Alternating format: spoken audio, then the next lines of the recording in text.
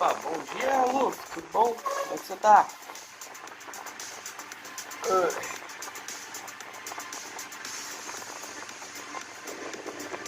Salve aí, bom dia. Como é que você tá, Lu? Cara, te falar que eu tô morrendo de sono aqui, cara. Tô quase desligando a live e voltando pra cama de tanto sono que eu tô. Vamos ver, né, se vai valer a pena, se hoje vai ser mais curto, porque, cara, eu tô com muito sono. Acordei era 4 e pouca da manhã. Tô bem, só me arrumando pro curso. Opa, bom curso pra você então, desde já, e um bom sábado, cara.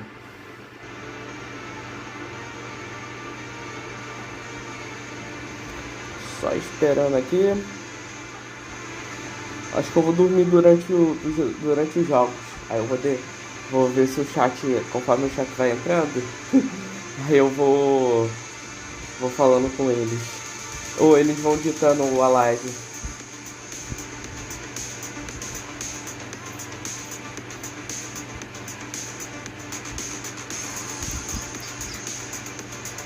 Ai, cara, bendita a hora que eu fui inventar de ver esse regional. Pelo menos o próximo é em Fortaleza, pelo menos é no Brasil. Quer dizer, dependendo da hora, né? Dependendo da hora.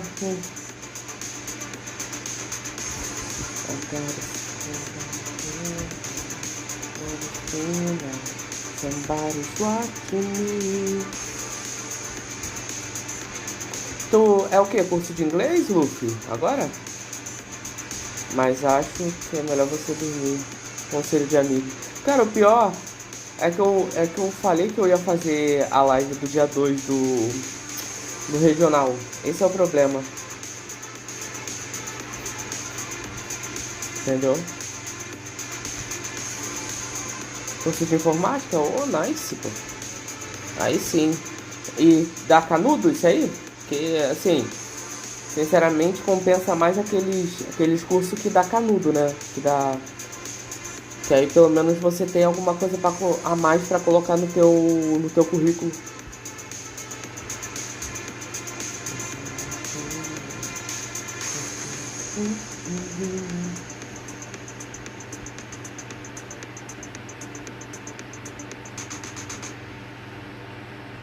O bot tá tão preguiçoso que só agora que ele começou a trabalhar. Já comecei a live tem um tempo já.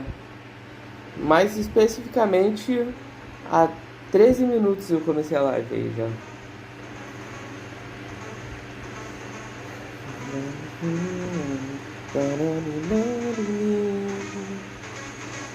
Ai, cara, eu só quero que os jogos sejam mais curtos hoje, só isso, por favor. Opa, salve Eurupes, bom dia, como é que você tá? Tá dormindo bem? Olha, Eurupes, eu estou morrendo de sono, cara. Eu estou a um passo de desligar a live e voltar pra minha cama, sinceramente. Mas e aí, Eurupes, como é que você tá, cara? Dormiu bem? Eu não sei o que é canudo, é diploma. É diploma, ô Luffy. Quando eu falar canudo, eu tô me referindo a diploma. Esse curso que você tá fazendo, ele dá diploma? Que aí você coloca... pode colocar isso no seu currículo, né? Você cursou tal curso lá e tem o diploma, entendeu? Ah, então beleza, então ótimo. Vai começar, chat. Eu acho que eu vou aumentar só um pouquinho. Eu acho que pra mim vai estar baixo. Não sei como é que vai estar pra vocês. Mas com um brinde? Ah, entendi.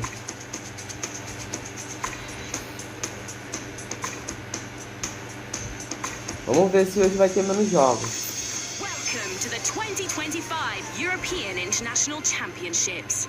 These championships are a cornerstone in the competitive Pokemon season.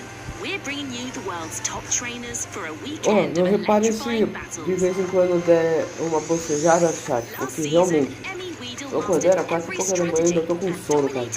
Café não adianta comigo. Eu posso tomar uma garrafa inteira de café e se eu tiver com sono, eu vou dormir. O computador muito bom. Caraca, que da hora, Luffy. Mas esse brinde é garantido? ou depende muito do teu desempenho no curso? Porque se for garantido, nice. Se for dependendo do teu desempenho no curso, espero que você seja uma dessas pessoas que vai conseguir esse PC, pô. Caraca, que nice, dá um PC assim, pô.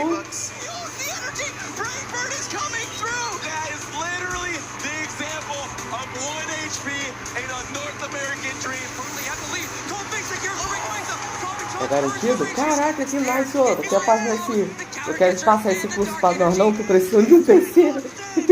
Passa esse curso aí pra nós, qual é o curso pra eu fazer também. Aí, ó, pelo menos eu garanto um PC que eu consiga fazer live.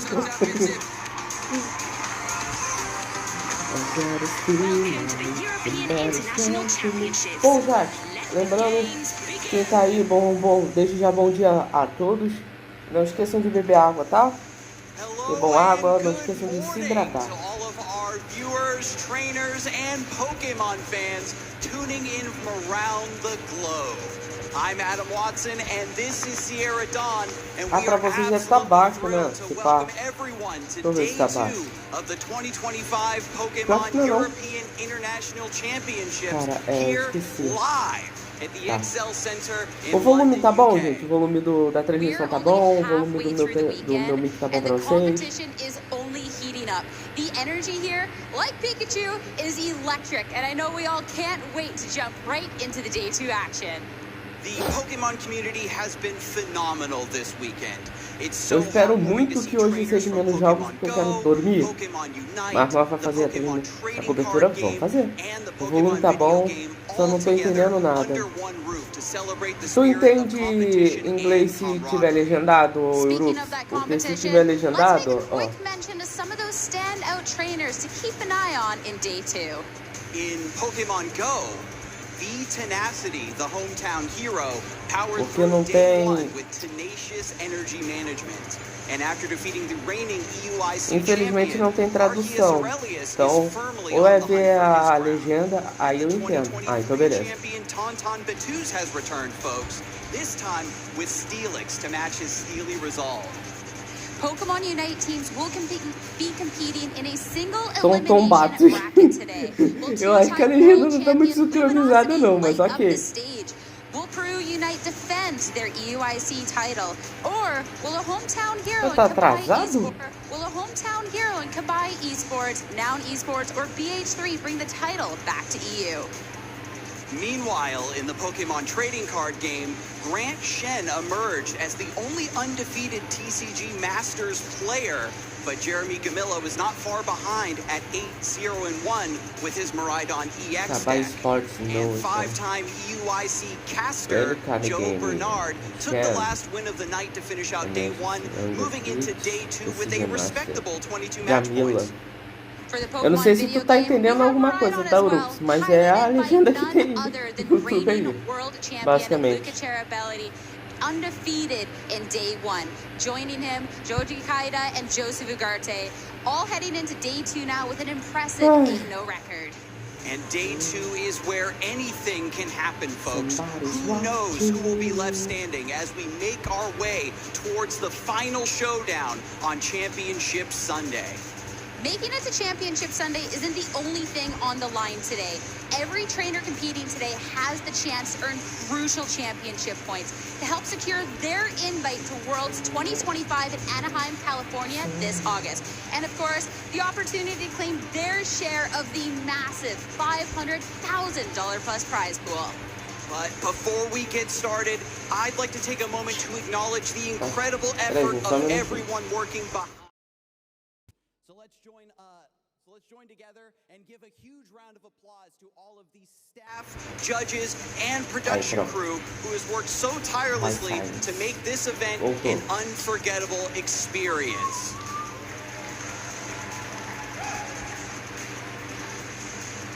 The next EUIC champions are gearing up to start their first matches of the day, so let's not wait any longer. Let's send it over to our amazing casters to kick off the Day 2 action. Trainers, good luck and have fun! CCV.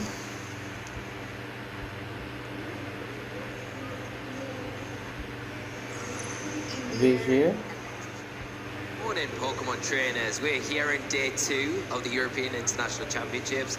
My name is Lee Provost. I have the pleasure, as always, to be joined by the wonderful, the lovely, the Liza Actos Crow. How are you doing this morning? Doing so much better after that amazing introduction. Thank you so much, Lee. And honestly, the way Sierra and Skarsgård were able to open the show there and get us so excited for all the Pokemon action, it's a fantastic start to the day. It's brilliant. It's just Tá dando pra entender alguma coisa, Uru? Such a phenomenal day yesterday, and all our trainers that advanced into day 2 of this tournament did a phenomenal job.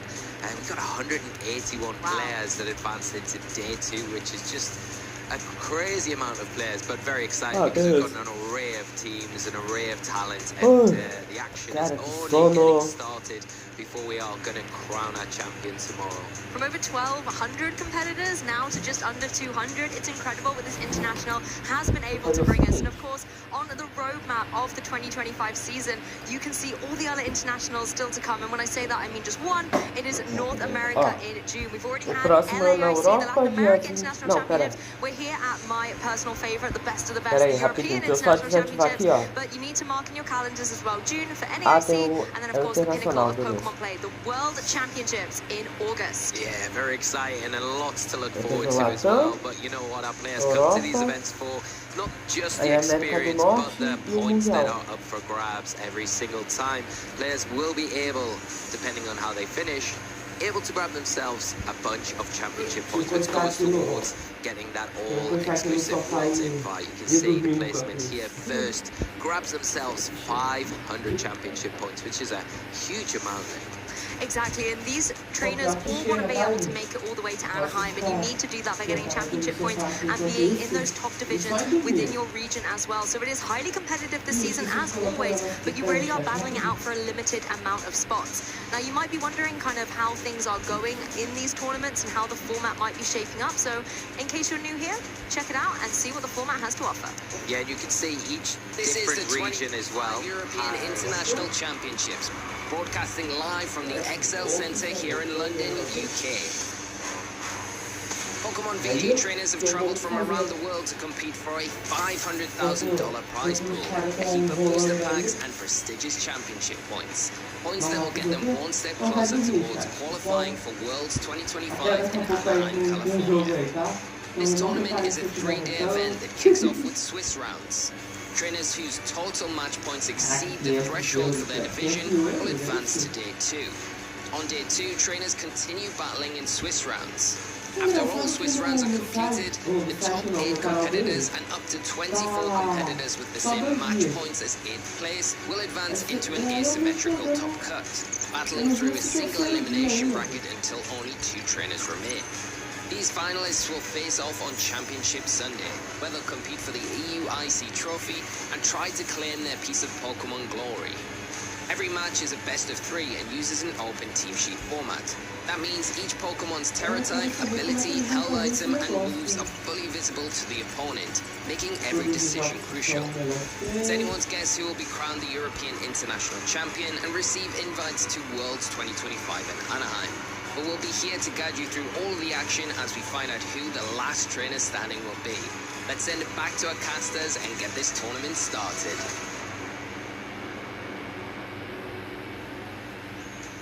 Well, not only all of that information, but we do have our players coming this weekend, not only for the championship points, but for the prizes alongside that as well. And there is a lot on the line for our players. You can see in the Masters division, first place will get themselves $15,000, which is just phenomenal. Even the juniors and seniors have incredible prizing, and that helps towards Worlds, travel to other regionals, or just grabbing themselves some nice Pokemon merch from the Pokemon Center. Exactly, and the juniors and seniors are battling out in Day 2 of their competition as well. They've got 2 more Swiss rounds to contend with before their top cut. So best of luck to all of the trainers from all the divisions battling it out today.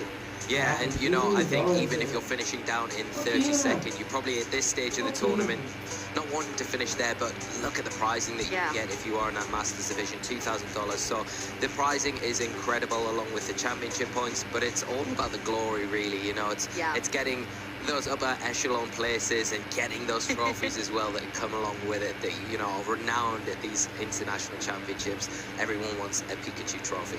They do, and if we dive in a little closer to the Masters division, we can actually check out the Swiss rankings of those traders that still are in contention to get that trophy, to get that glory, as you were saying there, Lee. Some incredible 8-0s, just 5 of them remaining in the competition. Yosuke, Joseph, Luca, Francesco, and Joji as well. Yeah, it's interesting when you look at those undefeated players as well. 3 of those 5 are all running the cornerstone of the pond.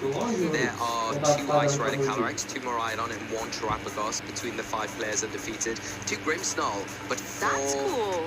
Rapid Strike Urshifus among those 5. Oh, okay, so there's a couple of interesting Pokemon choices coming forward. Again, some names of players to keep an eye on. Kyle Livinghouse, for example, Wolf Glick. And if we dive into some more of the Day 2 Swiss players, you can actually put faces to some of those names as well. Some trainers I really want to shout out. Stefan Mott, I think, had an unbelievable run. Going 6-0, I believe 12-0 in games at that point. I'm not sure how the 2 remaining rounds went out, but what a phenomenal start to the competition. As well as Michael Couch, the world's runners-up in Yokohama as well. They're getting top 4 in the following Worlds in Hawaii. An incredible record, but the international championships are the one that he still wants to be able to get that elusive grand final finish in. Yeah, and doing everything right. All of these players putting themselves in a prime position to go forward today, continue what they've been doing, and hopefully get into the top 8 before advancing further on in the tournament. But some, yeah, very well-known names across the board. I'm sure we're all familiar with them, and maybe some that we haven't seen for a little while. Kyle Livinghouse, we haven't seen for a little while. Kyle having an absolute tear yesterday. We've got Shohei as well there, former world champion, coming in and having a great first day in this tournament. So really great to see, but you can see how tough the competition is. It's going to be difficult no matter who you are coming into day 2. Yes, multiple world champions, multiple international champions, and regional champs to boot on this graphic. But it's not just about the players, it's about the Pokemon as well. And as casters, we have kind of tested our skills and are having our own little side quest competition here amongst the caster predictions. I mean, Lee, do you want to talk us through your very basic selections here? I'm going to call it out. Where's the fruity choices here? The Blood Moon Ursaluna. Is it though? Is it though? It is, of course. It's well, I mean, I got shade yesterday. I expected to get a little bit more today. I probably deserve it a little bit. I didn't really go anything fruity, let's say, or out there. I went with the things that I thought would do well this weekend. Well, they would seem a little bit more, and I do think they're just the best Pokemon in the format at performing. And, you know, I think Miraidon showed that yesterday whenever it was on the broadcast. It performed extremely well. Iron Hands, I love Iron Hands. Yeah, it is a good Pokemon. I like it too. I would put that on there even if Miraidon wasn't doing well. I just think the capabilities of it to perform in and out of Trick Room are just so good. It's defensively amazing. It's bulky. Yeah, it's got good Moogle as well. And Furgraph, who doesn't love Furgraph? I don't like saying it, I can tell you that much. When it gets to the end of the day, I say about 8 different ways. But I do like how, Lee, both you and I do not have the Ditto. Maybe that's why we've been kind of cast to the desk together. You know, we're not in the Ditto cool club. But I feel like as well, some of the choices out there, like Incineroar, obviously such a standard Pokemon choice, but I picked it because it's a cat, and I love that kind of style of Pokemon, you know. I like the Terapagos pick as well. Terapagos, Smart. I think it definitely is probably my little golden ticket within there, the one that's gone under the radar. And I think when we were selecting it, some of the other casters were like, really, Terapagos, do you want to lose this side quest competition here? But I think Terapagos, with Team Italy behind it, is definitely one to keep an eye on. Yeah, that's it. And, you know, you can keep in touch with all of the broadcasts this weekend on our socials. You go over to X, but /Pokemon, on our Twitch, on our YouTube, and Instagram as well. And make sure you use that hashtag #PlayPokemon to keep in touch with us, and we'll be able to maybe even take a look at some of the posts over this weekend from you. Let us know what players you're rooting for, what Pokemon you'd like to see, and what's been your favourite moment from the weekend. There is a Gastrodon out there at X2, but it's not going to be on the stage right now. We've got a fantastic match to kick off to Day 2 and Swiss Round 9. Kyle Livinghouse versus Frederick Nielsen. And the teams are so interesting. I was just giving you a little bit of shade for the Furigarafa, Ursaluna, and Kylie versus Frederic. Tá, eu vou ter que tirar aqui. Tá, o Kylie vem de cavalo, Calyrex Shadow, Weezing de Galar. Caraca, Weezing de Galar, que doideira. And performing extremely well coming into this tournament. We kicked off day 1 in absolute fashion. We're doing the same exactly today with these 2 top trainers. O Kylie ele vem de Calyrex Shadow, Weezing de Galar, Dragonite, Urshifu de Água, Chimpao e Iron Hands. Ok. Ok. Opa, salve Limão, bom dia, como é que você tá, cara? Bom sábado pra você desde já.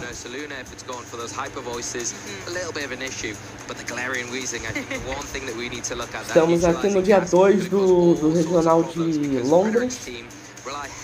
Cheio de sono, com muita vontade de só de chegar lá e dormir, mas estamos aqui. Maldito fuso horário. Eu não sabia que Mindinho jogava Pokémon. Que isso, Limão? O cara é tão mendigo que o cara tá ganhando pra estar jogando ali, tá? Só pra ter noção.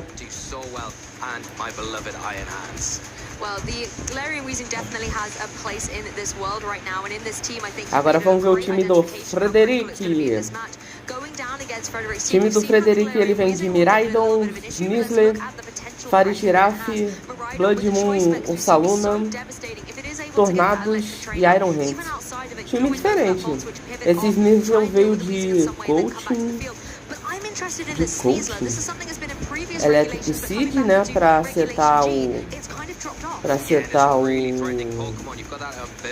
se setar, né, no terreno do Miraidon.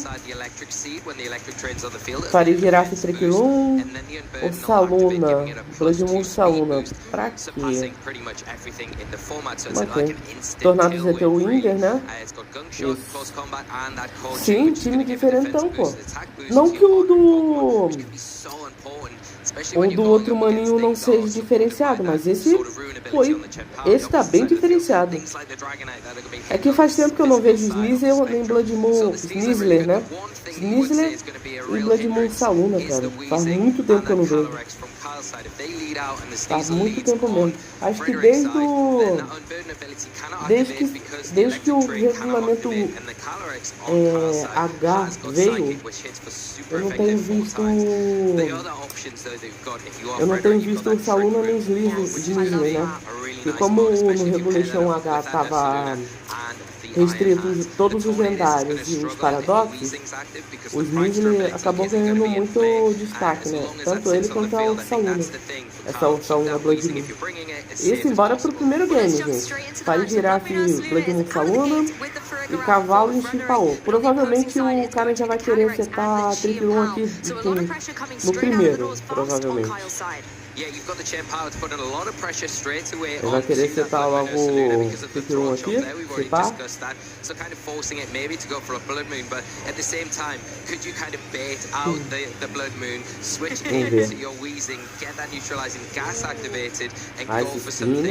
Ok, não, Ursaluna. Seria bom, na verdade, eliminar Farigiraf, né?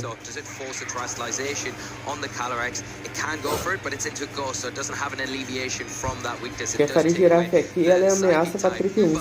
Se bem que, se ele trouxe o Tornado atrás, ele tem velocidade a favor dele, né? Já vai lateralizar? Ok. Lateralizar quem? Farigiraf para o tipo fogo. Tá bom.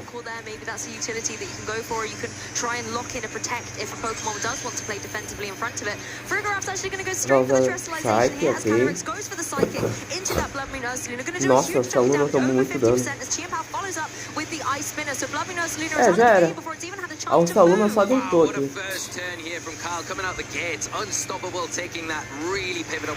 GG, cavalo bufado, mais um. Cavalo mais um bufado aqui, ok. E a Farigiraf vai o que? Ela usar Triple 1? Eu não vi o que ela usou. Ela usou Triple 1, ok. E o pior é que o Blood Moon Ursaluna era Life Orb, né? Então idea of what they need to do to Provavelmente get rid of ela ia some cair uma hora ou kind of outra. disruptive Pokemon in the Farigiraf. I think with the E aí, o que Tresselization você as vai well, it was fazer, very cara? difficult for Kyle to deny the Trick Room in this particular turn. Ó, So if you o enable it to go Kylie, up, then you want to get rid Kaylee, of né? the Trick Room Eu vou sweep, chamar which de is in the Kaylee, form vai. of that Ursaluna. Vai The entrar com Miraidon Miraidon, actually, ok, interestingly, vai is ser going da to join terreno field. It's elétrico. going to be able to set the electric terrain thanks to Hadron Engine, and this is a very fast and speedy Pokemon as well. But then again, against Pokemon like Chien Pior que o Miraidon aqui, ele vai bater depois, não vai não? And one of the things about Miraidon, it has that ability to kind of be the same speed as a Chien-Pao, but in this sort of team for Frederick, I think what you're probably looking at is because he's got that Tá, ele vai tentar levar a girafa, será? Maybe Miraidon's a little bit slower than usual, so it's going to be able to outspeed these Tá, vai threats proteger o of the Chien-Pao. Chien-Pao and the Calyrex in Double the Trick Room, Protect, which será? might give Frederick É, a better provavelmente way Double to Protect, deal with é. it. So you're going to have to be careful. The Chien-Pao does obviously have that it doesn't have the focus sash, so it has got the life orb. You can go for that target Tá, right agora now, resta pick up a saber o que knockout. que o The Calyrex, o cara vai fazer, tá? Usa o Protect. because it has got the focus sash.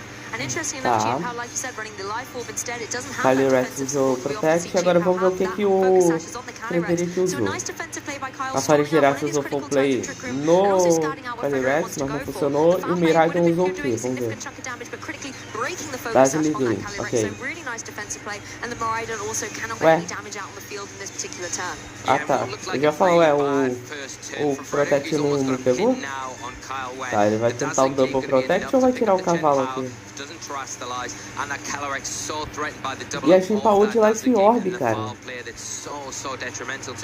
Mano, eu tô curioso pra ver o que ele...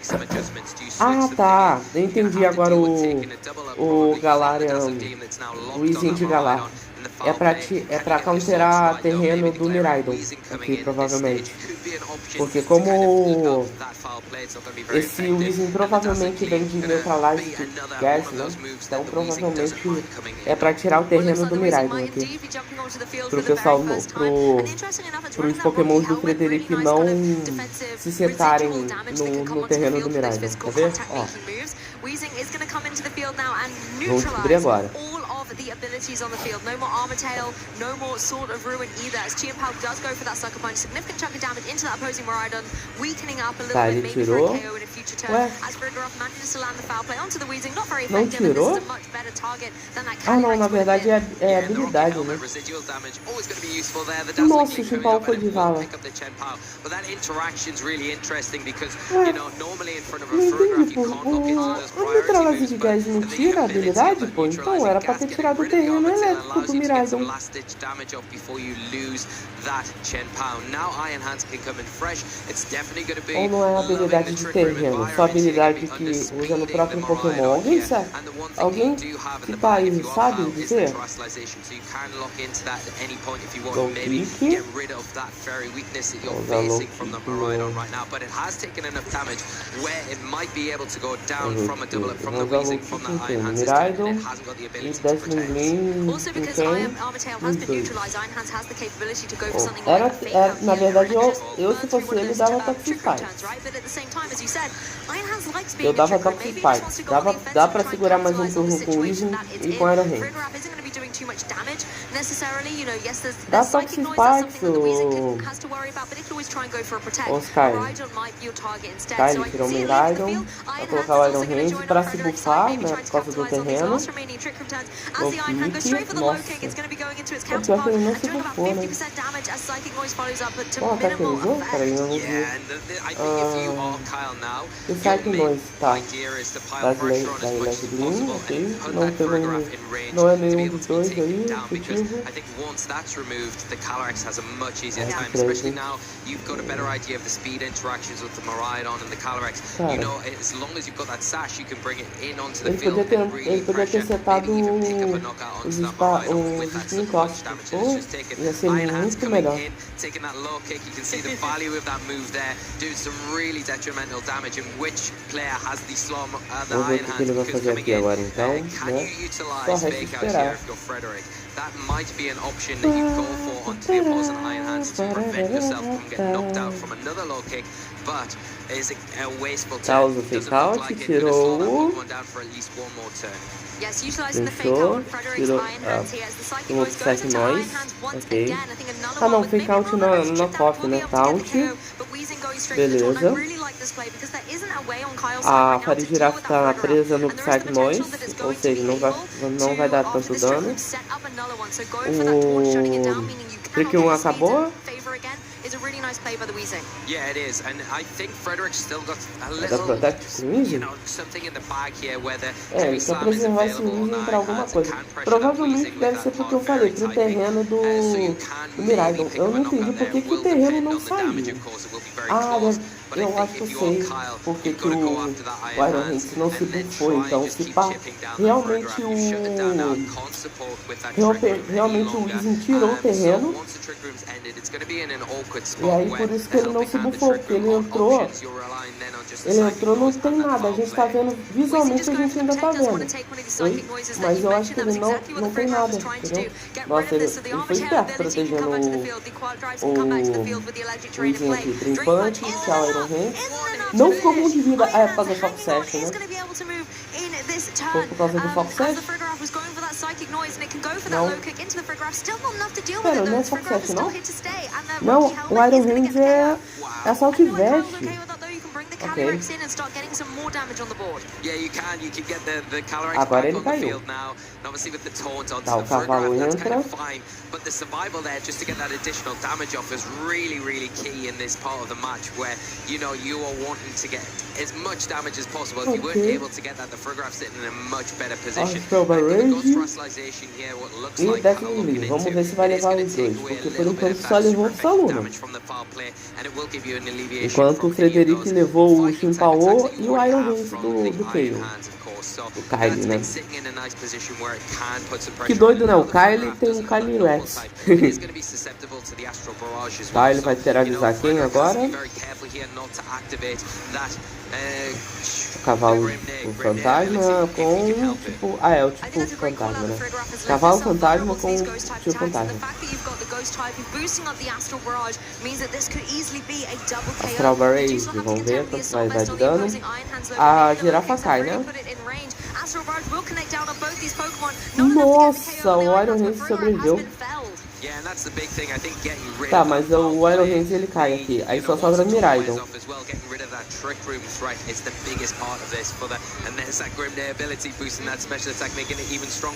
É, só sobrou Miraidon aqui. Aí o Miraidon tem que fazer um milagre aqui. Se ele acertar o Dazzling Green ou Dracometra e critar, vamos ver o quão crítico aqui ele consegue. É, ele tem que torcer pra ele critar. Mas eu acho que é 1 a 0 já pro Kayle. É, 1 a 0 pro Kayle. 1 a 0 pro Kayle já. Rapidinho, 1 a 0. You know, the wheezing was key. Yeah, and really being able to shut down a lot of those options, especially in the end there with the Miraidon coming onto the field. It was pretty much sewn up, but you can see the use of just not being able to activate. Agora o Frederic vai ter que bolar uma estratégia. Cara, se ele traz o... É que como ele jogou de Trick 1, ele não podia trazer o Tornado de atrás, né? Então...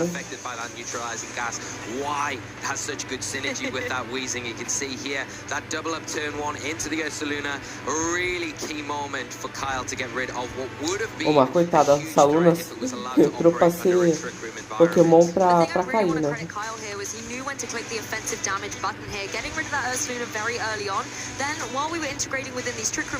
Saluna entrou só pra aparecer, realmente, porque pra fazer alguma coisa eu não consegui. Se esse cavalo tá mais um, antes de bater, ele levava o Iron Hands, com certeza. And it's risky that turn from Kyle because there are scenarios there where Frederic maybe protected the Blood Moon Ursaluna. Como ele já tava mais um, mas o Kayle optou por tirar ele. Se deixa, eu acho que esse pai ele levava, mas não tem como saber, né? Infelizmente nunca saberemos. São o que? 43 minutos de live. Cara, eu tô com muito sono, gente. Não estou aguentando de sono aqui.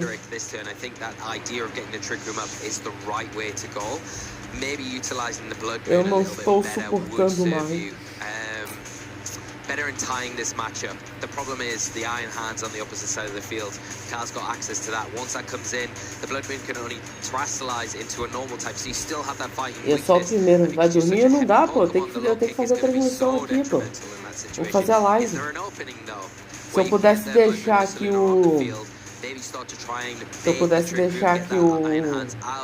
a live rodando aqui pra vocês, eu até deixaria, mas eu acho que não pode, pô.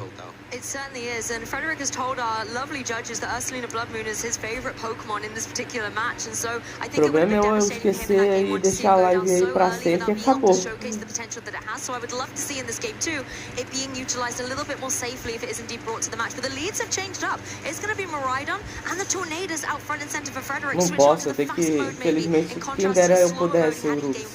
Mas eu falei que eu ia fazer, né? Então, pera, fase suíça 9? Fase suíça 9? Meu amigo. Ah, ele veio com tornados dessa vez. É, então ele vai querer setar a velocidade pro lado dele.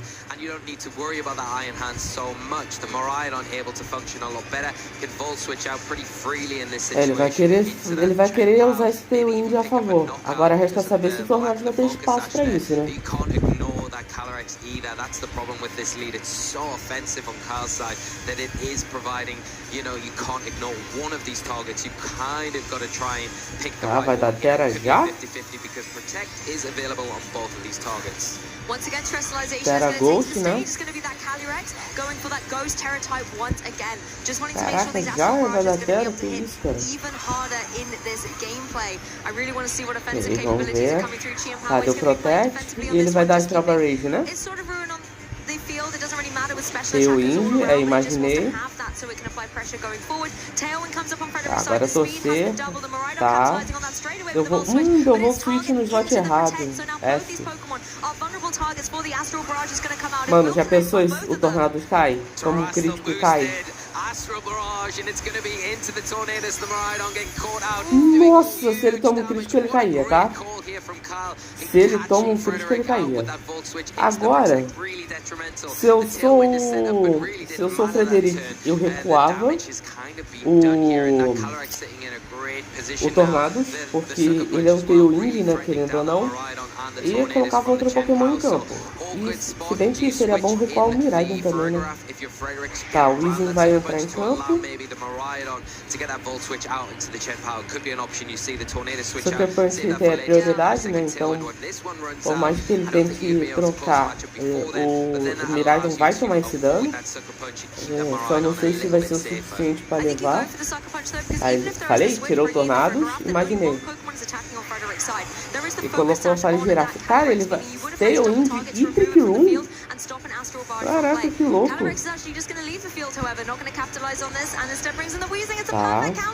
Weezing. Aí, ó.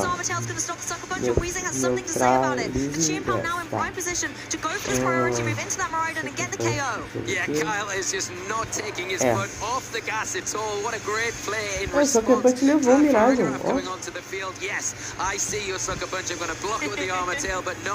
Iron Hand? Não, só uma, tá. Tá, vai setar Trick Room. Pera, vai setar Trick Room pra parar de girar? Será?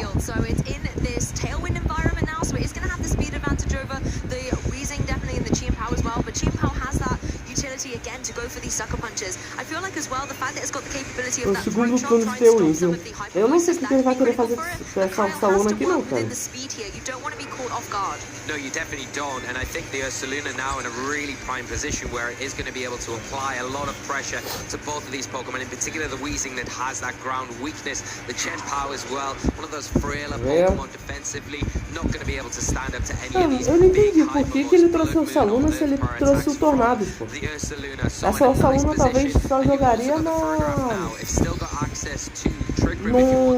Trick Room, pô. Não faz sentido. Ó, tá. Terra normal, ok. Ele tá no segundo turno. Tá, Happy Hand aumentou.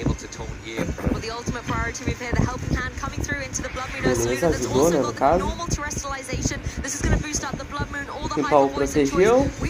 O Easy deu Protect também, Double Protect. Vamos ver o que o Saluna atacou. Hyper Voice no Easy, mas não foi. Cara, se eu sou o Kayle aqui, eu fico trocando, né? Dá pra colocar o Reis e sacrificar esse Easy, né? Que aí acaba o turno de Tailwind e essa girafa tentando setar essa girafa tentando setar Trick Room, ela se ferra. Entendeu? Ela se ferra.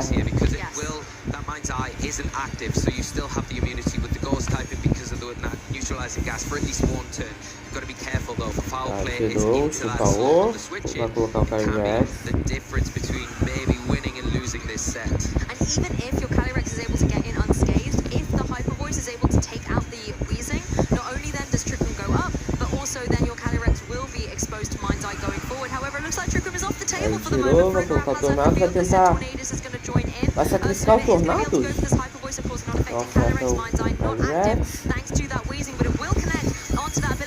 Tá, o Weezing com muito dano. Ok, deixou preso no golpe.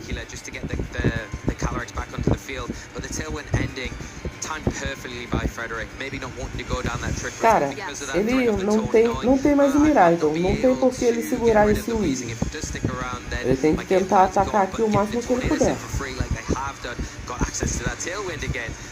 Dá uma Strava Rage, cara. Dá não? Opa, salve o Arlock. Bom dia, como é que você tá, cara? Boa sexta desde já pra você, tudo bem?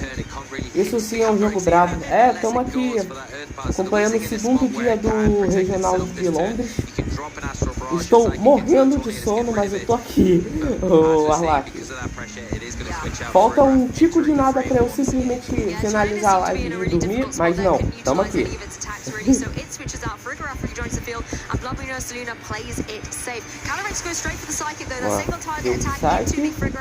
Tá. Foi na parede girar. Ok. Cara, ele ainda tem que ter o Tornados, cara. Ele quer setar Tailwind ainda, será? Ó, último turno de... Ó, último turno. Ah não, acabou o Tailwind. Agora ele pode setar Trick Room.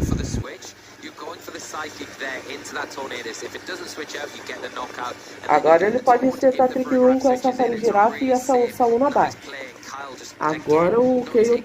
Agora se fosse o Kayle, antes desse Weezing cair, eu colocava a Toxic Spike. Se bem que ele só tem... Ah não, ele só tem o Tornados atrás, né? É, compensa esse pá. Esse pá compensa. Tu gosta, tu acompanha o competitivo de VGC ou o Arlac?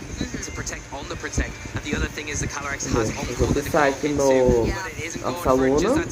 Nossa, deu dano, hein? Weezing deu Deathling, o Saluna foi de vala. É, já era. Cara, essa Saluna veio e não bateu, cara. Não bateu de jeito nenhum. Vamos um pouquinho mais pra cima. Super efetivo. O Weezing caiu.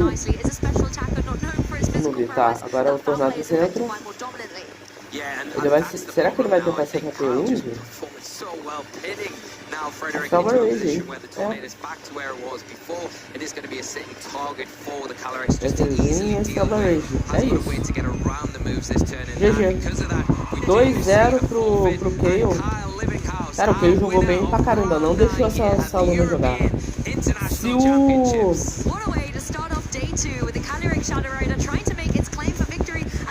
Se a Saluna... Se a Fire Giraffe consegue... Se a Saluna consegue atacar, né? Se a Fire Giraffe seta o Trick Room, a Saluna ia bater muito forte.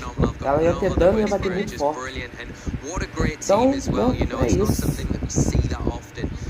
Deixa eu fazer aqui. Quase uma hora de live. Tá? 6h41. Vou voltar aqui pro sofá. Será aquele cochilo que agora são 2 horas de conversa. I haven't either, but I think Kyle, you know, in most situations that would have been really useful, but thinking, nah, I know my damage cards, I know I can get this blood moon, so I think it also shows that he is so comfortable with knowing his calculations against everything that they're going up against. Everything seems calculated, calm, cool, calm, collected, calculated. It's just, it made it so difficult for Frederick, and, you know, I can't talk up Frederick as a player enough. I think they're a phenomenal player, but that was just so one-sided. Unfortunately, just Kyle knew exactly what to do every step of the way and just made it impossible for Frederick to get any sort of momentum in that game. And I love that synergy between the Calyrex and the Galarian Weezing as well. And although Encore didn't need to come into this match, I think the mind game pressure of it is still a very interesting concept for the opposing player. You don't want to protect in front of this very fast Pokemon that can just lock you down into this move, particularly if there is a partner Pokemon like the Chiapao that also can do a lot of damage with kind of Ice Spinners and Throat Chops as well. You don't necessarily want that Pokemon to be dealing damage next to you while you're shut down with the Encore. So really, really great play, great synergy. And even in that game too, we never actually got to see on the field the fourth Pokemon. No, we didn't. You know, on Kyle's side. Yeah, I think you just needed the Chiapao, the Calyrex, and also the Weezing, and that was it really. So it would have been interesting to see what that fourth Pokemon was. But we have Kyle ready on the stage. So I'm going to throw it over to Sierra to get some more insights on that phenomenal match. I am here with Kyle Livinghouse after that 2-0 win here on stream. First match of day 2. I know you haven't necessarily been the biggest fan of the score, Matt, but your team looks crazy. You're on a great run. How are you feeling about the team in the tournament so far? Pretty good. Weezing turns off everything. It's a lot of fun to play. It's the only way I could manage to practice because I was feeling really burnt out about the format, but I just had so much fun that, you know, it works out. I mean, yeah, this is a bit of a deviation that we've gotten to see from your previous Reg G teams. So I want to know how early on in that process that you're like, I want to bring Weezing, or is it something you kind of discovered and like, okay, this is actually kind of shaky? So I stole the team off Twitter like a week ago, like from a Japanese player, and I just thought it was cool. I didn't even really practice with it much, but it wins games, so why not? Yeah, it's definitely proving to be working out for you. So I want to talk a little bit about that first match because you definitely have faster components on your team. We got to see that lead.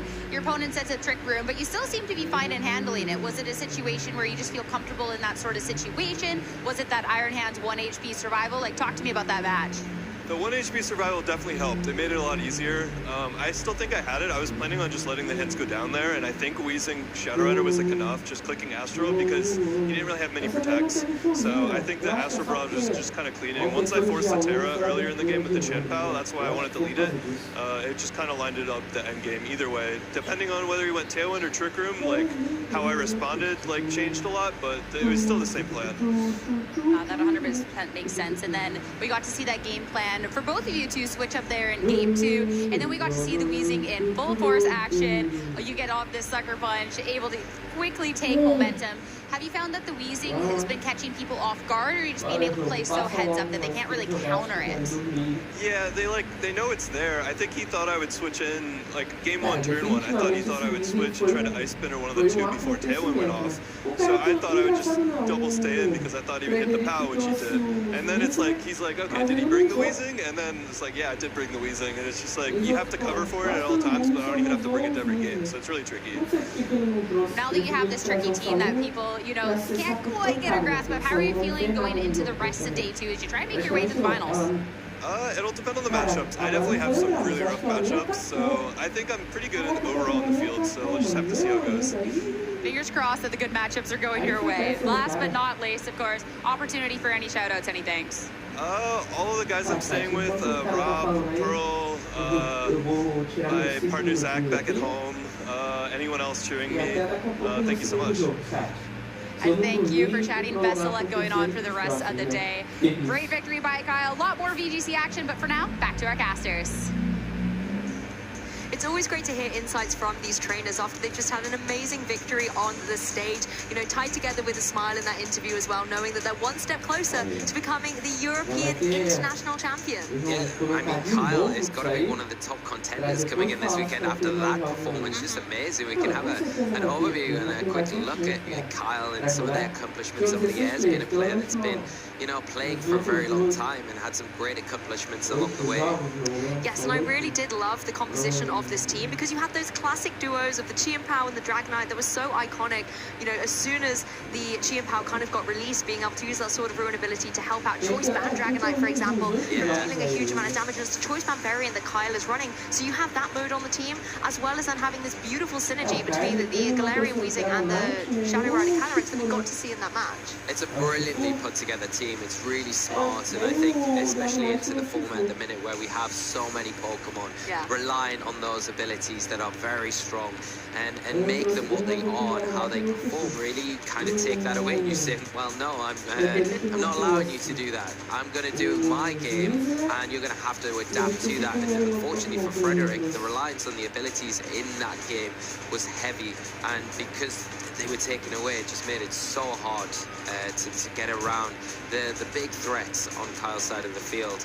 You know, Kyle isn't unfamiliar with this sort of stage either, you know, and Knoxville Regional Champion in 2020, which is just a phenomenal achievement in itself. But you can see a lot of top 8, top 4 finishes as well, and that top 64 finish twice in the past as well. So very experienced player, and I think sometimes when you come into these events, you get a feeling when you see a certain player, and you'll be able to experience how well they've done and how they're kind of carrying themselves as well. And I think because of how confident, calm Kyle feels like he's carrying himself in that interview in particular, just feels like he may be on to something today. So I'm really excited to see where Kyle can take this. And I think, like I say, I can't speak highly enough about the team comp. I think it's just amazing, and it's going to give a lot of players a lot of issues, and I'm pleased I'm not out there having to go up against it maybe. Oh, me too. And I love how you've got the Sableye there as well. Maybe that's one of Kyle's favorite Pokemon. And Pokemon Day is just around the corner as well, so it's a great opportunity for trainers to be able to celebrate with their favorite Pokemon and, you know, maybe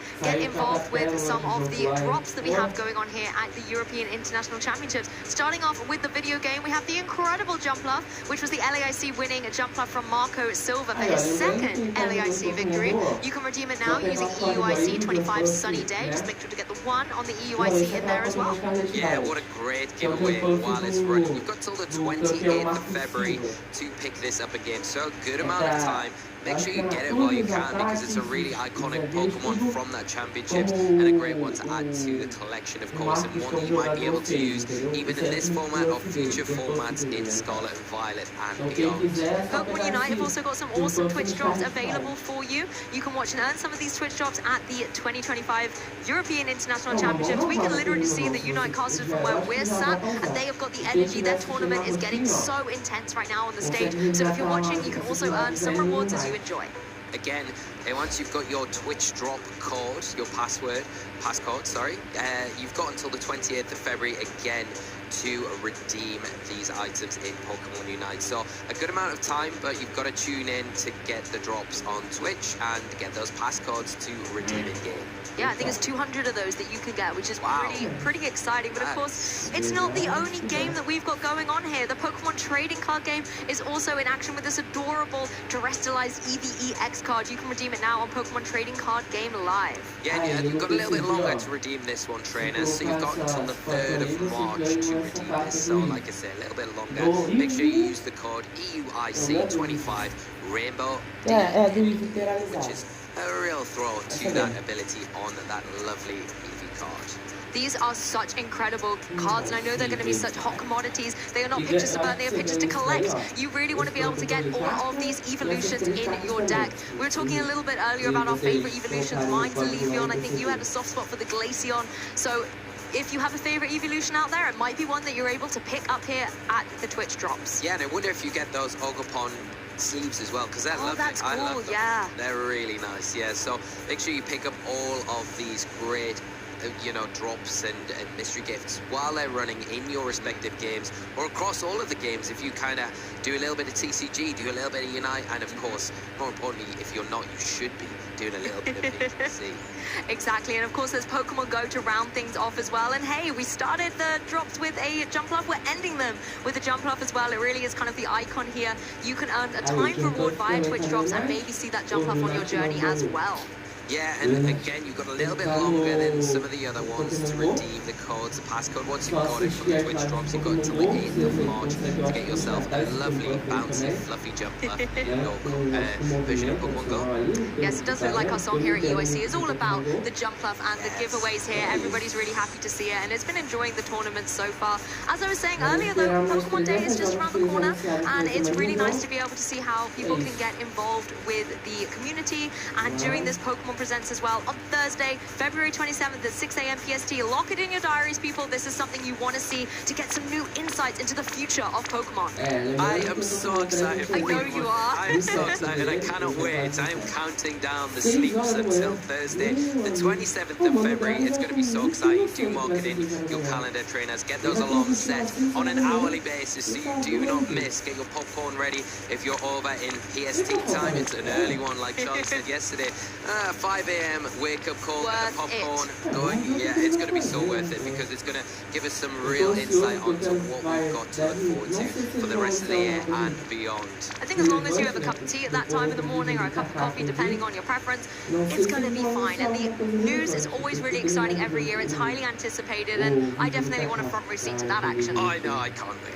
I should stop talking about it because I am very excited for Pokemon Day. It's like a little extra Christmas that we get every year, but I think we've got a little bit of funsies to go now because we can play a little bit of Who's That Pokemon, Lou? Oh god, I remember the last time I played this game. We'll have to see if I've improved, but Who's That Pokedex? Exhibiting great teamwork. They use their incisors, that's a tooth thing, right? Yes. To cut pieces out of any material that might be useful for a nest, then make off with them. It's a bird with teeth. Bird with teeth. Okay, I want to say so it's definitely a bird Pokemon. And teamwork, so it's in a group. I am so bad at these. I want to say Archeops, but Who's that? I don't know if it is because I've never seen. I always see Archeops as a solo Pokemon, but I've never seen them as a what do you call a group of Archeops? Archeops. No, they just ignore me. What other bird Pokemon do we see in groups? It's not like, if it was like something about like slicing, I would think maybe like Skarmory. What might be Cleaver, because it's kind of like it would So look like maybe it would make a nest. It doesn't have to be a bird nest, but it has its teeth. Yeah. It's got. Are we going down the wrong route with bird Pokemon? But nests, maybe. They use their incisors to cut pieces out of any material. I feel like it's a nest that's not like a bird nest. It's just like a little cave nest. Oh, So it could be a cave nest, yeah. it would be biting things. I'm trying to think of nests that I see out and about in the wilds of out there in the Blueberry Academy, the terrarium. Oh, we've got a timer. I don't know. I keep Got 7 thinking of seconds. Torkoal, but I don't think Torkoal has teeth. I'm really struggling now. Tortoise with teeth. Oh, let's see what it is. Let's see what it is. Let's see. They look like teeth. The bird Pokemon. Tandemouse. I think the teamwork was the giveaway there. The Yeah, it rest were was. all just red herrings. Yeah. Like, you know, I think you've got to give us another one because we need to redeem ourselves from that tragic start. How did I get Archeops from that? I don't know. I mean, I got Torkoal, but anyway. This Pokemon shakes its tail to generate electricity. If it senses danger, it will make its head blink on and off to alert its allies. It's got light on its head, or it maybe just lights up its head. It's definitely an electric type Pokemon. Is it Dedenne? I want to say it's one of the like mouse Yeah, it's a Pokemon. mouse Pokemon. It's not Pikachu, right? I mean, it does shake its tail to generate electricity, right? But its cheeks blink, but its head Yeah, doesn't. yeah. What about like Shinx or something like that? Ooh, that's a Could it be good shout. Shinx? Could be Shinx, yeah. I love shiny And I Shinx. feel like That's it my would favorite. be sensing danger as well, because it's Yeah. so little. And allies, they kind of hunt in a pack, don't Yeah, they? yeah. You see them in Hisui always Yeah, put because I together. feel like Yeah, Luxray does kind of. Yeah, maybe it's something in that evolution chain. I like the Like the Luxray Shinx chain. That's what I'm going to go with. But obviously, you guys at home can be engaging with this as well, into the chat as well. Let us know what you were thinking. No researching it, though, to get the spoilers. We want you to be as absolutely wild as we are with these predictions. I'm thinking it could be, Shinx or something like that. I can't shake the Dendine. Yeah, I also feel like there's that. I don't think it's Tokenomaru or Emolga. No. I don't think. No, Emolga feels. Doesn't really have a tail. It's got wings. Yeah. What are the other? Minim plus Ult doesn't feel like it would be either not of those. Morpeko. No. Oh, Morpeko. It feels but it kind of just changes its form like to make itself Morpeko's angry. Yeah, and it looks like angry mode. Yeah, most relatable Pokemon ability. Should we go with? I think the Shinx evolution line. I'm with you. I think there's something to do with that because it's the allies and the sensing danger. Yeah. Watch it not even be an electric type Pokemon now. Like it'll be completely thrown. Okay. Tadpole. All right. I guess they're always in groups, and their head does look like a light bulb. I just forgot that was a Pokemon. Where did that come from? I know it's evolution, but we were close with Shinx. We were close with electric types. I think that was about as close as we got. Okay, we are 0-2 at the moment. Our tournament run is not looking so good. The pleasant aroma that emanates from this Pokemon's body helps wheat grow, so it has been treasured by farming villagers. I feel set up here. Is it Sunflora? Blossom? Oh, it's got to be Sunflora. It's farming villagers. It's got to be something that... It's got to be Blossom. I was about to say, Blossom does this little dance. Yeah, and I think it has... And there's like sweet scent. Yeah, because obviously Gloom and Vileplume have bad scents. Could it be like Combi though, because it like pollinates? Oh yeah. Does it have a scent though? No. It's pleasant. Honey. Pleasant aroma. Blossom has been treasured by farming villages. I think Blossom could be a good shout. Blossom. I feel like it could be Blossom or Sunflora. I just say Sunflora because I'm being misled because it's. But it's the flower that grows. Maybe it's not the thing that helps grow. Yeah. It could also be like a Lilligant or something. Lilligant's a good shout. Lilligant. Lilligant's a really good shout. Petalil, Lilligant. Another flower, Florges. Oh, it could be Florges.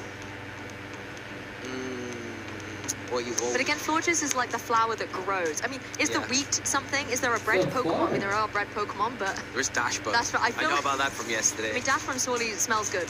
Like, when you smell baked bread, it's just such a warm, comforting feeling. Yeah, I don't know if it's the kind of smell that you would... It's the smell that the wheat becomes. You could become me.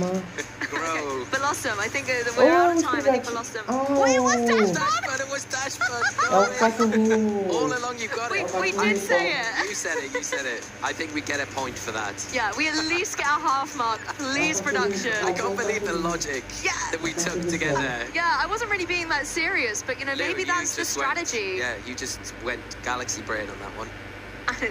And it's here for eternity. So I think we at least got off the marks, half a point.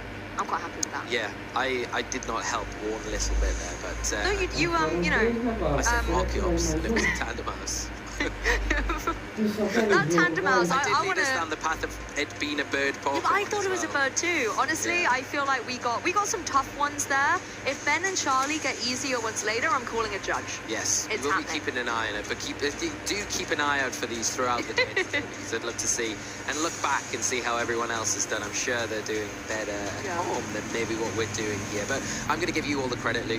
You win the prize for Who's That Pokedex this time round. Yeah, we definitely need to figure out our teamwork like the Tandemaus later on. So I think while we go do that, we're going to kick it to a short break. So don't go anywhere, we'll be right back. Opa, salve Marro, bom dia, como é que você tá, cara? Bom sábado de dia pra você.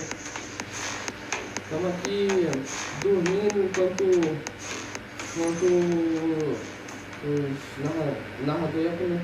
The competition is exciting, but it's not the only thing that's happening at UIC. For the first time ever, we have an activity stage hosted by none other than Shay. Shay, what's going on over here? Oh, there's all sorts going on here, Sierra. We've got artist signings, meet and greets, influencer meet and greets, and earlier, if you were watching carefully, we had Pikachu there for pictures as well. Did you get a picture with Pikachu? Oh, certainly, of course I did, and Quaxley as well. I am Team Quaxley, just a spoiler alert. Spoiler, okay. So how has it been going over here? So what are some of the things that people can expect if they come over to the activity stage? Yeah, we've got all sorts going on. So influencer meet and greets, like currently right now we have Cerebi Joe up there. But then also the thing I'm most interested in are the artist meet and greets as well. We get to learn all about the illustrators who bring our Pokemon cards to life, hear about their day-to-day life, their journey as being an illustrator, and quite honestly, it's just content and information you can't get anywhere else. No, I love that. And I know a lot of people are excited for that. There's already been people coming up to me like, how can I get more information? And I heard too, there's a cosplay contest that's going on soon.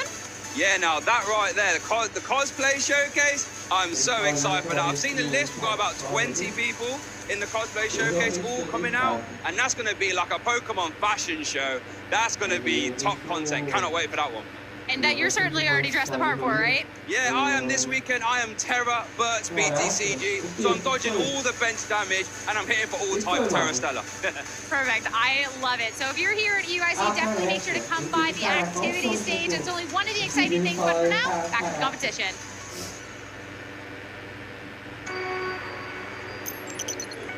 私の名前は木村翔平です。東京出身です。 Pollen Puff will take out the Chien-Pao, and all Michael Kelsch has remaining in this matchup is a sleeping Dragapult. Now Dragapult is in a very nasty situation as Shohei still has 3 Pokemon remaining. Michael throws in the towel, and Shohei Kimura will be your 2023 Pokemon World Champion. まだ実感が湧いていないです。1戦目はもうその想定していた選手と違うものが出てきてしまってかなり厳しい状態になっていたんですけど、パオジアンのつらら落としに助けられて1戦目を取ることができて2戦目は想定していた対戦内容だったのでその想定していた通りにことが進んで勝利を収めることができて嬉しかったです。相手のパーティーのリキキリンとウーラオスをどのように倒すかが鍵となっていて、それらに対抗するためにテラスタイプを変更したモロワレルが、鍵になると考え、臨みました。勝利することも大事ですがその対戦相手がいることによって、得られる、友情だったりコミュニケーションが僕の中では一番、このゲームの大切な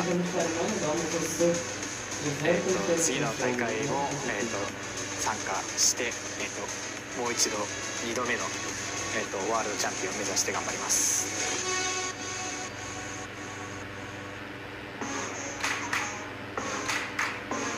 So I started playing in 2017. My first event was at Hartford Regionals.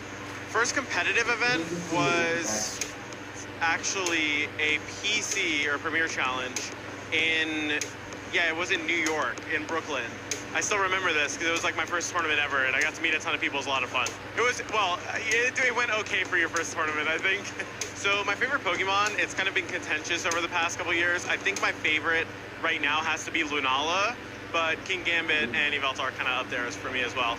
I think I look up to everyone who's able to really perform consistently. One person this year who's been really impressive to me has been Riley Factura. He's had a lot of consistency, and I definitely respect that a lot because I understand how hard it is to be consistent.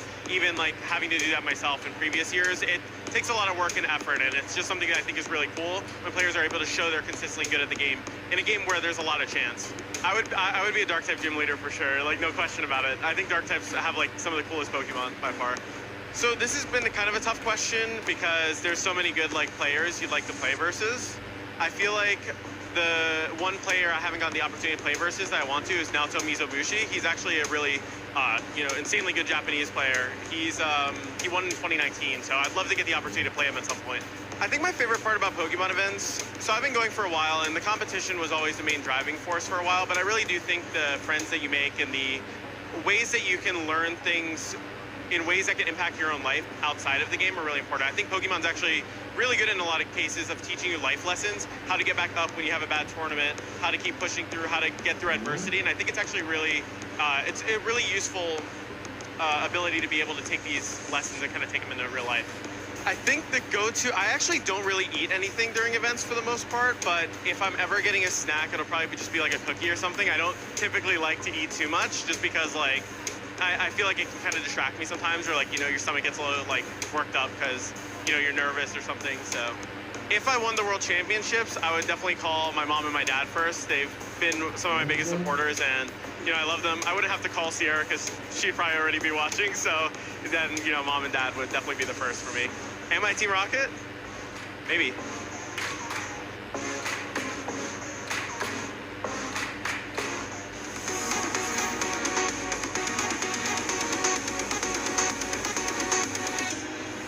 So I think if I had one tip for new players, as this is also my first regional, make friends with everyone who's here. Everyone's super friendly, ask lots of questions. Everyone's just so happy to be here, and they just really want to help everyone who wants to play Pokemon.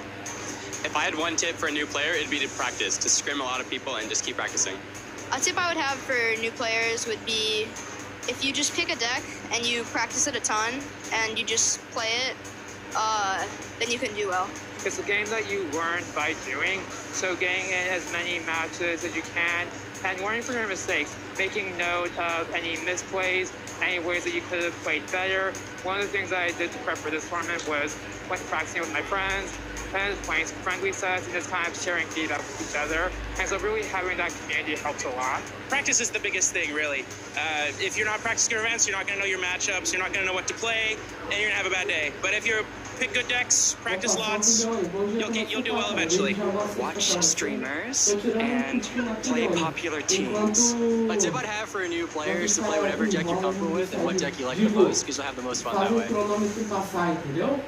E aí, como demora 1h30 de tanta enrolação que aí eu tô esperando o costume que eu tô cheio de sono.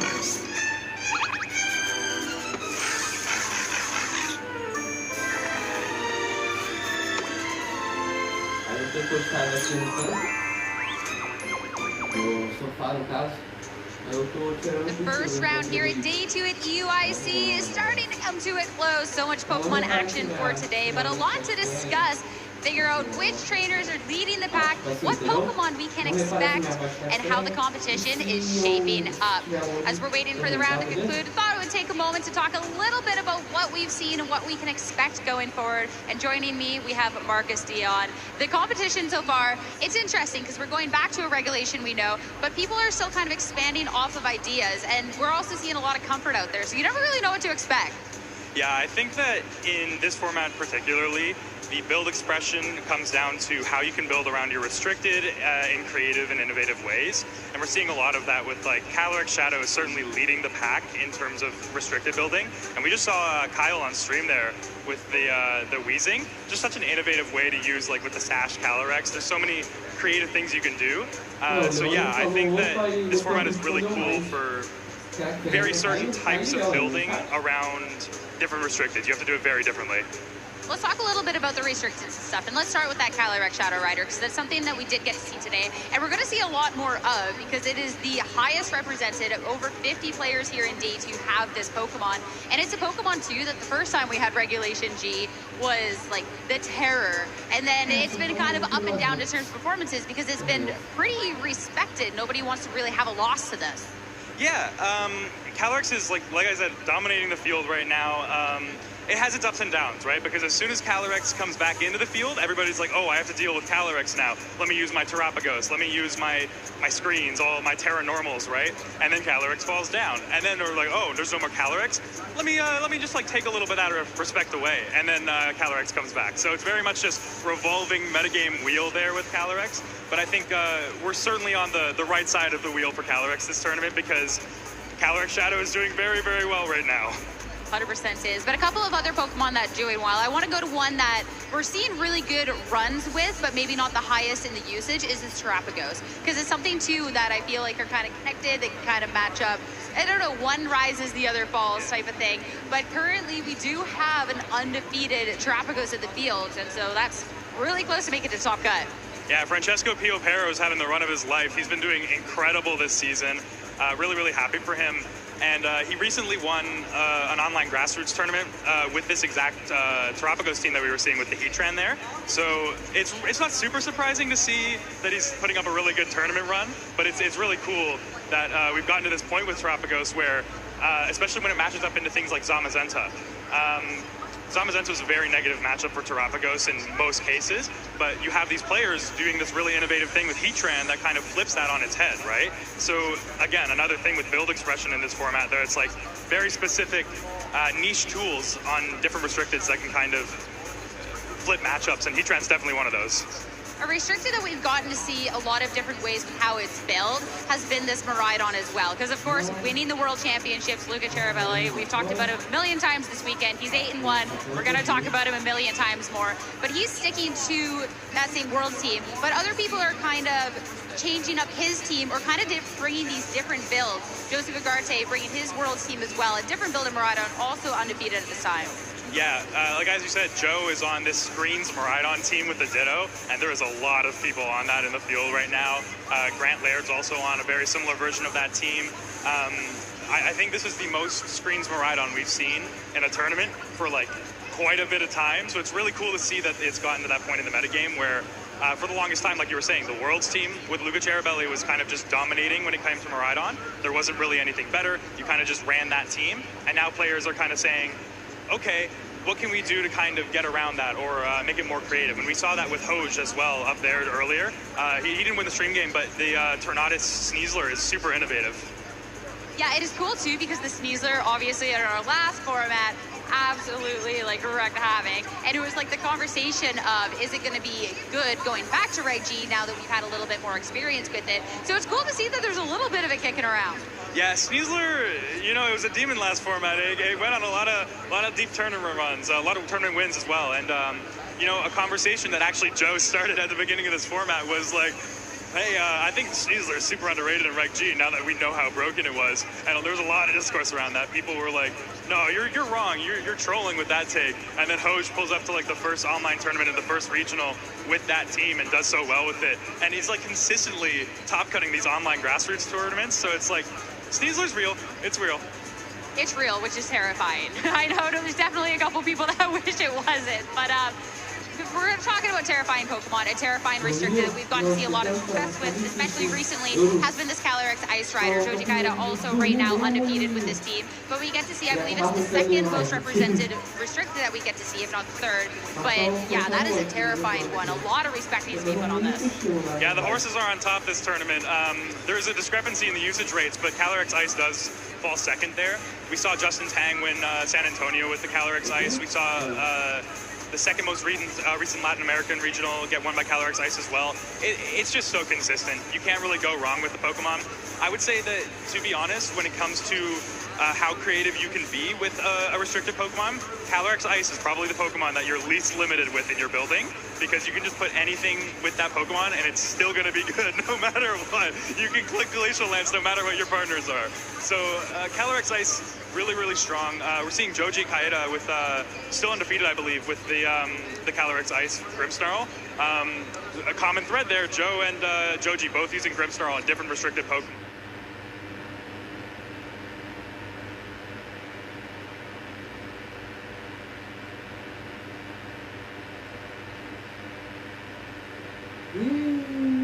Já começou?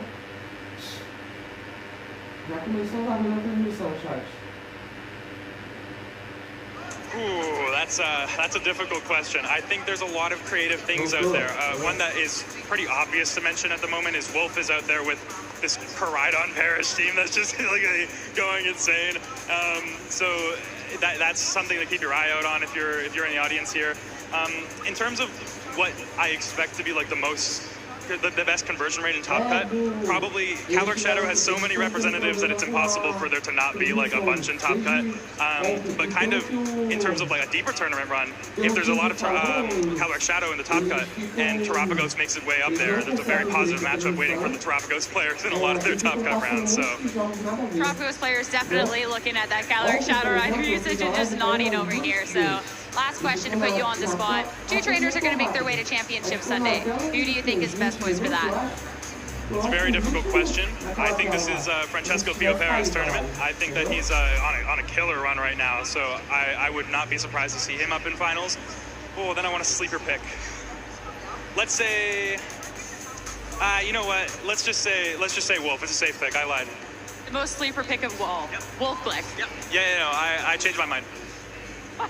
It's honestly, it's a strong way to vote there. So there is definitely a strong chance on that. I'm hedging my bets, you know, it's fine. Fine, Vargas, thank you so much for your time chatting everything about this format and the event. It's time to start getting back underway with our competition. So let's head it back on over to our casters for the next round.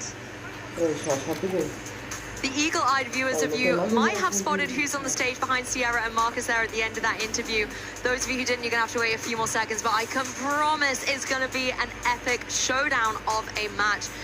I'm Nuatrish Cromie, joined once again by Lee Provost behind the desk to continue this amazing Day 2 action we are having here at the European International Championships. Yeah, we've kicked off the show in just absolutely amazing fashion this morning, and we've got a full day ahead of us. We're going to take a quick look at our Master Swiss rankings so far. We've still got a couple of players, or a few players, still undefeated going into this next round 10, which is just incredible.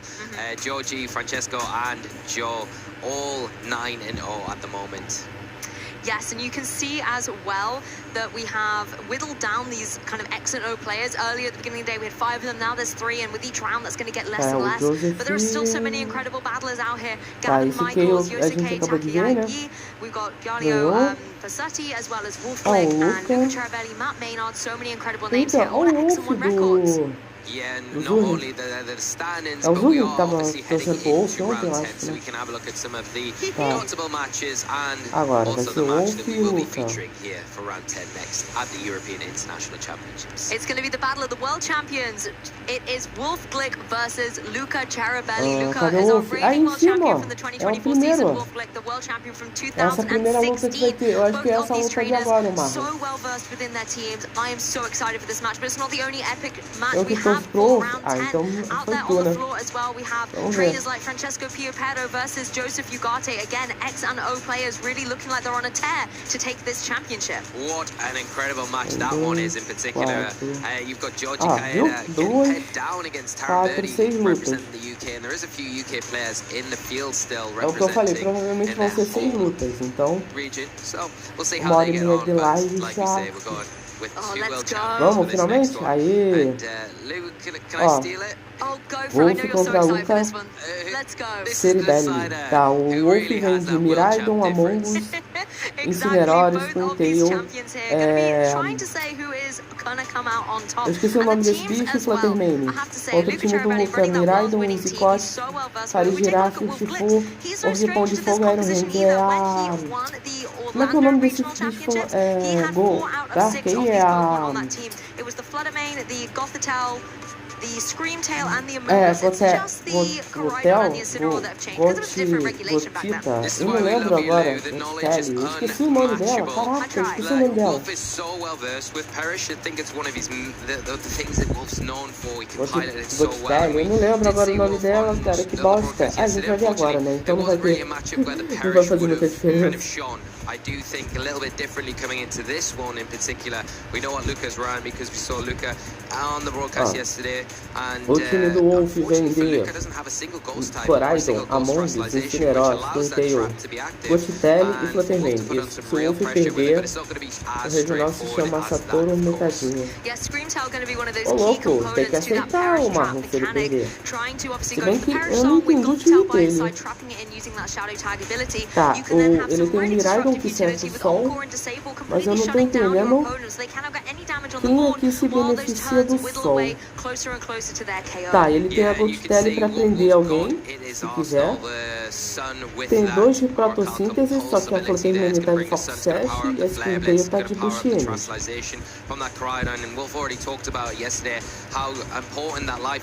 Incinerador para timidez de safety goggles. Não sei qual é a estratégia dele aqui. As long as the electric train's on the field, that spore is not going to be something that you can lean into. But you have got things like Incineroar with that all-important Intimidate. Going to be really important in particular. O Luca vem de Miraidon, Rizicote, Farigiraf, Urshifu, Ongepon e Iron Hand. Cara, pra que vir de Farigiraf se ninguém aqui se ninguém se beneficia de Trick 1, cara? Talvez só o Iron Hand, né, no caso. Shadow Tag não é banido?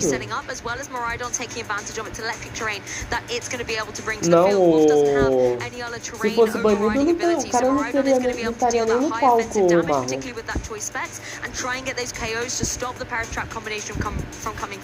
Estaria nem no palco, vai ser cinema? É, Miraidon versus Coraidon. Sol versus terreno, Sol versus terreno elétrico.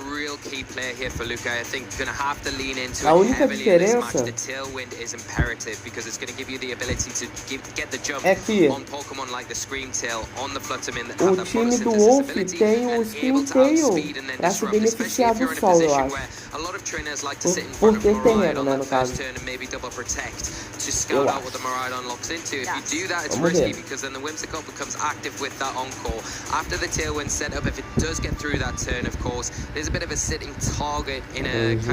Mas vamos ver como é que vai ser essa batalha, né? Tô curioso pra saber como é que vai ser essa batalha. Rizicote pra ter o Ender Setter.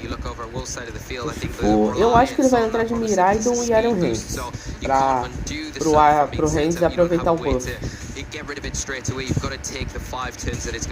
Lucas vs Wolf cinema, vamos ver. Lembrando que é só a segunda rodada do dia, tá? We might see a lot of fire on the field here in game 1 of Swiss Round 10 between these two world champions. As the Coraidon Wolf entrou de Coraidon e Incineroar. Luca entrou de Miraidon e Rizicote. Tá, ele vai tentar... Ele vai trazer logo um Tailwind aqui e é isso. The critical thing, however, is the fake out on that Incineroar. You have to watch your target though, because Covert Cloak or the Whimsicott means you cannot flinch it.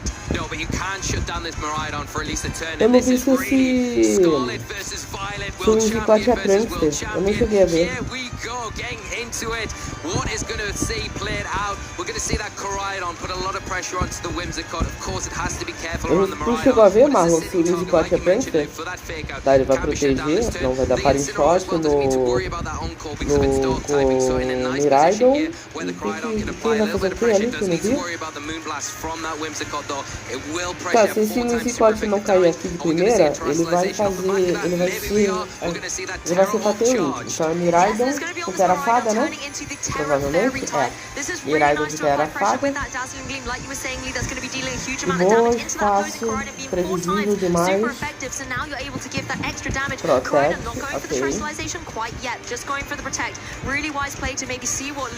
Rizicote Tailwind, sabia? Agora vamos ver.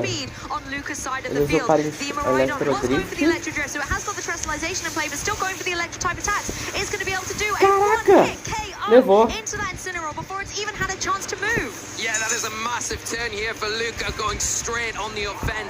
GG, foi crítico? Eu não vi se foi crítico. É, menos Incineroar agora. Aí vai colocar esse Screamtail, né? Deve se beneficiar do Sol. Tá, aumentou a velocidade, ok. Vai colocar... Vai colocar Goldstelle. Ele vai colocar Goldstelle e vai proteger a Screamtail, é isso? Ele vai colocar e vai proteger a Screamtail. É isso.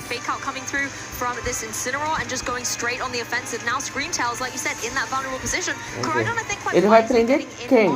Ele vai prender o Miraidon aí? É isso?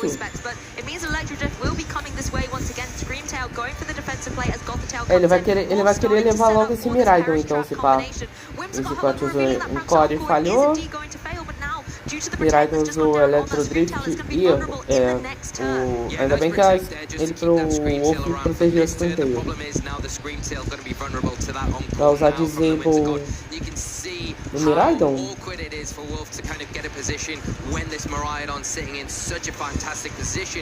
Vamos ver o quão essa jogada aqui vai dar certo. With the disruption, it can go for a fake out here, and I think the only play that Wolf's got is go for the fake out into the Miraidon and switch in your Miraidon for that Screamtail. The only problem doing that, if you go for it, is you open yourself up to maybe take a blast, maybe look at scouts and sees that, maybe that's Terra why na we're not seeing Qual Terra? switch up here just to terrestrialization Tá, Terra Dark, in ok. that Screamtail slot or the Dog terrestrialization. I love this because it means you cannot be hit by that Prankster Encore anymore either, so you don't have to worry about Deu it at this fake point out, in play. You can go for the ok. fake out, stop the Miraidon não Miraidon, ataca, as Moon Whimsicott goes straight Blast, for the Moonblast, actually tirou calling bom that dano the da Terra Dog is going Screamtail. to come out, getting a little bit of damage, actually lowering the special attack here, Ok. not too bad. Miraidon flinchado não conseguiu se mover. E a Screamtail usou Disable. Então o Electro Drift do Miraidon tá desativado. Além de preso, ele não vai poder usar esse ataque pelo menos por 2 turnos, né?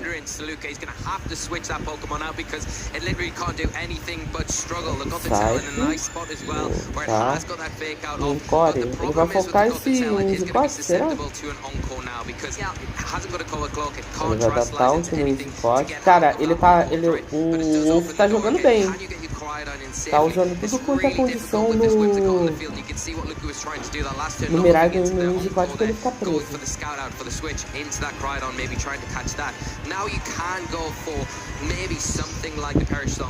Usou Moon Blast. Será que o Screamtail cai? Não. Beleza. Miraidon não consegue usar o movimento. Usou Struggle. Nossa! Tá, Miraidon tomou recoil. E usou o Encore no Zicote. E a Gothitelle usa o Psy. Ok, beleza. O Kava tentando achar petróleo e eles acharam de usar ontem. Peraí, gente, rapidinho.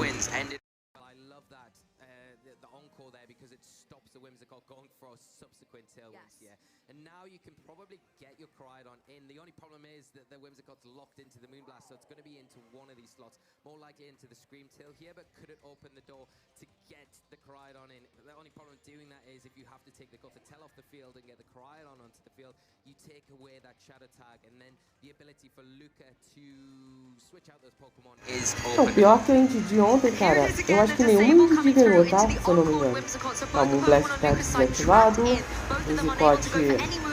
Cara, tá, vai dar Struggle no Screamtail, mas também tá tomando... Cara, o Wolf fez uma baita de uma jogada aqui, tá? Na moral. A Screamtail tá tancando bastante. A Gothitelle prendeu basicamente o Miraidon e o Whimsicott aqui, não pode trocar. E ele vai ficar batendo de pouquinho em pouquinho, aqui até acabar. Eu não lembro quanto o Disable dá, são quantos turnos, eu não lembro.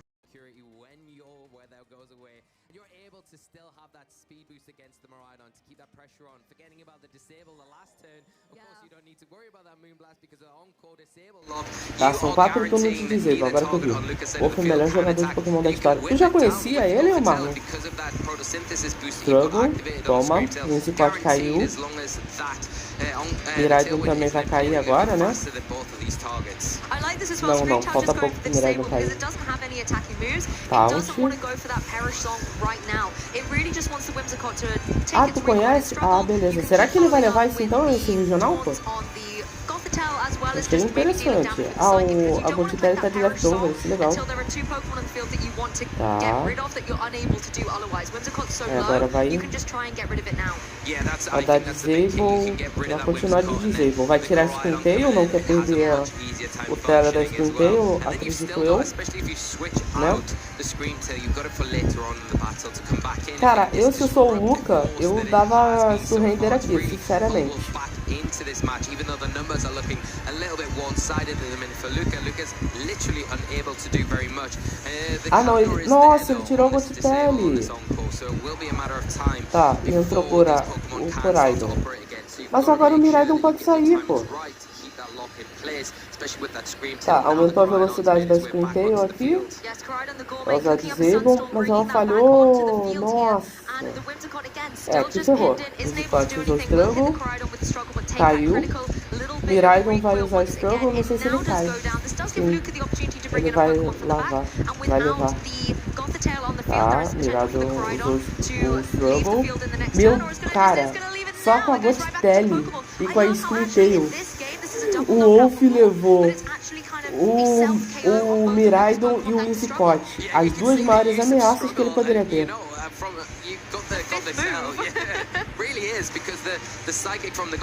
Tá, agora é o Orbe de Fogo, né? Ok, o Orbe de Fogo aqui é complicado. E Iron Hand, ok, tá. Se eu sou Wolf, eu tirava a Screen Tail e voltava com a Gotelli aqui. Tomou HM Salt e F, né não, pô? Tira a Screen Tail, não compensa. Ah, vai usar Protect, ok. Tá, eu quero ver o que ele vai fazer com esse Coraidon. Beleza? O cara confia no Wolf, ele é o melhor. Ah, Double Protect, ok. Não, mas eu, assim, a Screen Tail ainda dá pra fazer alguma coisa aqui, por isso que eu disse pra ele tirar. Tá, usou Ivy Cut, mas errou, porque por causa do Protect. E o Iron Hands usou o quê? Drain Punch, mas também errou por causa do Protect. Então foram dois Protects muito bem utilizados agora. Tá. Poison Sting, é isso?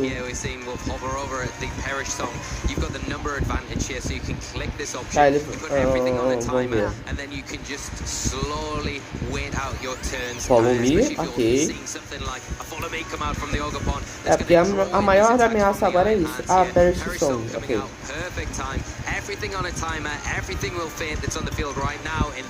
Close Combat. Orgepon, GG. Aqui é GG. GG, Wolf 1-0? Ué? Ah tá, Wolf 1-0, vai. Eu achei que já era 2-0 aqui já. Meu amigo, o Coraidon tomou hit kill também. Calma lá que tem jogo, se pá. Calma lá que ainda tem jogo, se pá.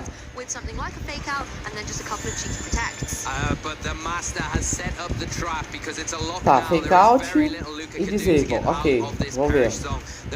Não tem tail wind, então isso era um range no ataque. É, se pá, 1-0 pro Wolf aqui mesmo, vai. Vai ter que sair? Beleza, Marlon, se conseguir voltar, beleza, se não, desejar um bom sábado pra você, cara. Falou e obrigadão por ter colado aí, cara. GG Wolf, 1-0. Luca had some good advantage with that Miraidon, getting so much damage on the board and removing, I believe it was the Incineroar just completely. O Luca tomou quieto One of the aí. interesting things, however, is the way the Wolf is able to take that opportunity and be like, okay, I have a Pokemon I can bring in from the back now and start building up my board position and the end game strategy that I want. And I think he played very calmly, wasn't, overthinking his moves and using all that time that you have to be able to think turns ahead about where he wanted that Gothitelle and the Screen Tail in position. This is why he's one of the best. Oh yes, so for calm sure. and collected. I'm behind the desk here panicking in situations. We saw the Incineroar drop to that Electro Drift. Great start from Luca going for that, picking up a Pô, key esse Incineroar ter tomado hit KO, depois o Wolf ter virado, isso aí foi cinema, cara, isso aqui, na moral. I know the tailwind's likely going to go up, but it's all, I got my buddy Screen Tail in the back. It's going to come in and it's going to do a job, and you think, wow, there's not much offensive presence here with that Gothitelle, with the Screen Tail, but it wasn't about Tá, that. eu já volto pro chat, eu vou encher minha garrafa, vou pegar outra e eu já volto rapidinho, tá? Provavelmente vai dar Going into this match, I think they need to be fast-paced. They need to make sure that they've got ways to get around that lock, that trap with the Shadow Tag, because once you get locked on the field with it, nothing you can do. You can't. You're susceptible to that encore. You're susceptible to the disable. The taunt is so pivotal as well from the Gothitelle. So you need to maybe not lock into the Electro Drift, maybe not go for those knockouts early on, but try and get consistent damage with that Volt Switch. Get something else on the field. Take advantage of the Sun, maybe the Ogopon, and keep that pressure on the Miraidon the whole time. But of course, though, a lot easier said than done. Well, Wolf is leading with the same leads that he had in game one, that Koraidon with the Incineroar. This time it's a little shake up for Luca Cherubelli. Instead it's the Farigiraf with the Miraidon. Maybe Farigiraf in play just trying to alternate the board positions here, maybe even trying to go for something like a Trick Room, but you can see the Electric Seed boosting up his defense as well. That will make it a little bit bulkier, and Miraidon has that Electric Terrain in play. We saw how devastating it can be with an Electro Drift early doors. Yeah, and it also not only the Electro Drift, those electric type moves that are boosted by the Electric Terrain, they're also boosting all of the other moves that in particular pressure that Koraidon here with the Draco Meteor into that slot. It's a bit risky going for that particular move into the Koraidon with maybe two potential fairy types in the back, but the Dazzling Gleam, like we saw Luca lock into, didn't lock into, but has the option to lock into 4 times super effective into the Koraidon, maybe forces a terrestrialization here. Another option to really pile on the pressure to that side of the field. Well, this time it's going to be the Koraidon going for this terrestrialization, turning into the fire type, and I think this is really nice in the face of something like Dazzling Gleam coming from the Miraidon. This does allow you the defensive capabilities to go on the offensive in the sun. It goes straight away for the Flare Blitz, no holding back, no fake out from that Incineroar either, and its target is going to be the counterport in Miraidon. It does about 2/3 of damage, and if this is followed up by that Incineroar with another Flare Blitz, I think that's going to be able to get the KO. That is a lot of damage on a resisted attack as well. The Electro Drift coming straight out once again, and it is going to be enough. We've seen it game 1, it's going to happen game 2, taking down that Incineroar, detracting enough attention though. That's the big thing, keeping this Koraidon safe for at least this turn. As Farigiraf does decide to go for the Trick Room in game 1, Luca was going with the Whimsicott for the Tailwind strategy, but now maybe switching up those dimensions and going for the slower strategy instead. Gothitelle, however, I think pretty happy to be in this environment too. It doesn't mind a bit of a slower state of play. Yeah, you would normally say the Gothitelle's perfect to bring in here because of that slower dimensional swift that we've just seen. But the problem is the Armor Tail active on that Farigiraf, where you'd normally rely on the Gothitelle to come in, use that fake out onto the Miraidon to give you a bit of room with your Koraidon. You're not able to do that here, unfortunately, and the Psychic probably not quite as powerful as it needs to be to pick up the damage that's remaining on that Miraidon here, so it is going to have that active Electro Drift. This turn, unfortunately, and we saw the speed interactions from that turn 1. The Koraidon did outspeed the Miraidon, so in the Trick Room, the Koraidon's going to be moving last. It's not in the best of positions, especially if that Scream Tail comes onto the field as well. That Photosynthesis ability is going to activate with the sun being up and really being the counter-active ability to what Wolf wants in this Trick Room environment. Yeah, Trick Room definitely gives Koraidon a bit of difficulty as well. As you said, it was the fastest thing out there on the field, so it might want to play a bit defensively in this turn. Wolf looks like it might be a defensive play all round with that Gothitelle going for protect, but actually Koraidon staying in here. Farigiraf is going to go for that Psychic, do a little bit more chip damage to the Koraidon, but the Miraidon was actually targeting down that Gothitelle with the Electro Drift, so Koraidon has the utility to go for some damage in the sun. It is going to go for that Flame Charge, utilizing the sun to boost up its fire-type moves and try and get this final KO on the Miraidon. Yeah, the Flame Charge, an interesting choice because it's boosting the speed of the Koraidon, so it is making it in turn faster, which really, in the conditions, making it slower than the Trick Room here, but enough to get the Miraidon a nice play there, avoiding the Electro Drift. That's the big thing from the Gothitelle. Well. No recoil, which is great, of course. Now the Ogopon coming onto the field, it's going to love that the sun's in play. It really does pressure this Gothitelle in particular, and the Koraidon, it is in range of maybe even a Psychic picking it up now, and that's why we're seeing Wolf switch it out, save it for later on in this game. Yes, I really like that play with the Flame Charge, because you might think, hey, you're boosting up your speed, but you're already the slowest thing on the field, so it's not going to be detrimental, and then you don't take that recoil damage from Flare Blitz. And Wolf, I think, critically putting it in the back, meaning that when this Trick Room is over, it can come back and shine with that speed once again. Terrestrialization is now going to happen on Luca Cherubelli's side of the field. However, it's going to be that Ogopon. You said it earlier, Lee, this is going to be the key offensive point for Luca's team, and that's exactly how it's going now as well. The Embody Aspect is going to activate, boosting up its attack by 1 stage as well. The sun is in the sky, set up by that Koraidon. These Ivy Codgels are going to hit hard and fast, and also, if you get the critical hit, they could be one-hit KO worthy. Yeah, we see the Psychic come out into the Scream Tail, that handle pretty well in a taunt before the Ogopon can attack into that Farigiraf, going to prevent any further Trick Room support. But, like we talked about, that big Ivy Cudgel boosted by the sun, it is going to be aimed at that Gothitelle. Oh! More than enough to pick up a clean knockout. Didn't even need the critical hit here. That's just a solid one-hit KO, and Gothitelle is off the field. This at least means that Luca's Pokemon are not going to be pinned in by that Shadow Tag. And as there are still 3 remaining, it's not a safe option for Wolf to go for that Perish Song right now. No, not at all. And I think if you are Wolf, you've got to get through these Trick Room turns, because if you can do that, you're going to be in a prime position to really utilize the Scream Tail with that disable.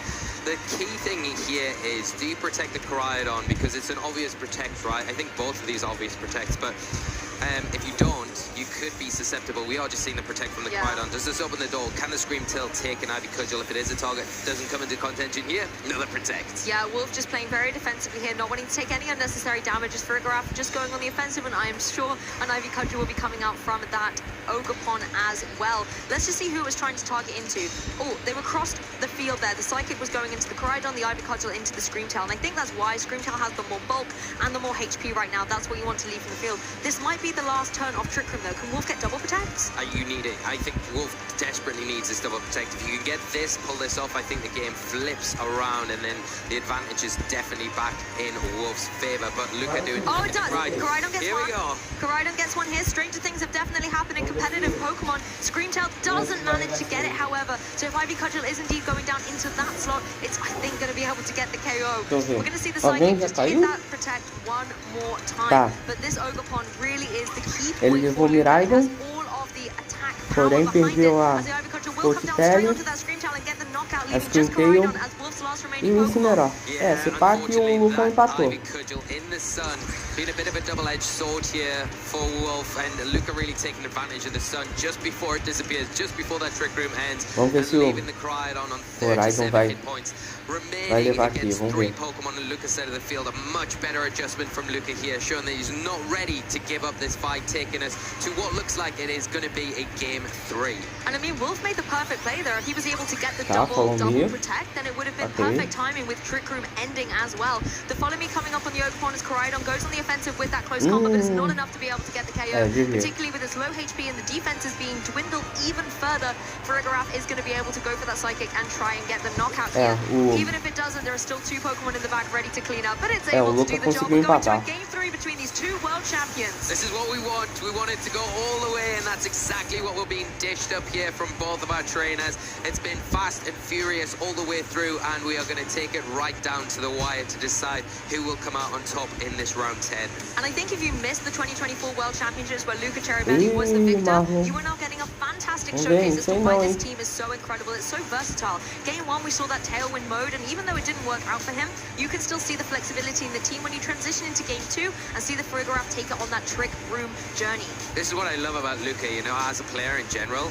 When there's an opportunity presented to Luca, not every trainer is going to be able to identify it, but Luca's got almost foresight to be able to identify these opportunities, and they don't pass on them, they take them at every moment, and I love that, because that is what makes it difficult to get the win against them.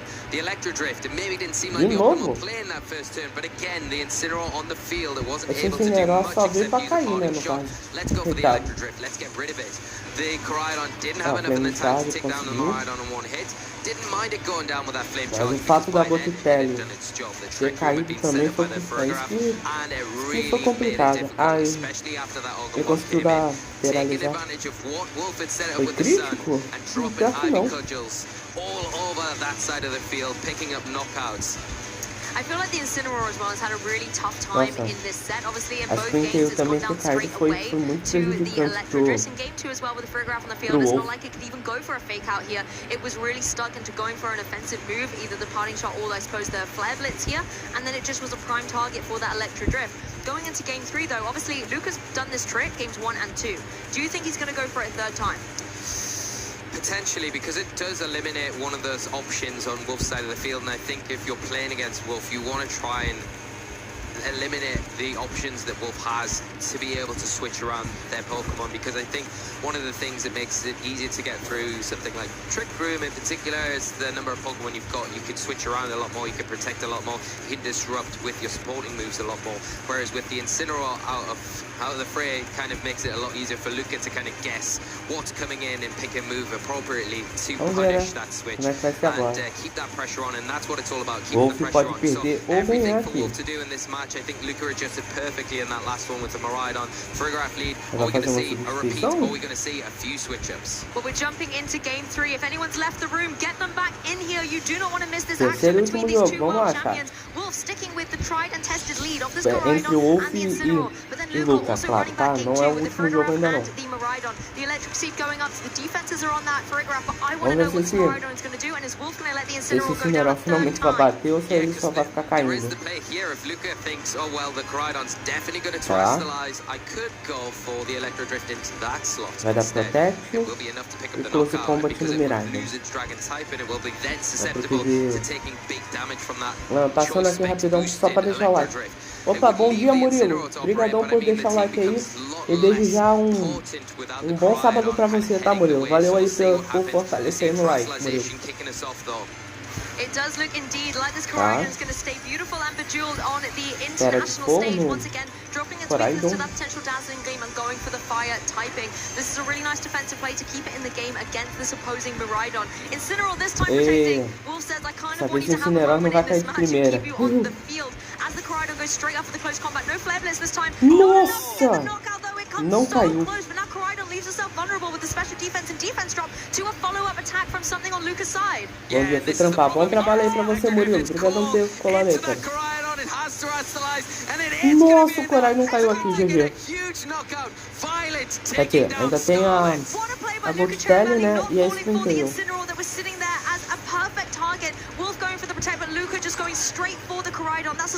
A Farigiraf ainda vai trazer o Trick Room. Que maravilha.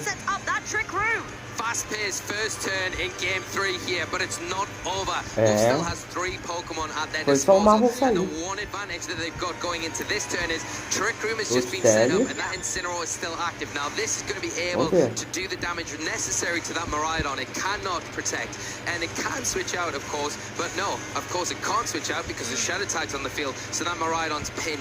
Great position for Wolf. He got the ability to go for the taunt on the Farigiraf as well to prevent it from being a supportive threat. It can't really do any damage to the Incineroar, so it's the perfect Pokemon here. We're not seeing an attack from it though. Maybe that's been left to the Gothitelle. Parting shot coming out to weaken that Farigiraf. Então o Miraidon cai aqui com certeza. Turn 1 can be so exciting and on the edge of your seat, but the match is not over. They always have some other ticket to be able to use. Entrou a dupla dinâmica, Spring Tail e Gold Tele. Vamos ver se dessa vez vai fazer alguma coisa. Just weakening some of the pressure that Psychic can be dealt out with on Farigiraf's side. It's actually also going to go for this foul play. Screamtail easily taking that, doesn't have to worry at all. As Gothitelle goes for the Psychic, it's an easy way to clean up this Miraidon. It was on such low HP, and you know thanks to Trick Room that Gothitelle has the time to shine. And I love this even more because I think if the Ogapon is in the back now, you preserve the Intimidate on the Incineroar. Tá, a Girafa não consegue sair. Thinking ahead, he's got it to bring E o in to Ogapon, drop onto the se field. conseguir deixar o Ogapon sem atacar nada, é GG. Porque a Girafa não tem muito o que fazer, né? Resist the fire type attacks that come out. That Ivy Cudgel is not going to be effective. The Incineroar is the key piece of the puzzle for Wolf here, and needs to protect it at all costs. But it's not really threatened, right? The Farigiraf not going to cause any damage to it. The Ogapon not really going to cause too many issues, so it's a sitting target as well if the Incineroar is able to come in for that Screamtail now.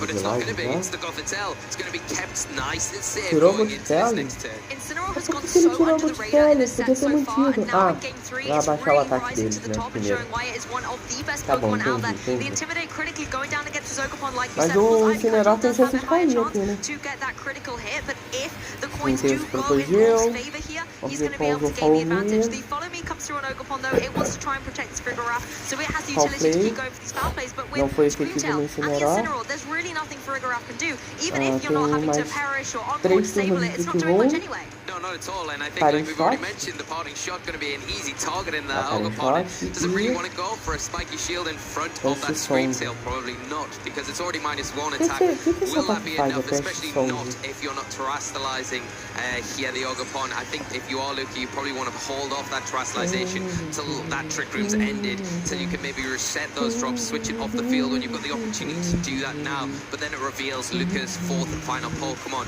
Both trainers have lost their restricteds, but at the moment, the Incineroar feels like such a difficult Pokemon for Luca to deal with.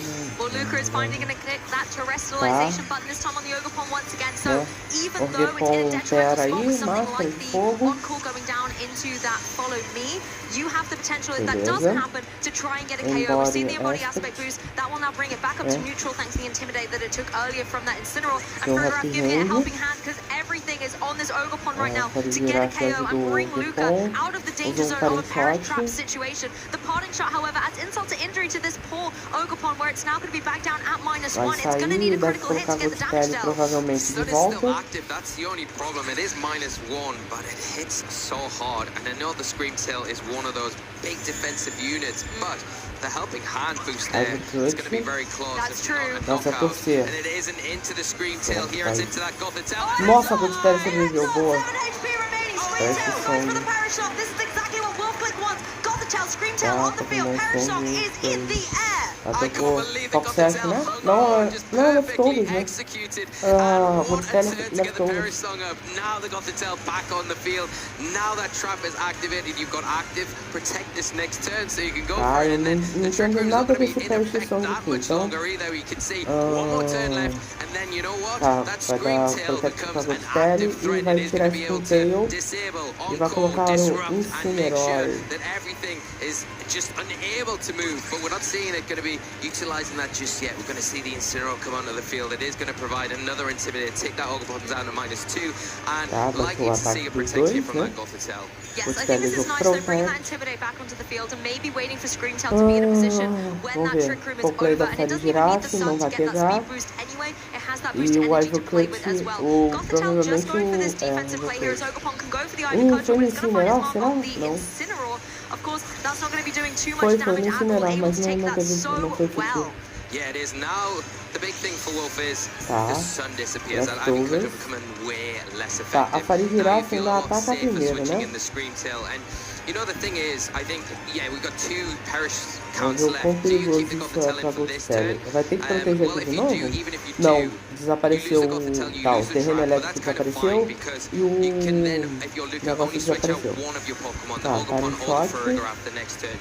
Mas compensa, será? Or you can maybe switch in your Scream Tail, allow it to take a bit of damage, O quão and then compensa isso aqui? preserve Vamos that ver. Gotha Tail for later on in this match. The thing with the Gotha Tail is it's not really putting on that much pressure offensively, and it can't really utilize its really important support moves like that fake out as long as that Ferrograph's on the field. So you want to try and get rid of that as soon as possible. But I really like the utility of Parting Shot here because you want the Gotha Tail on the field to pin these Pokemon in. Luca does still have a fourth Pokemon remaining in the back, so if Gotha Tail's not there, you have the utility to switch out one Pokemon and reset that Perish Trap. So if you're able to switch that Gotha Tail out, bring in the Scream Tail, and then you want Gotha Tail back on the field, which is what we're seeing here, a Parting Shot really enables you to do that and keep those Pokemon pinned in, because even though the Gotha Tail's left the field now, the trainers aren't able to utilize switching out until the following turn. If Gotha Tail's back, then that's still not an option. What a great call, because I think that's exactly what we might see play out here. We are seeing that Scream Tail take the place of the Gotha Tail, the Ivy Cudgel coming out from this Ogopon. It is going to be into that slot -2. They're not boosted by the Sun. Brushed off by the Scream Tail, followed up by that foul play, doing nothing at all. And there we go, Lou. You called it, the Parting Shot. Great shout out into that Ferrograph, and now what comes back onto the field? Ele tirou a Gothitelle pra entrar com a Gothitelle, vai entender. And once again, Luca will just have no room to maneuver once it's pinned in, and you've got that Scream Tail back on the field that can start threatening Encore and disable for that last Pokemon in the back. Because these Perish Song turns are ticking away, you just need to stall them out now from Wolf's side. And the other thing that's so lovely about switching his Pokemon in and out is the Perish Song is reset for them. Mary's Song is not going to be affecting them at this point. No, not at all. And I think this is an easy play now. Luca kind of knows the inevitable that's coming. Protect from the Gotha Tail, you switch the Scream Tail out into the Incineroar, and then the Ferrograph, the Ogopon. Oh, just helpless to do anything. Their Perish is going to go down to 0, and it leaves Luca with 1 Pokemon still unknown to us trainers here and at home. Well, Scream Tail protecting, Gotha Tail protecting. This is the final turn of this Perish Song, so we know the Ferrograph and the Ogopon are going to be felled at the end of this turn, no matter what they do. The Ivy Cudgel is going in through Protect. This defensive play by Wolf does just kind of seal the deal on both Pokemon on Luca's side. The Trick Room does go up, however, this is interesting. Maybe in the back for Luca, it could be something like the Iron Hands that will utilize this Trick Room quite well. But the issue is, I don't think Iron Hands has the capability to necessarily deal with both these Pokemon. You're going to be able to be shut down. Yeah, and it does, like it is, I think, a good shout with the Trick Room being set up as a last-ditch attempt from Luca. It's going to be the Iron Hands. It is going to have heavy slam as well, which is super effective into that Scream Tail. But the problem is you're going to have that fake-out support that you've got with the Gotha Tail and the Incineroar activated now that the Armor Tail's gone down. And all you need to do if you're Wolf is get one Perish Song off. You can't protect the Scream Tail this turn, of course. That's the problem because it has just protected, so you risk a double protect and maybe a wasted turn. But it's an easy turn for you to try and weave in the Incineroar here, and you know, like we've seen, if you go for the fake out with your right hands, I think it's risky because you do have that quem usou o ataque, né? O aliado e o adversário, o aliado de quem usou o ataque e quem usou o ataque, você vai perder. Provavelmente. Vai colocar o Incineroar. Cara, a chance do Iron Hand levar isso aqui é baixíssima. Então, tá, não foi tão efetivo, mas foi crítico ainda. A Gotitel usou psíquico. Tá bom? Tá. Yeah, the Psychic just consistent damage, super effective as well, and the whole time that this Gothitel's not being attacked into, just recovering that little bit of health every turn, which is proving so vital here. Now you've got the fake out into the Iron Hands, you're going to be able to double up, and because of that, we do see Wolf become our winner of round 10. Wolfclick does indeed have that world champ difference, the OG statement indeed. Luca Cherubelli, however, a world champion himself and a formidable player. I have to say, Luca at the beginning of these games, with the tremendous defensive pressure you play with that Rhydon, constantly got the edge. But the issue with this Perish Trap type team is as soon as you give an opening to bring that Pokemon onto the field, Wolf was able to capitalize on it. So what a showcase, what a pleasure for us to be able to watch. But Wolf being able to take the victory over Luca Cherubelli. Yeah, just what a treat for us. Absolutely amazing game for us to feature so early on. It did too as well. How can we, it is going to get better, I promise, but I mean, what a way to start. We had Kyle round 9 with the Wheezing, round 10 we had 2 world champions, and what an absolute showcase both of them put on for us. And you know, I just the way that Wolf pilots Perish is just amazing. The master. He's just the master at it, and like every step knows exactly what they need to do. I mean, even when you see that explosive turn 1 in game 3, and you know, Luca making the great call with the Electro Drift after taking the close combat and just barely hanging on, you know, that's an Oraculca boosted close combat there, so well trained Miraidon, but the Electro Drift not into the Incineroar that it had done. Picking up the knockout onto the terrestrialized Koraidon, because it had to terrestrialize, right? You think, wow, Luca has come out the traps flying. It looks like he's in total control, but no. I think the Trick Room going up, Wolf knowing that the Incineroar was the key to the puzzle, and then utilizing the tools like that Scream Tail with the Perish One. The time was perfect to just lock down the Ogopon, and the survival with the Gothitelle, but this turn in particular was the key one. The survival, the drops of Intimidate before that, and just allowing that to be set up to get rid of what was a huge threat in Fergaraf. You know, the fake out couldn't be utilized at all there, so having to play around it very carefully and protect the Scream Tail as much as possible to allow that to play out. And I love the way Luca used that Trick Room in game 2 to such a good advantage. It constantly meant that Wolf was on the back foot and just didn't have the speed navigation to get through that match. It did bring us then an epic game 3, and unfortunately Trick Room almost went against him in favor there, because your Miraidon was able to hang on, but then once Trick Room was up, the Gothitelle was able to get the KO. Suddenly Ogopon comes into the field and it's primed. It's got so much offensive pressure, but it's going to be moving a little bit slower, and the fact that the Incineroar, I mean, it's on my cast predictions for a reason. It's such a good, amazing Pokemon, and in games 1 and 2, you might have been doubting me there, but in game 3, it really was the pivotal Pokemon that led Wolf to victory. Yeah, I mean, when you had that Shadow Tag lock on the field and the Ogopon and the Fergaraf, you look at the options offensively and you think, wow, Incineroar has a great time here.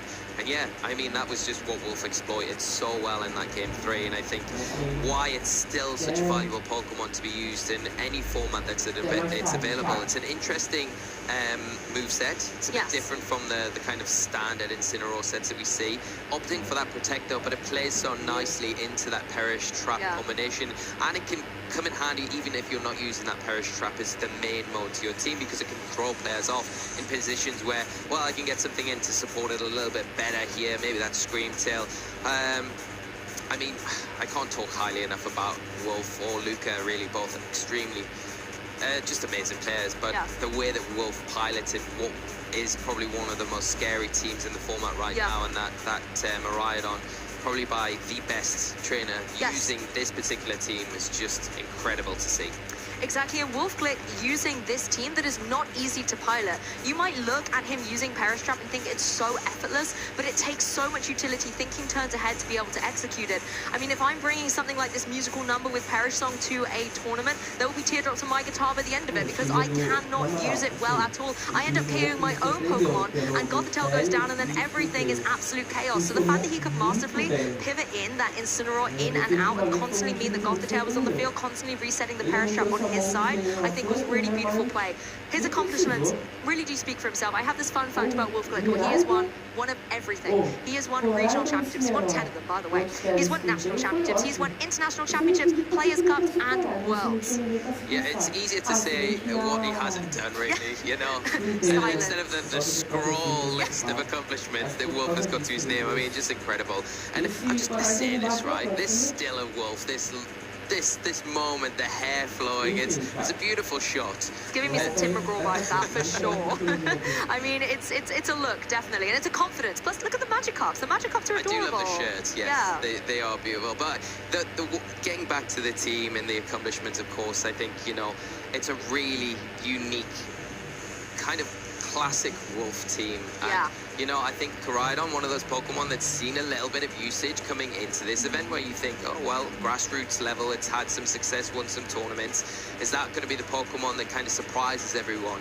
But this isn't anything like any of those Koraidon builds we've seen before, and it's a complete Wolf build, and I love it. I love the confidence to have that conviction in your decisions, to bring it to this level of tournament, and then to kind of back that up with your play, and it's just, yeah, it's amazing. It's going to be difficult. We had Kyle on round 9, and I said at the time, with how Kyle is carrying himself with the team, how comfortable he looks, it's going to be a really difficult opponent for all the field to go up against. But you can say the same about Wolf with this team. Oh, yeah. This International Championships is stacked, and I've been so impressed by the caliber of players that we've seen, as well as the Pokemon choices. Now, the Day 2 meta might not have so many surprises, because in Day 1, you get to kind of see loads of different Pokemon choices, but you have to then see which ones are going to make it to the top. I am delighted, absolutely delighted, however, to say that Terrapagos, that was on the lower half of this bracket yesterday, is now up on the top half. This is really interesting. This surprises me a lot. I mean, yesterday we saw the Calyrex Shadow Rider leading the way, but it's the Ice Rider that's full front and center here. Kyogre as well, one of those other Pokemon that's had a lot of success. Zamazenta, not too surprised about, but like you say, the Terrapagos, a really great shout, having a great time at this tournament. Those 4 Pokemon, I mean, the Calyrex Ice Rider in particular, taking the lead here, 24% usage at tier 2. That's incredible. It's the right call for a lot of players, but you know, you've still got the Miraidon down there, and the Groudon barely hanging on around it. I think its percentage has went up, obviously it naturally would have done. Yes. But yeah, it's nice to see Groudon kind of being there. Other notable Pokemon that aren't on this, I know there's one Rayquaza out in the field in Day 2 somewhere. So whether or not it's going to be able to make its way up the leaderboard into the top 8, but we'll yet to see. But Lunala as well. I was about to say there was some Lunala out there. Lunala's in the field of Rayquaza, but these are the Pokemon that are having the best results this weekend, especially coming into Day 2. The Zamazenta, it's so strong. Yeah, so strong coming into this, and I think it's one of those Pokemon that really kicked off the resurgence of Regulation G and was at the forefront of everyone's mind as being that Pokemon that does just function, very consistent damage across the board, and a lot of players have that comfortability with it as well, why I think it's opted for so much, but nice to see it having that success. Obviously has a great matchup most of the time into the Terrapagos, but I think enough time has passed for those Terrapagos players to kind of have figured out modes and ways around the Zamazenta, so it'd be great to see that matchup in particular as we get further into the tournament. That would be good, because I see a lot of Terrapagos players kind of say, like, what's your strategy against Zamazenta with Wildcard? And they just say, well, I'm not going to face it, it's fine. Like, I'm going to make sure that it's just not going to be in my matchup, but you can't afford to take those risks. So players are starting to adapt a little bit more, maybe bringing some more heavy hitters on the special attacking side as well, because Zamazenta has such good defensive capabilities. Even if you have a super effective way to hit it, particularly once it gets that boost that it gets from Dawn the Shield as well. It can just be so difficult to get through. Yeah, it's a very scary Pokemon in the right situation, and those special attackers, like you mentioned, one of them is the Kyogre there. And I think it's nice to see that doing so well. We saw it do well in Birmingham in particular, getting to the final, piloted by Oliver Eskelin. Not quite able to get over the line in that tournament, but still a very good Pokemon. And a lot of players, especially like Stefan Mott, I feel like it's his signature Pokemon. Yes. Came into day 2 after a great performance in day 1. Hopefully that continues for the rest of the tournament. But it's not all about the restricteds, because they are the main centerpieces of a team. But it's all about the Pokemon that surround them. And let's have a look at the day 2 usage stats of these non-restricted Pokemon. Is there anything that's jumping out to you? Raging Bolt in 3rd place, Incineroar and Fluttermane kicked to the curb. Like, what is happening here? Amoonguss is obviously been a great Pokemon, having that grass typing for the Fire Water Grass core, but I feel like Amoonguss is in such high value here because it's such a perfect Trick Room counter, and a lot of trainers are just putting on to their teams for obviously the redirection and spore support to be disruptive. But when there is a Trick Room match, you want to be able to have an Amoonguss on your field. Urshifu Rapid Strike, I was not expecting it to be so high in the competition, over 50%. That is, well, I say not surprising in some ways, but very surprising in others. It's just so high compared to the others when you think about it. Look at these stats, you know, 32%, 25%, but then 52 for Urshifu Rapid Strike. Sorry, Single Strike, it's maybe not your day. It's not your day, definitely. And I think the one thing that I noticed on the undefeated players coming into day 2, I mentioned that of, 4 of those 5 teams, Rapid Strike Urshifu was present there, so a lot of players are, relying on this Pokemon so heavily. The other one, is the Ogre usage. Yeah, that's interesting. Cornerstone. Yeah, and that is predominant on a lot of teams coming into day 2. That was one Pokemon I definitely noticed. So surprised to see it as low as it is, but it is starting to make its way up the board. But like you say, that Raging Bolt is such an important player in this format, and the different ways that you can run it as well to kind of fit it perfectly onto your team. It makes for such a great Pokemon. The Life Orb is so threatening, especially if you've got the Sun boosting that, Photosynthesis boost with the booster energy, or you can go with something a little bit more stable with that Assault Vest to allow it to come in, utilize that Terastallization. We normally see it with a Fairy Terastallization. That's true. And then disrupt through Snarls, Electro Webs, or even just big damage like those Draco Meteors, especially if that Photosynthesis ability is activated. It's still very strong and threatening. And I'm loving the Chi and Power with the Chi-Yu as well, bringing their abilities to the field to lower defense or special defense respectively. And I think that's made them a really core partner for a lot of our attackers here. Chi-Yu, for example, works so well with the Fluttermane. You also have utility with something like the Raging Bolt, and Chi and Power can actually work incredibly well with Urshifu, Rillaboom, or even that Ogre-Pon Half-Flame Mask. Yeah, and it's not just the non-restricteds that the Chi-Yu supports so well, it's those restricteds, the ones that you mentioned, Lou, the special attackers like that Kyogre, and like Terrapagos as well, with that Terra Starstorm ability. It's normally Terra Starstorm going to be a special attacking move. So the Chi-Yu can support that to no end, and we have seen alternative builds with the Terrapagos where the Chi-Yu is utilized. If we see a Power Herb on the Terrapagos, that's true, yeah. if we see a Choice Specs item there, it can really elevate the damage devastating. from the little turtle that looks so innocent, but it can be a real terror when you're going up against it when that Chi-Yu is in effect, and the Landorus Incarnate is one of those Pokemon that is, it's a really awkward Pokemon to kind of get right, but we've seen trainers master it so well in Regulation G in particular, Justin Tang, Shiliang as well, using that in San Antonio to such good effect, and the ability that it has in this format to put a lot of pressure on things like the Raging Bolt, like the Incineroar, like the Fluttermane, and even things like Urshifu that have a good matchup against it. It outspeeds most of the time and can put a lot of pressure on with that sheer force with the life force. Just the stacking of damage from those attacks that aren't super effective but do enough with all those multipliers to remove those Pokemon pretty easily. Exactly, and of course, if you're maybe getting new to the game, wanting to pick up Pokemon for the first time, there's not just the Pokemon video game you can get involved with, but also the Pokemon trading card game. At Pokemon Leagues, you can attend your local Pokemon events, celebrate Pokemon Day on February 27th as well, and pick up some awesome demo decks here. It's a really nice casual event where fans can learn how to play, hang out, just have a really good time with other Pokemon fans and kind of get to know new people, new friends, and maybe even new competitive rivals. Yes, it sounds amazing, doesn't it? And Leah, like you said, to celebrate Pokemon Day, they have got this beautiful Sylveon Oh, it's gorgeous. Promo card, which is lovely, and it's got that Pokemon Day 2025 stamp on it, which helps you have a little commemorative memory from this year, especially if you do pick up any of those demo decks and take your first step into TCG. And it really is all about the evolutions as well, year of the EV. So you want to make sure that you're picking up your favorite or just getting the full collection. It's not only these amazing demo decks though as well. There has been a fantastic illustration contest in 2024, and these were our 3 winners. Lee and I have spoken about this before. The Pikachu is my absolute favorite. It just looks so cute. I want to give him a little cuddle. But the other 2 are also just so incredible. The Feraligatr art is such a unique style, so beautiful with lovely harmonious colors, and then the Toxtricity just ready for action.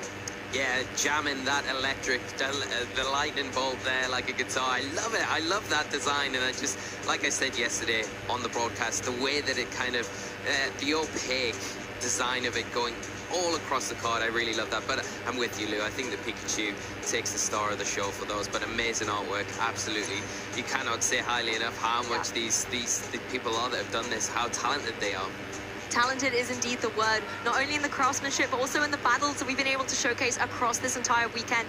The next battle round is getting set up, so we're going to kick it to a quick break, get a cup of tea, and we'll be right back.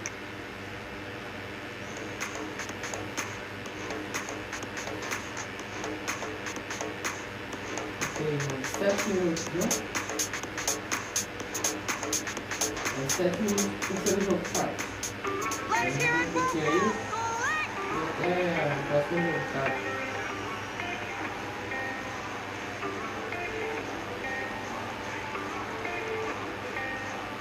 My name is Wolfblick, and I am from Washington, D.C. I first got into Pokemon when I was probably around 5 or 6 years old. I really hated getting my hair cut, and so my mom took me to one of those places where they had TVs for the kids to watch so that they would, sit still and get their hair cut.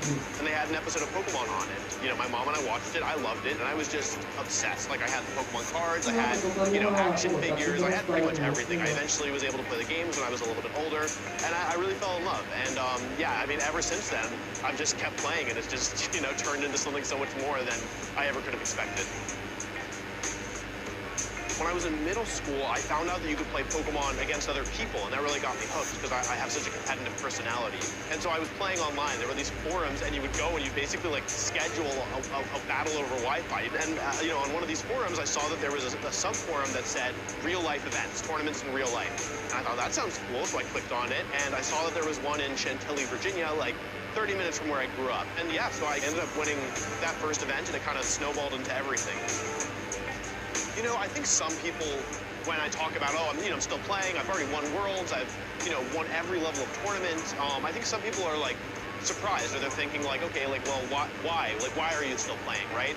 And I think the answer that people expect is something like, I want to be the best ever, I want to be indisputably the best ever. But the truth of the matter is that I really just play because I enjoy it. I really enjoy and appreciate the game, and I love that it's always changing. I love that it makes me feel like I can always change, I can always be better. The best thing that I've gotten out of Pokemon is my friends. Some of the best people I've met in my entire life are people who I've met through this game, and I really love Pokemon because it gives us a chance to kind of all see each other a couple times a year. None of my friends are really even that close to DC, so being able to come to these events, being able to work with my friends towards a common goal, being able to celebrate their successes, being able to kind of commiserate their losses, I don't know, it's really meaningful to me.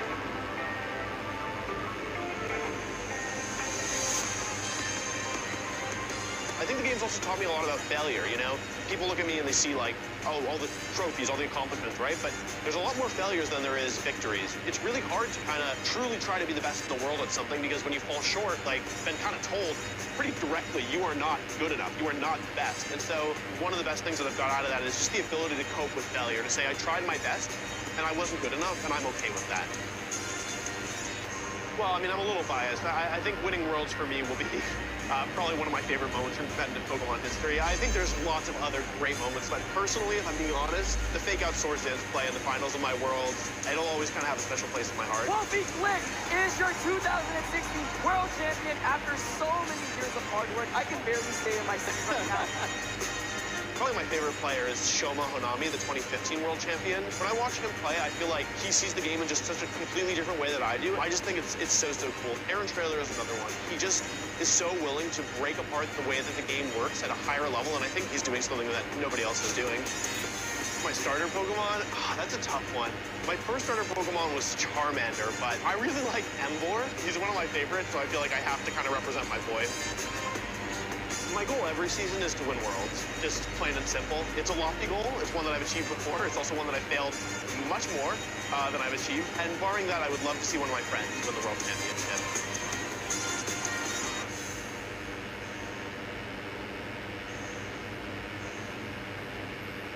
Hey Pokemon trainers, welcome to Pokemon Championships History, a series where we showcase important matches throughout the history of competitive Pokemon.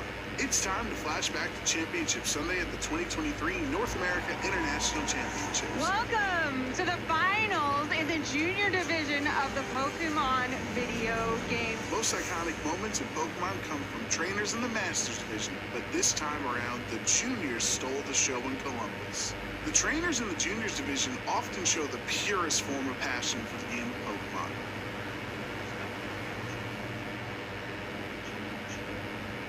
I've never been to a championship. Oh, this is a mascot. Avery's energy made him an immediate fan favorite. Got Avery from the United States and Takumi from Australia. I am enchanted with these trainers. Avery made it to the finals with the help of his hard Trick Room team. Trick Room can be a difficult strategy to implement, especially when relying on an unconventional Pokemon like a Oranguru. Oranguru is my favorite of all time. I mean, he supports other Pokemon. Oranguru is carrying a very interesting move called Instruct. So if you're able to get the Torkoal into position or something that's just going to be a little bit slower, then you can start firing off some big damage that way. Trick Room teams flip the game on its head by having the slowest Pokemon on the field move first. Tell us about your team that you're about to play. It is hard Trick Room. Hard Trick Room game plans can even be difficult for Masters Division trainers to pilot, but Avery was ready to show the world that juniors are wise well beyond their years. For his strategy to work, Avery's Oranguru would need to twist the dimensions. Pegando fogo alguma coisa que sai. Ó, round 11. Supostamente era pra já ter começado, né? Pera, que isso? Por quê? Ó o orangotango certificado do Alexandre aí.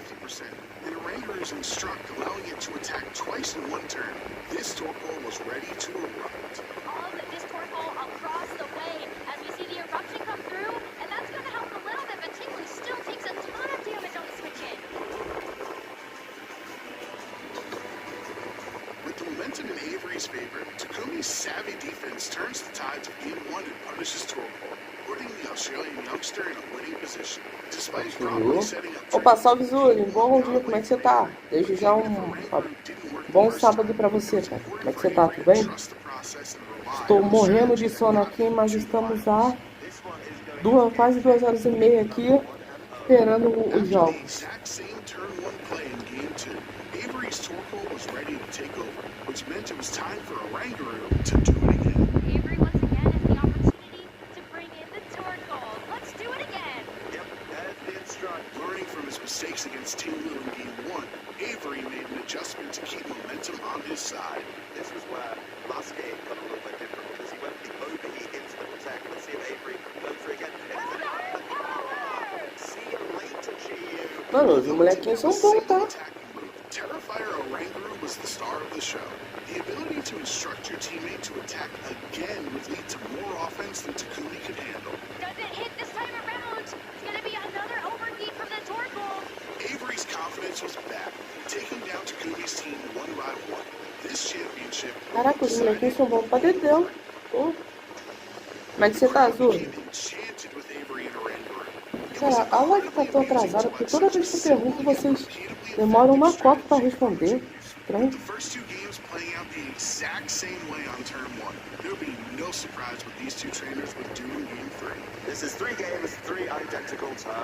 Bem? Ah, que bom que você tá bem. Ai, eu queria muito estar dormindo, cara. Por que não acaba logo os jogos? Acaba, pelo amor de Deus. Acaba. Eu só queria que acabasse agora, nesse terceiro jogo. Ia ser muito bom.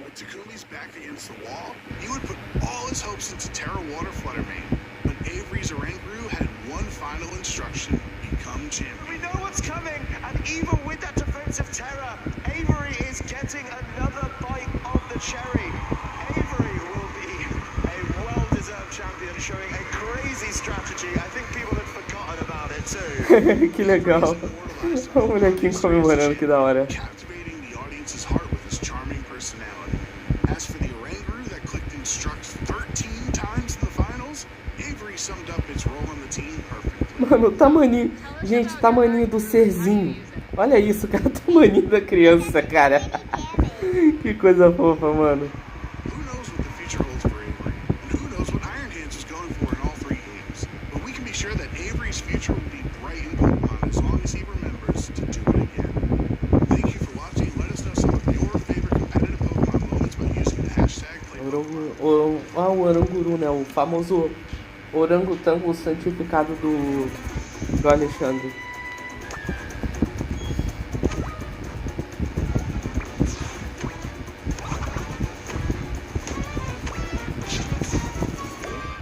Acabou, brincadeira. The action here for day 2 of EYC has been amazing. Some really close matches on stream and off stream as trainers still vying to try and make their way into top cut of the competition. A lot still trying. Only one trainer so far has secured a spot. Francesco Ferreira undefeated on the day. How are you feeling? That's a fantastic record. I'm feeling amazing, to be honest, but I also want to keep going for sure. Gotta get all those wins, right? And your team, we've talked a lot about all these different restricted. We can see with this Strappa goes with some really interesting pieces, and it's obviously working out. How early on did he know you were bringing this team to the event? And did he think it would be this strong? So Terrapagos was a comfort pick for me. I played a lot of games with it, and like I was switching between Uber and then when I tried Terrapagos a little bit, even by accident, it was an accident, I tried a little bit Terrapagos online, and it felt so strong into my hands. I really felt like it was matching my gameplay very well. So I was like, okay, I'm gonna drop everything because I love this guy, and yeah, it's so bulky. People don't expect it to take so many hits. Opa, salve Mano Dragas, como é que você tá? Bom dia, desde já bom sábado pra você, cara. Divertido? E ó como o timeout do Mano Draga já vem lapada, seca. Cheio de sono aqui, Mano Draga, eu tô a 2 horas e 33 de live já, morrendo de sono, doido de vontade de desligar a live e dormir, mas é isso. Ih, mesmo problema de ontem, ó, já é a 2ª vez que dá esse problema.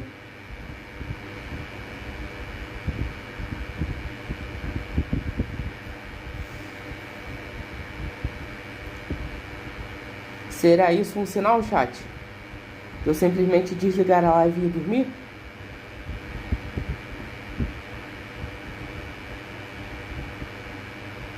Seria uma boa, hein? Pô, seria maravilhoso.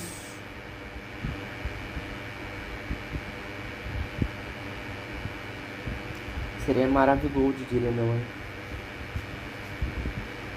Compete for the hardest challenge, and this UIC has given me quite some, and also the last round against Joe. I mean, Joe has got a top 4 at the UIC before in 2022 when I was just starting out in my first major event here, and yesterday I also wore the same sweater I was wearing that my family made with my name on in 2022, and I kept it on and it went very well. Yeah, I'm very happy with it. There's a lot of people I look up to, and Mano Draga, eu tava jogando umas de Pokémon Unite aí antes de começar a live e definitivamente eu tô vendo, mestre não vem pra mim. Cara, só tem gente ruim, meu Deus do céu. Os caras conseguiram perder uns jogos, porra, que era só segurar, cara, só segurar. Difícil, sabia? Being able to lose one or even two feels great for now, so I can catch a break. But I really don't want to stop and want to keep winning in every set I can. I don't want to give my opponent one free turn. I want to really dominate, and yeah, this is my goal for this tournament. And then go in cut and keep going strong. Definitely wish you the best of luck in that. I want to make sure you can rest up a little bit for your next rounds as wins. Congratulations again on this run. Best of luck. I'm sure we'll see you later. Thank you very much. As for us, the competition, we still got more Swiss. We'll be back right soon with that. Ben, why did the Agora uma meia hora. I don't know, Charlie. Enrolação. Why did the Kamala fail his job interview? Didn't have the necessary qualifications. Welcome back, trainers, to the stream. It's Charlie Merriman on the test with Bing Kiriakou. We are raring to go on day 2 of the Europe International Championships. I feel like that you're giving that joke too much credit, and it's not. Do you know, I'm a real lover of the bad jokes. I'm sorry. No, the great. Because thank you. They get bad enough that they become great again. Like, let's be clear. Let's be clear. Love that, Charlie. Totally. Love that energy. Thank you, man. Yes. How are you? How's your energy this morning? It's really good, Charlie, and I'm really excited to be kicking us off here.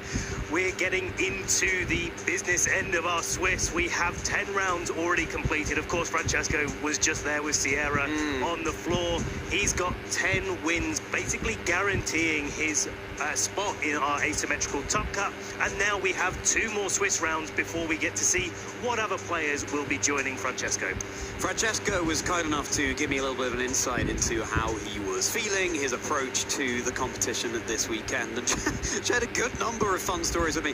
He said that he and his dear friend Flavio Del Pidio, one of the Pokemon on their team looks like a mozzarella. So they ate mozzarella to channel the spirit of that Pokemon. And clearly it's working. Yeah. This is the thing. Yeah. We should all eat food that looks like the Pokemon we're running on our team. I like that. What food does a Sableye look like, Ben? That's your favourite. You know what? I'll get back to you on That's that. really tough. Yeah, exactly. Well, alchemy would be easy. Yeah, that would be Like, which actually would be cotton candy. Maybe that is the reason to use alchemy on your next team. You can channel it properly. Channel that energy. Yeah, but we just saw Wolf Glick versus Luca Cherubelli on stream. And you want to know how I felt about that match? That was my face the whole time, just, oh my goodness, this is absolutely thrilling. It just jaw to the floor. And that, we're still in the Swiss rounds here. We haven't even reached Top Cut yet. We know that we've got an absolutely incredible match to show you next. So make sure you don't miss it. We're going to be getting into that very shortly. But this really is the stage of the competition where they are all just incredible. And let's have a little look at our standings here. After round 10, we of course have Francesco Piero making it undefeated 10-0 record, but there are many of our trainers with a 9-1 record. Look at all these names here: Joji Kaida, Wolf Glick, Matt Maynard, Joseph Ugarte, and several more down there. E eu queria perguntar se você sabe quem é. Tem um negócio que eu vi interessante dele, que seria interessante de tu assistir também. I want to give a shout out to Josh Bullivan there as well. Apologies for any mispronunciation of your name, Ok, Josh. ganhou. An incredible run yesterday, and still that 8-2 record. Então, Let's see how that develops. assiste o último vídeo dele sobre as expectativas do Pokémon Present. To our next Swiss round 11. That's what we're going to be featuring, everybody. On home turf, Taron Birdie of the UK against 2023 world champion Shohei Kimura. What a match there is to show, but before we get into that, because we're Assiste o going to have último plenty vídeo of dele. time to talk about Já that in assistiu? just a moment, we Então, of course have eu não sei se tu entendeu, mas assim, ele deu a entender de que é bom a gente não esperar nada dessa Pokémon Present, que provavelmente não vai vir nada. Pelo menos não pra agora. E que talvez a próxima, né? Que aí sim a próxima viria alguma coisa. Entendeu? Então, tipo assim, depois do vídeo dele eu fiquei, cara, imagina, eles não anunciarem nada, como é que vai ser? Ferrou. Yeah, we've got an Italian showdown here as well with Giulio Tem muita chance de não ter nada e tem chance de ter alguma coisa. Aí vamos ver, né? Of the 2024 season, and Giulio Tolau, the Caraca, with esse so many fantastic Francisco achievements to their name. tá There's something 10-0, UIC meu amigo. provides the opportunity for us to do. E é o Feature único que these tá matches 10-0 between do trainers who don't have as much practice going cara up tá against each other invicto no in a campeonato. live setting like this on the stage. As you saw there, we're just about to be Por featuring a enquanto, match né? between the UK and Japan. It's just really thrilling to see how they all match up into each other. And sometimes, you get that little bit of experience from grassroots, but it's not the same as sitting in front of your opponent and being able to play those best-of-3 matches in these competitive environments. Cara, que sono que eu tô, na moral. O que eu vou inventar de assistir o regional, cara? Porra, 5 e pouca da manhã. O que eu vou inventar de assistir regional, cara? this weekend. There's something Eu vou inventar de assistir internacional de Pokémon VGC, porque quem me explica por que eu fiz isso? Por mim eu deixava a live aí rodando, mas eu tenho medo de eu deixar e acabar e ficar na reprodução automática e acabar passando outros vídeos e acabar dando problema aqui com a live. E se eu não fizesse isso, eu deixava aqui rodando, né? Ainda colocava assim embaixo da tela, fui dormir. Aí eu ia deixar vocês verem a tela. Esse é engraçado.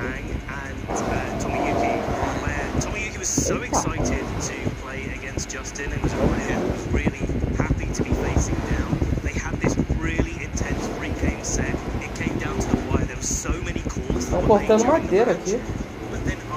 Ok.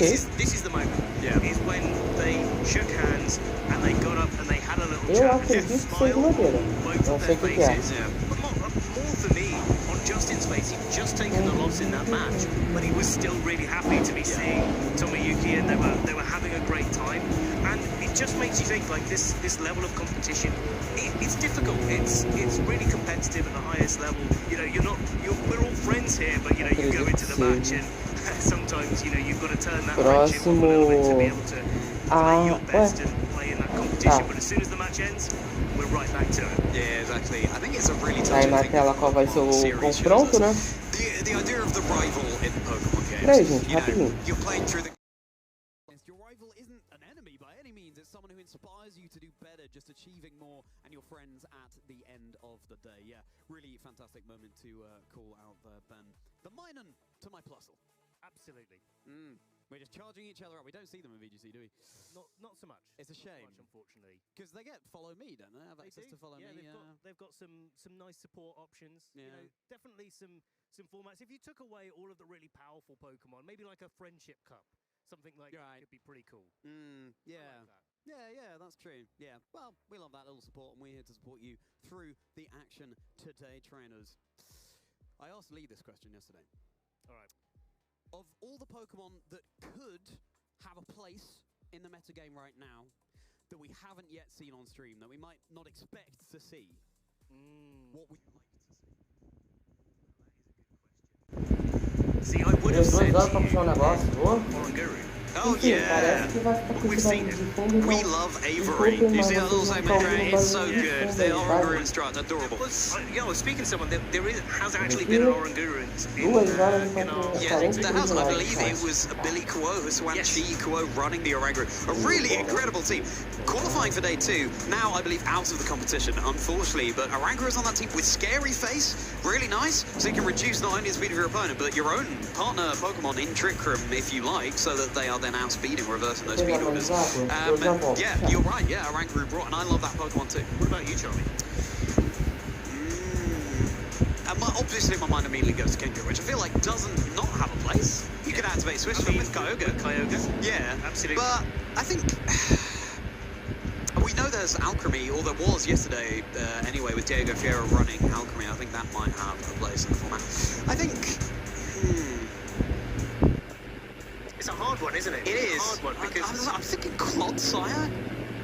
I know that Lou would, you know, not be happy with me for not calling out Gastrodon because it does a similar thing, but I have, yes. Very soft. Gastrodon as well. Yeah, true. There were a couple worse players. I haven't actually checked in. I'm sorry, Lou, but I haven't actually checked in to see if they made it to day 2 or not. But they got close, if nothing else. They were doing quite well.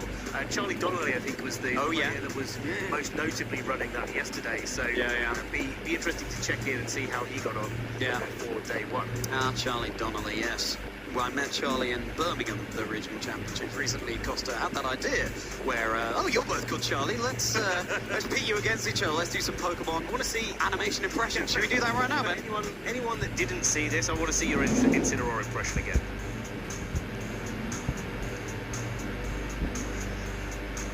Please don't clip that. Great. That's my Incineroar. Let's have a little animation from you, Ben. Ooh, see, I'll guess what you do. Okay, I'm going to do this, but I'm going to do it better, based on some little bit of feedback. This is a little bit of a what we're doing. Sorry. Yeah, good. Yeah. So I do know what this is because I did give Ben feedback on that. That is a Groudon. Do it again. Show us again. Yeah, so lift up your hands though, so you can see it. Yeah, because before you had them in fists, but Groudon has those big claws, isn't it? Yeah, I think I led Costa on a little bit. Solid. Yeah, I'm sure. Yeah, absolutely. Okay, I'll do another little animation for you to guess. Obviously, we're pretty limited here. Any quadruped Pokemon, but it's not going to work. You can do it. You're just not going to see it. Well, exactly. If I'm doing Frigoroth, it would be. Because I mean, you can't see my legs. You need to like lean up a little bit. Yeah, maybe to get back. Let's see. Tá bom, boa. Okay, yeah. Cara, essa parte que me irrita. Os caras ficam cozinhando. No, I'm going up and down. Mostra logo. Yeah, this is. I'm struggling on this. It's pretty tough. What's going like this? Oh wait, I think I've got it. Yeah, I've got it. Maridon. Very good, Ben. Very good. Love it. Yeah, good. I'm glad that I don't have those lightning bolts flying outside my head. Yeah, I could feel them. Okay, yeah, good. Yeah. 2 years at drama school. That's what it does, trainers. But yeah, Maridon, it's got that threatening aura about it. I mean, fantastic work, Ben. Fantastic work. And actually, it's a good thing that you mentioned Maridon because kind of getting back to the tournament a little bit. Our players are getting ready to go. We're just getting our players over to the stage. So don't worry, trainers. We are getting. Oh, here we go. Right now. Right. Here we are. Perfect timing here. Taran Birdie. Shohei Kimura. So, Taran has played 4 times in the UIC before, but this is his first time in day 2, running a team that looks oh so similar to the World Championships winning team. And hey, traders, you might have noticed that Shohei Kimura running a very similar team as well. Fascinating mind games going on here. I think one of the main things to call out here is how much we as players look to Japan for metagame inspiration. And I know that Taran really does like to stay involved in what Japan is doing with the game. This time round, coming into EUIC, we've seen Japan actually copying some of the kind of styles, archetypes, strategies that our European and North American contestants have been using. And so we're seeing a little bit of reverse of that. So who knows where this team really originated from, other than, of course, Luca Ceribelli's World Championship winning team. Now that I look at it a bit closer, I'm like, hey, that looks a bit... Oh, wait, hang on a second. No, this is something that's tried and tested. It's really interesting. There are some differences between these Pokemon. You might see the same 6 icons on screen trainers, but that does not mean it's going to be totally a mirror, and it's all going to come down to these tiny differences in the builds of the Pokemon. Let's cast our eyes first over Taran's team. So, we know those 6 Pokemon very well: Maridon, Whimsicott, Frigoroth, Urshifu, Ogerpon, and Iron Hands. Keep your eyes on the Ogerpon set in particular. There's a little bit of a change up over on Shohei's side that we're going to be getting into very briefly, and also on to the Whimsicott. There's a slight difference when we get over to Shohei's side. But Ben, take us through this. Yeah, I think like the main thing to take note of really coming into this, where we saw that Luca Ceribelli is running U-turn on their Rapid Strike Urshifu. Instead, Taran is going for a taunt, trying to slow down the pace of maybe Trick Room setters and stop some shenanigans going off on their opponent's side of the field. You've got that classic set that we found in the World Championships on Iron Hand with low kick and drain punch and heavy slam, dropping the electric coverage because arguably Maridon is enough electric coverage to cover a team, and then maybe some on the top. Arguably. I'd say definitely. And you know, this is just a really solid composition. You've got the Maridon putting a lot of pressure on. You've got the Whimsicott making sure it's the fastest Pokemon, encoring Pokemon that are maybe going for defensive plays, and then rounding things out with some good offensive coverage. Yeah, and now we'll be able to cast our eyes over to Shohei's side of the field. Now, I'll ask you to keep your eyes on the Whimsicott and the Ogerpon. Taran's own Whimsicott, not Terradart with Covert Cloak, is Terraghost with Focus Sash. And Shohei's Ogerpon here has Focus Energy, whereas Taran's has Woodhammer. That means that you're going to be boosting up the chance of a critical hit coming out from Ivy Cudgel. And of course, Ivy Cudgel already has a boosted critical hit chance, so that will be doing a lot of damage, and it completely ignores any defensive alterations on your side of the field, or indeed attack drops. Yeah, actually, Focus Energy with the Ivy Cudgel is a really strong combination, and it's one of those things where you're like, well, sometimes I need a bit of coverage, but what if Ivy Ivy Cudgel always crits? Do I need coverage anymore? And that's the sort of mindset that Shohei's going with in this game. Acompanhando does get a few opportunities to maybe go for a setup where maybe sometimes you're expecting to follow me, your opponent's expecting to follow me, and then they target into the other slot. Well, the other slot can protect, and you can get a focus energy up and use that momentum to increase the power of your Ivy Cudgel. And as you rightly say, Charlie, take away all of those defense boosts, and most notably for the Zamazenta matchup, where you really do need that extra little bit of damage to be able to go through those defense boosts that it gets from the Dauntless Shield. Yeah, I was going to say, not necessarily take them away, but ignore them on the turn that it attacks. All right, trainers, let's go. Shohei Kimura versus Taran Birdie. Make some noise, and we've got a mirror lead. How perfect to kick off this mirror match. Rhydon versus Iron Hands. We are going right back to the future. And of course, Electric Terrain is activating. The Quark Drive is boosting up the attack of both of these Iron Hands. It was Shohei's Iron Hands that did go for getting its Quark Drive ability activated first, so maybe that's a little bit of an indication on training our first guess. And of course, Miraidon on Taran's side also getting the Hadron engine boost second. So in these sort of mirror matches, it really is down to some of the speed orders and the training. We don't know what they are right now. All of these Pokemon are naturally could be the same speed as each other, and that is something that our trainers are going to have to figure out as this set commences. Well, that's potentially where the similarities end for now, because we do have one terrestrialization, one of these Miraidon going for its Terra Fairy, now immune to Dragon-type moves. That is Taran's, and there you go, fake out into Taran's Miraidon there. It's going to flinch, not move, hey, and a responding fake out too. So, Terra spent on Taran's side, and that is a pretty luxurious position for Shohei here. But Taran has revealed some information here, and that's going to allow Shohei to play into what Taran has opted for. Because you can see what Taran's going for, because the Iron Hands on Shohei's side activated its Quark Drive first. He was maybe thinking that Shohei would go for the fake out into Iron Hands, and then you get to Terra Fairy, go for a Dazzling Gleam, get some big damage on the field. But both of these trainers playing very safely, not wanting to have too much damage coming from these Miraidons, and the confirmation that maybe this is a speed tie. Taran's Miraidon going for the Volt Switch first here. Taran's Volt Switch, Miraidon saying see ya, and now can switch something in from the back. We can see Acompanhando with the Half Flame Mask and Whimsicott there. It's going to be the Acompanhando coming in this position, just in case this Miraidon's going for electric type move. Grass will soak it up, but you know, when there's a Miraidon on the field, even not very effective can look like neutral. And here we go, we're about to see that Volt Switch bring it down to nearly 50%. That's pretty good damage there onto the Acompanhando. It will be the Volt Switch coming out from Shohei. He's going to be able to get in a Pokemon from the back. Of course, both of these trainers have the same Pokemon option, so we'll see their different strategies here. This is the first time we're on a difference in Pokemon on the field as Whimsicott comes in. Heavy Slam going into both opposite slots, but the Focus Sash coming in clutch here. Yeah, the Whimsicott hanging on 1 HP. The Heavy Slam from Shohei's Iron Hands. A really nice cover there in case Taran's Miraidon had stayed in. Terra Fairy would have taken super effective damage from that. And now Shohei gets an opportunity to go for a Tailwind, maybe try and get the Iron Hands a little bit quicker. Taran, on the other hand, does have more damage on the board right now. He has the opportunity to start going for an Ivy Cudgel into the Iron Hands on Shohei's side, maybe try to break it down, but Acompanhando instead just going for the follow me, prioritizing saving his own Iron Hands.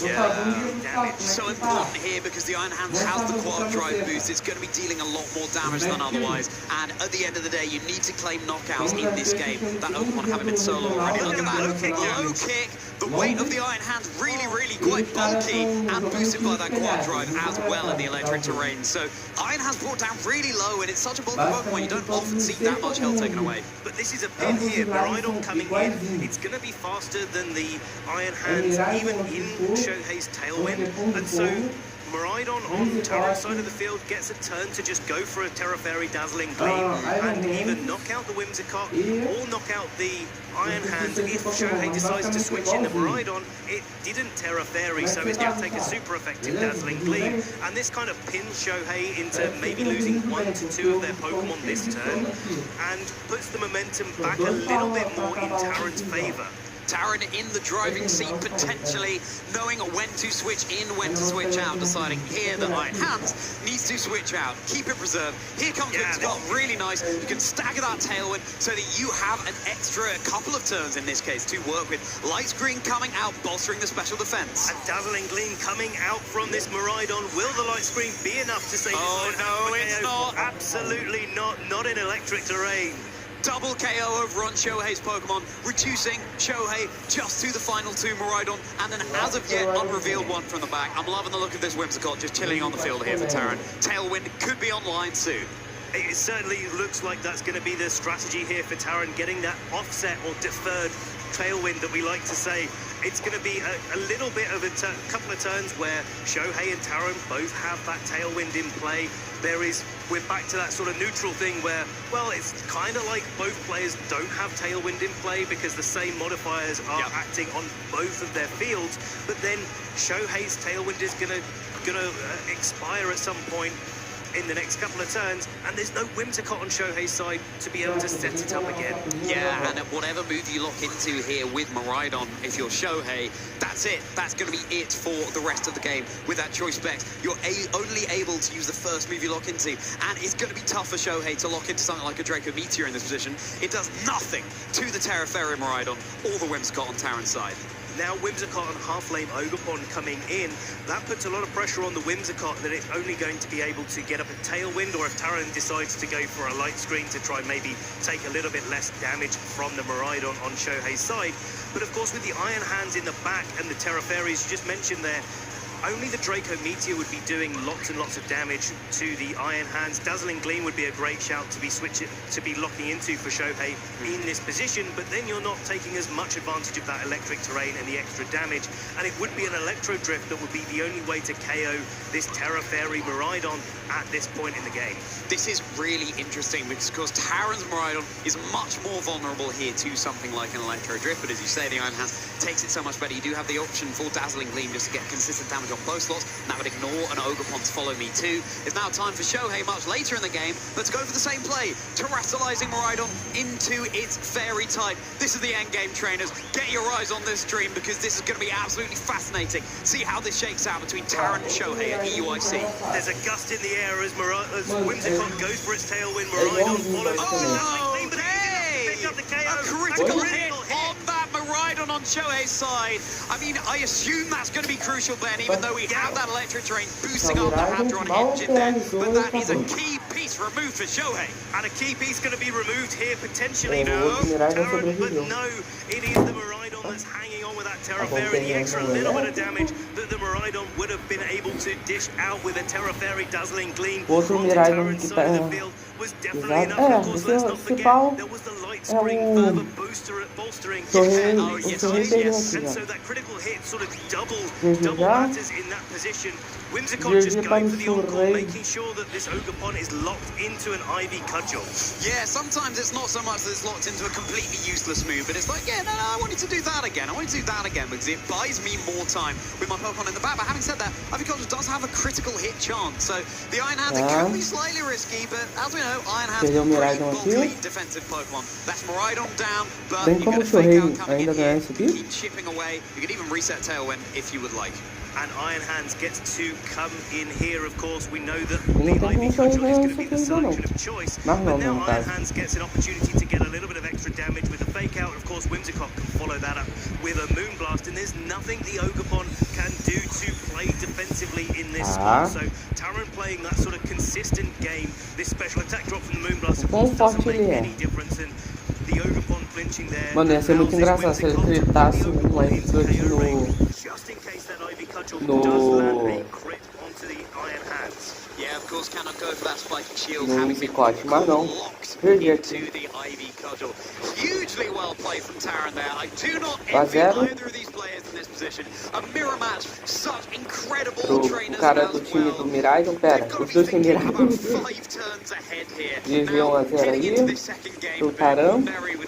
Shohei infelizmente não conseguiu. It's going to be all same 6 Pokemon here. Yeah, and I think like both of these trainers. Ah lá, mano, é o mesmo time. Ó, Miraidon, Musicote, Farid, Virato, Chitur, Orgepão de Fogo e Iron Man. É o mesmo time.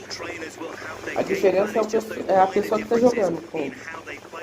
Now, Taran was shaking his head there a little bit after game one, knowing that he wasn't actually in the best of positions, but he's got that dazzling gleam critical hit, brought him back into the match. And he's Rodada 11 da fase 5. Cara, eu não sei se eu vou. Eu não sei se eu vou até o final não, gente. Sinceramente. Get that tailwind, get a little bit more pressure on early, and even though Taran was able to get this double KO and get the tailwind set up for himself a little bit later on, that half-flame Acompanhando in the back for Shohei really did cause him some problems. Yeah, it's interesting. You can be tempted to lead your Whimsicott and Miraidon and just step on the gas immediately. That could also be a mirror that we see. Let's not forget the leads that we saw in that first game trainers, Miraidon and the Iron Hand. But if you have that, yeah, could be an exact mirror there. You have that mind game of the Terra Fairy or not, but then maybe you run out of gas too soon. Yeah, see, like, this is so tricky. You have, I think you probably want to be leading your Miraidon. I think that's I agree. A pretty good strategy here. And I think like there's at least one of them. De novo, não. Orgepão e Musicote. Miraidon e Iron Man. Okay. With the Whimsicott and the Ogapon trying to put some early pressure, as you were saying, bring the Whimsicott out and maybe get that light screen going, maybe get some tailwind pressure on the field. Of course, the Whimsicott having Encore stops the Iron Hands from wanting to play a fake out, so maybe that's something that you can take advantage of here. That's the thing, it's the moves that you don't select as well as the ones that you do that can have such an impact in this beautiful game. Encore can entirely change your strategy here. Again, will lock a Pokemon into the move it's just selected. This is the thing, like Shohei has the opportunity to go for maybe a Draco Meteor into the Ogapon, but if it goes wrong, if it doesn't connect, then Taran's going to have an opportunity to adjust from there. I'm not sure he's got anything in the back that really wants to take an Ogapon, Draco Meteor other than Whimsicott, so maybe that's a safe strategy for him. Ivy Cudgel connecting into the Iron Hands. Are we going to see a critical hit here? No, we're not. Iron Hands taking about a third of its HP. There's the dazzling cleave. Whimsicott, Ogapon taking it pretty well, resisting that hit. Drain Punch not enough to secure the knockout once the Whimsicott being a Fairy type, not very effective. This is a nice thing for Taran here that no Pokemon got knocked out. More specifically, that the Whimsicott gets an opportunity to get light screen up. And that light screen really does make a big difference to how much these dazzling gleams are coming out from Miraidon on Shohei's side. Se ele der terra de Clutch, não leva, não? The Whimsicott set up a tailwind, gets the opportunity to set up a light screen. Now Taran knows that the Miraidon is locked into dazzling gleam. He can go for the Terra Fire on his own Ogapon. I would bet though, Ben, that Shohei could have that Whimsicott lurking in the back ready to come in. If you lose your Whimsicott here, then Shohei has the speed advantage well and truly. So Taran playing perhaps a little bit risky here. Let's see if it pays off. Ogapon though, going for his Terrify. It's going to get a boost to its attack from the Embody Aspect. It's looking mean and ready to dish out some serious damage. Here it comes, activating that attack boost here. And let's not forget, you've got that heightened critical hit chance too with your Ivy Cudgel move. Moonblast, super effective. It's Shohei's Miraidon. Takes a lot of good damage there. Is it going to be a follow-up against the Miraidon? Ivy Cudgel. Se não levar, Is it going to claim the knockout here? No, it's not. Miraidon hangs on. É, já era o Musicote. Esse pá, o Orgepão aqui também caiu. Nossa, o Miraidon acertou. Miraidon acertou 2 cliques com a chance alta pelo clique, né? É. Meu amigo, que jogada, hein? O Taran precisava do crítico aqui. Uma vez, nossa. Para melhor ter acertado o Iron Hand aqui, pô. Decidiu muito melhor ter tentado levar o Iron Hand.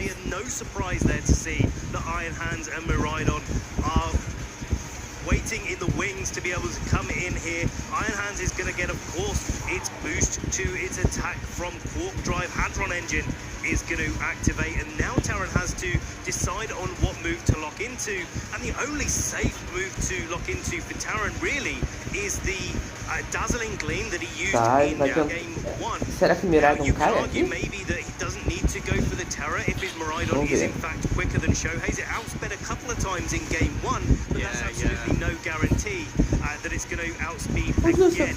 So Shohei playing on the defensive making sure they preserve that fake out for later in the match. Yeah, potentially just a coin flip as to who's faster. Dazzling Gleam, of course, enough to secure the knockout and Shohei's Miraidon there. Whimsicott, Ele quer segurar esse Iron Hands. broken. Crucially, Shohei still has an unrevealed Pokemon in the back. Low kick, not a very heavy Pokemon. Whimsicott, not very effective. That little cotton ball, very healthy on the Qual é o field. último Pokémon dele? Será que é o Orgepon de Fogo? Maybe the opportunity that Taran had to go for a heavy slam to try and knock out the Whimsicott on the switch in, but it's such a hard move to read into, because if the Ogapon came in from Shohei's side to be able to take a Dazzling Gleam, then the low kick makes so much more sense there, and I think Shohei's done a really good job of just positioning his Pokemon just that little bit better. But the advantage here for Taran is that the Ogapon has only got Ivy Cudgel. Maybe it can get Vai sentar Tailwind, né? Shohei, quer ver? start getting landing down critical hits. Quer ver que o Tailwind? Miraidon already knocked out. It really is down to the Iron Hands in the back for Shohei to be able to low kick it in the end game to do the most damage, and then Taran could Terra Fairy to be able to combat that once the Ogapon has been knocked out. Yeah, focus energy on Shohei's side. Is there going to be an opportunity to get that set up? How much damage would low kick do to the Ogapon? Well, we're not going to find out on this turn. Just spiky shield, any incoming contact Tá, não vai levar. dealing some recoil chip damage. Light screen though bolstering the special defenses over on Nenhum dos dois, Shohei's side. Here comes that dazzling gleam. Whimsicott pretty low here, Tá, but o with the Whimsicott true specs, será has que an cai, tá engine vendo? activated. Is it going to be enough spam knockout? No, it's Tá. not. No, and the light screen probably would have done Se o Taran a Renzi little bit more of a coloca no favour if slot the do Iron Hands Whimsicott, had ele gone teria into that, levado. and Iron Hands didn't have to take that spiky shield recoil Tá, o damage. But Tailwind now the caiu. Tailwind has expired Tem punch, tá, ele é from Taran's side, and now Shohei has the opportunity to set it up and make sure that Ogapon is going before Agora o Shohei que vai querer trazer o Tailwind a favor dele. is locked into the dazzling gleam. The Tá vendo? Ogapon doesn't have to worry too much. It's not going to get KO'd very quickly. Not very quickly, especially with the light screen, but Iron Hands can follow up with some big damage there. No critical hit. We've got our bated breath ready trainers to see when that will land. There it is. You can mas see tem um Renzi e um mouse de pão how much com damage is prioridade na Iron Hands going velocidade. to be doing to the Ogapon. Drain punch for a little bit of recovery as well. Brings it down to about a quarter.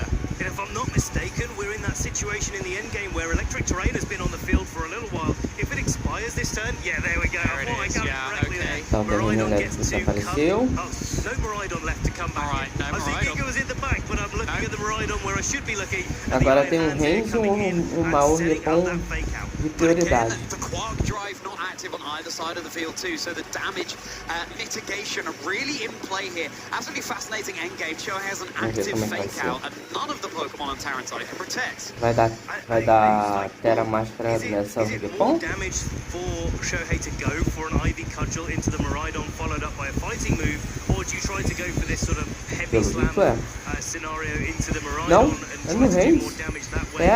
Terra água no Renzi. Nossa. Terra Water though, coming out from Iron Hands here, just changing up its tight matchups for Shohei. There's the Ivy Cudgel. Is there going to be a critical here? Oh yes, there is. Oi, Anônima, bom dia, como é que você tá? Bom sábado aqui pra você e um abraço de ontem e um beijo, Anônima. Como é que você tá?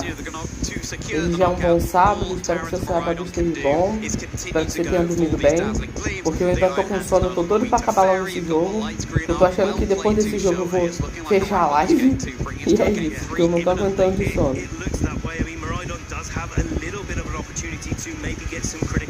Caraca, o Shohei vai perder mesmo? É isso?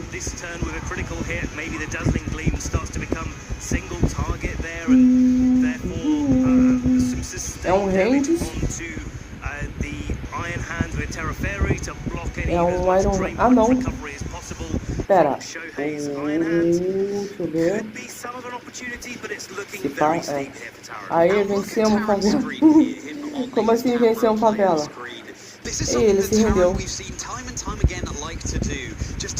O Taran se rendeu?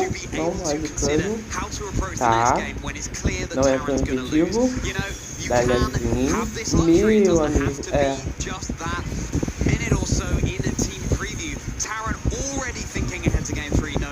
Por quê? O que houve, Anônima? Pra falar aí, vencemos favela. É, só desiste aqui, Taran. Você não leva, Taran. Só de vídeo aqui. Acabou, Taran.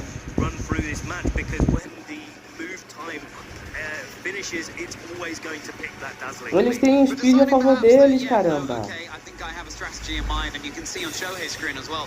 Pô, tinha turno de Tailwind ainda, por que ele insistiu em atacar? 1 a 1, empatou.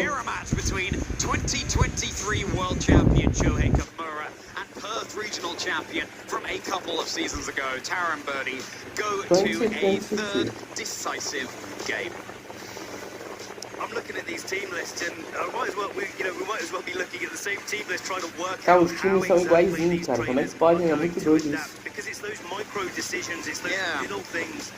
The focus sash and the covert cloak do make a difference on the Whimsicott in terms of way that these traders can play those turns. Se esse aqui for o último jogo, eu encerro a live. Se tiver um próximo jogo depois desse, eu encerro a live, beleza? Eu queria deixar a live rodando aqui, aí eu deixava mutado e ia dormir. Mas eu tenho receio de eu deixar acabar a live e vocês... Como é que fala? E ficar rodando vídeo aleatório. Eu até deixaria aqui, se desse pra fazer isso. Mas eu tenho receio de ficar rodando vídeo, aí se eu não ficasse rodando os vídeos aqui, eu até deixava, entendeu? Aí eu escrevia rapidinho ali no texto dizendo: eu estou dormindo, mas deixei a live aberta. Se bem que vocês não... Ah, não, dava pra ouvir sim, porque aí eu só montava meu microfone e aumentava nele. Cara, eu não tô aguentando, gente, realmente. Se eu tivesse com um energético, alguma coisa que me deixasse acordado, eu até faria live, mas do jeito que eu tô com sono, eu não tô aguentando não. Ainda mais que eu não sei se amanhã vai ter também, então, sim, eu real não tentei. Se fosse, cara, se fosse de manhã, daria certo. Deixa eu ver, rapidinho, uma coisa.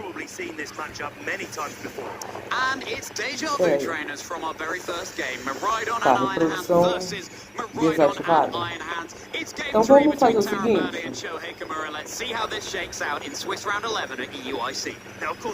Qualquer coisa, eu excluo essa live, beleza? Então, peraí, na verdade, eu preciso ativar aqui. Deixa eu ir na... Será que dá pra escrever no trilho? Deixa eu vir aqui rapidinho. Deixa eu ver se dá pra escrever no Prism. Pior que não dá pra escrever, mas eu posso colocar uma imagem, né? Eu posso escrever aqui rapidinho. Fazer o seguinte. Deixa eu escrever aqui. Não, não é aqui não. É no Google.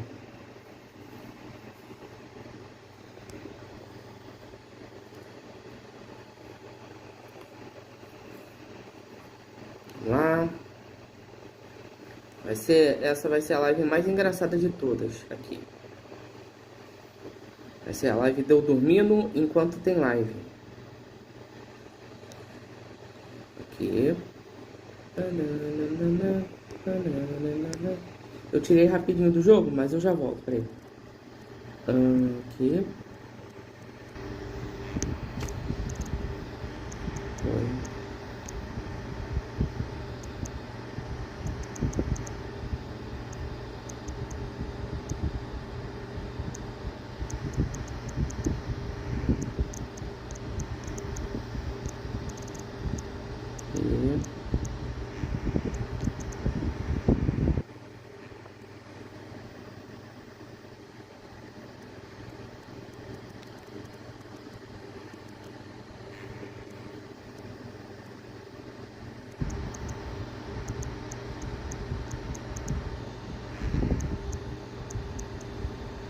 Tá?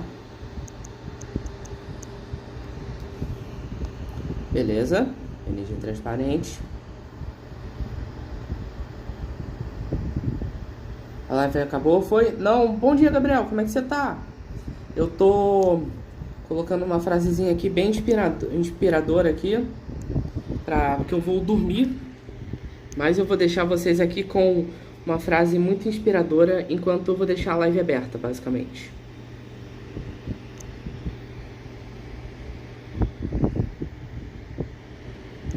Vou pegar aqui.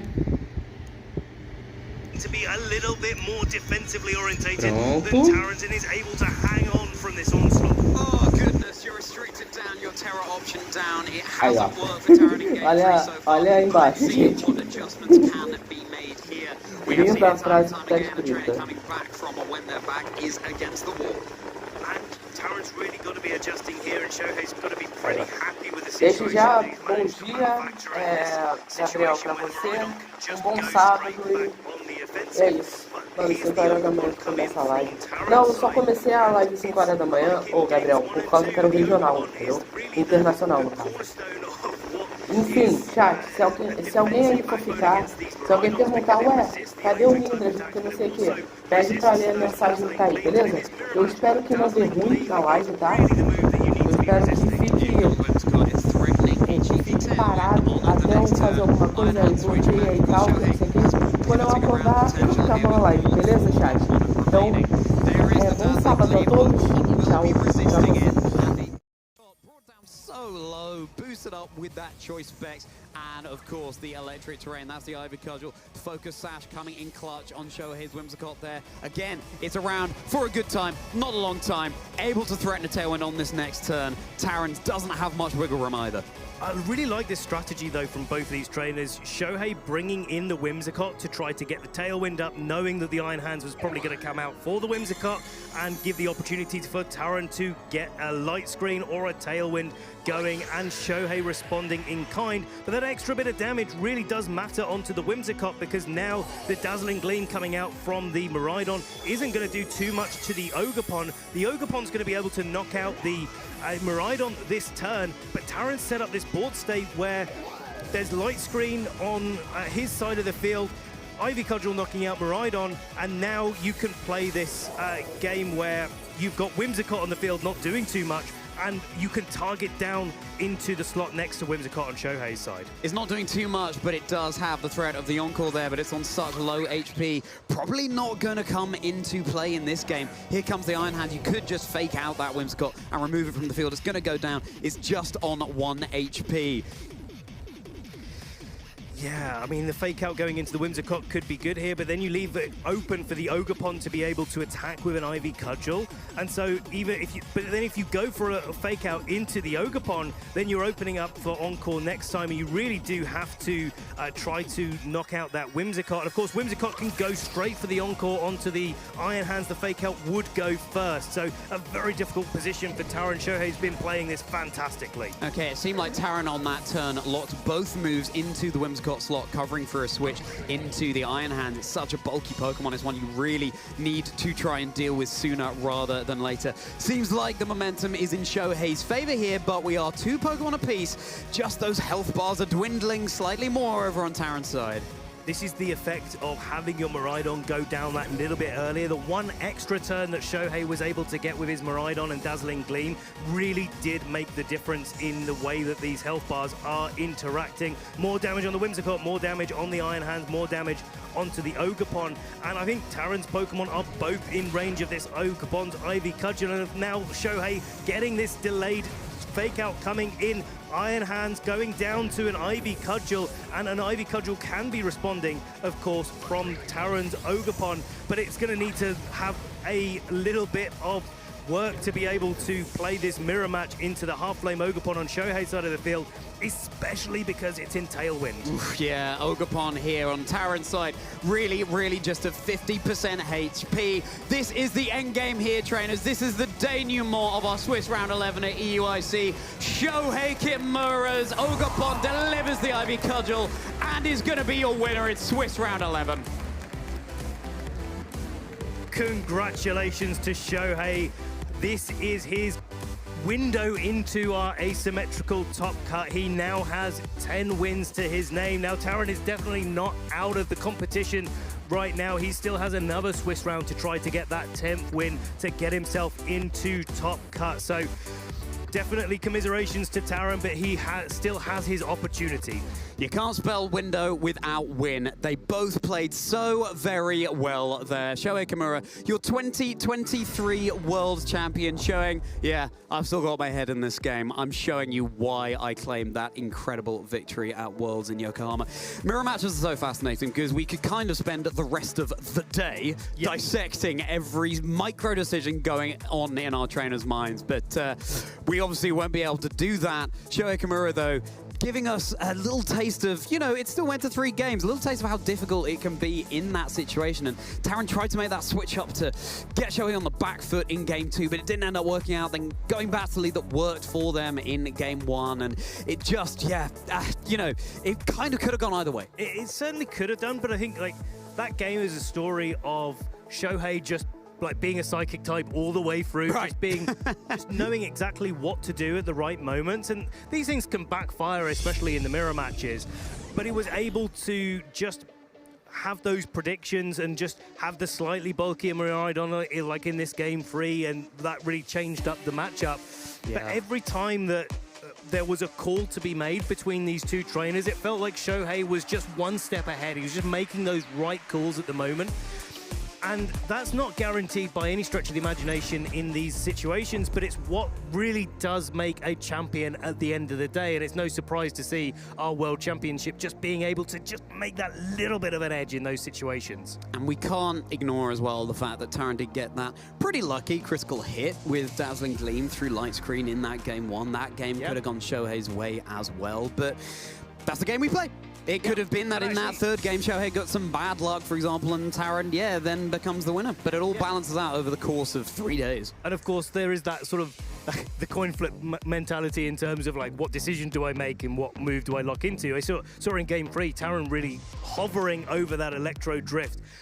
But those are the mind games that you play, is like, well, if they go for a Terra Fairy on the Miraidon, I go for the Electro Drift. Yeah, exactly. If they don't go for the Terra Fairy, then Dazzling Gleam is the right call. And with the Miraidon being faster on Taran's side, yes, it wasn't as bulky as Shohei's Miraidon, but it did get to go first. And so the onus is on both of these players to just choose exactly the right option. You have to kind of sync those things up to get everything right and be able to put yourself on the front foot. It's so difficult as well because going for the Electro Drift in that situation, had Shohei not terrored, then you may well just lose the game on the spot there. You could. Well, let's hear from Shohei himself on the stage with Sierra and see what insights he has after guaranteeing his spot in our asymmetrical Top Cup. Thank you so much, you two. I am here with none other than winner of our previous match and previous world champion, Shohei Kimura. Congratulations on that win. 3-game series. How are you feeling right now? 気持ちはどうでしょうか？トップカットに出場できて嬉しいです。世界の権利取りに来たので頑張ります。I'm very happy to be here. Very happy to get top cut and will aim to be the best. Be the one. Definitely looking forward to it. That was a tough match too. The same 6 Pokemon. Not so great in the first match. How do you then bounce back to win the next 2? 厳しいマッチで最初のゲームは、厳しくて、どうやって、帰り道に、やりましたか？ゲーム1は急所になってしまって負けてしまいましたけど、なんだろう、このバーサスミライドンは相手のミライドンの行動をプレディクト読むことがすごい大事なので G2、G3 では綺麗に、読むことができて勝てました。The first battle was a bit unfortunate with the crit, but managed to deal with Miraidon's moves very well after that. Definitely well. So now top cut at EUIC. How do you feel with the competition at your run? トップカットへの意気込みをお願いします。優勝します。I win.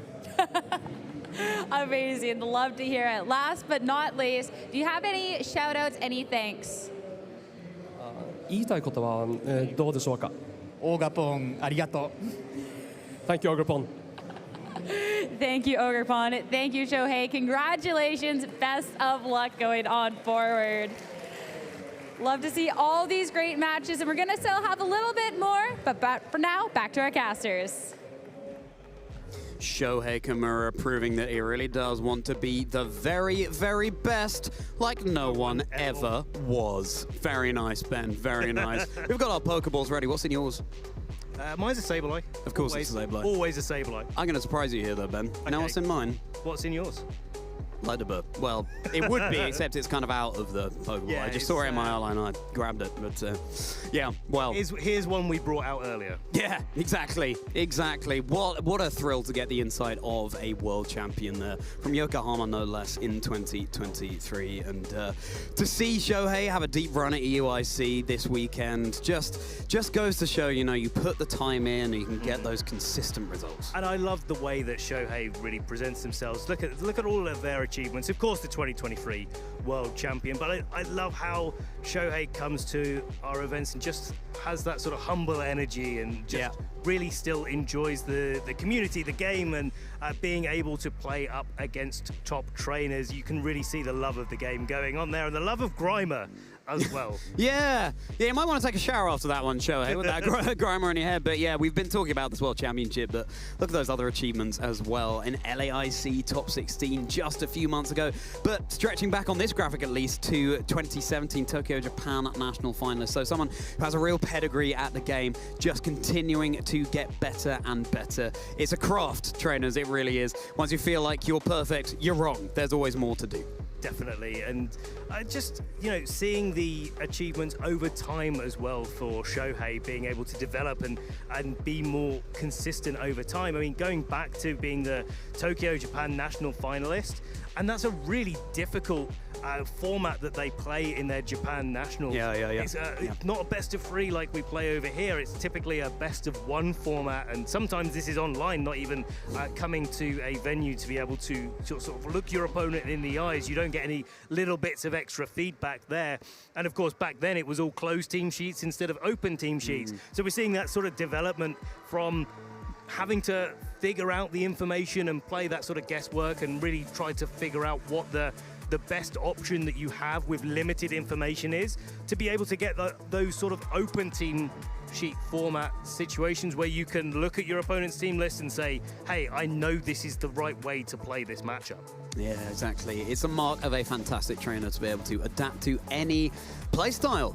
But from Japan, right back to the UK. Ben, I've got a challenge for you. Okay, hit me. We are going to be going through this or that. Multiple options of quintessentially British things, and we'll be learning what we each prefer. All right, and if you haven't heard of any of these, of some of these things, trainers, let us know in the chat, because we've got to share this, share our British culture around the world. It's all about getting to know each other better. That's how we thrive. That's how we get closer. Okay. Fish or chips? Or bangers and mash. Fish or chips? Fish and chips. Fish or chips. Or yeah, fish or chips. No, fish and chips or bangers and mash. For me, it's bangers and mash. Is it? Straight away, yeah. That is a surprise from you, Ben. Yeah. You're already catching me off guard here. I really thought you'd go for you know what, though? I love a fish and chips, don't get me wrong. Yeah. It's a great thing to have, and especially where I grew up near the sea. You get some really good, really fresh fish. Catch it with your bare hands. Not me, no. No? I never managed it. Yeah. just you. I'd like to see that someday, actually. Yeah, Charlie, I'll show you. Yeah. No, for me, it's bangers and mash, and partly because, like, the extra bit of gravy, the peas that go with it. I mean, for me, that's just like a full meal. Love it. Yeah, no, it's true. I think I would have to say fish and chips, Sarah. I do love bangers and mash. I do. If you're not aware of what bangers are, by the way, trainers, sausages. Pork sausages. Yeah, fish and chips, just if you haven't had fish and chips before, the way it's battered, it wants to be as thick and crispy as possible, really. Nice cod, maybe haddock. And the way the chips are done is slightly different as well. It would often come with mushy peas. You mentioned peas there. But mushy peas, of course, these are ones that have been, well, they've been sort of blended up, and it's more of a paste than solid garden peas. It's an experience that you just have to have at some point. Often salt and vinegar on the chips as well. But yeah, I think we both like both. Yeah, definitely. So we respect each other, mutual respect, which you know doesn't always come out on in this little we'll see. We'll see how we get on for the rest of this. Exactly. We could be finding some divides here. Okay. Yeah, okay. I've got one for you, Charlie. Yeah. We're going for tea. Of course we are. A very quintessential British phenomenon. Earl Grey or English breakfast? I am more familiar with English breakfast. I think I would have to. I got to say, same for me as well. Yeah, same for you. Yeah. I'm trying to picture. I don't know when the last time I had Earl Grey would have been. I love, by the way, I've just had one of those out-of-body moments where I'm like, we are on a Pokemon desk talking about Earl Grey tea and English breakfast tea. I love that this exists. Earl Grey, I can't remember the last time I had it. I can't really remember the taste. I feel like it's slightly stronger. I think English breakfast is a slightly more rounded. I'm talking about mellow, a little bit more mellow. You can have it at any time of the day. Yeah, exactly. Even though it's called English breakfast, ironically, you're right. It does taste better, taste good at any time of day. Earl Grey is, I think just that slightly stronger, slightly more caffeinated kind of taste. I think traditionally, like Earl Grey, you'd have with a slice of lemon as well. I thought you were going to say straw then for some reason. Funny you should say that. That would be the least British thing ever. A little bit of a slice of lemon. Yeah, so that's if true, you're from out of the UK and you want to give this a try, give that a bit of a go. It cuts through like the little bit of a bitter taste that Earl Grey has. That's true. I like that. I'll go into this coming week in mind trying Earl Grey with a bit of lemon in it. That sounds good to me. But yeah, English breakfast, we agree on that. Okay. What you got? I love that I get to ask you this one. Okay, go on. Okay, I haven't even seen what this one is. Okay, go. London Bridge or Big Ben? I'm gonna surprise you here. I'm actually gonna say London Bridge. Okay. Right. I know, and this is not because my name is Ben. Okay, I want to clear that up right now. Mm-hmm. Do you just hate your name, or? Yeah, I do. No. So, back a few years ago, I used to stay with a friend in London. Oh yeah. But I had to get back to Norfolk for work. Yeah. And I used to have to leave really early in the morning, like 5:30 a.m. Right. And I used to just hit London Bridge at sunrise. Ooh. I used to be driving across London Bridge on the way back home. Yeah. And the view across London Bridge, sun coming out over the horizon. Yeah. Gorgeous. It must have been especially gorgeous considering that, when the age you would have been then, that would have been approximately like, 535,000 years ago, Ben? Give or take. You've been playing the game so long. I'm not sure. I mean, London Bridge, I wouldn't have assumed existed back then, but clearly it did, It's been going a long time. Unbelievable. Yeah. Wow. Okay. Well, how are you doing, by the way? You need a bit of a lie down? Need your No, zipper frame? I'll get my nap later. Yeah, okay. Right, fantastic. London Bedge is what I was about to say. Just use the two. London Bridge or Big Ben for me. It's tough. There's only one answer to this, Charlie, for you. It's kind of 50-50. I totally know what you mean. I've walked over London Bridge many times. It's beautiful. Big Ben is iconic. Those dong. The thing is, right, so we've got those iconic dong, dong on the hour. And that is often used to signify the news on TV. It's sort of, we're in the heart of London, let's see what's been going on in the UK right now, sort of thing. But you know what? I think I would agree with you, actually. I think I would also say London Bridge. I think I'd say London Bridge. No, okay, this is where the divide is starting, Charlie. It's starting, yeah. And speaking of divide, let's divide this and go to a little break, trainers. We'll be right back with more from EUIC as we get ever closer to our Top Cup. Why would you go anywhere?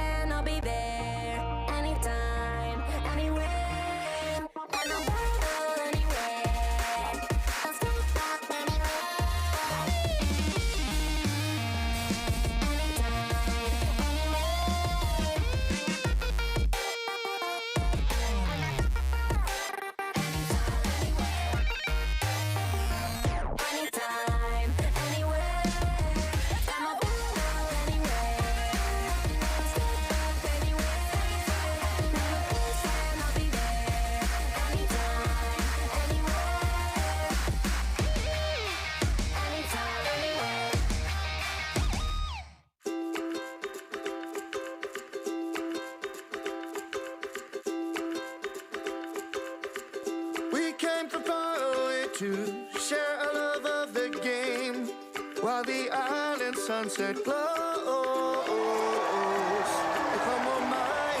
time to go.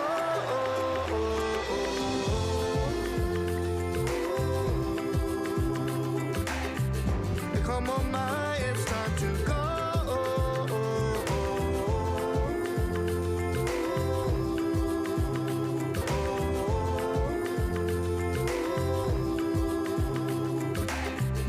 Come on, my, it's time to go.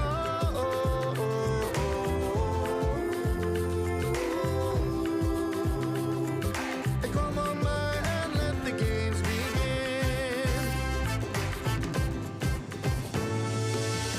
It's going to be Giratina up a shield, the signature Pokemon of Inadequates, but it's not enough. It's official. Congratulations to Yakai as your 2024 Pokemon Go World Champion. Battle can do whatever they want. They're going straight forward. The stun in the middle. Who's going to go for the secure? Race so low. Who's going to get it? It's going to be taken by Fennel. It's going to be taken by Fennel. Our champions, Fennel!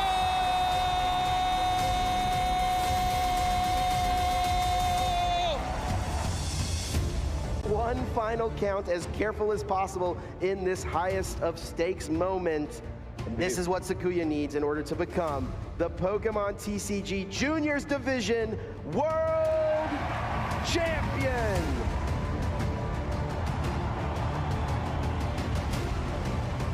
Giratina V-Star, a pivotal card here in the Reggie Drago deck. Lost Impact, we're gonna see 2 energy go to the Lost Zone here, but that's gonna take the knockout on that Gardevoir EX here, and that's the game. Evan Pavelski is your senior champion here in 2024 at our World Championships. Is there anything in the deck that can get us? There's 1, maybe 2 energy. Is there an attacker? Is there a switch? We are thinking this going to conclude that Earthen Vessel. And there is the handle! Fernando Cifuentes is your 2024 Pokemon Trading Card Game World Champion.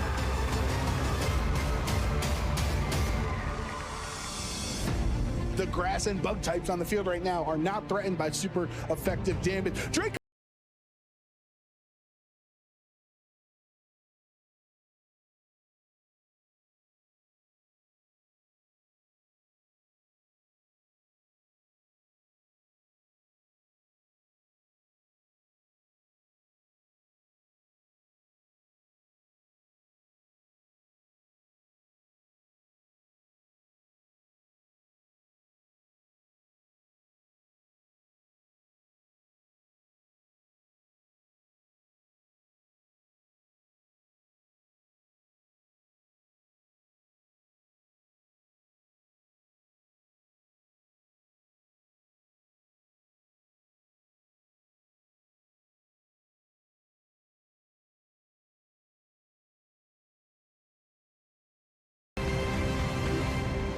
The Electro Drift into this Iron Valiant is going to be enough to secure the knockout here. You see the headset come off, and Yuta knows this might just be all she wrote. This Pelipper, this last bastion of hope here for Yuta to try to get through this game, but the rain has stopped. The protection is gone here for this Grass-type Pelipper, and as we see the forfeit locked in, we're going to see Luca Terravelli become your 2024 Pokemon World Champion.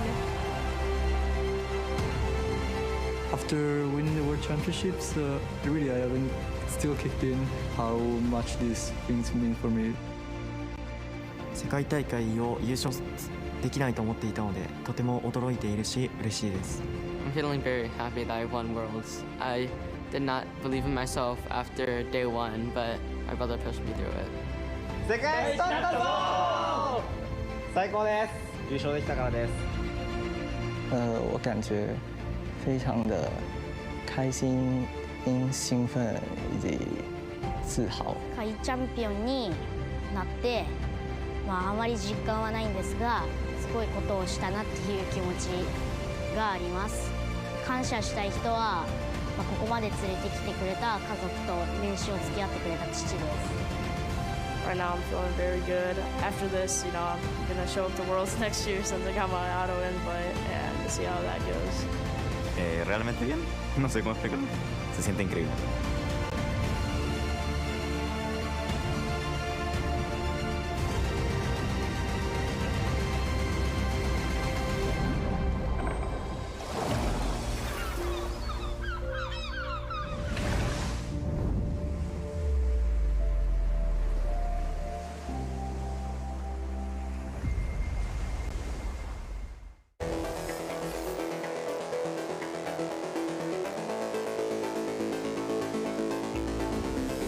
think an area Pokemon trainers can focus on in order to improve is to just remember to work with others while playing. Sometimes when you're by yourself, it's kind of hard to tell maybe where you're doing well, where you're doing bad.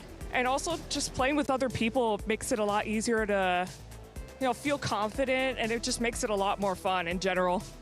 So one area that Pokemon trainers can focus on to be great is kind of just focusing on yourself and not on others. I know a lot of times I compare myself to other players like, oh, they're so good and all this stuff, but really it's about you at the end of the day and how you feel playing as a player.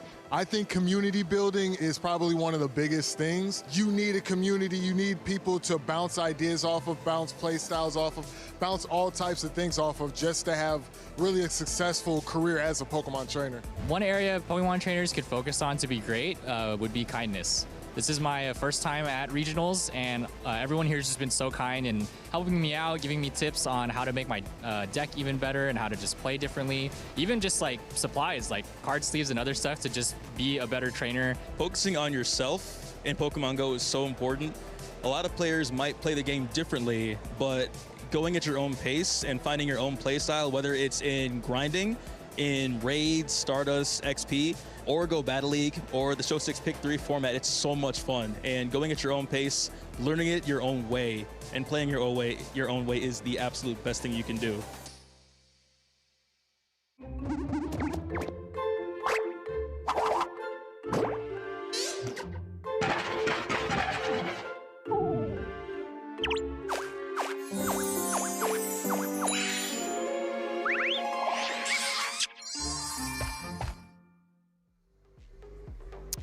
Ben, why are Wishy-Washy so smart? I don't know, Charlie. Why are Wishy-Washy so smart? Because they live in schools.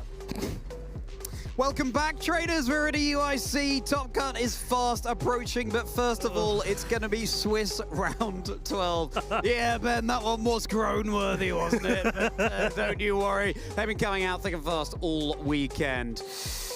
Going to have an absolutely fascinating match, trainers. We're going to be getting into it very shortly, but all sorts of standings now available right now at EUIC, and look at how we're doing. So no one undefeated at this point. We've got some 10-1s at the top, and that's a phenomenal achievement. Absolutely. They're guaranteeing their spot in our asymmetrical top cut, and looking like Wolf Glick was able to defeat Francesco Piopero, who was undefeated going into round 11. Both of them now on a 10-1 record. Jojo Kaida carrying on their run, getting a 10-1. Kyle Livinghouse as well that we featured earlier. And of course, we just featured Shohei Kimura that was able to get their 10-1 record against Taron Birdie. That was an incredible match, trainers. Make sure you're catching up on it if you didn't catch it live.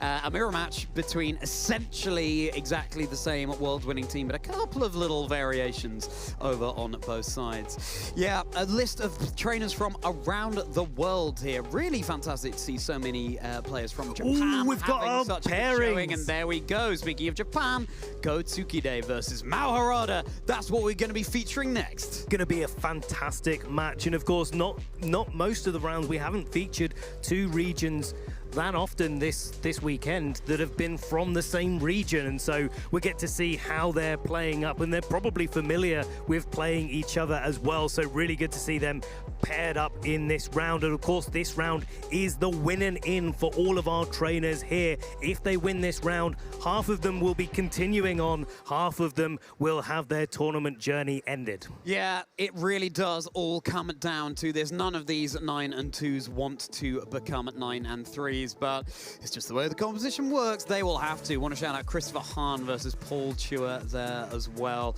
Christopher, very well-established player. Also, Christopher's brother, Kevin, have been on an absolute tear over the past season at least. And Paul Chua, previous EUIC champion. Could Paul do it again? He certainly could. He's in a position where he gets an opportunity, one more win, and that could be Paul coming out into our top cut. What fabulous trainers that we have to feature. And I'm really looking forward. This is the first time we've been able to feature both Ko and Mao on our stream this weekend. They've been doing well all weekend long, but we can only feature, of course, one match per round.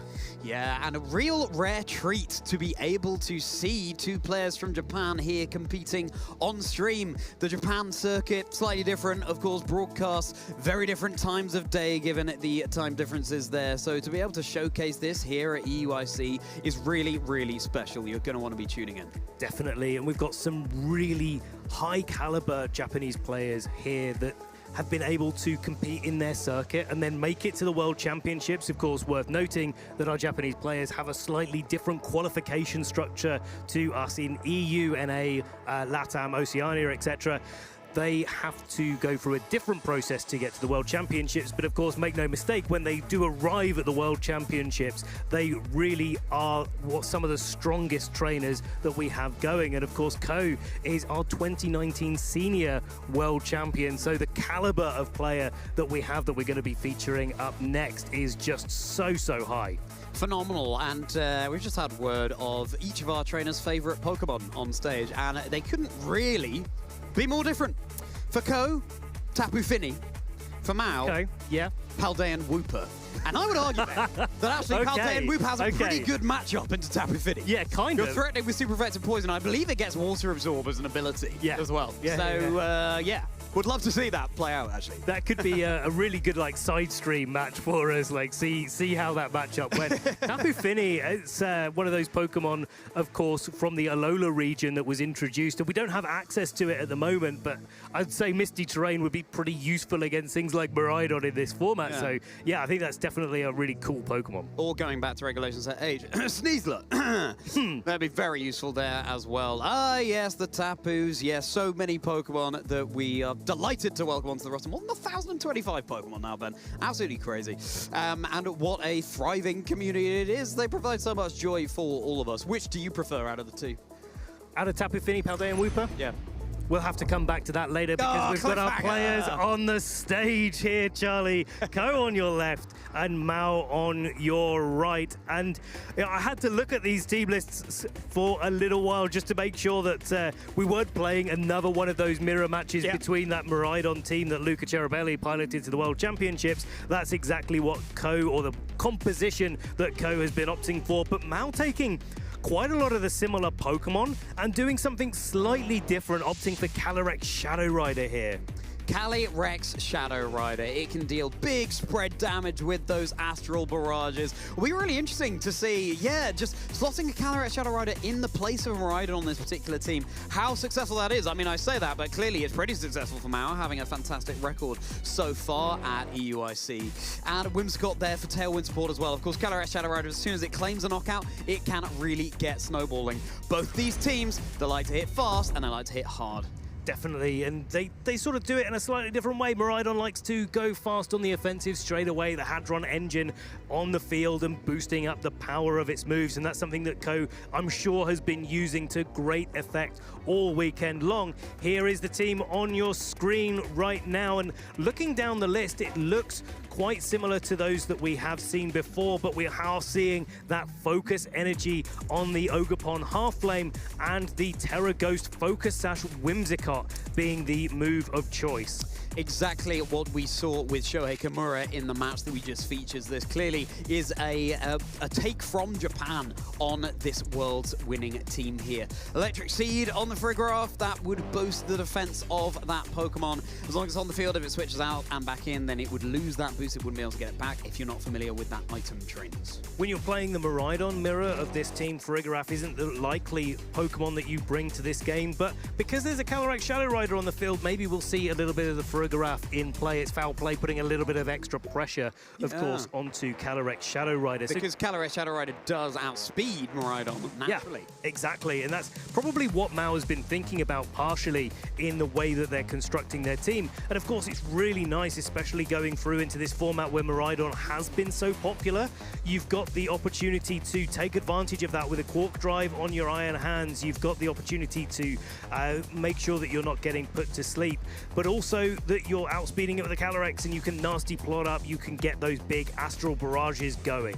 Encore threat ever present on the field here. Now, this is the Whimsicott that we're more familiar with from previous iterations of Regulation Set G with Terra Dark and the Covert Cloak there. Earthfree Rapid Strike with the Focus Sash over here for Mao, as well as Incineroar.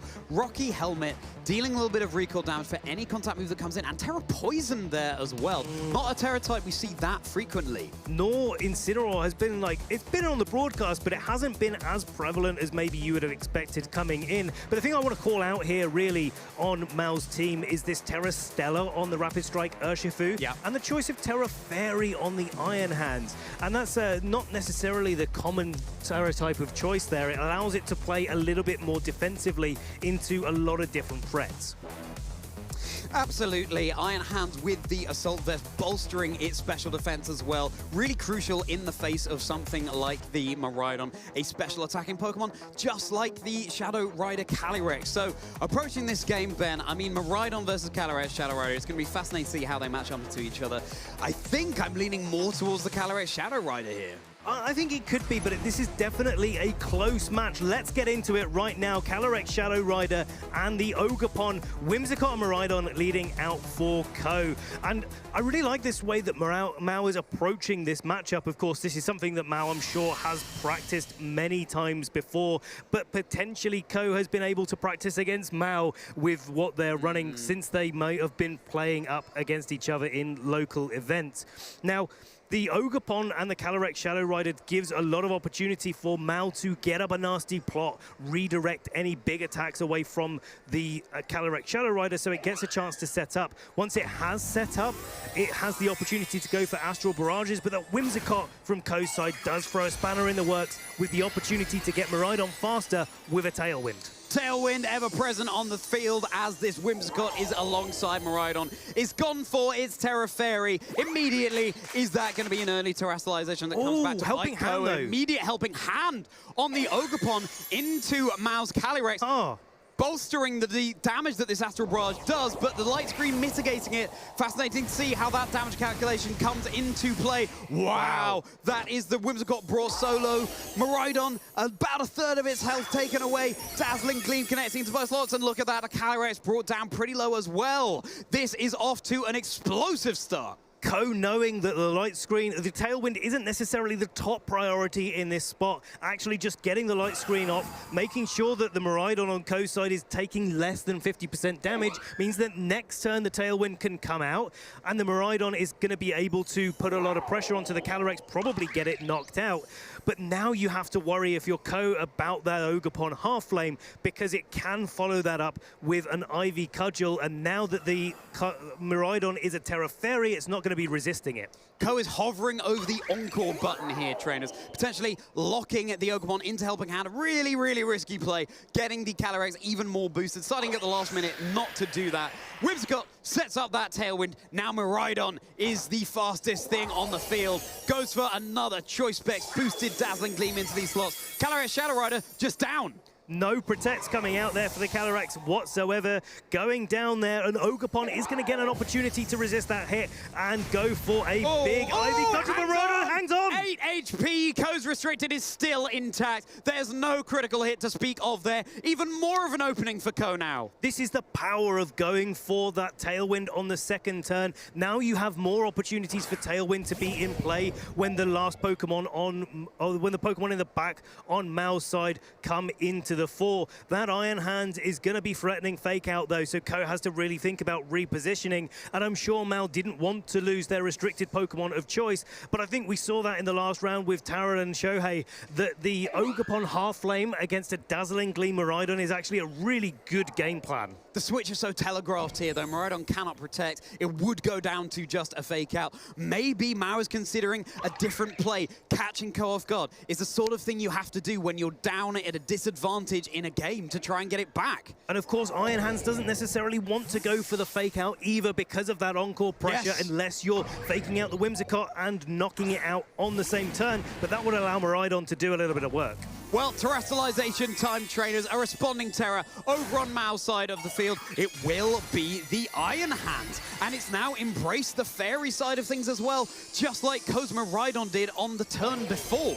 A really good defensive terrestrialization here, making sure that the Iron Hands isn't as threatened as it could be. Spiky Shield coming out from the Ogerpon, making sure that it's not taking too much damage. Nice. And Whimsicott going for that Moon Blast, but of course Iron Hands able to shrug it off, get a low kick into Urshifu. Urshifu, pretty heavy Pokemon and doing significant damage. Huge turn there. The Iron Hands over on Mao's side of the field, taking barely anything. The same cannot be said for Ko's Urshifu. Mao seems like flipping the tables a little bit here, even after leaving their restricted, but Ko still has more wiggle room and an 8 HP only Miraidon in the bag. But now after the Spiky Shield, the Encore is a real threat coming out from the Whimsicott, so it's got to go for those priority attacks. Either it can go for a Follow Me and redirect attacks away from the Iron Hands and use that attack boost to its advantage, or you say, well, hang on a second, I'm just going to go for the Helping Hand and boost up Iron Hands. But with a low health on Ko's side, I would be more expecting a Follow Me and Ko to try to knock out that Ogerpon that's causing so many problems for him. Yeah, so it seems like Ko was locking into the Encore there,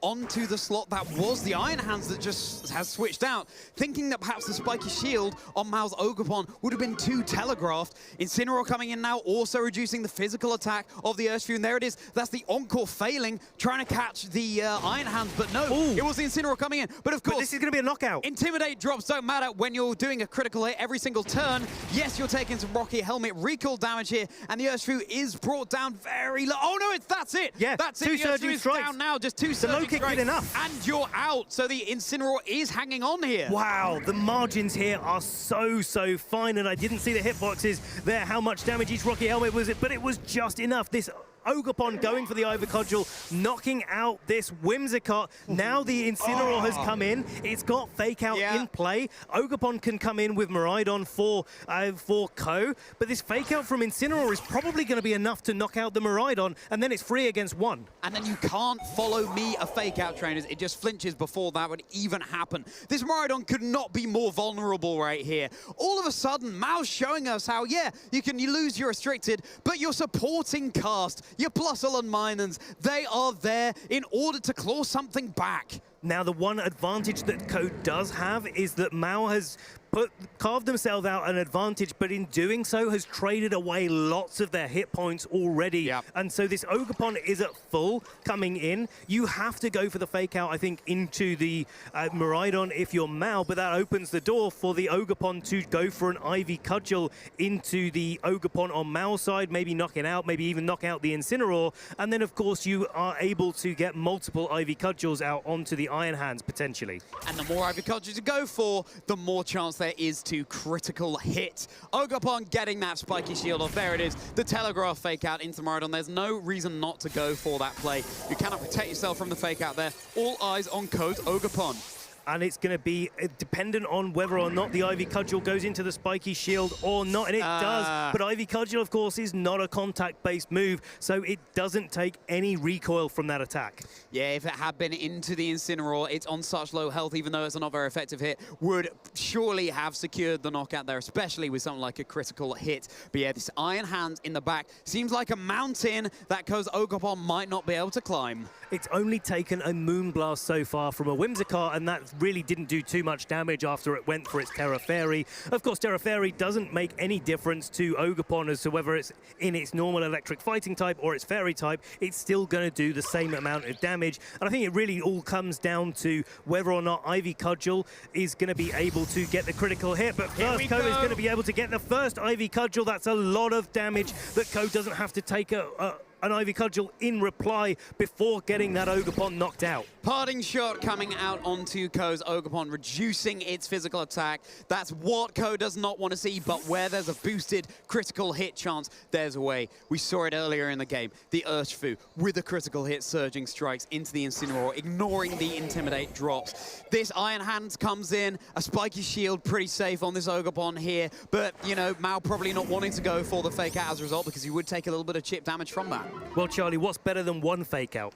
Is it 2, Ben? 2 Fake Outs coming out onto the field, but both of them can only be used this turn, of course. And yeah, you're absolutely right. The Spiky Shield is the move of choice here for Ko, just wasting that Fake Out opportunity. Neither Incineroar nor Iron Hands have their ability to boost up their own damage. Of course, the electric terrain has also left the field, so Quark Drive isn't active on Iron Hands either. That gives Ko a little bit more of a window. And of course, Incineroar doesn't get to to do too much damage with its knockoff.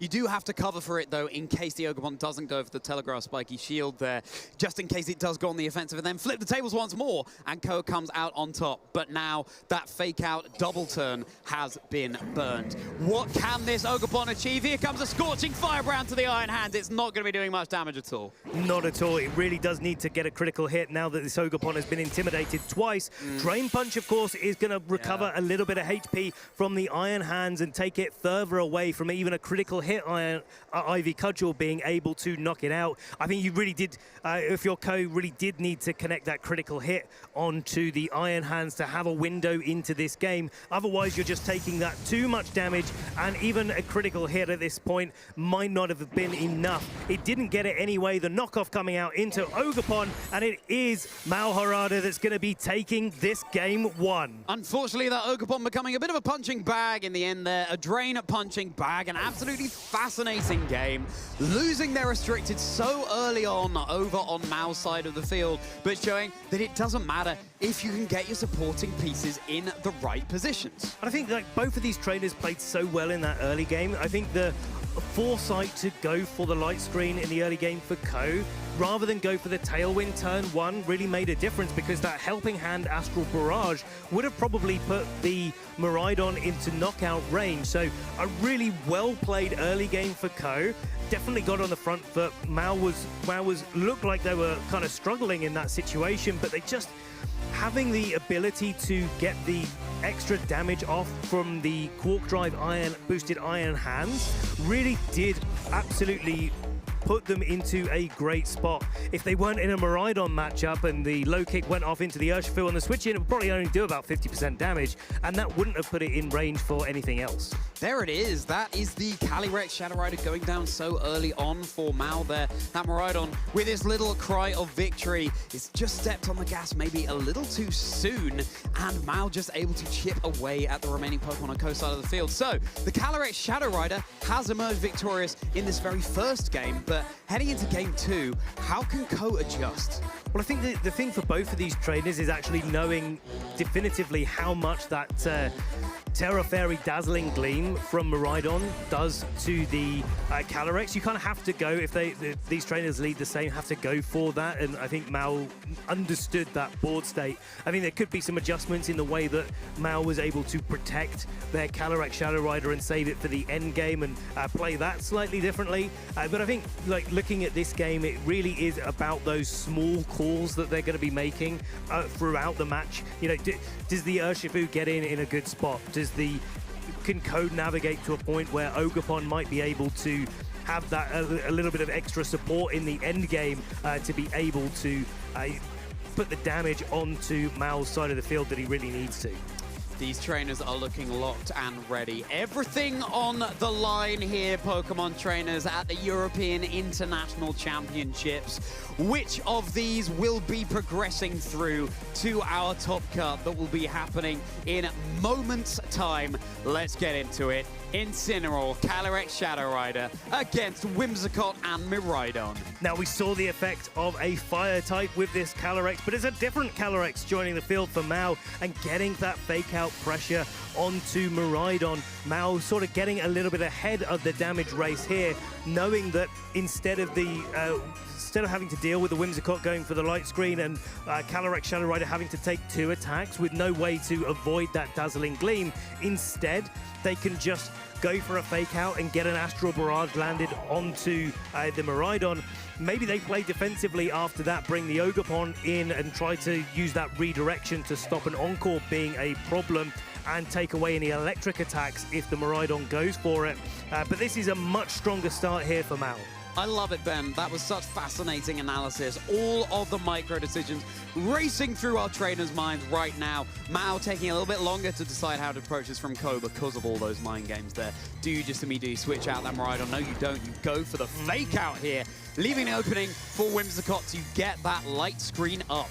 Mitigating the damage from this Calyrex. No helping hand this time, but it's going to be a nasty block coming out. This Calyrex is getting ready to go, and Now there is an encore pressure on Mao's side of the field, but I wouldn't be surprised to see that the Incineroar could go for a passing shot maybe and go for a switch out into the Ogerpon, redirect any encores away later while the Calyrex just goes on the defensive. And Ko's got to figure out how to punish that. Do you lock into the Electro Drift, try to knock out the Incineroar this turn? Or do you just decide to maybe switch out the Whimsicott and try and bring the Urshifu in potentially, or one of your other Pokemon in the back to try and put a little bit of pressure onto this Calyrex? Calyrex is Spectria chomping at the bit to get going. How is Ko going to mitigate the momentum? Well, Calyrex will just keep those boosts nice and safe with a Protect. Mao scouting out for where Ko's head's at here. Moonblast into Incineroar and a Volt Switch into the Incineroar. Boosted by the Hadron Engine. Easy knockout there. Mao is down one Pokemon. That is chipping away at a crucial piece to remove if you're Ko. And now you can switch in a Pokemon fresh for the next turn. Really like the way that Ko is playing this turn and getting the Volt Switch, knowing that the Miraidon is a really important piece of the puzzle. If Whimsicott can get the Tailwind going, then it's going to be able to outspeed the Calyrex and put that pressure on. Right now, even in the light screen, it's going to take too much damage to be able to deal with the onslaught of an Astral Barrage and then another maybe Fake Out in the back like we saw in Game 1.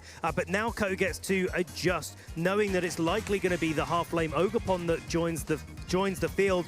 And this, I think this Urshifu carrying the Mystic Water is the perfect bring in here to be able to try and knock that out with a Surging Strikes. Mao has the luxury of being able to respond to this Urshifu hitting the field, seeing that first, and therefore deciding to bring in the Ogerpon that threatens it with damage. But, of course, you do have that Encore on the Whimsicott. You could lock down the Calyrex slot. You might have to sacrifice your boosts. Yeah, and that's the real trouble here. You don't want to get those nasty plots going up onto your Calyrex, but then have to switch it out because you're worried about it being locked into a Protect or a defensive option. You don't get an opportunity to get the value out of that Astral Barrage. Okay, Terrestrialization time, trainers. Seems like the Calyrex is just staying in. Potentially not worrying about the Encore there because, of course, when you've got the Urshifu on the field, you can just hit through it with its Unseen Fist ability. It has caused a torrent on the field with its Terra Water, bolstering that water-type damage from Surging Strikes. But Ogerpon becomes the center of attention. Encore would have been redirected into that slot. Tailwind coming off here, and now the Terra boosted Surging Strikes. Hopefully enough to secure the KO onto this Ogerpon. It's going to be close, actually. It looks like it's going to be enough here. Let's see. I think it's going to hang on, Ben. I think it's going to hang on. When you critical every time. Oh, no, it will just about be enough. The Ogerpon is down. Okay, one hit knockout here onto the Ogerpon. That is Mao's redirection option gone. And Mao's done a really good job here of taking advantage of that follow me and going for the Astral Barrage here, knocking out. No, you're on 1 HP. 1 HP? On the Urshifu. It hangs on through that nasty plot. This Urshifu must have been trained absolutely out of its mind in its special defense to take a nasty plot Astral Barrage from Calyrex Shadow Rider. That is incredible. This Urshifu has been trained to be so defensive. With the light screen up. With the lights well, up, you've got it. Yeah, yes. Absolutely. Yeah, perfect, Charlie. Really great call out there because that is exactly what was able to have this Urshifu hang on. But it's still going to have to have been trained to be really defensive in order to take that because, of course, let's not forget that the spell tag is boosting up the power of the Astral Barrage by a good amount. So, yeah, that invisible Focus Sash coming out onto the Urshifu, that really does cause Mao a lot of problems because you want to be able to bring in your Iron Hands and get the Fake Out potential onto the Miraidon to stop it going for an attack. It can't protect itself. You can go again for that Astral Barrage. But now, because Mao doesn't have any Pokemon to switch out and switch back in, that Iron Hands is only going to get one opportunity to go for a Fake Out here. But a Fake Out is going to take a knockout, and a knockout means that Miraidon gets in for free. Yeah, but then it might not be able to reset that electric terrain if it expires soon. We'll have to see how the timing of the turns work out. So Ko playing so well in the face of this +2 special attack. Calyrex Shadow Rider, 1 game to Mao Harada so far, trainers. Ko has to win this in order to stay in the series and take us to a 3rd game. Now this is a tough call if Miraidon comes out here because you've only got 1 more turn of Tailwind, and Mao has the opportunity to protect their Calyrex. And based on the natural speed orders of things, Calyrex would be able to outspeed Miraidon in most circumstances. So you've got to play really careful here, but then you do have that Terra Water Urshifu with its Surging Strikes that's capable of potentially even knocking out this Calyrex in 1 or in 3 with its Surging Strikes, because it's boosted by the Mystic Water and boosted by its Terastallization. Calyrex has something to fear here, but Ko's side of the field certainly does as well. Mao taking this time to try and secure this Swiss round 12 for themselves. 1 game up already. That Miraidon would have to switch out and back in to reset its Hadron Engine and the electric terrain. Calyrex goes for the Protect.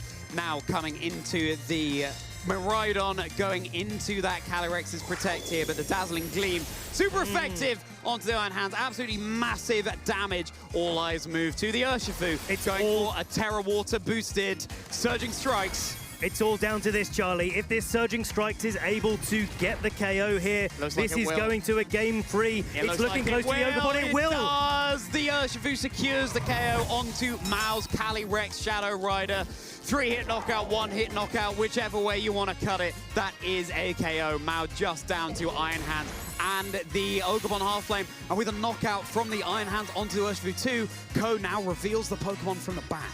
It is worth really knowing at this stage in the game how crucial that Calyrex Shadow Rider knockout was, because if it was even able to hang on with just a sliver as this Tailwind expires, there it is leaving the field, then it would be able to outspeed the Calyrex. And of course the Pokemon in the back for Ko is, as we know, the Ogopon. It can only redirect attacks, but that doesn't really allow it to take to support the Miraidon next to it very well against a spread type damaging move. The only question is really whether or not the Miraidon on Ko's side with the light screen would be able to take that spell tag 2+, 3+, in fact, Astral Barrage. Probably not. And this Miraidon for Ko locked into Dazzling Gleam now. You know you've got the Ogopon Half Flame in the back when you're Mao. Ko just taking all the time they need. Oh yeah, the Ogopon Half Flame is down, sorry, yes. And it's just the Iron Hands on the field remaining for Mao. There comes the Ogopon into the fray. So yeah, Ko has taken that pin, and just like we saw with Taran Birdie earlier on in the day, just taking the time to reflect, approaching game 3, having clearly secured this for themselves. What micro decisions, what little changes they need to make. And of course, this works both ways. Both of our trainers have that time to reflect. I don't think either trainer is under any illusions about how this game is going to finish off, because the Miraidon and the Ogopon Half Flame are going to be able to outspeed and definitely pick up the knockout there onto the Iron Hands. And it's worth noting that the Dazzling Gleam was a really good call for Ko into that slot. It's like, well, the Calyrex is probably going to protect itself on the last turn of Tailwind. I might as well get some extra damage into the Iron Hands as well at the same time. So definitely worth calling that out. But here we are going into this last turn. That extra little bit of thinking time, the animation time from our Terastallization. That's true, yes. Yeah, well, you may as well go for it if you have the availability to. But yeah, the Iron Hands really back against the wall here. You're resisting the Dazzling Gleam, but I mean, it's on such a low HP. There we go. So, Swiss round 12 goes to a game 3 between Ko Tsukude and Mao Harada. Congratulations to Ko for coming back in this set and taking us to a game 3. Well. We saw Mao's Calyrex go down very early doors in game 1. For Ko, still able to come back in that game, even though the Calyrex Shadow Rider was on the field for much longer. Approaching game 3, Ben, you know what I'm going to ask you? What are you thinking? Lots of things right now. Probably not to the level of these traders on stream here. They know their teams better than we do. But I think it really does come down to how well these trainers can protect their restricted Pokemon. Even though we saw Mao's Calyrex being knocked out, his supporting cast were able to do quite a lot of work, and it was down to the fact that Miraidon got really damaged in the early game of game 1. This time round, even though the fake-out pressure was on the field from the Incineroar turn 1, because the Calyrex went for the Nasty Plot instead, it was able to position, the Miraidon was able to position itself into a place where it could come in the end game after that Volt Switch, and that allowed this Urshifu to just get attack after attack after attack onto Mao's side. The redirection that Acompanhando provides for Mao is, and indeed for Ko, really crucial here when you have that threat of Encore on your Whimsicott.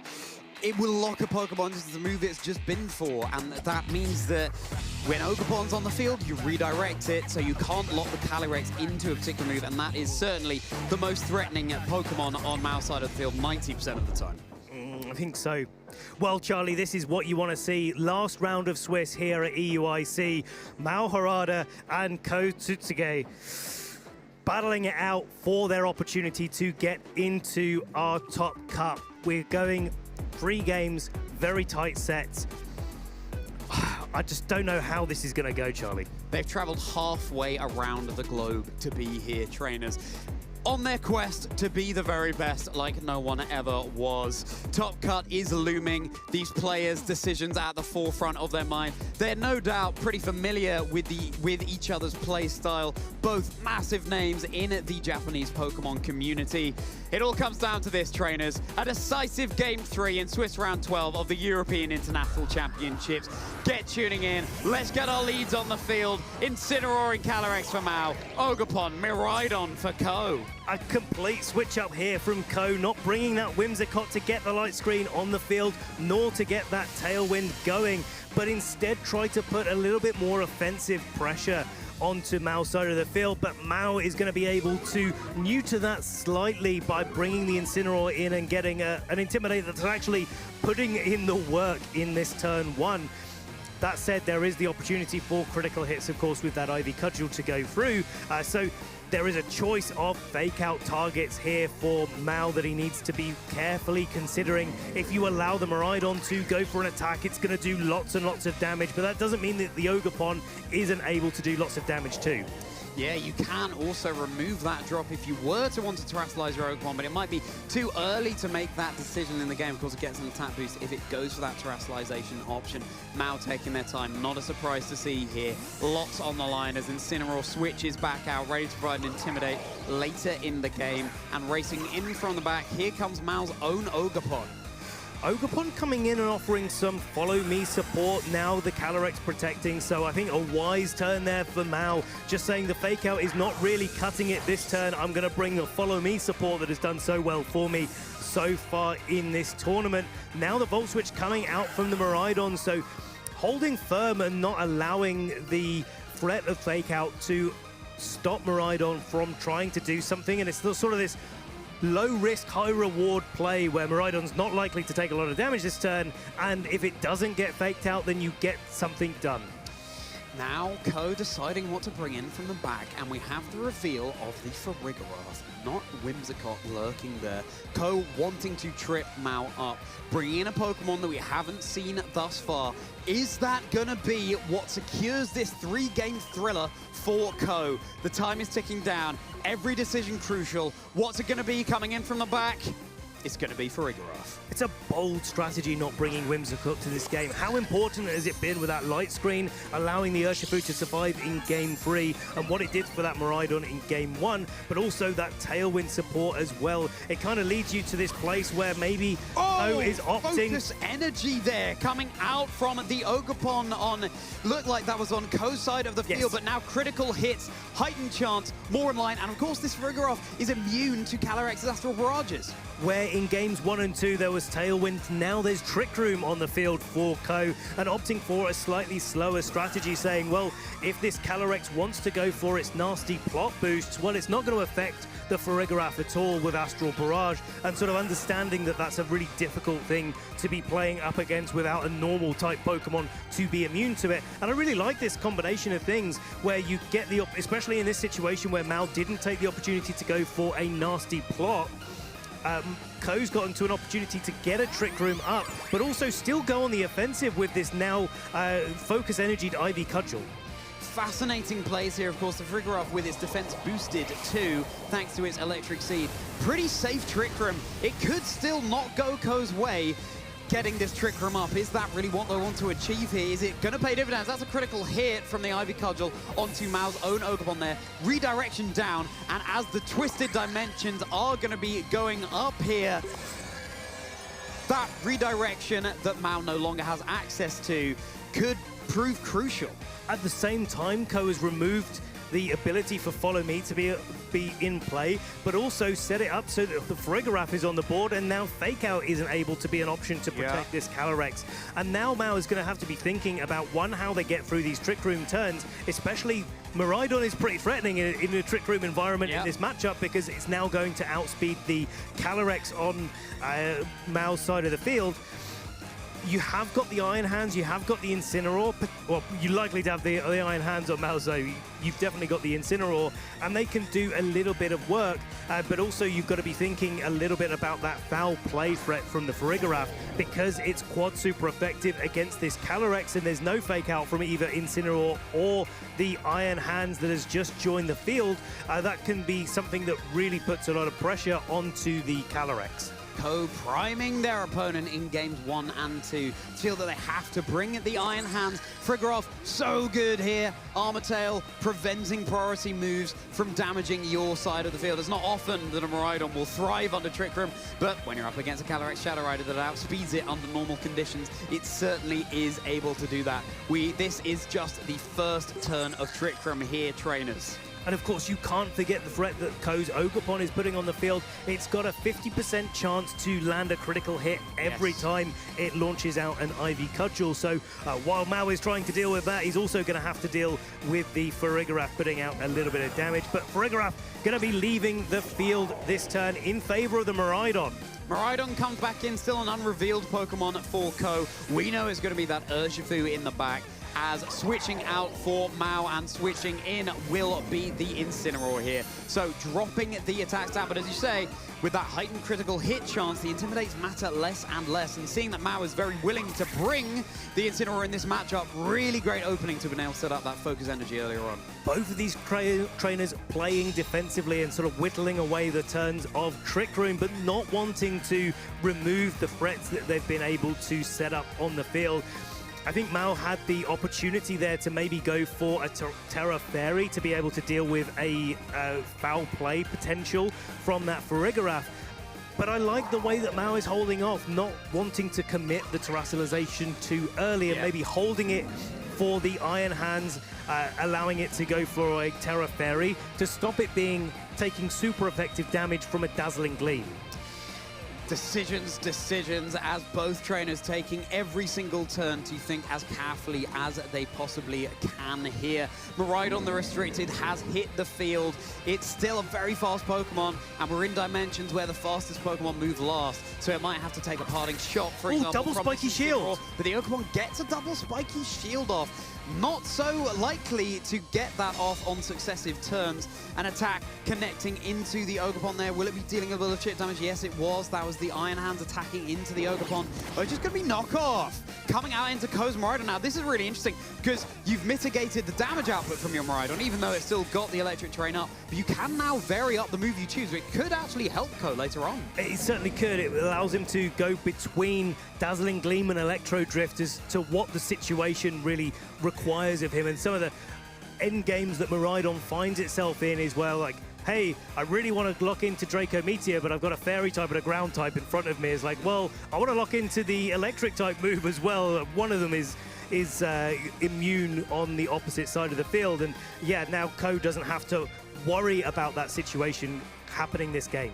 And it means that the Electric Terrain is all the more crucial so that Miraidon is hitting as hard as it can be. Without the Electric Terrain, without the Choice Specs, you might be able to see in this very game just how much more limited Miraidon's damage output is. So being able to get the Miraidon back to the back and then back in to set the Electric Terrain up, even more crucial for Ko than in previous games. Now we've got the Urshifu joining the field, and of course there's no Fake Out active on this turn, so there is going to be the option for the Ogerpon to go for a Follow Me, and we saw how devastating the Surging Strikes was in our last game. Now, looking back at the team sheets, we don't have any electric type coverage on Mao's Iron Hands, so this Urshifu is in a slightly better spot than what it would be in normal circumstances. But we saw how much the low kick did, and that's something that Ko's going to have to worry about.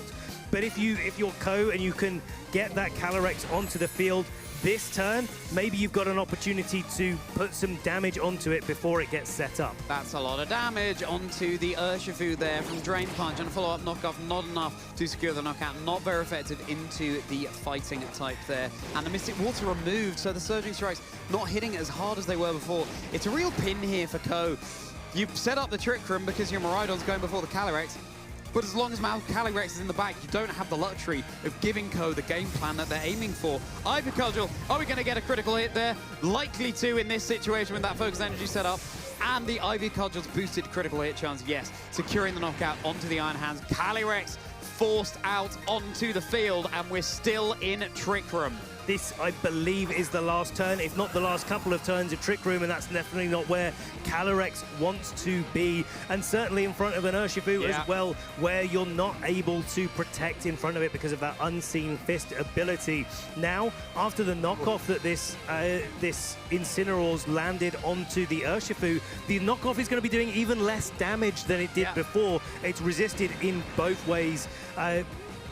Because of the fighting type on the Urshifu. So the Urshifu is going to get good opportunity to get some damage on here. My goodness, this could be the decisive turn, trainers, in this 3-game set between Ko Tsukida and Mao Harada of Japan. Calyrex threatened, the Mystic Water gone, but you do have that Terra Water option to still boost your damage. You could double down into Mao slot, but if the Calyrex does protect, yes, the Urshifu hits through, but the Ogerpon does not. You might get more leverage out of targeting down the Incineroar here. One thing for certain, getting the most out of the Trick Room turns, absolutely crucial. Here we go, time to sparkle. And it's going to be the Urshifu going for its Terra Water. It's had its Mystic Water knocked off already, reducing its output, but now it's getting a little bit more back with that Terra Water, boosting up the power of Surging Strikes, and it's going to be able to go through this Protect on the Calyrex if that's what the Urshifu has decided to target into. Interesting, the taunt there coming out on the Urshifu, so it cannot go for a Protect. Here it is! Let's take a splash. Urshifu connecting down with the Calyrex. It looks like it's going to fall short of the knockout here, trainers. That's 1. That's 2. And incoming, it's 3. The Calyrex down to just a little bit of HP here. All eyes on the response coming out from Mao after the Ogerpon was targeting down this Calyrex into the Protect. Yeah, that's a lot of damage coming out there. And yeah, absolutely, the Urshifu can't protect itself. If this Calyrex is able to land an Astral Barrage, it probably gets 2 boosts from that. And let's not forget, if it does get those 2 boosts, it is also able to recover its HP with a Draining Kiss. So maybe there's a little bit of a window there for Mao to be able to bring this Calyrex back into range where it can take an attack. And of course, with no light screen, it would be very dangerous. But here's the Farigiraf coming in from the back, and it's going to be able to take a hit from this Calyrex, but the Calyrex is not going to be able to move. That's going to be the Aquajet claiming the knockout onto the Calyrex. A priority move there. It's interesting, the Urshifu has terrestrialized away from its Dark Resistance, and there you go. The knockoff is going to be enough to secure the knockout, but Aquajet going before anything else. What an absolutely fascinating matchup there, trainers. It's going to be Ko Tsukida with that Miraidon and the Ogerpon Half Flame in the back. That Incineroar very unlikely to claw this back. Yeah, the Incineroar is one of the strongest Pokemon in our format, but not the one that's known for doing the most damage. In fact, that's Miraidon that's come back, and even without its choice specs, it's still going to be able to do enough damage to pick up the KO. There it is. There we go. The forfeit is locked in. It's Ko Tsukida winning your Swiss round 12 and advancing through to our top cut. What a fabulous win there for Ko. He's played so well, and let's not forget, battling through 12 rounds of Swiss here is no easy feat, let alone being able to get 10 wins on the way through. The caliber of this competition has been so high, and you can see what this means to him. The caliber and the Calyrex indeed, but no, it wasn't Calyrex that came out on top for Mao.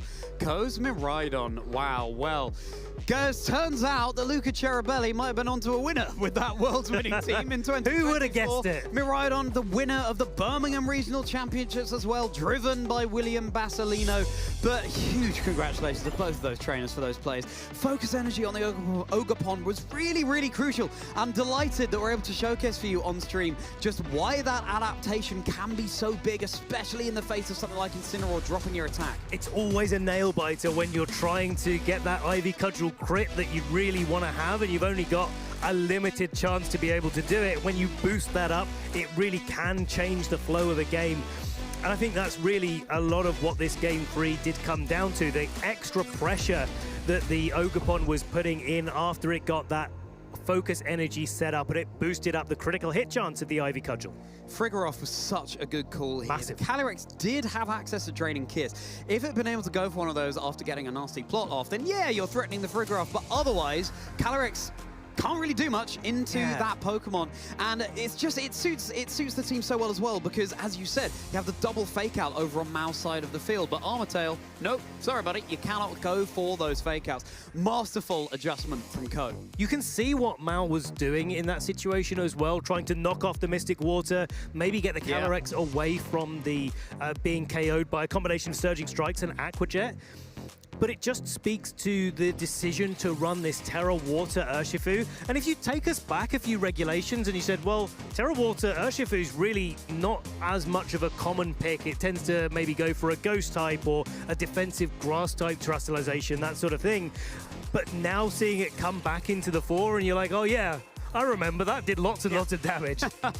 Certainly did. Well, I know that we all want to hear from our winner of that previous game, Ko Tsukide. Sierra's on the stage with Ko now. Let's pick his brains about that matchup.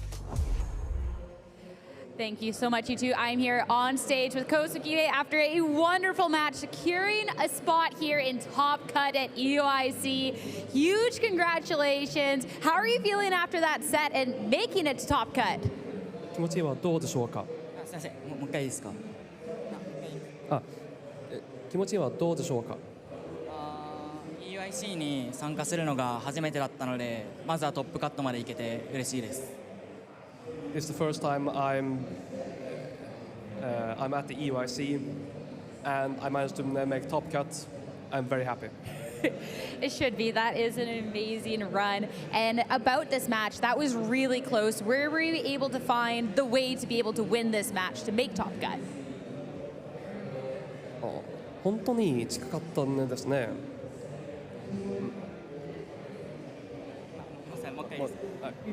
本当に近かったですね。マッチでは。そうですね。すごく接戦で、例えばオーガポンの2回連続の守るとか、最後の叩き落とすを打つか長髪を打つかの卓だったり、すごいギリギリの戦いでした。すごいギリギリの戦いでした。It was a very close match, even with Ogapon, and just looking at the entire match, it was really close. It was, and of course, I saw people in the crowd. Anyone you want to thank? Any shout-outs? 感謝したい人がいますか？そうですね。この構築の原案を作ってくれたアルベガ選手、アルベガっていう選手がいるんですけど、アルベガ選手に感謝したいですね。I want to thank アルベガ選手に感謝したいです。アルベガ。I want to thank Arbegan Sensei. Thank you so much. Congratulations on the win. Best of luck for Top Cut. A big congratulations to Ko, and a lot of other great trainers have made their way to Top Cut. We're going to be back in a few before talking a little bit about who more you can expect to see today. Huge congratulations to Ko Tsukide there. Well, Ben, well, it's gone by in a flash, but we were opening Friday, day one yesterday, and we're already halfway through, really, our day two before we head into Top Cut. That's right, we had 12 Swiss rounds overall. 8 of them happened yesterday, 4 of them going on today. We've got to the end of those 4 rounds, and we're just so close to being able to find out who our Top Cut trainers will be. But in the meantime, we're going to go back to our day 2 metagame here, breakdown of how many of the restricted Pokemon were there. And we've got to say it, we've got to call it out. There was a slight miscalculation there on some of these numbers. So we're just going to go run that back and just give you the numbers that we have recalculated. Calyrex Ice Rider really in Calyrex Shadow Rider's shadow here, 17.1% versus 27.1%, 10% more Shadow Rider. I would have called it the other way around, potentially heading into this weekend, even though we just saw Miraidon beat Calyrex Shadow Rider on stream. How are you feeling about your Groudon pick there, Ben? Pretty good, actually. Yeah, you know, I mean, I'll it's take day it. 2. It's had a pretty good conversion. I mean, there was only, what, about 5% of Groudon going into day 1, and a lot of them have been able to make it through into day 2. So, you know what? I'm going to take that, Charlie. Yeah, fair enough. I mean, Kyogre, I kind of chose that really just to spite you and also set up the rain for for my Kingdra. But, I mean, it's good to see it hanging on there in 6th place. I'd be fascinated to see which of these restricted we have in our top cut, how all of that balances out. Yeah, because, I mean, looking at the day 2 usage compared to day 1, the Calyrex Shadow Rider, Calyrex Ice Rider, and Miraidon were top 3, but they were in a slightly different order, with Miraidon taking the 2nd position. And that means Calyrex has converted just that little bit better than Miraidon has going into day 2. But we've seen it already on the broadcast today so many times, Miraidon just managing to, 1, be featured on quite a lot of our matches, but 2, put in so much work. It's one of the most powerful restricted Pokemon that we have. Well, that's the restricted Pokemon. What about the supporting cast? What Pokemon do we have ensuring these restricted are getting in the position they need to be? There's Farigiraf. I love that little gasp coming out from you there, Ben. It's the Cornerstone Ogerpon. Cornerstone Ogerpon, absolutely. I'm not surprised to see it up there, 22.7% usage, but Ogerpon Half Flame is the Ogerpon of choice right now. There's Raging Bolt hanging on in the top 6 as well. Yeah, and then Urshifu and Incineroar and Rillaboom, the trio that we've had our eye on really all the way through most of the regulation sets that we've had, that they've been all legal in. It's such a good supporting cast for any restricted or just a good set of Pokemon. That Fire, Water, Grass core is a really strong thing. One thing that I've seen that's been really interesting, actually, that I didn't think that was going to be too important or popular going into the sort of later stages regulation set G, is the double grass compositions with Rillaboom and Amoonguss. Yeah. And sometimes you think, well, I've got my grass type in my team, I don't need any more grass type coverage or grass type Pokemon, but the support that they give is so different and so important in this metagame. Actually, grass having a really good showing here. Well, also both of the Ogerpon forms that we have. It's not a type that it's a type that has lots of weaknesses to other types, but the moves that these Pokemon have access to really, really crucial. We've got a couple of Treasures of Ruin there as well. We've got Chien Pao and Chia. I'd love to see a Wo-Chien. I know that David Parsons would as well. He definitely would. And some other treasures that we've got going on that we need to feature this weekend, of course, is our Pokemon Day coming up. I'm really excited for this. Tune in on Thursday, of course, at 6 p.m. PST and see what we've got in store. All of the Pokemon action this weekend, and then following it up with some more Pokemon news coming. Yeah, 6 a.m. PST, traders, make no mistake. That is 2 p.m. GMT. What's coming out for Pokemon over the next 12 months? We don't have much longer to find out. And that's not where the Pokemon celebrations end. As you say, Ben, all sorts of events and giveaways that you can be getting involved in. Pikachu, look alive, because look at these cards on screen. Sylveon, that's it. That Pikachu EX is looking much more alive there, going for those blazing bolts. Pokemon Day, come and celebrate. Attend your Pokemon League, your local Pokemon League. Pick up a promo card for Pokemon Day. Sylveon said it yesterday. I do love that artwork, just chilling amongst the flowers. Cue our video game casters talking about the artwork on the card, Charlie. We're going to have a check-in with our TCG colleagues there about what's going on with that Sylveon, because EX Pokemon are pretty important, but just let's talk a bit more about artwork, Charlie, because here are our illustration contest winners from EUIC in 2024 for Alligator, Pikachu, and Toxtricity, and you couldn't pick between them, could you? I could, actually. No. I have a favorite. No, I couldn't, apparently. No. I do have a favorite art of these, but I'm a little bit biased just because for Alligator, I have a real soft spot for Totodile. That was my Johto first partner Pokemon of choice. I just think that art is so beautiful. The light rays coming through and the Magikarp swimming above. Love to see that. What about you, Ben? It's the Toxtricity. Oh, it is a Toxtricity. Yeah, no, 100% for me, the Toxtricity. Yeah. If I had to choose. Face all the time, actually. You made that Toxtricity face. The tongue out and just jamming away. You know, that's something that maybe I could be known for, who knows, but that Pikachu as well, absolutely fantastic as well. And I do really relate to that Pikachu quite a lot, yawning away in my old age here, Charlie. Beautiful artwork, Ben. I have two quick questions for you. Number one, you've got to tell us Paldean Wooper or Tapu Fini. Oh, maybe I can hold it for the next round, Charlie. No, Ben. Okay, number two. All right, no, Paldean Wooper. Paldean Wooper. Give us that toxicity face. We'll go to a break. See you soon.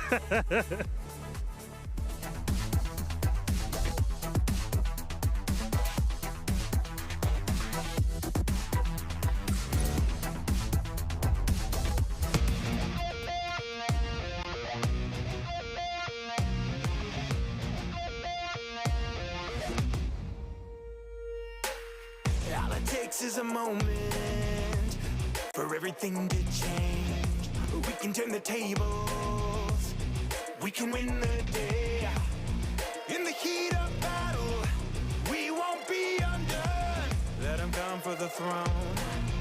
We fight, united as one. Here we stand on the edge of greatness. Get ready, cause the battle's here. We can turn the tide, we can take this. So close, victory is near. Here we stand on the edge of greatness. With my warriors by my side. Born ready, we can almost taste it. The edge of greatness. The edge of greatness. The edge of greatness.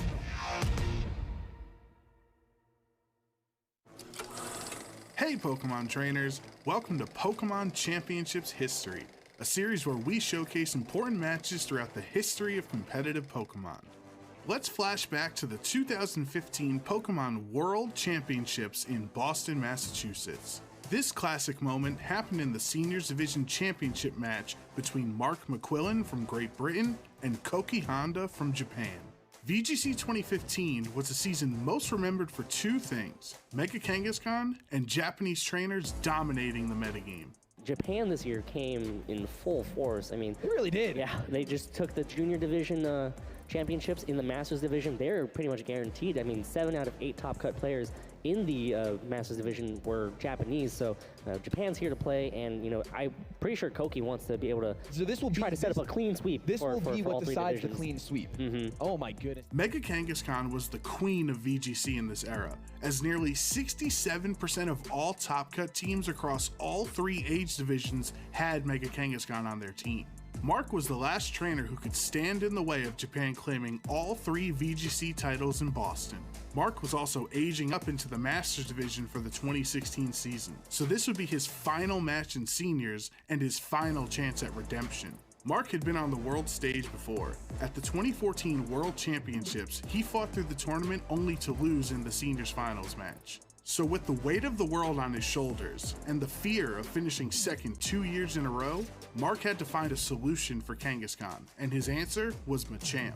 But before game 1 could start, the casters had one simple question. Mark M, does that M stand for Machamp? Question. Mark felt incredibly confident in this matchup. He even winked at the camera when he correctly predicted a Landorus switch in. Cresselia disrupted much of Koki's game plan by setting up Trick Room and skill swapping away key abilities. When it was finally knocked out, it was time for the crowd favorite to join the fray. There's the Machamp. The crowd is going wild right now. Machamp's ability is No Guard, which disregards accuracy and ensures that all attacks hit without fail. Mark used Dynamic Punch as the main attack because without its dubious 50% accuracy, it is now 100% a problem for Kangaskhan. That's a no guard Dynamic Punch, a move that normally has 50% accuracy, but thanks to that ability, never gonna miss. Mark finished up game 1 in convincing fashion and was now 1 win away from fulfilling his dream of becoming world champion.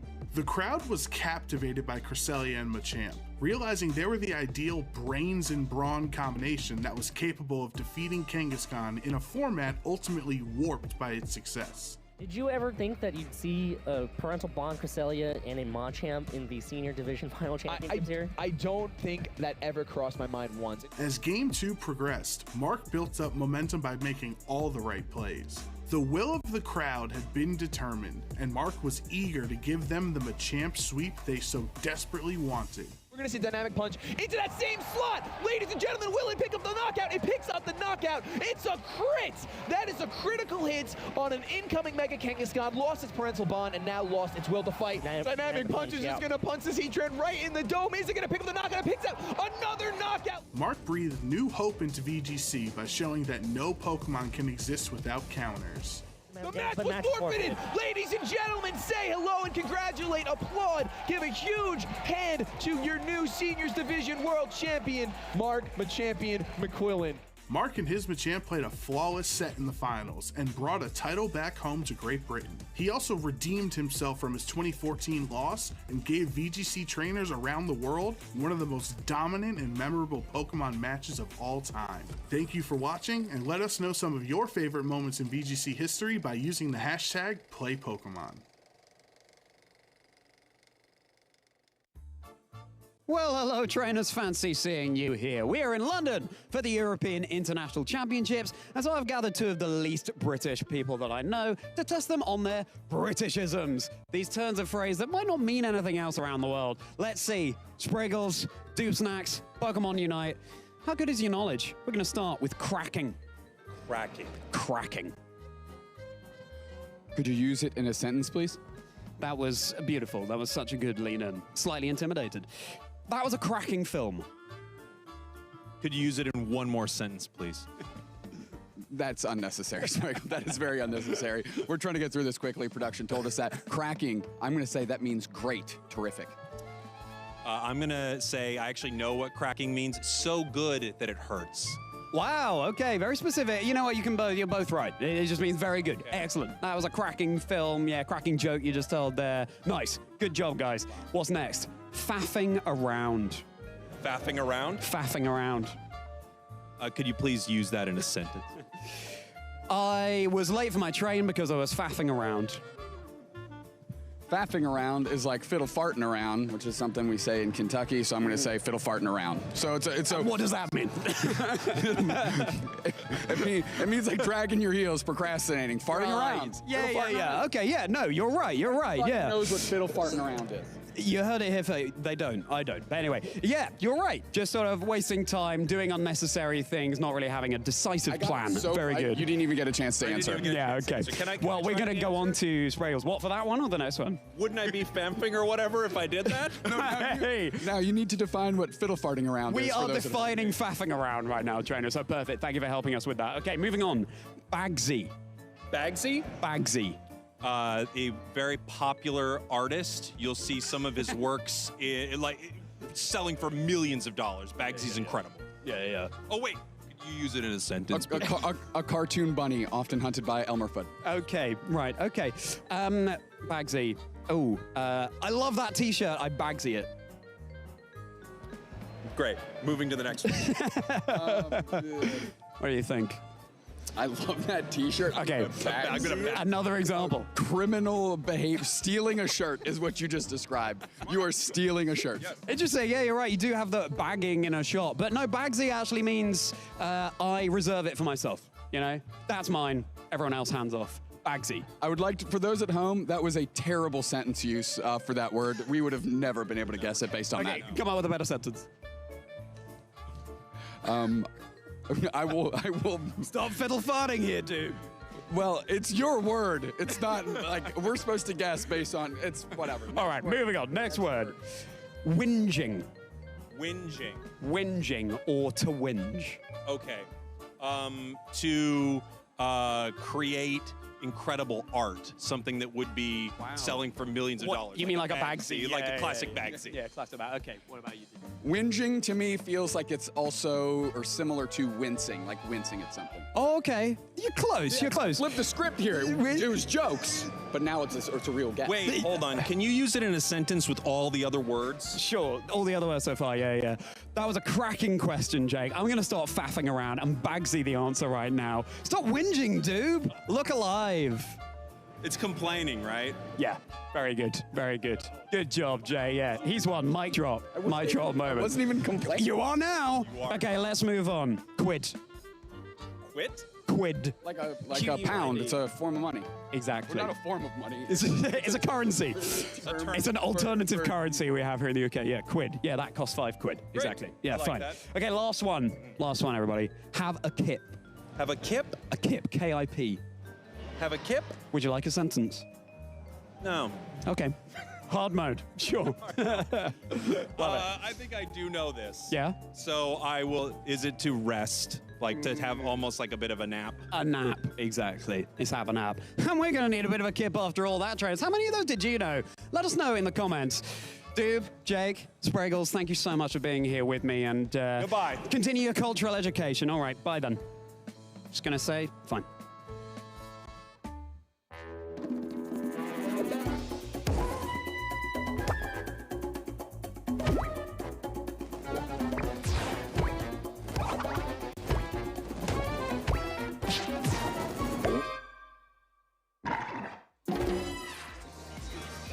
Day 2 of EUIC still underway with Top Cut on the horizon.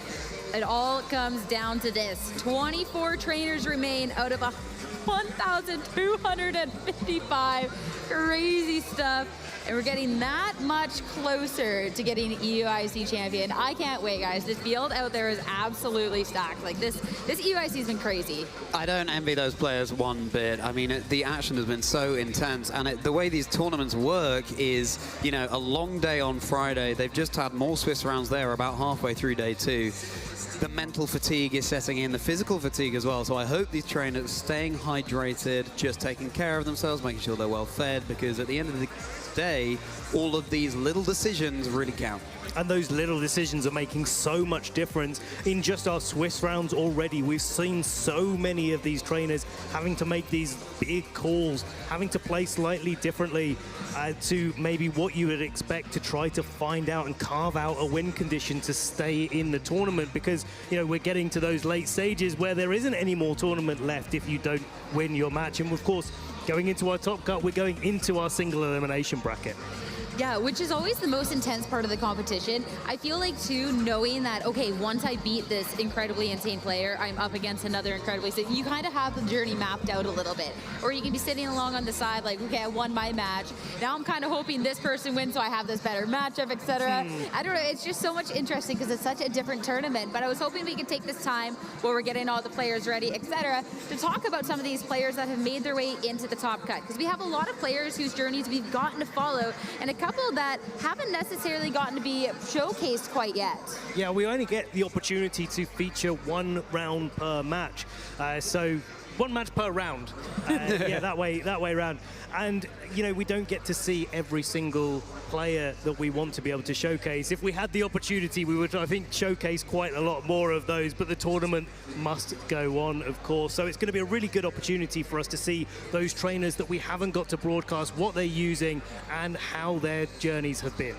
Yeah, we made up some little profiles for each of the players, and hopefully we can talk about all of these in time before we get started with the next rounds. But yeah, like the profiles, some of the trainers that we have, some of the accomplishments, these teams, it's been really, really interesting to see kind of like that difference in experience of like, okay, we've got some world champions in the midst, we got IC champions, we just got some stacked players. First off, to talk about Isle Livinghouse. This is someone who we got to showcase earlier with this Weezing team, and it has been a team that even other players on the team have told me, like, hey, I don't really know how I'm supposed to take this down.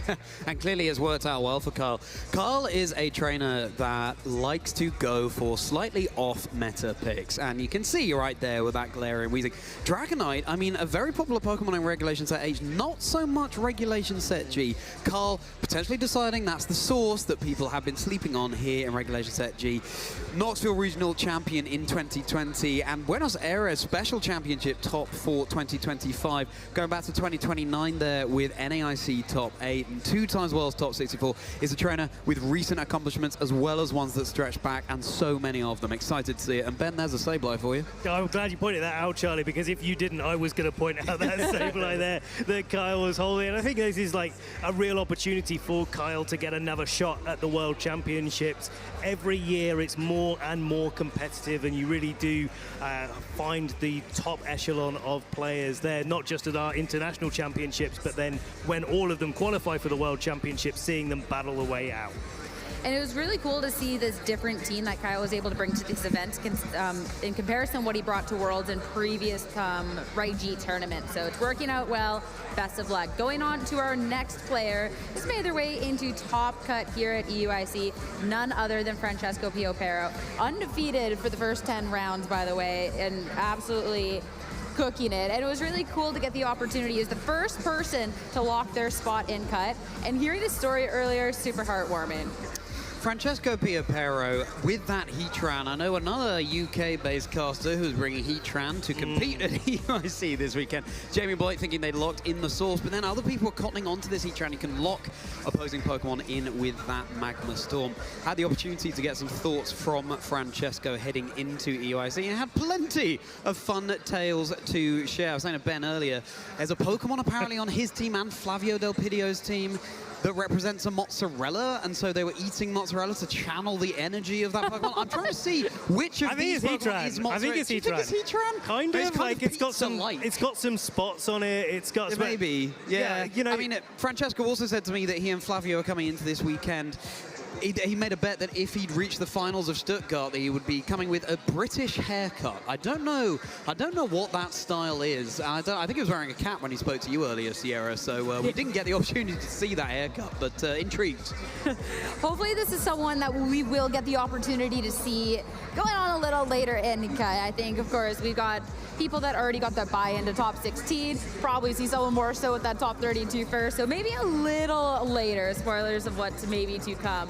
Next up on the list, Wolfglick. I mean, we got to see the showcase yesterday. We got to see that world champion matchup earlier today.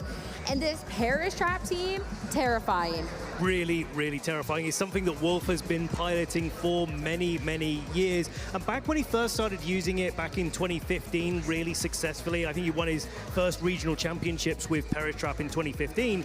He was able to do so in a meta game that it was really quite good in, and a lot of different people were like, hey, yeah, Parish Trap, it's pretty viable. Since then, it's got less and less viable, and especially in a restricted format like this, where it's like, you've got these big, fast, powerful offensive threats.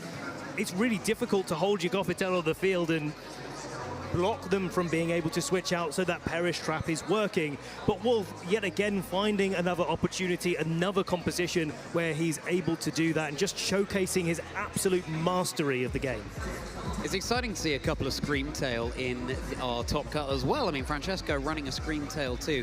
Not a Pokemon we've seen so prominently in Regulation Set G. The past couple of games we casted was a real good showcase for teams very similar to Luca Ceribelli's World's winning team last season. But the metagame is still as healthy as ever, and Wolfglick, such a prominent figure in the community. Fantastic to see him. He's getting this result, but he's someone who gives so much back, and I hope that plenty of Pokemon trainers are inspired.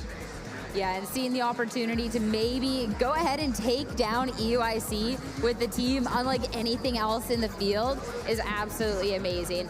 Next up on another one of these players to be keeping an eye on here in Top Cut, we have Joji Aida. This is someone that's just such a top player, and looking at the team, there's a lot of cornerstone out there. It's another side tangent, but this team has a lot of nice pieces that we really get to see complemented out, all of course tied together with that Calyrex Ice Rider. And the Grimmsnarl really is the thing that really stands out to me here. We don't see Grimmsnarl too often in this restricted formats, but it's one of those Pokemon that comes back every time that we have any sort of restricted Pokemon allowed, because the effect of Light Screen and Reflect are really, really important. The extra speed control that its Prankster ability affords it to be able to just disrupt your opponent and make sure that your restricted Pokemon of choice, in this case the Calyrex Ice Rider, is able to do its most damage. And you can see two-time Global Challenge champion there for Joji Kaida. That's a completely different mode of play from what we have at these in-person tournaments. Open team sheet, you can see various information about your opponent's team and best of 3. Online is closed team sheet and best of 1. So Joji able to juggle both very successfully. I just want to see an Eviolite Piplup on his team. I mean, it's a fantastic plushie. Let's see it in there. If we did see an Eviolite Piplup on the team, I don't know if we'd be seeing him in Top Cut. So I think I like the team as it is. Okay, fair enough, yeah. He might be a better player than I am. He might. So, yeah, I think we'll give them that. We'll give them that. You can say might. I say I 100% know he's a way better player than I am. So do I. I mean, two-time Global Challenge champion, absolutely crazy. But let's keep on with that champion theme. Talk about the next player. Talking about IC champions. Well, Gavin Michaels has taken down OCIC before. Funny enough, with the range team then, and now has the opportunity to maybe do it again here with this Kyogre. It's nice to see a little bit more of an offensive mindset with the Kyogre. A lot of the Kyogre teams that we've been featuring over this regulation set have been more favored towards Calm Mind and Origin Pulse and setting things up and trying to get your Kyogre into a good spot, supporting it with Fake Out, supporting it with that Amoonguss redirection that Gavin has been going for here. But this time, Gavin's going on the offensive with his Tornadus and being able to probably land some big water spouts and put a rain on his opponent's parade there, drizzling down onto the field with the rain that Kyogre, of course, brings to it. But of course, the Chien-Pao and the Urshifu, we've seen that in previous regulation sets as well there. No slouches for putting a lot of pressure on either. It's interesting to see, I'm thinking back to the Birmingham Regional Championships where Oliver Eskeling running a Kyogre was runner-up. Just had Origin Pulse, no water spout to speak of there, and said, you know, 85% of the time I can win and I will take those odds. It'll be interesting to see if Gavin is running that Origin Pulse, is relying on the Origin Pulse for the damage instead of the water spout, but clearly potentially an indication that this Kyogre is pretty accurate this weekend. Let's hope it remains that way. I really hope he didn't Caster Curse it. I really hope he didn't Caster Curse it. I'm sorry if Gavin, that happens. you're going to miss all your moves now. Ben, what are you doing? I'm counteracting it. Worse. Oh, okay. It's the opposite Caster Curse. These EU caster bans, I swear, just trying to jinx US over here. I'm on to you. I'm on to you. Gavin, best of luck. I think you need it after Charlie tried to curse you over here. But we'll bring it back to EU.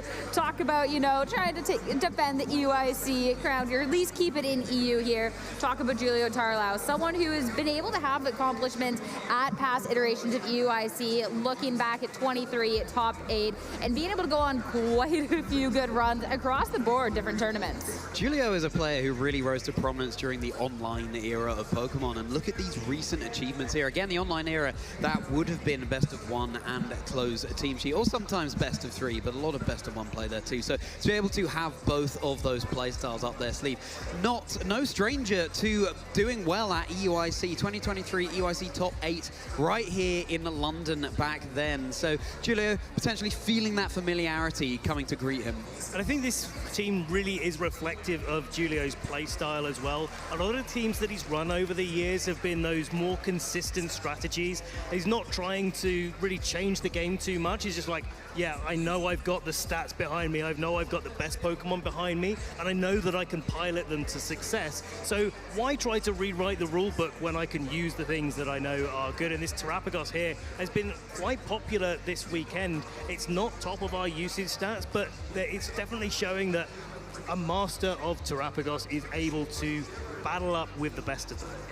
Yeah, and that's an interesting conversation too, because of course when you do have the top represented Pokemon B1, but then it's a different Pokemon that's maybe not as well represented that's making the runs, that conversion rate to make this top cut is just way better. And with all the Calyrex Shadow Riders that are out there, I mean, Terrapagos can kind of feast a little bit. I think a lot of trainers have caught on to that. Like, Calyrex is getting pretty popular like it was coming into the World Championships last year. Like, hey, Terrapagos may be the call for EUIC.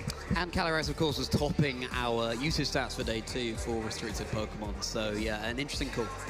Yeah, next up on players to watch here going into our top cut, we got to see Shohei. I mean, Yokohama world champion, definitely a skilled trainer here, piloting one of the best teams that we have here. Of course, it is that Miraidon. We've seen so much Miraidon. You want to talk about Pokemon that can definitely take down the event. The caliber of players playing this pick, Yeah, I think it might be. Right on, guys. I think one of the showcases of a trainer's skill is how they navigate the mirror match, and that's what we saw in Swiss round 11 when Shohei was playing up against Taran Birdie, who was also using this composition. And the way that Shohei was able to predict exactly what Taran was going to be able to go for, he was able to cover all of those options that Taran had, was a real showcase on his mastery of this particular composition and why he has that just slight little bit of edge that really does matter, especially at this late stage of a competition. It's interesting, isn't it? Because it's a team that everyone's quite familiar with at this point after the World Championships last year. But that's a blessing and a curse. It means that you can really make inroads into your mastery of the team, as you say, Ben, but it also means that plenty of trainers are going to be prepared for it. But the fact that we have at least this one in our top cut suggests that, you know, Shohei's finding some of those tricks up their sleeve, and one of those, for example, would be focus energy on the Oakapon half lane that we saw. That's something that wasn't on the world's winning team. Those critical hits, getting around intimidates from Incineroar, for example, really paying dividends. Which I love that change, by the way. It's one of those little differences that, I mean, obviously at this point has been paying off. So, and it's really interesting too when you are looking at our Japanese players. Of course, the stakes are a little bit different coming into this event with how far they need to go, because a lot of the trainers out there, top cut, all right, awesome, you know, securing championship points, getting closer to the invite. We're looking at top 4 finishes needed here to secure an invite. So much more pressure going on to this next stage of the tournament. That's a really good call there, Sierra, because yeah, their qualification system is just that little bit different, and there are 4 World Championship invites up for grabs this weekend. And if they don't make it, they go back to their own region. They've got to still go through that qualification period for the World Championships. Yeah, all this would have been is just glorified practice at that point. Pretty good practice. It is good practice, don't get me wrong. All right, last player to be featured, players to watch. Of course, when we are looking at these sort of runs that we have here at these international events, there's going to be all these storied players, and there's going to be players that we've maybe not really gotten the opportunity to see too much. And we've had a lot of those breakout performances, especially the last couple of years. Last year, especially too, if you're looking at UIC, this is where we got to see Tim Edwards go and face Nilk Sunlop in that grand finals. NAIC, then we had Patrick Connors. So for Sung Lee, being able to make it to top cut is amazing. And looking at this Calyrex Shadow team, this is kind of like an older iteration of the team. You're having that Clefairy, you're having this Enshao, but obviously what old is still gold, so that is a team to watch out for. Yeah, Mienshao has access to such useful moves, for example, wide guard and that ever-present fake out. Mienshao, fantastic to see that progress in top cut, as well as the Clefairy. It's a Pokemon you really want to have more than 4 moves on. It gets access to so many fantastic options, but you got to make that call if you're Sung and decide which 4 are going to be the best. Baltimore Regional top 64 of the 2025 season. Sung, we're looking forward to seeing plenty more accomplishments right there. 100%, and that is only some of the trainers that we'll be able to see go on in that top cut. We also have other super accomplished players. We got Taran Birdie, Paul Chua, we have Matt Maynard, Yosuke, James Evans, crazy stuff. And we also have 2 players getting ready on stage right now for the next match. So it's time to get started here with Top Cut at EUIC and toss it over to our casters. Thank you so much, Sierra, Charlie, and Ben. We're back. Lou, my name is Lee Provost, the Wiser, Actos Chromie, on the desk, ready to go for Top Cut here at the European International Championships. We're getting into we're getting into the real nitty-gritty of the tournament now, and our players are just setting up. We'll get to the match in a minute, but congratulations to all of our players who are advancing to this stage of the tournament. It's been incredible so far today, but we are not finished just yet. No, and this is one of my favorite parts of the tournament because, you know, we started yesterday with over 1,200 competitors. We then got it down to about 180 coming into day 2, and now it's down to just a remaining few group in our asymmetric top cut. Our very first match is going to be between Matt Maynard and Victor Cole. So I'm going to be really excited to see how these 2 trainers battle out because these teams are so exciting. We have got Victor running this really unique team of the Dondozo Tatsugiri with the Weezing that's been popping up here and there, but I haven't been able to see it in action yet, so I'm very excited, Lee. Yeah, it's going to be a really interesting match when you look at the options that both players have.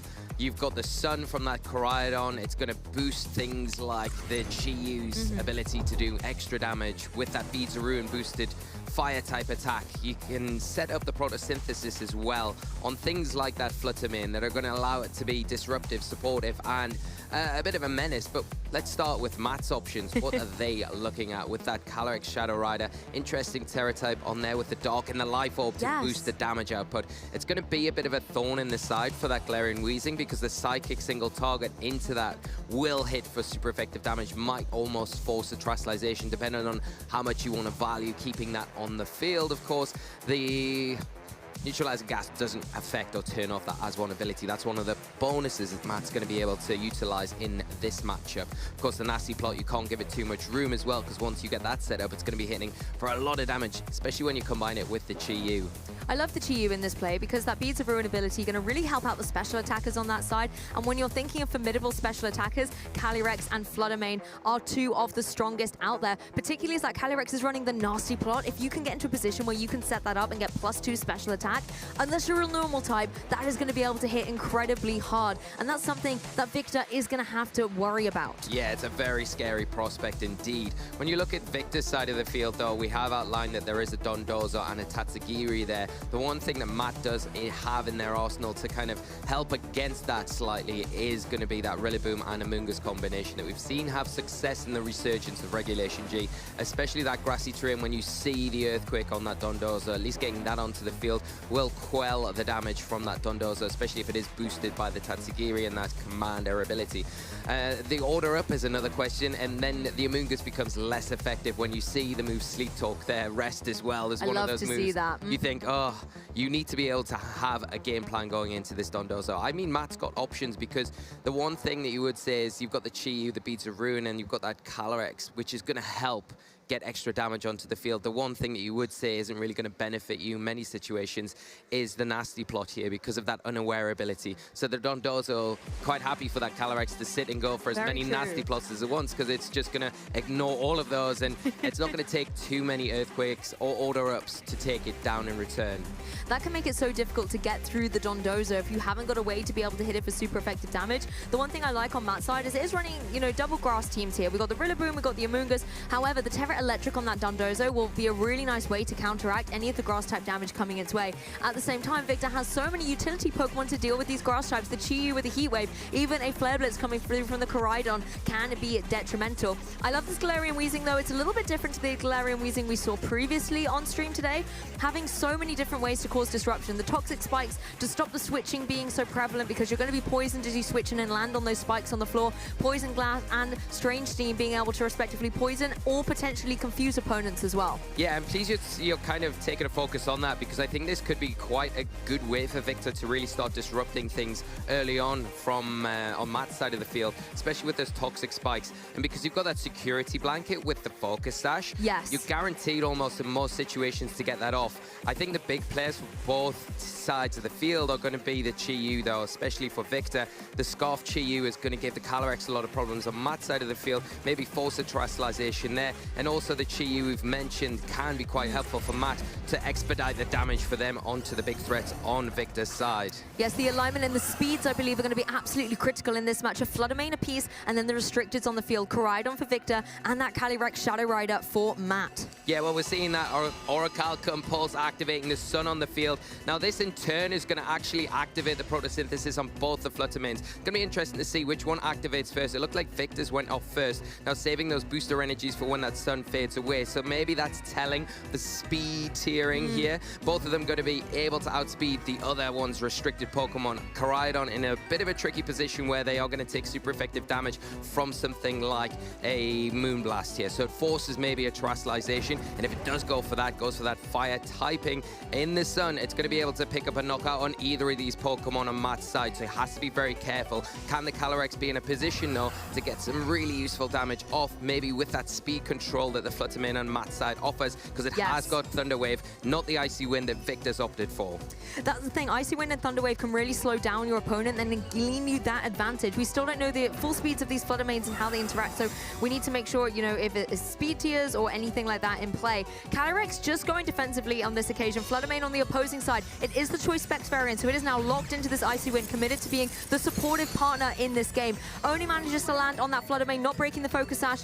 It's not even a Focus Sash, just a life orb on that Calyrex. Koraidon comes through and gets the knockout though, Lee. Yeah, that's a big play here from Victor, going for the double up into the Fluttermane, knowing that I've got the Icy Wind. I saw the activation of my photosynthesis before yours. I'm going to lower your speed, and that means my Koraidon is going to outspeed your Fluttermane. I don't need to terrestrialize. I'm going to get rid of the threat straight away, putting Victor in a commanding position going into this next turn. Amoonguss coming out onto the field now. Amoonguss, another Pokemon, doesn't really love these Flare Blitzes, so is it going to be forced into that terrestrialization? It can go for that. It has got the fire typing. It will be able to soak up the damage quite a lot better than it would do in its base form, and then that leaves the Calyrex kind of free, especially if we see a Rage Powder here, to go for that Astral Barrage, which is going to be super effective into the Fluttermane. Koraidon already taking a bit of chip. If it goes for that Flare Blitz once again into the Amoonguss, going to take further chip, maybe enough to allow the Astral Barrage to pick up a knockout. I love that synergy, the Icy Wind coming through and just enabling the Koraidon to be able to get the KO down onto that opposing Fluttermane and just remove it from play. You don't have to worry about the speed control options that Matt could have utilized previously. Now you've got this kind of slow and fast mode in the form of the Amoonguss and the Calyrex. Fluttermane on Victor's side switching out. It is Choice Spec, so it's locked into the Icy Wind and maybe wants to come in a little bit later on to do some more offensive pressure. Chi-Yu joins the field. This is the Choice Scarf variant, so it's going to have some speed on its side as well, as long as it's able to hang on throughout this turn. Koraidon playing defensively in the face of this Calyrex, as Amoonguss does what it does best and draw in all of those attacks. If this happened to Flare Blitz, it would have been devastating to that little mushroom, but instead Calyrex can go for this Astral Barrage, but it's not going to get a lot of damage on the field. Yeah, I love that Matt isn't committing to that terrestrialization so early on, getting that Astral Barrage off, but you've got to give all credit here to Victor. What a great switch, protecting the Koraidon. Now in a position with that Chi-Yu, it has got the Choice Scarf. It is going to supersede the Calyrex here, and it threatens with a Snarl, so that's going to lower the special attack and ignore that Rage Powder as well. The Koraidon in a position after that to pick up a clean knockout. Now this really pins in, Matt. Do you protect the Amoonguss here? Do you switch it out? And that leaves the Calyrex open, because the double up from the Koraidon and the Chi-Yu could be into that slot, but leaving the Amoonguss alone is risky as well, because if you don't go for it, you don't attack into it with that Koraidon, you leave it open so it can go for a Spore, and that could start to slow things down, swing momentum back for Matt in this match. And looking at Victor's team as well, there's only one remaining Pokemon that has yet to be revealed, so at least you know you're not contending with the Dondozo Tatsugiri combination, but there could still even be something like a Dondozo in the back. It can carry its own weight on a team as well. Amoonguss is going to go for that terrestrialization that you mentioned earlier. It's going to be that Fire Terror type, which will give it a little bit of breathing room in the face of Flare Blitzes or Heat Waves coming through from these two Pokemon. Chi-Yu, however, just locks in with that Snarl. Calyrex avoids though. That is the Pokemon you wanted to hit. Calyrex nimbly avoiding. Amoonguss is going to take that, but it does not matter. Calyrex with this Astral Barrage is going to be able to connect down on both these Pokemon. The Beads of Ruin on the field from the opposing Chi-Yu, enabling it to get the KO on the Koraidon. The double-edged sword, the Snarl coming back. The miss is huge here. This takes Matt right back into the game. The terrestrialization on the Amoonguss, I love it, because like we said, if you see that Flare Blitz coming into that slot, then it's going to be enough to take it down. Not if you're a Fire Terror type. Now the Spore going into the Chi-Yu, shutting that down, and with that Grimnir boost, it is starting to tip the tables. What comes in, it is the Fluttermane. Now, it will have that photosynthesis boost, so it will be able to put on a little bit more pressure here. It will outspeed the Calyrex, but it is going to be susceptible. If it goes for an attack here, to another Spore, and it hasn't got the ability to take down this Amoonguss just yet. And that Chi-Yu threat has been neutralized. The fact that that Spore has come into it is guaranteed to take its first turn of sleep. So you don't have to worry about anything coming through from that slot. It really comes down to the Fluttermane, and depending on what it wants to lock into, a Shadow Ball, for example, that can be redirected away by the Amoonguss. It doesn't, I think, want to necessarily go for an Icy Wind here, because the damage is going to come full in force. I like the terrestrialization in the sense that you drop that Ghost typing in the face of the Astral Barrage, and you do have a very solid special defense on that opposing Fluttermane, but is it going to be enough against a +1 Astral Barrage? Amoonguss just drawing in any attacks in case it is a Shadow Ball that's been locked into, but Fluttermane actually going to offer that spread damage, going for the Dazzling Gleam. This isn't going to be able to get the KO. Takes the Calyrex into the danger zone, however, as Chi-Yu takes a nap, but the Astral Barrage, we know it's coming. Yeah, and that's the big thing. I think, you know, when you look at the Fluttermane, it is Choice Specs, boosting that with the terrestrialization. Is it going to be enough? No, it's not. And the Astral Barrage in return from Matt, a clean sweep on the opposite side of the field. Absolutely love to see the way that these Grimnays are stacking up on this Calyrex Fluttermane goes down, Chiyu goes down. There is no stopping this Calyrex Shadow Rider right now. Yeah, and you can see the momentum swing and how powerful something like the Calyrex can be when that Grimnir starts to activate. What a great call once again from Matt to bring in the Amoonguss here when he did with the fire terrestrialization, picking the right moment to do that as well, almost baiting that I'm not going to do it, but then I am going to do it. We do see the Galarian Weezing hit the field now, probably not in the most preferable situation, because it will just go down to a single Psychic, although it does have that Focus Sash, doesn't it? So it will be able to hang around for at least just one a little turn. bit, just a little bit more longevity on the field, but considering the full force that Matt has on his side of the field, it's going to be very, very difficult. Calyrex does actually go down, however, so the Life Orb recoil having a little bit of a detrimental effect here as Weezing gets to showcase his signature move in this strange team. This does have a chance to confuse, but Amoonguss is going to be able to come through that, put it to sleep, and enable the partner Pokemon in the back there, yet to be revealed fourth and final Pokemon to maybe get the KO, or maybe Amoonguss with a Sludge Bomb wants to try it for itself. Yeah, and I mean, it's just a little bit over the top. You don't need a Chiyu in the sun, but I think it will be enough to deal with this 1 HP Weezing, but so well done from Matt. I think the big thing that you would say for Victor, they did pretty much everything right. The Snarl miss, though, was so huge in that situation, because the Calyrex at that point couldn't terrestrialize out of that weakness.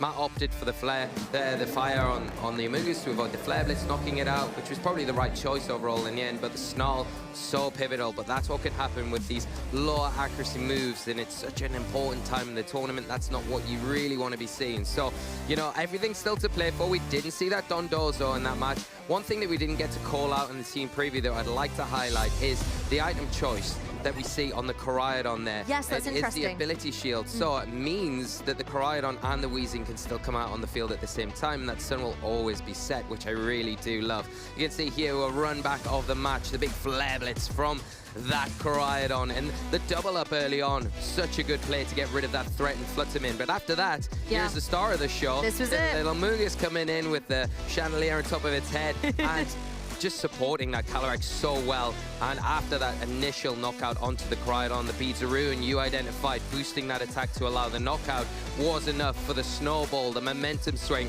for Matt to close this one up. But I think you called it perfectly. That Snarl Avoid was the critical turn in the match. Victor came out with such a commanding start with that double up into the Fluttermane, just completely removing it from play and using that information gleaned from the ability activation at the beginning of the match to his advantage. But Matt being able to come back and playing perfectly, you know, if that Snarl had connected, obviously then the Calyrex was in a little bit of a difficult spot. It would have had its special attack lowered, and we know how significant the damage can be. It might even have got the knockout at that point. Yeah, and I mean, even if it hadn't got the knockout there, it would have taken it down very low health. Yeah.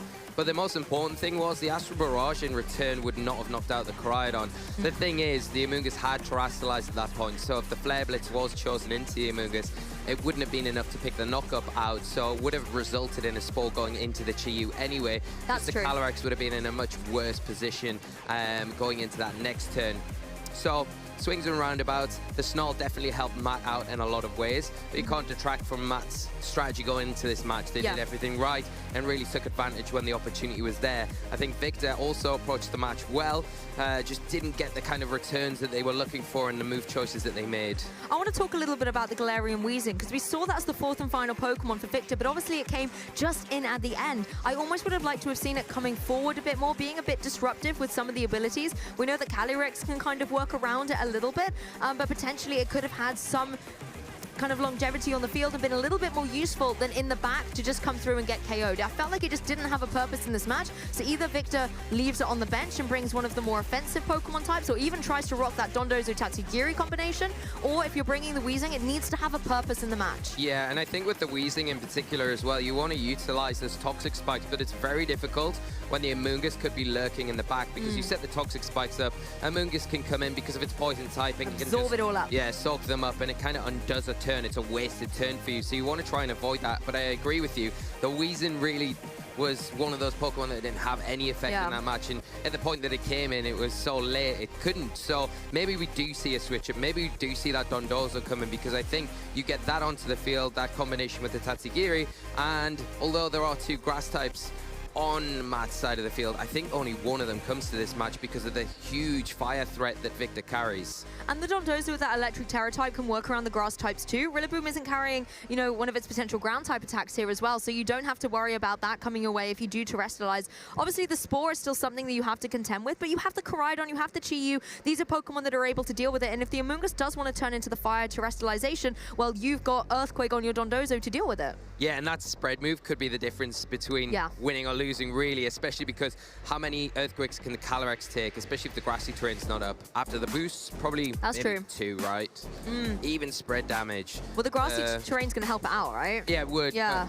I just don't see the Rillaboom coming here. I just don't think against the Chi-Yu, a Koraidon that we saw from that first game, even the Weezing to a certain extent, if Matt suspects that they're kind of going to be the same sort of Pokemon that we'll see coming to this game, then the Rillaboom's so difficult to bring because it's not effective into any of those and it just makes the pins a lot easier for Victor in this match. So I do think there's utility in the Amoonguss because I think it's useful for the fire terrestrialization there like we saw in that first game. Yes, and if you can get some sleep onto the field as well, that could buy Matt a little bit of time to get some damage out on the field, particularly if you do see that Dondozo combination, you want to find a way to kind of counter it. But even if you put Dondozo to sleep, it has sleep talk, and there is then the risk that it can go for that Earthquake or Order Up and still get damage out on the field. But the leads are coming out. It's going to be Fluttermane and Koraidon for Victor once again, and look at that, it is the exact same run back of game 1 for Matt Maynard as well with the Fluttermane and the Calyrex. Yeah, are we going to see a repeat of game 1, or are we going to see a little bit of an adaptation here?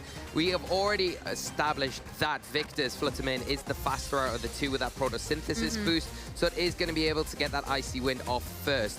Is Matt going to allow the Fluttermane to go down so easily this turn? It does have access to Protect here, or is it going to go for, you know, speed control of its own? Is the Calyrex going to be left open this turn? If it is, does Victor go for that combination into the Calyrex to remove that because of how threatening it can be once it gets going with those Grim Neigh boosts? As well, you need to make sure that if you are that Koraidon, you're not going to leave yourself susceptible to a Fairy-type attack that could come through from that Fluttermane. So you can see why it was the kind of target in that game 1. But with the Protect, if you double into it again, and then Calyrex is able to get an Astral Barrage off nice and cleanly, even into that opposing Fluttermane, that could give you the momentum early on. Calyrex is the defensive option here for Matt. First of all, securing the Protect on that Pokemon. As the opposing Fluttermane just locks in for the Shadow Ball straight into its counterpart, the Shadow Ball directly will get the one-hit KO. You don't even need Koraidon. That is a huge knockout, really brave play there from Victor, because not terrestrializing that Koraidon, if it had survived and taken a Moonblast in return, it could have been knocked out quite easily. We do see the attack from Koraidon just go into the Protect of the Calyrex, so it can survive a little bit longer. Now the Chi-Yu coming onto the field for Matt. It is a Choice Scarf Chi-Yu. Not really going to threaten the Koraidon too much because of the resistances that it has to both the fire and the dark type attacks. The Fluttermane has to be a little bit careful, but it does have access to that photosynthesis boost, so it still will be faster than everything else, although we are going to see it leave the field because it is locked into that Shadow Ball. It does make an adjustment, and the adorable little Tatsugiri comes to the field, and I think we know what's coming next. The little Pokemon, and now the large one out on the field. This Dondozo is going to join the field, and thanks to the Commander ability of Tatsugiri, it's going to get nice and cozy in Dondozo's mouth and boost it up. Yeah, it's going to get that Omni Boost across the board, doubling those stats and making it a behemoth to deal with.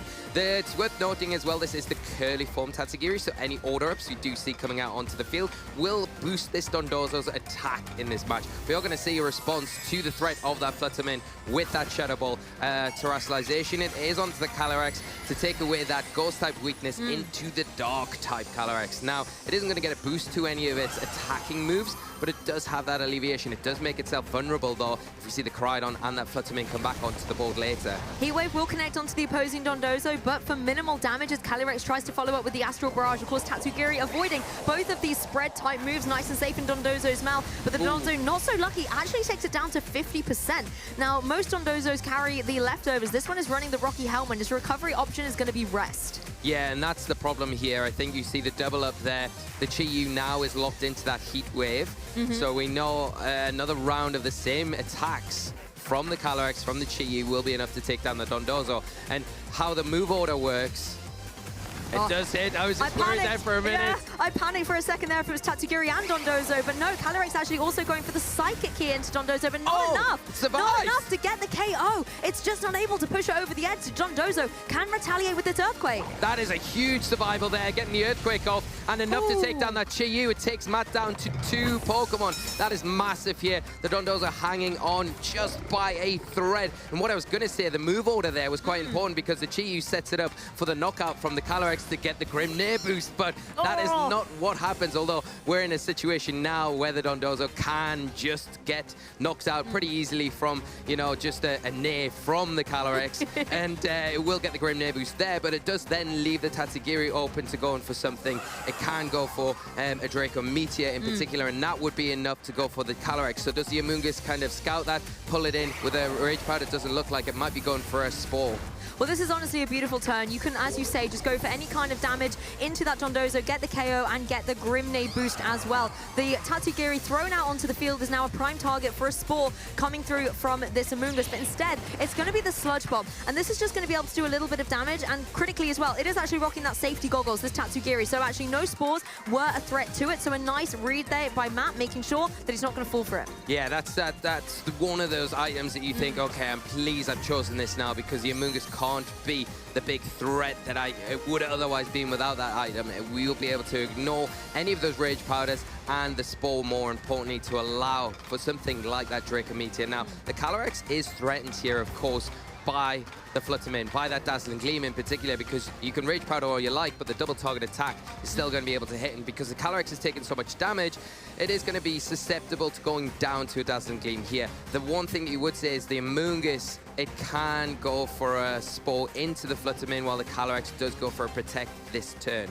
Yes, I think this is a really wise play. You want to try and use your Amoonguss to shut down this opposing Fluttermane, so your Calyrex has an easier time. But Fluttermane not going for the Dazzling Gleam, actually just locking straight in for that Shadow Ball, and finding its mark down on the Amoonguss. That does 50%, as well as getting the special defense drop to follow up with the Draco Meteor by the Tatsugiri. The double up will get the knockout. There's just Calyrex left standing. Great call here from Victor, because it's so hard to not go after that Calyrex, so hard not to lock into that Dazzling Gleam. But let's just look through that, because I've got the Koraidon in the back. I'm going to be super effective hitting into that Calyrex now. Yes. It's a Dark type, as long as I can set up this endgame. Now, the big thing is, it looks like Victor's actually going to sacrifice the Koraidon here, because knowing that the Fluttermane will always outspeed with that Photosynthesis boost, now you're able to activate the Sun once more. This sets up an endgame. Now the Calyrex is the only Pokemon on Matt's side of the field. Yeah, this is a beautifully telegraphed endgame here for Victor. The Sun had gone away, so you're bringing it back onto the field. You really don't mind if your Koraidon goes down. You almost welcome it at this point, because as you said, Lee, that Fluttermane can come back in with its beautiful speed,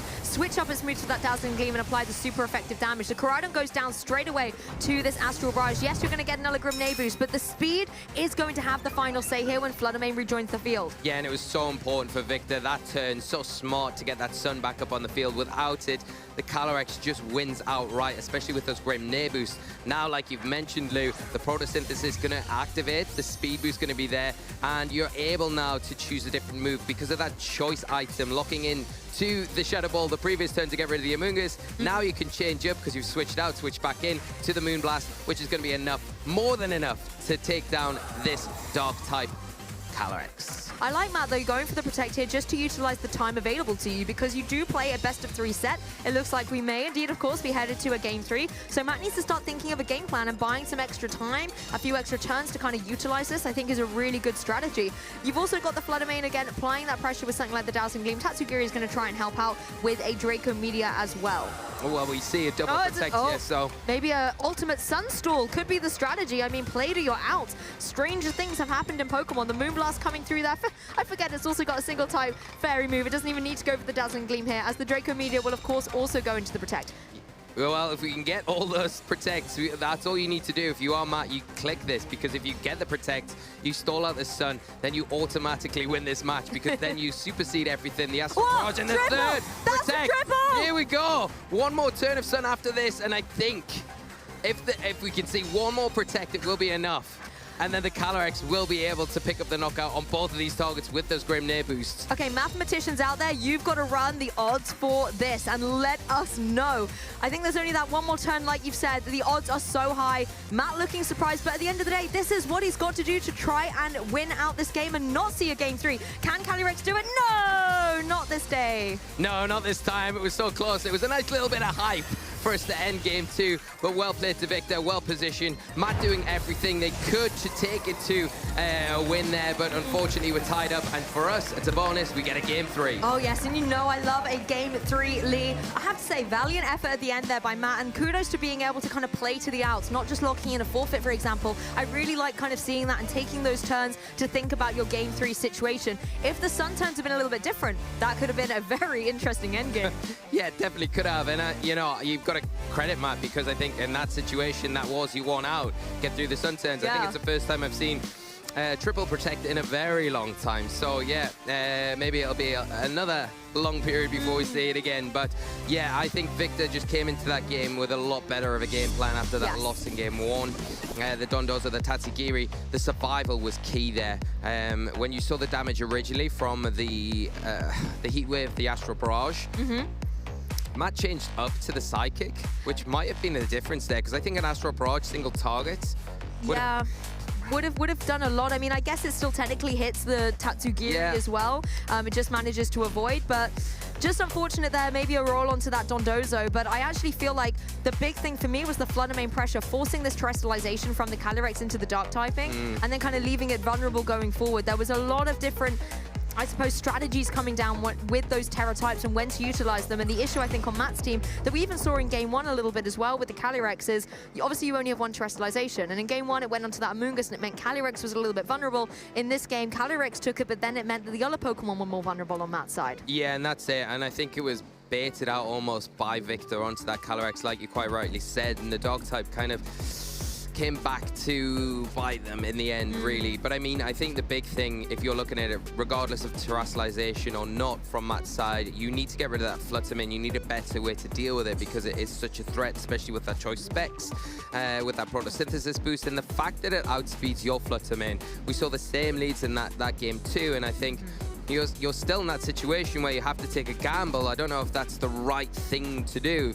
Are you having to gamble every single game if you're leading that Flutter Mane and your Calyrex against a faster Flutter Mane that you know is going to be able to lower your speed, and kind of put one of your Pokemon into a really precarious position where the Koraidon could follow up and double up and pick up an easy knockout? Well, it's game 3 trainers in our asymmetric top cut. This is it for these trainers. Whoever wins this game will advance in the competition. The other one knocked out. Everything is on the line here for the European International Championships. A little shake-up in the leads here. We've got Koraidon and Chi-Yu for Victor, Amoonguss, and the Calyrex for Matt. I love this adjustment from both players here. You can see what we were saying just now. Yes. Do you put yourself in the same position? It makes it very awkward. Now you've got the Amoonguss on the field for Matt in place of the Flutter Mane, but Victor saw through that, leading the Chi-Yu. Now this instantly puts a lot of pressure onto that Calyrex. Obviously the Choice Scarf puts the Chi-Yu ahead of everything else, and now you've got the Snarl. You can go for that spread damage. Hope that it lands this time, if it can, into the Calyrex. That's a big thing. It takes its special attack down by 1 stage. Means that the Koraidon can stick around a lot longer, and you could still pressure that Amoonguss with the Sunbeam up with a Flare Blitz. I think both of them are pressured, like you say, everything there with the Calyrex falling its way, but Amoonguss as well doesn't want to take any of those fire-type attacks. Matt, I think, wisely going for the double protect here, wanting to see what this Chi-Yu is going to lock into. Is it going to be the fire attack, or is it going to be that Snarl? So it looks like Victor then, from that information, is trying to target down the Calyrex and leaving the Amoonguss a little bit alone. Yeah, and now you can kind of make adjustments to this. Have you got anything in the back that can come in on the Snarl and not going to really eat up too much damage? Could you maybe get your own Chi-Yu onto the field? The problem is you're going to have to, if you switch one thing out like the Calyrex, you either have to keep it in, terrestrialize it, and that makes it susceptible to maybe a collision course, and it leaves the Amoonguss vulnerable as well to a Flare Blitz, or you have to kind of switch that Amoonguss out for something else to come in on a sun-boosted Flare Blitz, and then the Snarl's going to weaken your Calyrex anyway, mean that you're not getting that impact that you did in that first game. Well, this is the thing as well, you know, your terrestrialization is going to be the question, because you want to avoid that super effective dark type damage, but at the same time, Amoonguss wants to avoid the super effective fire type damage. So, which Pokemon has the terrestrialization been committed to? It is going to be on that Calyrex. Matt wanting to keep it onto the field. Maybe it can dodge out of the way of another Snarl like it did in game 1, or even if it takes it, it still is going to be at least in play. Not taking super effective damage, but will not be able to get away from taking the special attack drop. It looks like, however, game 3 means serious business for these trainers. We're going to see the terrestrialization on the Koraidon too. Yeah, it's going to terrestrialize into that fire type, boost those fire type attacks even further here for Victor under the sun. If it's into that Amoonguss now and it's open to a Flare Blitz, then it is going to be a disaster. Here's the Snarl coming out, lowering that special attack, most importantly, onto the Calyrex. Now that is going to mean that the Astral Barrage isn't going to be able to pick up the knockout on this Koraidon. It is boosted by the Life Orb and the Beats of Ruin, but that -1 should allow the Koraidon to survive at least one more turn, open the door for maybe a Flare Blitz into the Calyrex or that Amoonguss. Let's see where it is going to head into. Of course, it is the Amoonguss, and it is going to be more than enough. I do not want to have been an Amoonguss in that turn with the Flare Blitz coming its way in the sun with the Terrifier boost as well. That was just going to be so devastating, and Matt will lose that Pokemon very early on in this match. The Calyrex as well, unable to get the knockout, but it looks like Koraidon, thanks to the recoil from all of that HP it took down of Amoonguss, having the effect that it's going to be KO'd in return. Yeah, now the Amoonguss gone off the field, is that, I think if you're Victor, the question is, was the trade, my restricted for your Amoonguss, worth it? Yep. Now the Calyrex in an awkward position, right, where it is -1 now, it's still stuck on the field, it's not taking super effective damage from these Snarls, but you don't want to be in that position where you're going to constantly be taking these Snarls over and over and over again. Now the Fluttermane coming onto the field, booster energy activate, the photosynthesis activating, giving the speed boost, it can lock in quite happily to that Dazzling Gleam, which is going to be probably more than enough to pick up the knockout onto the Calyrex. Now it's super effective damage, and that combined with the Snarl going to be enough to maybe chip that Chi-Yu down into a really dangerous range.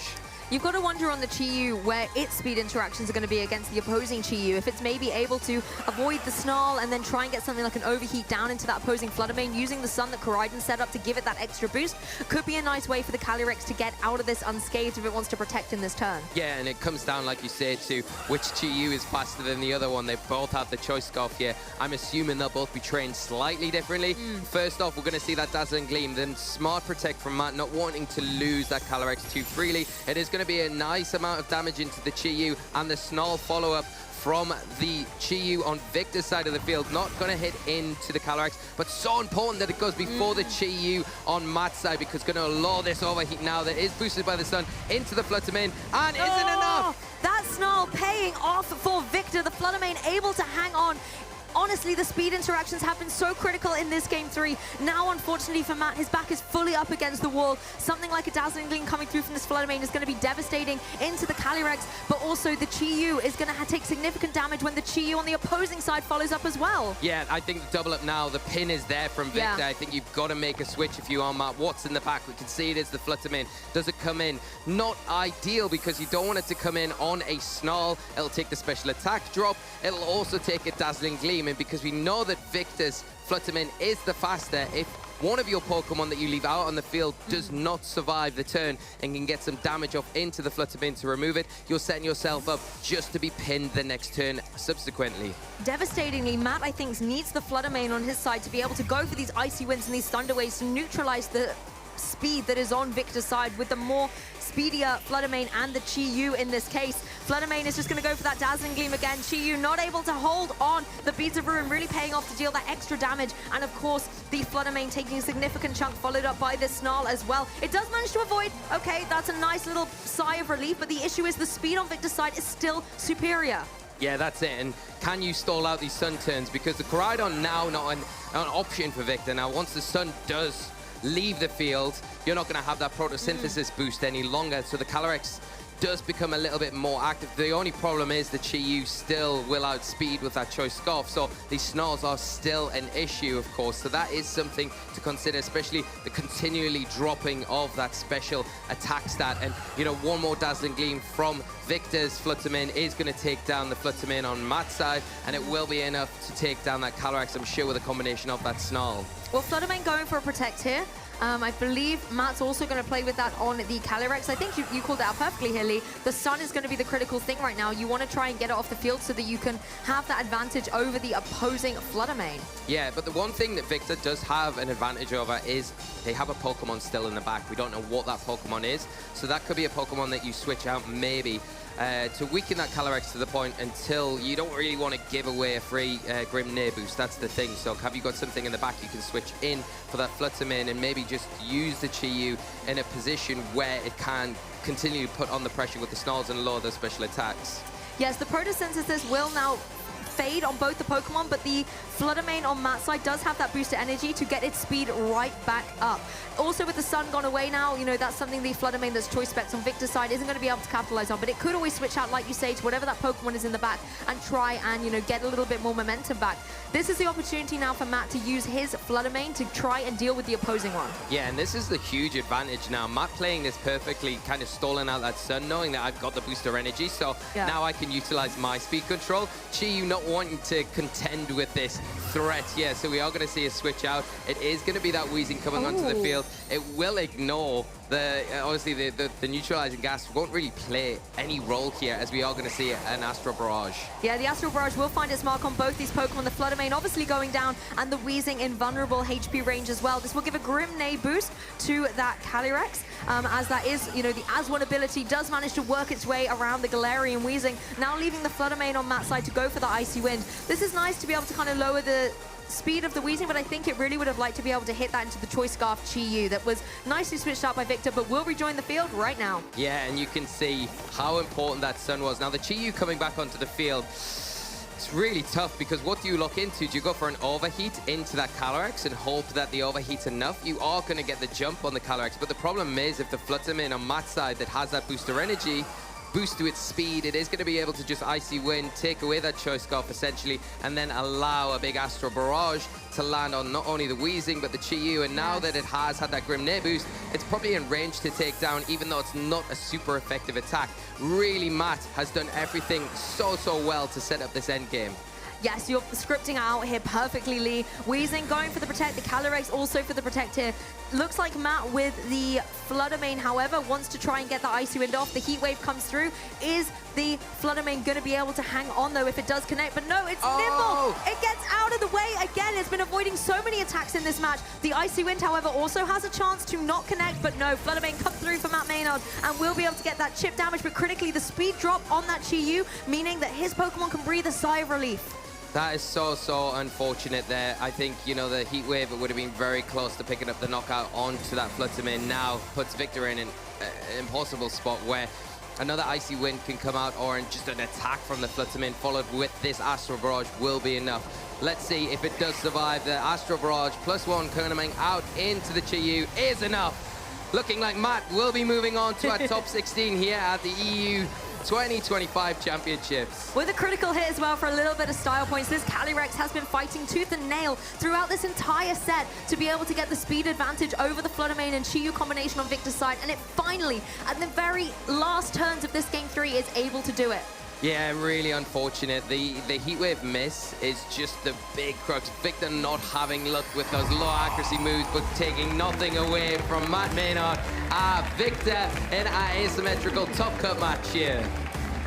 Huge congratulations to Matt. I actually love the way that in so many situations Matt's back was against the wall, but they were able to just pull themselves out of it by being so cognizant of the sun turns. That was a big theme throughout this set, where Matt was constantly aware of whether photosynthesis or the extra boost to fire type attacks would be in play, altering things like speed with photosynthesis of the Fluttermanes. Yeah, and it all came down when the Weezing came onto the field, obviously activating, not affecting the As-1 ability, but taking away the photosynthesis ability, so the speed boost wasn't really in effect there. So that shows more importance on that Heat Wave miss, why the Chi-Yu outsped that Fluttermane in that scenario, meaning that you really needed to have the Fluttermane survive it. I don't know if it would have survived or not. Fluttermane, one of those Pokemon that has a very good special defense stat. Yeah. The Beats of Ruin, the Heat Wave, it was a double target. But I guess the Galarian is shutting down Beats of Ruin as well, maybe, so it gives it a bit of longevity. So a bit more of a chance, but yeah, it would have been very close either way. But the fact that it survived, it got the Icy Wind off, was the key that Matt needed to unlock that end game, close it up with the Astral Barrage, with that Calyrex. And what a great decision to terrestrialize the Calyrex again, especially after it didn't work out in that game too. But I think it worked better this turn because Matt kind of went, okay, I'm going for the Dark Terror type on my Calyrex, and that's going to be devastating against this Fluttermane. But if you can try and trick the Fluttermane into locking into something other than a Fairy type move like the Icy Wind, then that could give you a little bit of longevity, as well as being able to get the speed advantage and get that Astral Barrage to get the knockout. Yeah, and just an incredible, it's a really oppressive team as well when it gets going as well, and lots of nice options that Matt's got there as well to utilize, and a really awkward match up for him against what was was a lot of different combinations with the Tatsukiri, the Dondozo, the Fluttermane, the Chiyu combination as well that's there, and then the Koraidon to think about on top of that has the ability shield with that Orichalcum Pulse and those big threatening fire and fighting type attacks that are threatening to nearly everything on their side of the field. I did like to see that synergy between Fluttermane and Chiyu once again, because being able to have that not only speed advantage with the Photosynthesis and the Choice Scarf just meant that they could deal so much damage, particularly considering that was a Choice Specs Fluttermane as well. Like, these choice items being paired so beautifully synergetically just was showcased so lovely by Victor, but the way that Matt was able to manipulate that with the speed control in the end was exactly what he needed to do. Yeah, well, we've got Matt waiting on stage with Sierra for an interview so we can get a few more insights from them now after their great win. Give it up for Matt Maynard, now top 16 here at EUIC. Huge congratulations. One of the craziest sets of Pokemon I've gotten to see throughout the weekend. There's the misses, the drama, the triple protect. Like, how are you feeling right now? I feel like I need to do something with all the luck I got in that set. Like, that's Pokemon. That's what Victor was saying off that set as well. Like, he was a great sport. He was really lovely. It was really nice to play that match against him. But I mean, it's just how it goes. I don't know how much analysis I can really do on that one, because I got 1 or 2 calls right. He got more calls right than I did, and you know, like I said, it happens in Pokemon. I'm not gonna say like, oh, I'm gonna try my hardest for the next few rounds. I got lucky. I might as well try and use it as best I can. I mean, there's also cases where you're getting unlucky in that match too. Like, there's misses on the both ends. It was just absolutely crazy. But then I want to know, all of that aside, how you're kind of going and approaching that, considering that the team that we get to see on the opposing end. Yeah, it's a tough matchup for me, I think, because I lost to a very similar matchup in Swiss against a friend of mine, Jamie Keane, who I don't imagine is going to let me forget that for a while. But it's tricky because his Fluttermane's faster than my Fluttermane. Obviously got the Weezing to switch off Photosynthesis. I think his Koraidon's fast enough that if he Icy wins me, now my Fluttermane's slower than his Koraidon. So it's a tough matchup. I was trying to have to make calls early game. Honestly, I was just hoping he wouldn't see the Fluttermane Koraidon lead. Add lines into everything else. If he led that one, my plan was just pray that I got the right protect. And I didn't. Game 2, I was like, well, okay, he's got a slightly different lead. Can I maneuver around this one a little bit more, protect, see what the Choice Scarf Pokemon are locking into? But a lot of it was, I think I just have to get calls right or get lucky. This is one of those matchups. And I got a couple of calls right. I got pretty lucky in that set. A little bit shafted on the no quadruple protect. Like, that was just very unlucky on his part. I'll get something for the crowd to cheer for at least, but It would have been crazy. It would have been one of the craziest moments, but we'll have to hold out for the quadruple protect another day. So I want to talk about your team, because we've seen you before quite a bit in Reg G. You've gotten quite a bit of accomplishments. We got top 4 at Stockholm last season for 24, Birmingham top 32, but all of that was with Miraidon. So I want to know then, going into this event, why the restricted switch when you've had this success? I think it's just how the meta's shaping up at the moment. So we've seen kind of a rise in stuff like Calyrex Shadow. Calyrex Ice teams have started using Landorus a lot more, which makes Miraidon's life a little bit trickier. So I kind of thought maybe it wasn't the right call for this one, just because how the meta was shaping up. Calyrex Shadow, on the other hand, like, Terapagos has been on the way down a little bit. We've seen a move away from compositions on Calyrex Ice that maybe have a better matchup into it. So I kind of thought, if there's going to be a lot of Calyrex Shadow that I'm expecting to play, not so much Terapagos, let's use a Calyrex Shadow team that matches up well into other Calyrex Shadow teams. And I want to give a big shout out to Yotam Cohen. This was the team he used at San Antonio. I kind of sent him a message a couple of weeks ago saying, team's really interesting, think it's a great call. Would you mind giving me a hand with kind of how the team plays, how you want to build it, what tweaks you might make? So he's been really helping me in the last couple of weeks with that. So a bit of a team effort. Some of my the UK folks in one of the team building servers we're in as well have been helping me run lines, tweak matchups. My friend Oscar's been running the same team as well today. So it's a combination of a lot of people's input on a lot of meta calls, kind of moved me away from Miraidon more towards this team composition.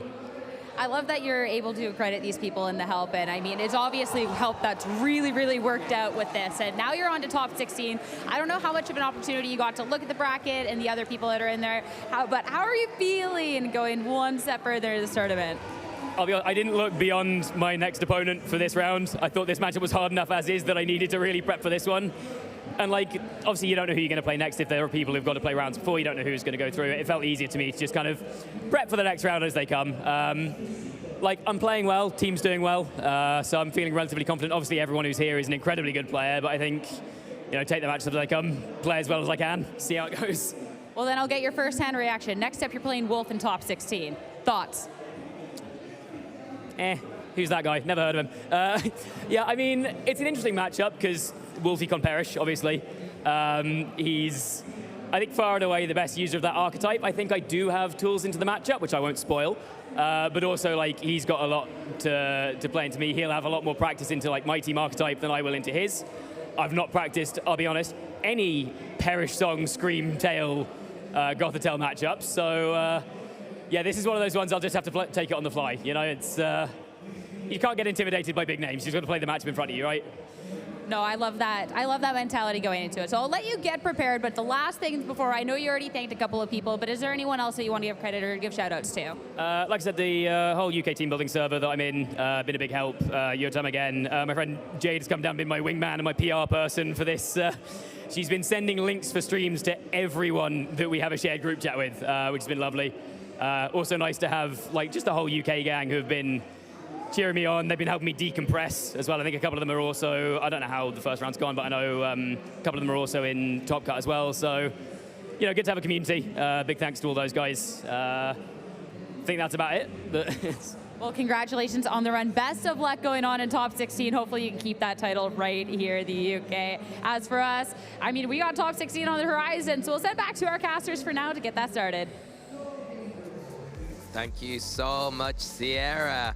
Lou, what a great interview, and to get some insights from Matt on some of the thought processes behind that matchup and how difficult it was in those certain situations, especially calling the right protect at the right time, especially in those games 1 and game 2, especially when it didn't go right in game 2 in particular. So I think a lot of credit has to go to Matt for how he played, in particular that end game, and kind of kept their cool going into the latter stages of that match, and really utilizing the tools that they had available to them. Exactly, because we're kind of on the outside looking in at these matches, so it's always great to kind of hear from the trainers how their perspective was literally in that front row seat behind the Pokemon themselves. And I think it's really interesting as well seeing that lovely kind of community aspect that comes through, because at the end of the day, yes, we're here to win a championship and to crown a champion, but they wouldn't be able to make it here without that teamwork and camaraderie they get along the way as well. So I think it's always beautiful to see that community element come together and showcase it here on the international stage. Yeah, we see it time and time again how important that is for, individuals to be part of those groups, those team building groups, the support networks, not just only in their region, but the wider regions as well. And like Matt said, calling in help with the team in particular and getting a lot of support with that, which is great to hear, and it's really paying off in this tournament. But back to the tournament, because we are progressing along quite nicely. We can take a look at the bracket now and see how things are shaping up as we are about to head into our top 16 of the tournament here. Yes, as you can see, as Matt was just told by Sierra, he will be facing down against Wolf Glick in the top 16. But there are also some incredible matches here. Joji Kaida and Taryn Birdie, James Evan and Joseph Ugarte and NA showdown there. Yeah. I think there's a little bit of history between these two players as well in tournament history. So that's going to be interesting, as well as Tiotai Masood versus Shohei Kimura. What an absolute array of amazing matches here, going into top 16. This is just the top half of the bracket, of course. We've got another portion to show you, but I mean, Matt Wolf is going to be a great match. I mean, they're all going to be great matches, but Joji going up against Taryn in particular, we've seen both of those on stream, and I think that one's going to be a real nail biter to see who progresses there, and can the UK and their home turf take it even further. But we move down to the second part of the bracket. We've got Francesco Piapero going up against Grant Lard, Dylan going up against Kyle, who we featured to kick off the show today, and then Raf against Yusuke, and Julio Tolau against Gavin Michaels. There's so many great names on here, and I think one of the lovely things as well is we've been able to follow a lot of these trainers throughout the tournament, and by having them in the top 16 as well, for example, trainers like Francesco Piopera and Grant Laird, we want to be able to see an opportunity to showcase what they've got as well, so that as we advance into the top 8, you guys at home get to be more familiar with these trainers as we get closer and closer to crowning our champion. Having a look as well at some of the trainers that have been beaten to get here, this has been such a stacked tournament. There's been so many formidable opponents, so many different restricteds out there on the field being utilized, as well as so many game 3s, at least from my perspective. I seem to be getting a lot of those on the broadcast so far this tournament, and that to me just shows the caliber of play, the fact that the teams are technical enough to be flexible and adaptable. Yeah, that's it, and I think that it shows the quality of player massively coming into this tournament. They aren't clean sweeps by any means. You know, everything's going right down to the wire. Even though there might be like really fast-paced games and very, very offensive, maybe trading KOs here, there, and everywhere, they are going to a game 3. The adaptations in a game 2 are phenomenal from our players to take it right down to the wire. And it's happening time and time again. Hopefully for us, hopefully for the viewers at home, it keeps happening for the rest of the tournament in that fashion. But for the moment, we are going to allow our players to get set up for the top 16. We're going to jump to a quick break. It gives you an opportunity to go grab a beverage, a little snack before we get in. It's a cup of tea. Perfect. Before we get into all the action of our top 16 here at the European International Championships.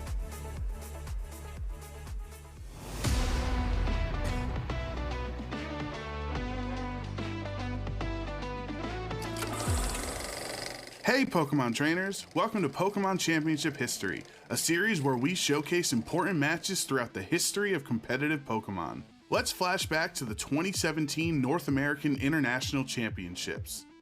This was the final event before Worlds, so it was the last chance for trainers to earn an invite. We turn our focus to round 3 of day 1. Giovanni Costa is a West Coast VGC trainer that had one simple phrase, "Believe in Eevee."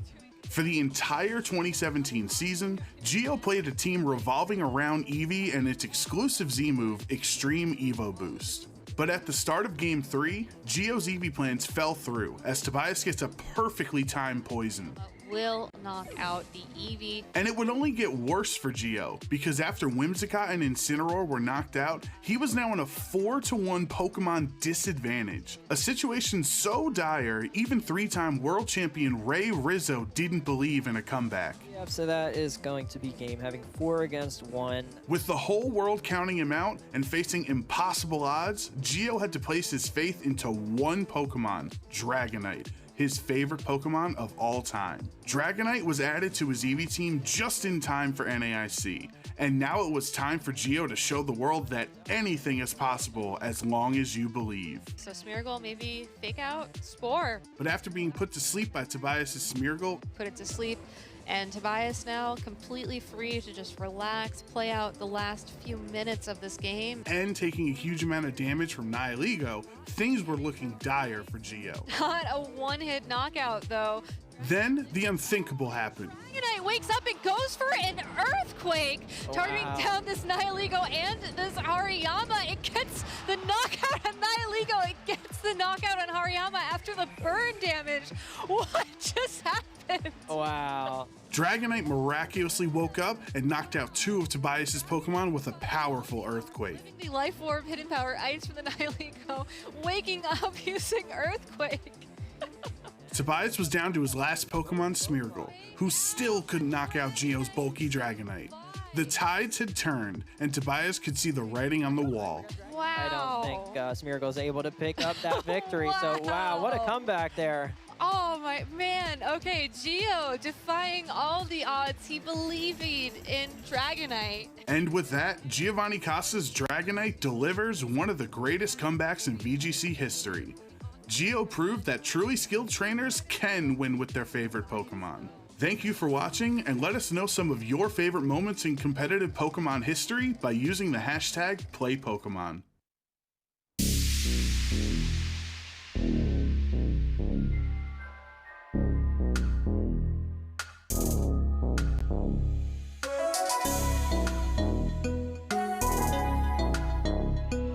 The journey to the top is long and tough, and it takes all your heart and soul to keep on going. 夢にたどり着くまで諦められない。While you're passionate for fire, always lighting up above, it's the greatest to get to leave them all. So do you wanna be legendary? So do you wanna be legendary? Have you got what it takes to win? Have you got what it takes to win? The training has been taking all your life, and you need courage if you want to win the fight. Respect the opposition.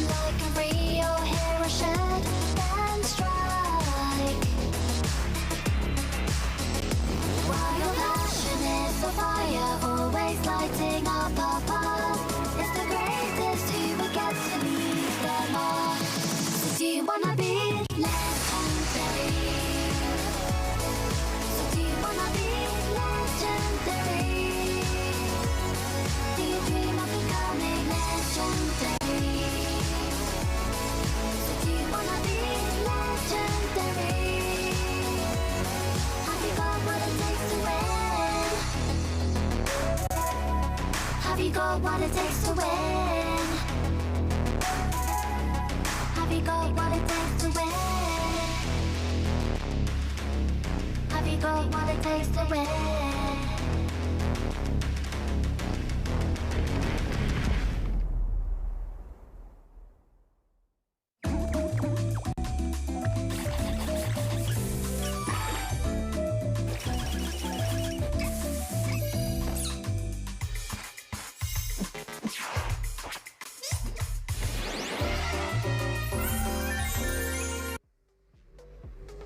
Well, very soon we will indeed find out who has got what it takes to win when we are able tomorrow to crown our champion. Not only in the Masters division, but also the junior and senior divisions will be competing in their grand finals on Championship Sunday. I believe the junior division already actually has their 2 finalists. Seniors, I think, are still battling it out. And Masters, obviously, we're in the top 16. Yeah, we're getting to the point now where we're going to be eliminating players each and every round, which is sad in one way because a lot of our players that have done so well to get here will be exiting the tournament, but we will be celebrating, on the other hand, the players that will be progressing to those latter stages of the event. We've got a great match lined up for you next. We've obviously just taken a look at the bracket there, yes. And our players are just getting set up, so momentarily we'll be getting into it. I want to just take a moment, Lou, though, to ask, what kind of been your highlight of today?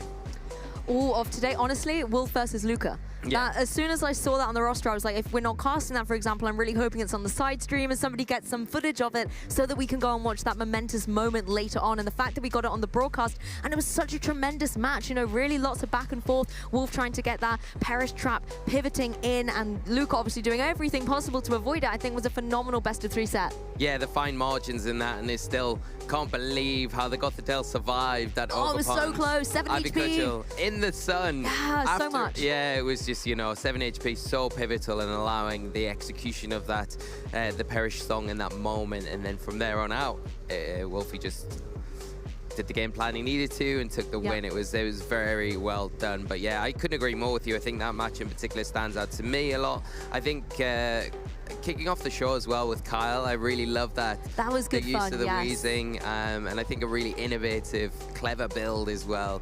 And great to see Kyle doing well in this event this weekend. And the wheezing has definitely been a Pokemon that a lot of trainers have brought, and it's been in all the divisions as well. I've seen it being played in juniors and seniors too, more predominantly on that Dondozo team, such as we were able to showcase recently. But Kyle kind of opting for a different variant of it on his team and using it to great effect. It was great to see the synergy of it amongst the Calyrex Shadow Rider, because it's one of the only Pokemon with the As One ability that can bypass it. You know, I know it's a legendary and restricted Pokemon, but that kind of gives it an extra edge on the competition, don't you think? Definitely does, and really, really frustrating when you're going up against that Pokemon, especially if it's been protected so well, because you're kind of taking the moments to go after, but yeah, it switches out, or it protects, or it's got redirection next to it, so you can never really get it. And I think that comes down to the players themselves being so well experienced with that Pokemon and making the frustration heighten for their opponent, which makes you kind of fall into traps, making mistakes along the way as well, which just adds to the whole strategy of the wheezing. I think as well, from the player perspective, it's not just about the Pokemon on the field, it's about the speed control, weather and terrain options as well. And players, we have an open team sheet, but obviously you still have to be cognizant of how many turns are left of these respective effects. And we saw, for example, in that last game, how Matt was able to play around the sun turn so beautifully. But whether you're in Tailwind or Trick Room, for example, you have to be counting those and going for the defensive plays at the optimal moment. And that's where I'm starting to see the victories pull away from players. Yeah, and it's not, like you say quite rightly, I think a good identification of not just planning out maybe a turn or 2 turns ahead. You're planning 3 and 4 turns ahead. The whole match. yeah, to an extent, to say, how can I get to that end point to be able to close this match up? But here we go. Got a great matchup for us to kick off our top 16 here at the European International Championships. Francesco Piopero against Grant Laird. I'm so excited to see this because we have a Terapagos on the stage as one of my caster predictions, so I'm very excited to see what it can showcase on the EUIC stage. It's also got a really interesting combination of Pokemon to support it. You do often see Terapagos with Pokemon like the Rillaboom and the Incineroar there, because you can pivot those Pokemon in and out, Fake Out, U-Turn and Parting Shot just to enable the setup that can be so critical on Terapagos. Things like Calm Mind and Substitute really do put it in a position where it can deal so much damage with that devastating Terra Starstorm, as well as giving it protectivity, that is so a word, behind the substitute from Pokemon like Amoonguss, for example. So I really want to see that strategy being utilized. Yeah, and when you've got partnering Pokemon like that Screamtail with the Encore, with the Disable that are going to be so disruptive to your opponent's floor, it really helps out. The other Pokemon that we'll get to in a minute on Francesco's team is Heatran, but first we'll take a look at Grant's team because it is very familiar in a lot of ways. It is a lot like the 6 that we saw Luca Ceribelli take to the World Championships, but Grant opting for substituting the Whimsicott out for the Grimmsnarl. It offers screen support, offers that foul play as well, an alternative to the Moonblast, and Thunder Wave as well as a form of speed control. And then the Ogerpon isn't here like you would normally see in that 6, and I love the adaptation here with the Entei, and it is going to have that Protect the Life Orb as well, and it has that Inner Focus ability. It's going to be immune to any Intimidates and Fake Out, more importantly. We often see the Choice Band on Entei, you know, going for an extra devastating extreme speed, particularly with the Terra normal, but the Choice Band is actually on the Urshifu, and I really like to see this. It means that it's going to be able to pack an even harder punch through potential protects thanks to its Unseen Fist ability, and so this is a Pokemon that, if you are Francesco, you have to be very wary of, because unless you can get it intimidated with something like your Incineroar, it's going to be devastating for your team. Yeah, you've got the Choice Specs on the Miraidon like you would kind of expect to see, but that Choice Band, that is going to make that Urshifu very dangerous. It's got the Grass Terrestrialization as well, so it can get around some pretty awkward threats at certain times in the match. I think the thing to say is the Grimmsnarl feels very important for this team in helping prolong longevity. We saw a lot of the top players, you know, have go undefeated yesterday, utilizing the Grimmsnarl. See a lot making it into the day 2 in general. We're relying on those screen support, and the Grimmsnarl, the prankster ability to utilize things like Thunder Wave as a form of speed control, opposed to, you know, the Tailwind or the Trick Room, because you have, if you can paralyze your opponent, you have that chance every turn of your opponent not being able to move, being fully paralyzed, and that can be the key to winning a match and not winning. But we'll move over to Francesco's team. Talked about that Terrapagos there. It is a kind of standard Terrapagos set with that Carmine substitute combination, the leftovers there, and you combine that with the grassy terrain on the Rillaboom, which is going to be so key in this match to get rid of that electric terrain from the Miraidon. That is one of the things that you're going to have to maybe keep in the back. You can lead it, but you're hoping that the Miraidon does lead in this match, because if you lead out your Rillaboom and the Miraidon's not there, it makes it a lot easier for the Miraidon player to get that terrain set up.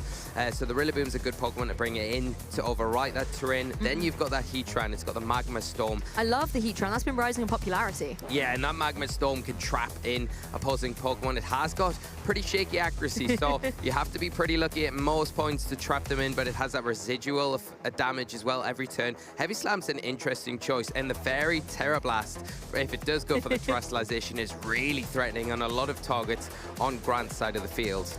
Exactly, and I really like the defensive capabilities of this Incineroar as well. It is that supportive variant with the Fake Out and the Parting Shot, as I was saying, to support the Terrapagos, but at the same time you have the Will-O-Wisp to neutralize any physical attackers like the Urshifu I was talking about with that Choice Band. You can really negate the damage potential that it has, as well as Pokemon like the Iron Hands out there as well. And you've got the knockoff then to remove any items such as the Choice Band, or even things like the Assault Vest on the Iron Hands to leave it a little bit more vulnerable to a follow-up from Terrapagos, for example. Yeah, and the Screamtail going to be a big player for Francesco, because unlike normal Miraidon teams with that Whimsicott where they have the Tailwind and have that instant speed control, well, the Grimmsnarl can only Thunder Wave one Pokemon at a time, so the Screamtail has that booster energy. It is going to get the jump on something like the Miraidon, so it can protect in front of it, see what it locks into, and then the next turn go for something like an Encore Disable. Wonder if we'll see that come into play during this match.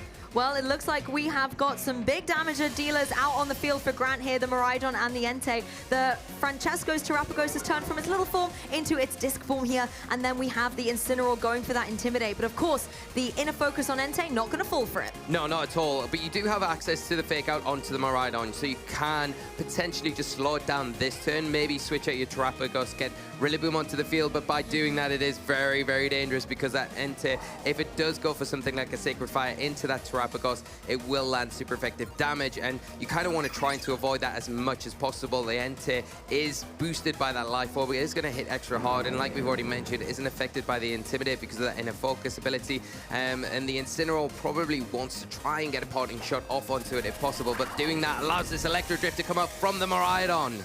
Huge damage into the Incineroar. One hit KO straight out of the blocks. No fake out coming through from that Incineroar into the opposing Miraidon there. The Rocky Helmet going to give it a little bit of chip damage, but the Incineroar has been felled before it's able to provide any support here in this Masters top 16. Entei tries to go for the Sacred Fire, is of course going to be able to connect. The Terra Shell has meant that this would be a not very effective attack, but the burn still can come through. That has now been broken, so Terrapagos is going to be more vulnerable going forward. That burn is huge because it kind of undoes the leftovers recovery every turn now, which makes it a lot more difficult if you are trying to focus down on this Calm Mind. You get the boost to your special attack and your special defense. You are going to get the leftovers recovery, but at every turn now, you're going to take that residual damage from the burn. The Sacred Fire does have a 50% chance to burn its target, so it's not out of the ordinary for that to happen, but really well played by Grant, going for the opportunity. We've talked about it throughout this tournament. If an opportunity is there, go for it, take it, and that's exactly what Grant's doing, putting the pressure on. Now the Ogrepon's come out onto the field. It does have that follow me support, so it can support that Terrapagos a little bit better now,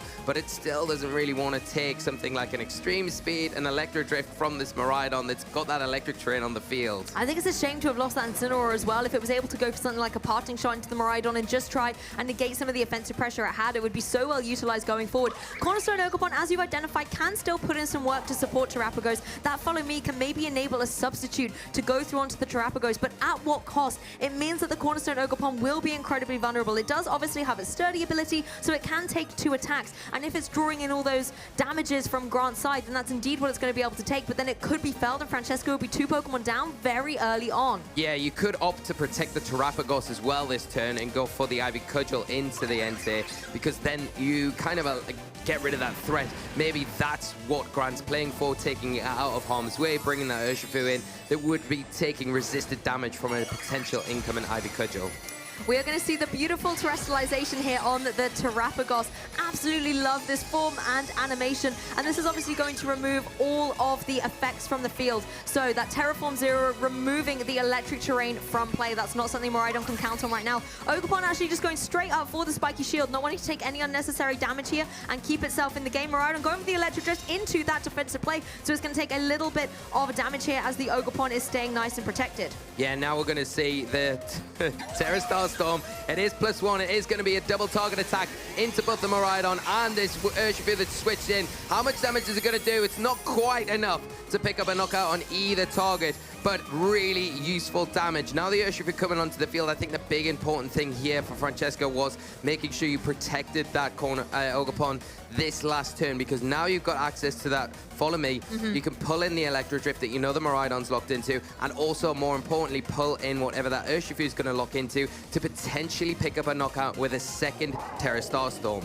Exactly, and you don't have to worry about the kind of surging strikes coming through from an Urshifu because you know that the Miraidon is going to be able to move first, so it's always going to take it down to the sturdy. It's not like the surging strikes can get rid of it and then the Miraidon follows up. Terrapagos now in a prime position, like you said, to go for this Terra Star Storm and get a double knockout. Grant maybe having to make some adaptations here. Urshifu getting out of there. Yeah, doesn't want to contend with it. I think it's important as well for Grant to keep that Urshifu for as late into this match as possible, get as much damage off, maybe take this Ogopon down to its stash now while you've got the opportunity, and nowhere near, because obviously it's not very effective without that terrain. You can see the damage difference. Really good terrestrialization from Francesco. Ivy Cudgel coming into that slot. The Iron Hand's taking it pretty well, but the critical hit not that helpful as another Terra Star Storm coming out, and it will probably pick up a knockout onto the Miraidon and do a decent amount to this Iron Hands. Yeah, Iron Hands rocking that Assault Vest as well does give it a little bit of protection here against that special attack. I really like how this Cornerstone Ogopon is like, I'm not here to support Lee. I'm not going for those follow me's. I'm going to go on the offensive now. And going for that Ivy Cudgel, I think it obviously would have much rather preferred to have gone down into the Urshifu, for example, or if there had been a switch and the Entei had come back onto the field, that would have been some devastating rock-type damage. Unfortunately for the Ogopon, it was the Iron Hands. Yeah, and that is the unfortunate thing.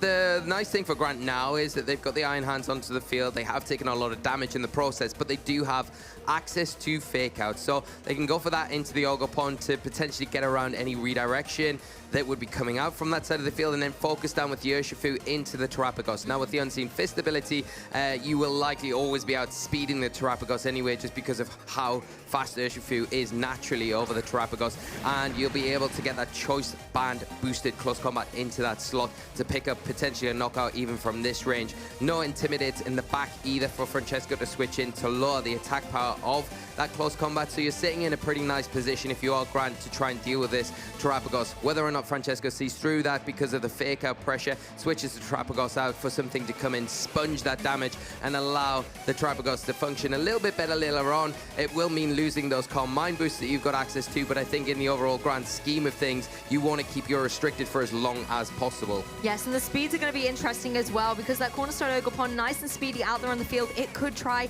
and get a KO into that Urshifu and remove it from play, because otherwise the Terapagos, yes, it can deal some good damage, and it's got that Calm Mind boost up as well, but it's against 2 physical attackers, so that special defense boost is going to be null and void. An adaptation here by Francesco, keeping the Terapagos nice and safe in the back and bringing the Rillaboom, revealing that out onto the field. So now I think we're going to start playing some fake out mind games here going forward. Now that the Iron Hands is on the field, it has the utility to go for that too. Ogopon going for this defensive play, not wanting to take this unnecessary damage, but of course that Urshifu can find a way to bypass it. Speaking of fake out, there it is. It's already started, Lee. Yeah, it's into that Ogopon, just covering in case it does go for an attack into the Urshifu. The interesting thing is where this Urshifu is targeted, but it is into the Rillaboom, which was that Terapagos slot, and doing huge damage. That choice band coming in massive here, taking that Rillaboom down to really precarious position, because the Entei in the back can come in and pick up a knockout onto it with an extreme speed, and you know, threatens as well with something like that Sacred Fire. But you've got to deal with this Ogopon. The sturdy has been broken though, so that's a big thing. Can you deal with it with the Iron Hands? That's the question now. The Rillaboom's on the field, has got active fake out, it can disrupt on your end, and the Urshifu in a really awkward spot where it really has to switch out, otherwise it's going to take super effective damage from that Ogopon. And if Francesco picks up on that, you could go into that slot with an Ivy Cudgel to get the Entei, which could be switching in. It would be the most optimal thing, I think, for Grant to do to try and preserve that Urshifu for later in this game. You're speaking such wisdom here, Lee. That Urshifu was in a really detrimental position. Even if there isn't the fake out coming through from the Rillaboom, you can go for that priority grassy glide and just easily get the knockout against it. It is choice band, it can't protect. And even if there was that switch, an Ivy Cudgel could be a fantastic coverage move. But instead, Iron Hands looks to be the Pokemon that Grant is banking on here. It's going for that Terra Poison, a really nice defensive play, and will give Iron Hands the utility to try and stay in the game, maybe go for a Drain Punch, get a little bit of recovery, and make sure that it's using some good damage. Fake out, however, is going to stop that from happening at all, as Ogopon, the speedy thing that it is, can go for the Ivy Cudgel into the Urshifu. Huge survive! Oh, it hangs on, it hangs on! Urshifu is going to be felled by the close combat. Oh, wow! Oh my goodness, Urshifu! I didn't expect it to hang on at all there, Lee. That is a huge survival. The Ivy Cudgel, you can see what Francesco was trying to do there. Scout Entei switching in, going for it, but Grant knowing that it's not going to be super effective into my Urshifu. I'm going to leave it on the field. I'm going to take advantage of you going after my Iron Hands, which doesn't have the protect, so it's an easy target for the fake out. I'm going to go after the switch. I'm going to punish it, but Grant not reading into it, going straight for the close combat, and now in a position to keep that Urshifu, get rid of the Rillaboom that was such a threat. Now the Iron Hands in a not the best position. The Terra Starstone, because it has Terrasilize, is going to hit for super effective damage. The Ogopon's still active on the field. It has got that Follow Me, and it's still going to outspeed the Urshifu here, so it is a bit of a problem for Grant to deal with. How are you going to get around it? That's the question. The Entei in the back doesn't feel like it's the best option at all. The Iron Hands does, but are you able to get a Drain Punch off, survive one Terra Starstorm? That is going to be the question, and if you suspect that the Urshifu does switch this turn, could you maybe double into that Iron Hands just to make sure that you pick up the knockout there? I am shook by that turn, particularly with the close combat lowering the defenses on that Urshifu. I was sure the Ivy Cudgel was going to get the KO, but no, that's what I get for overestimating here. Entei is going to rejoin the field, however, as Ogopon, I think, now will finally be able to get the knockout onto that Urshifu just one turn later than anticipated, leaving Grant with just 2 remaining Pokemon. So we know the Iron Hands can come back and fake out in this next turn. Terapagos free to go for the single target Terra Starstorm into the Entei that is on the field. It has a lot of HP. Is it going to be able to take that reasonably well? And now that Grant has the utility to bring Fake Out in, is there an opportunity for Entei to try and get a knockout in this following turn? It's going to be very difficult. I think, you know, you're looking at something like a Sacred Fire, Fake Out into that slot, but it's so easy for Francesco here to just go for a double protect, burn that Fake Out, and then be in a position where your Ogerpon's going to be able to go for the Ivy Cudgel into the Entei, and then the Terra Starstorm, because of the terrestrialization on the Iron Hands, will be inevitably enough to pick up the knockout. So it feels like Grant's pinned here. Looked pretty bleak from Francesco in a couple of moments, but doing everything right in this end game and showing how important not only the Terrapagos, but really that cornerstone Ogerpon has been in this match, and how important it is the next turn, the next game, for Grant to have maybe some better options against it. And it's the plays that Francesco has been making, whether it's these defensive ones like the spiky shields or then going on the offensive with the Ivy Cudgel, that have been really great reads and creations throughout this match. Obviously, burning through this Fake Out going to be a little bit of chip damage for the Entei. Oh no, that wasn't the Fake Out. Straight away, just the Drain Punch. This is nice going down into the opposing Terrapagos, but the Protect going to give it that longevity on the field. Now, as you said earlier, the Cornerstone Ogerpon with that Ivy Cudgel, that could be doing some significant damage into the opposing Entei. We also know that the Iron Hands cannot protect because it's running that Assault Vest, so it is going to be vulnerable to maybe some of these attacks. Yeah, it all comes down to the Ivy Cudgel. Is it enough to get the Entei? Because if it is, then I think the game's over there, because then the Terra Starstorm becomes a single target attack and it's into that Iron Hand. Super effective. It's going to be enough. If it's a double target attack, there is a small possibility if the Entei cannot survive an Ivy Cudgel from that range, though, can it? So I think it is pretty much locked up. Maybe Grant looking at his options going into a game 2. But those are the only ways this could play out a little bit longer in a way to come back. You would have to have the Entei to survive this turn. Maybe get a double protect. Or protect here, and then try and utilize your Iron Hands. Hope that you take at least one Terra Starstorm. Not going to see that, though. Ivy Cudgel into the Iron Hands just to make sure that the Terra Starstorm, when it does come out, it is going to be enough. Yes, the Sacred Fire coming through into the Ogerpon, trying to get a little bit of revenge. It does get the burn, but unfortunately for the Entei, that Terra Starstorm is going to be able to come through from the opposing Terrapagos here. It's going to hit both of Grant's Pokemon, should be able to start securing up knockouts, and we'll be starting to make our way into game 2. Entei just able to hang on, but as you've already said, there's not a lot it can do with these single target attacks. One of the Pokemon on Francesco's side will be able to get the KO in the following turn. Yeah, and that's it. And I think the Ogerpon's been so pivotal in this game. Even the grassy terrain coming in has been really pivotal and just bumping up the health of that Ogerpon throughout this match. And you can see the Terrapagos back to full health now, despite that burn that it took earlier. Although it's not going to be hitting very hard because it hasn't got those Calm Mind boosts, it's just consistent damage is going to be enough in the Entei in that spot where it is 2 against 1 with 21 HP. It is not going to be enough. But Grant taking all the time they need, I think, in this situation to think through how they could maybe approach game 2 to tie this up so they can progress and maybe overcome the threats on Francesco's side. And you have the utility to do it. There was so much offensive pressure right at the beginning with that Miraidon in the Entei, and that really was detrimental to the Incineroar on Francesco's side, for example. That went down early doors without even having moved in this game 1. But Francesco being able to utilize that Cornerstone Ogerpon that replaced the Incineroar that was felled in turn 1, really was able to utilize a victory in this game 1. Yeah, turned the tables around, especially after that turn 1 losing the Incineroar. You think, whoosh, it's not looking great here, because the Miraidon in a really strong position. Yes, you got your Calm Mind up, but your Terra Shell's broken, you've been burnt. Looked really bleak for Francesco, but knowing that you could get rid of that electric terrain and bring your Cornerstone Ogerpon onto the field, then I think that really had a big shift in the momentum swing for Francesco. And not panicking either. I think it shows how far Francesco's come on in a few years. We had him on an interview earlier, and you know, he was talking about 3 years ago, and I say, and he's comparing journey. Francesco then to now. You can see the experience, cool, calm, and collected into this match. Not panicking when things are going a little bit wrong for you, because you've got a game plan, you stick to it, and you go right to the end and make it so difficult for Grant to get that win. Well, Francesco has been a regional finalist this season in 2025 as well, so is already kind of proving themselves in the European circuit as a contender. Grant as well has previously only made top 32 at major events, so EYC 2025 has been the first one he's broken that curse and has advanced further into the top 16. But now, if he fails to win the next 2 games, he's going to be knocked out at this stage. Yeah, that's the problem, and I think, you know, that you want to, if you are Francesco now, just do exactly the same again. Maybe try and call. I mean, you've been doing it all weekend, calling what your opponent's going to be doing. So has only lost once the entire weekend coming into this top 16 game. So I'm hoping that they have an idea of what to bring in this match. If any adjustments need making, and this is the time to do it. I think Grant has to look at having better ways to deal with the Ogopon, because it just felt very, very difficult in a lot of situations, especially after you terrestrialize the Iron Hands, because you can see why the terrestrialization came out, but it really puts you susceptible to the Terrapagos. I mean, as a Terrapagos player, you're like, yes, I want to see you terrestrialize, because you're making my attacks even more powerful, so making it almost essentially easier. So you want to try and hold off with terrestrializing as long as possible. Utilizing the Miraidon and keeping it in the electric terrain, I think, is key, because you can then optimize the damage output. You can get things like that Ogopon down to its stash and then start chipping it off with the options of priority attacks that you do have.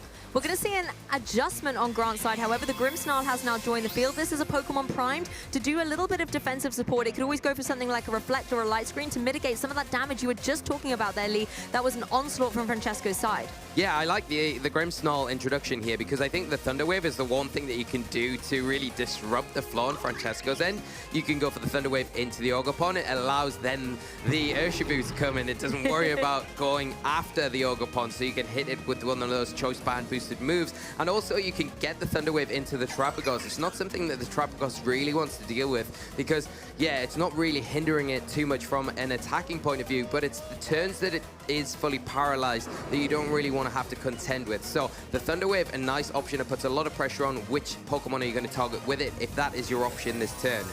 Looks like a terrestrialization is coming out of the doors early on game 2, and it's going to be that Entei in the face down against this opposing Terrapagos. You were just saying how having that terrestrialization on Grant's side can be risky when Terra Starstorm is something to contend with, but it looks like Grant is really banking on being able to get some knockouts. The Spiky Shield comes through. Grant looks unhappy to see that in play as the Cornerstone is playing defensively. Grimmsnarl setting up as well with that Reflect to mitigate some of the offensive damage that the physical attackers can deal. Entei was going for that Sacred Fire into the Protect. It's all on Terrapagos now. Yeah, and the problem is not going after the Terrapagos. Yeah, it does leave it open to go for a free Calm Mind. That Terra Shell is still intact, so it's going to take not very effective damage from whatever comes into it. And now it threatens that Entei with super effective damage from a Terra Starstorm. So a really not great outcome for Grant in this match. Really great play from Francesco. Nice defensive position to keep that Ogopon nice and safe. The Reflect is up, though, so it does give Grant a little bit more wiggle room in this match. Going to be able to take those physical attacks a lot better, of course, and it does allow the Grimmsnarl to maybe get a Thunder Wave, which we see into that Terrapagos. Yes, just slowing it down and hoping, obviously, for that paralysis chance to come through, so Terrapagos is going to be unable to retaliate here. Ogopon going to be able to go for this Ivy Cudgel, trying to get rid of this Prankster Pokemon from play so it can stop going for these paralyses. The Ogopon is going to be taken right down to his 30. If there is a burn, this is going to be able to get the KO straight away. Oh, there it is! Ogopon, the thorn in Grant's side in game 1, is going to be felled at the end of this term. Entei obviously taking a little bit of Life Orb recoil as Terrapagos goes for the Terra Starstorm. This will connect down to both the Pokemon. Grimmsnarl just able to hang on. That is a huge survival there, because that is a Calm Mind boosted single target Terra Starstorm into the Grimmsnarl, and it wasn't able to go for the Light Screen there, so you don't have that additional protection like you do from the physical attacks. Like the Ivy Cudgel was not really that impactful there, and you see the usefulness of that Reflect. Now the Grimmsnarl is in a position, I would say, where it could get that Light Screen off and give a little bit more support for those Terra Starstorms incoming, but now Francesco brings in the Incineroar, has got the active Fake Out. It can go straight into that Grimmsnarl. It does, if you go for that, leave the Entei a little bit open to go for an attack into your Incineroar, but you've got to worry about that Terra Starstorm. If you see the terrestrialization from the Terrapagos and that locked into, you're going to be taking some big damage on the other side of it. The thing is, the Fake Out from the Incineroar looks so tempting. Grant maybe can utilize this as an opportunity to bring in a Pokemon from the back that's going to be better suited. And if you're Francesco, then you have to decide, are you going to make that read? Because if you don't Fake Out the Grimmsnarl and it snays on, it can go for that Light Screen, or it could always try and just get some damage on the board, something like a Foul Play, just chipping away, maybe breaking, obviously, that Terra Shell. The Iron Hands coming onto the field, and no Fake Out coming out. It is just going to be a Light Screen from the Grimmsnarl, and the Will-O-Wisp, the option from the Incineroar, but it misses onto the Iron Hands. That is a huge miss. And that is the Pokemon you want to hit as a physical attacker. It has a lot of weight to throw around, and avoiding that is a great turn here for Grant. However, a Nullicar Mine has been banked on that Terrapagos. It's somehow managing to break through the paralysis chance. Yeah, and that's the thing. I think getting 2 Coal Mines plus 2 special attack now is so important. And not only that, you get the plus 2 special defense. It makes it easier to deal with that Miraidon if it is the Pokemon lurking in the back for Grant. Then you've got to worry because the Iron Hand's in a nice position where it can threaten damage with the Drain Punch onto the Terrapagos, onto that Incineroar. And because of that paralysis on the Terrapagos, it's likely still going to be the last thing to move. So you've got to be wary about a foul play, break that Terra Shell, and then a follow-up with a Drain Punch from Grant's Iron Hands. Yes, I also quite like the idea of Incineroar maybe going for something like a knockoff into the opposing Iron Hands, removing its Assault Vest and leaving it more vulnerable to a Terra Starstorm coming through. Terrapagos not going for the Terrestrialization here. It does indeed. Oh, Iron Hands avoids again. I was going to say the Terra Shell is broken. The Drain Punch follows up. It's not enough to get the KO, but this poor Incineroar cannot catch a break with these Will-O-Wisps. Oh, and the fully paralyzed. Terrapagos cannot move this turn. Nothing going in Francesco's favor. 2 Will-O-Wisps in a row missing onto that Iron Hands, allowing the Drain Punch to get such big damage in the Terrapagos at +2, not being able to respond then. This is what Thunderwave can do. It can cause all sorts of issues and really coming in key here for Grant to get a foothold in this match, get a momentum swing, because if that Terrapagos goes down, it's going to be really difficult for Francesco to come back with that Ogerpon already being felled by Grant's side of the field. And this is so hard to do with Terrapagos to get it set up with 1 Calm Mind, let alone 2. So the fact that Francesco has been able to navigate into this position means that he wants to be able to show that off. These special defense boosts that it gets from Calm Mind, though, are not going to help it out in the face of these physical attackers. Not only do you have the Iron Hands to contend with, you now have the Choice Band Urshifu on the field. Those close combats can bypass these potential protects and get knockouts. Yeah, and the Protect coming out from the Terrapagos and the Will-O-Wisp this time into the Iron Hands. It does land. 3rd time lucky. Burning the Iron Hands, going to reduce the damage coming out from this Pokemon. The Drain Punch is not going to be that, well, it's not going to be as impactful, but it is into the Protect there. But a nice play from Grant, getting the Grimmsnarl off the field, the Urshifu now into the fray. And like you say, can threaten big damage with that Choice Band into that Incineroar if needed, or going for that Terrapagos just to remove it. It is +2 on its special attack, special defense, despite the paralysis. But is it one that you want to remove before it starts getting any more subsequent damage onto the field? You've got to worry about the Incineroar as well. You don't want to allow it to get another Will-O-Wisp off, especially into your Urshifu. I think this is the thing, though. The Urshifu is going to be one of the I think it is the fastest thing on the field. And it can go for that Choice Band close combat, remove the opposing Incineroar from play, and then the Iron Hands can really clean up against that opposing Terrapagos. The question really comes down to it, though, is the Terrestrialization on Francesco's side. That's still a utility option for him to have. You could maybe try and bank on this Terrapagos in play, try and then deal some double damage with the Terra Starstorm. The Incineroar is that Ghost type, however. That could be a really great way to bypass the close combat. Especially with that Rocky Helmet. If we do see it, it might be exactly that, Lou. You're making a good call here, because if it goes for that Ghost Terrestrialization, then the Rocky Helmet comes into play, but we're not seeing it. The Terrapagos is the Pokemon of choice from Francesco with those boosts. Is it going to be able to get through this turn, though? We'll have to find out. It obviously has a lot of HP, particularly in this form, and the U-turn is going to be the choice from this Choice Band Urshifu, not going for one of its fighting type moves. It's actually just going to completely rotate out of there. Grimmsnarl's going to come back and join the field. This could potentially be a play to maybe go for something like a Thunder Wave onto the 4th remaining Pokemon. The Will-O-Wisp, however, is going to come down into that slot. Really nice play here by Grant, you know, not letting the Will-O-Wisp affect the Urshifu, and the Grimmsnarl is just going to go down. It's kind of a null and void Will-O-Wisp. The burn, however, is paying off on the Iron Hands. The Drain Punch not going to be able to get a lot of energy back, and now the Terra Starstorm is not able to go through thanks to the paralysis. That is so unfortunate, because you can see what Francesco's trying to do there. Yeah. Banking on Grant, thinking he's going to switch the Terrapagos out to the Rillaboom, so not wanting to get locked in against the close combat, which wouldn't be enough to pick up the knockout and then get burned for your troubles. Yes. Going for the U-turn now and trying to catch him out that way, but unfortunately, the Terrapagos just not able to get any attack off. And the key thing is here, that turn, Francesco might not have been going for the Terra Starstorm. It has got Substitute. It might have been going for the Substitute to give an extra layer of security, because it's probably very close to 25% or just above that to allow a Substitute maybe to get set up. So possibly it would have been very close, but that is an option. Otherwise, it would have just been the damage. You want to get damage onto Grant's side of the field, and unfortunately, that turn wasn't able to. Now the Urshifu comes out, and it is going to pressure. The Drain Punch might be enough at this stage, even after the burn, so the Surging Strikes could be an option into something like the Incineroar here to pick up the knockout onto this Pokemon. I feel like as well, depending on what the Urshifu wants to lock into, yes, you can go for the Surging Strikes, guarantee that KO on the opposing Urshifu, on the opposing Incineroar, but as you said as well, those Rocky Helmet damages will come through. You can just go for the close combat. You're running that choice span, and you're unintimidated at this point. The Screamtail's a really interesting choice, though. This is a Pokemon that can really take these fighting type attacks beautifully, and Photosynthesis is going to boost up its speed, meaning Urshifu is no longer the fastest thing on the field. The close combat is what's locked in. That is a solid one-hit KO against the Incineroar here. Of course, the defenses are now going to be weakened on the Urshifu going forward, and that's something that maybe the Screamtail with that Dazzling Gleam can capitalize on. Yeah, I like the close combat into that Incineroar here, because you're locking it in, kind of covering for the switch out on the Terapagos, so you don't get caught going for it into something like the Screamtail. You can see it brushing off the low kick from this Iron Hands here. And now the issue begins for Grant, because now the Screamtail coming in, it's got that booster energy activated. It's going to be the fastest thing on the field, and it's going to have access to Disable, which you're going to be able to utilize to its best ability against a choice lock Pokemon like the Urshifu, which now cannot really do anything against your Terapagos. The problem is the Iron Hands is in such a good healthy position despite the burn.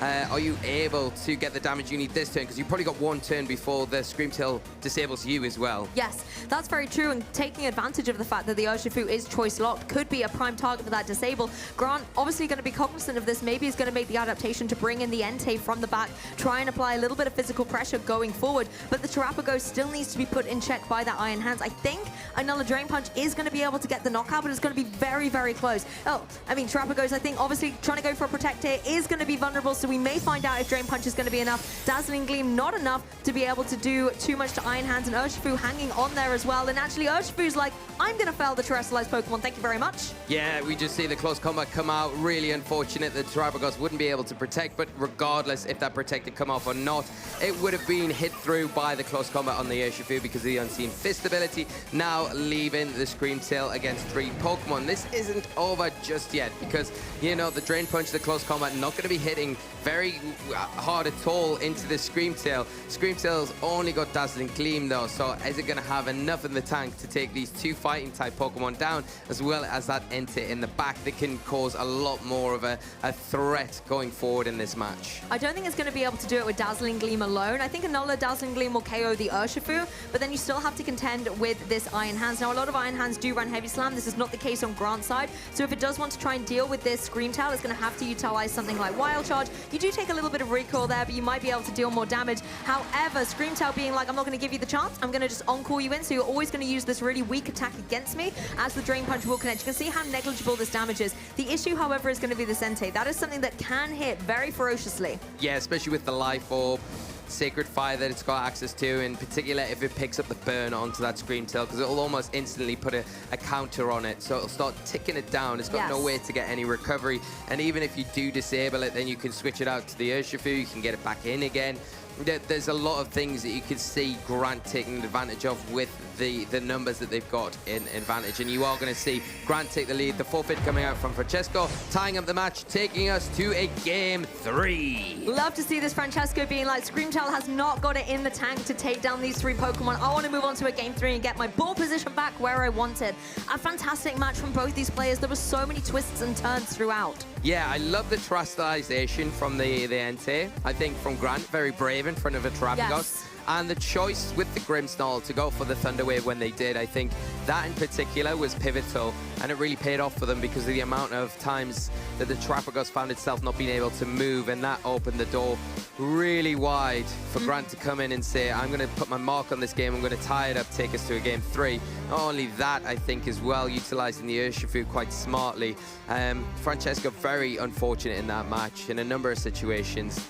The Will-O-Wisp paralyzed, but the 2 Will-O-Wisps in a row missing. It meant that the Iron Hands got that really big chunk of damage onto the Terapagos with that Drain Punch, which it wouldn't have been able to. And I think at the time it was still +2 on the field, so it would have probably allowed Francesco to keep it on the field and maybe utilize it a little bit better than he was able to in that situation where it was down to around that 25% just below margin of health.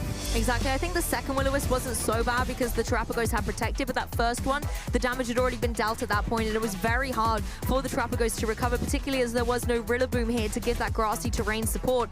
The Acompanhando as well didn't manage to do the supportive role it did in game 1. You could see here it was KO'd early doors, and this was great for Grunt. It freed up the opportunity to use that Grimmsnarl to great effect with the paralysis as well. That Thunder Wave really paying off and stopping the Terrapagos on multiple occasions from getting damage or defensive plays out on the field. Yeah, and like you say, with that Ogre going down so early, I think that was one of the main prerogatives for Grant going into this match. Get rid of that Pokemon that was such a problem for me in game 1, and did that so effectively with the Sacred Fire, getting fortunate with the Sacred Fire burn there, and just taking it down in one fell swoop, making it really difficult for Francesco after that point to kind of get any sort of momentum swing to pull that match back. Well, trainers, it is game 3 of Grant versus Francesco here in the top 16 of the European International Championships. Both these trainers are 1 game away from advancing into top 8, and the other will be knocked out of the competition. Grimmsnarl is back once again for Grant, paired up with this powerful Miraidon. The Terrapagos on the opposing side with that Incineroar once again. Everything to play for our trainers going into this game 3. We are going to see the Grimmsnarl for Grant. It is going to be able to set up a light screen. It can pressure with something like that Thunder Wave, but you have to be wary about the Incineroar that's paired up with the Terrapagos. It is going to have Fake Out. If you don't go for it into the Miraidon, Grant could easily click that Electro Drift button like they did in game 1 and pick up a clean knockout. The opportunity is there, especially if you go for the Fake Out into the Grimmsnarl to prevent maybe a Thunder Wave coming out. It would allow you to at least get a substitute up with your Terrapagos, which would further support the protection from that Thunder Wave subsequently. So that might be an option, but if you do that, obviously the Miraidon's left with that Electro Drift. It's hard. Or do you switch the Incineroar, get something like the Rillaboom onto the field and try and get a Protect from your Terrapagos so you can subsequently Fake Out the next turn and get substitute up. Well, Grimmsnarl is able to land the Thunder Wave onto the Terrapagos. The choice of that Fake Out was going into the damage dealer of the Miraidons. The Terrapagos is once again going to have to battle through these paralysis turns to be able to get any damage or setup. It manages on the first turn to get that Calm Mind set up, so the special attack and the special defense will be raised, giving it a little bit more offensive pressure on the field. Yeah, that's it, and the Calm Mind's really useful because it's going to be able to take the attacks from the Miraidon a little bit better with that +1 to its special defense. But the paralysis is a huge cost to it. We saw how of an annoyance it was when the Terrapagos was fully paralyzed in that game too. Hopefully it doesn't come into effect like it did there for Francesco, because it has been a sacrifice. Now you've got to remove that Incineroar from the field. You can't keep it out because it will go down to an Electro Drift if that's what the Miraidons chose to go for. The Rillaboom seems like an easy change-up here, but it does open up the Grimmsnarl to go either for a foul play, maybe into the Terrapagos, break that Terra Shell, which would be useful, or more importantly, get a light screen up, which is going to further support the rest of your team. We are seeing a switch out, Lou. You're right, though. The issue here is Miraidon is still primed to go for another Electro Drift here. This is where something like the Rillaboom will be able to override the terrain, but instead the Screamtail is going to join the fray. That Protosynthesis boost is going to give it that speed boost, so it's going to be nice and efficient on the field. But you still have to bypass around the Prankster ability of that Grimmsnarl. It's going to be able to try and Thunder Wave another day. Yeah, well, the Rillaboom probably not opted for from Francesco because of this decision. Don't have a way to get rid of the terrain by overriding it, but you do have a way to get rid of it by terastallizing. That Terra Starstorm is going to come out. It is going to be a double target attack. Now this Terraform Zero ability activates, removing that electric terrain, but the Grimmsnarl in response with a light screen. Yeah, one step ahead of the game, the light screen here to give a little bit of a special defense boost with that light clay for 8 turns on Grant's side of the field. This Screamtail able to take the Electro Drift really well, helped up with the fact the terrain is no longer in play, and Terrapagos bypassing the paralysis once again and setting up the substitute. It's now primed, if it can break through in the next couple of turns, to get some big damage off. That's a huge turn here for Francesco. I love the substitute because you can quite easily fall into the trap of being, I need to chase damage, I need to chase damage, but not falling for that. Calmly going for the substitute. It is risky because if you are fully paralyzed there, it's costly and you don't get any return, where the Screamtail comes in, takes a lot of damage, but it is in the position now where it can potentially go for a disable into the Miraidon. It is choice locked, of course. The problem is that you have to be careful of is a Thunder Wave from the Grimmsnarl into that Screamtail to lower its speed and then allow the Miraidon to pick up an knockout onto it. But subsequently, if you're putting all your eggs in one basket, concentrating on that side of the field, then you're ignoring the Terrapagos, which has already got a Carmine under its belt. Very true, and that's the issue you have with this Prankster ability on the Grimmsnarl. Even if you are the speediest Pokemon, it will be able to have the edge. Looks like Screamtail's just going for the Protect, though, does not want to take a potential Thunder Wave in this turn, if that is what the Grimmsnarl has gone for, and it does look like the choice that Grant was going for, and it would have been the wise option to try and slow down this speedy Pokemon. The Terrapagos, however, is yet to move, and it's able to go for this Terra Starstorm. There's no Terrestrialization on the field, but it will still be able to, at +1, deal a dent into both of these Pokemon. The Assault Vest will help out the Iron Hands a little bit, or quite a bit actually, but now you're really considering, if you're this Terrapagos, can you get a second Carmine boost up to be able to really hit hard? I think the opportunity is there for you this next turn, because if you're the Iron Hands, do you go for an attack now or do you go for the Fake Out? It's probably more optimal to go for a Drain Punch into the Terrapagos, but if you are Francesco, you could take the risk, maybe go for the Protect there, switch in something like your Incineroar this turn. You are, if you're doing that, lose the Booster Energy, and you may not want to do that because the Screamtail relies on that Booster Energy to get the jump on the Miraidon. Now by switching it out, you lose that. You're not going to get it later on in this match, but it might be worth it to drop an Intimidate onto this Iron Hands, which is very effective, and it also opens up the door to utilize the Will-O-Wisp we saw earlier and the Fake Out support. Yes, but Iron Hands going to be leaving the field here, and I believe Miraidon will be coming back into play, so the Electric Terrain is going to be in fruition once again. I really like the Incineroar coming in, though, like you said, being able to stop the kind of Thunder Wave, Prankster going into a Dark type. It's going to be null and void, and we know that then Incineroar at least is safe from being slowed down in this way. Terrapagos is able to get that second Carmine up, however, this is exactly what Francesco needs. That's +2 special attack and special defense. Yeah, the Terrapagos in a much better position now. You know, Grant's had to weave and wind the Miraidon off the field to get it back on, to get that Electric Terrain set up after the Terraform Zero did remove it. Now the Electric Terrain intact. The Incineroar back under a lot of pressure now, and there's no way to remove the Electric Terrain. So if the Electric Drift is opted for, then the Incineroar is going to be going down. If the Screamtail comes in, it will go down. What do? Do you bring the Screamtail in to maybe sacrifice it here and use your Terrapagos to kind of start stacking damage with that +2 boosted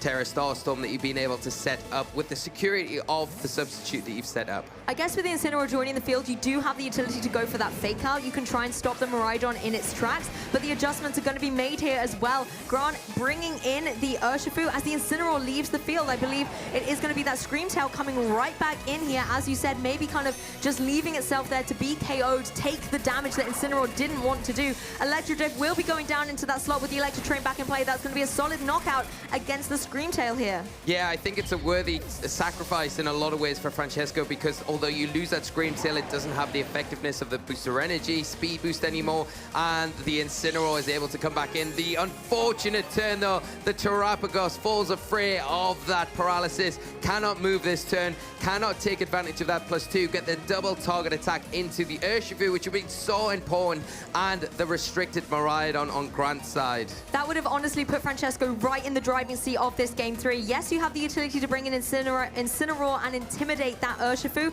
Then you can also have that Fake Out pressure going forward. Very, very nice. Can give the Terrapagos an opportunity to get damage down on the board again. But you have to bear in mind that there are 4 remaining Pokemon on Grant's side, and you need to be able to get KOs now while you have the utility support in play. Speaking of support, though, the Game 1 hero, the Cornerstone Acopon, is back. Yeah, and it's a great Pokemon to have in the back to bring in to support. It's going to be able to put a lot of pressure onto the Urshifu, of course, with those Grass-type attacks that it has access to in the Power Whip.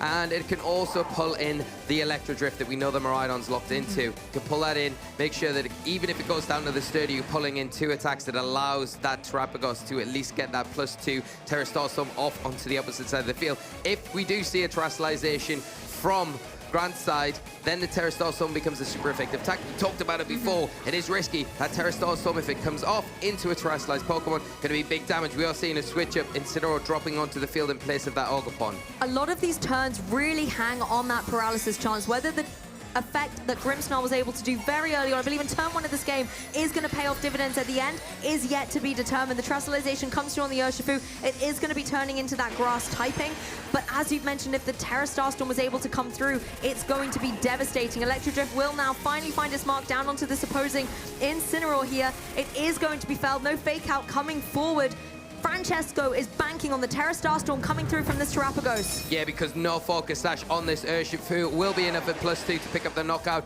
but we're not going to see it stick around on the field. Will this U-turn be enough to break the substitute? That's the big important thing. There has been an Intimidate onto the Urshifu, and I think that's enough for this substitute just to stay intact. You're able to get that Urshifu off the field, out of harm's way, bring something else in to support that Miraidon, whilst it was able to pick up that huge knockout on the Incineroar. Really nice play here by Grant. Not only do you get the Urshifu off the field in that way, you're able to reset that Intimidate. The Terra Starstorm does come through. This is at +2. Is it going to be able to get 2 knockouts here? And Francesco gaining momentum in the game. Falls onto the Pokemon, but no, it's actually really underwhelming damage here. The light screen paying off from the Grimmsnarl setup earlier in the match. Yeah, the Grimmsnarl paying off dividends here with that light screen, just weakening the damage, and it's making it so difficult for Francesco to get any sort of foothold here.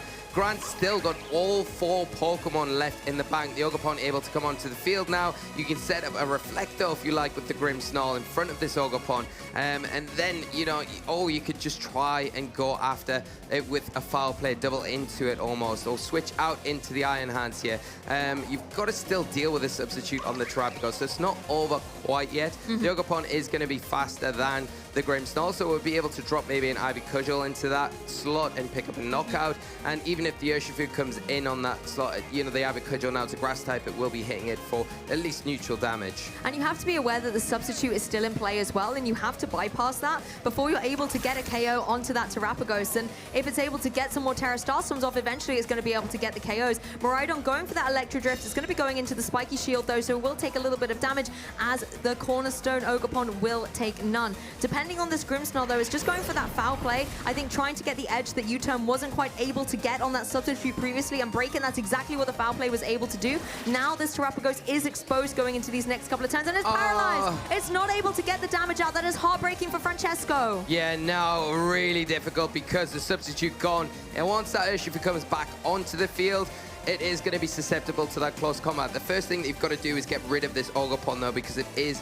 a bit awkward to deal with. It is going to be open now though to a Thunder Wave. Now the Grimmsnarl still active on the field, and if it is Thunder Wave, and if it is paralyzed, it means that the Urshifu, when it comes in, it doesn't need to worry about being outsped, because yeah, well, I'm just going to go before you. I'm going to get the close combat, all important close combat, into that Terrapagos and get the knockout before it can knock me out. The Terrapagos was doing so well with those Carmines and the substitute, but when it comes to dealing out this damage, I believe that's 2 Terra Starstorms that have been blocked by the paralysis here. Grimmsnarl's actually getting out of there, wanting to maybe bring in something like the Iron Hands in this turn, just to be able to apply some fake-up pressure going forward, and obviously Iron Hands can take an Ivy Cudgel much better than that Grimmsnarl would have been able to do. You want to also make sure you can enable that paralysis going forward, but also potentially set up a light screen again once it has gone down. The Electro Drift will connect down into the Ogerpon, breaking that sturdy and leaving it vulnerable to a follow-up attack, but Ogerpon still has the utility to move. The Ivy Cudgel was indeed going down into that Grimmsnarl, but Iron Hand's able to take that like a champ. Yeah, and I will be able to take Terra Starstorm, but not going to be the option here.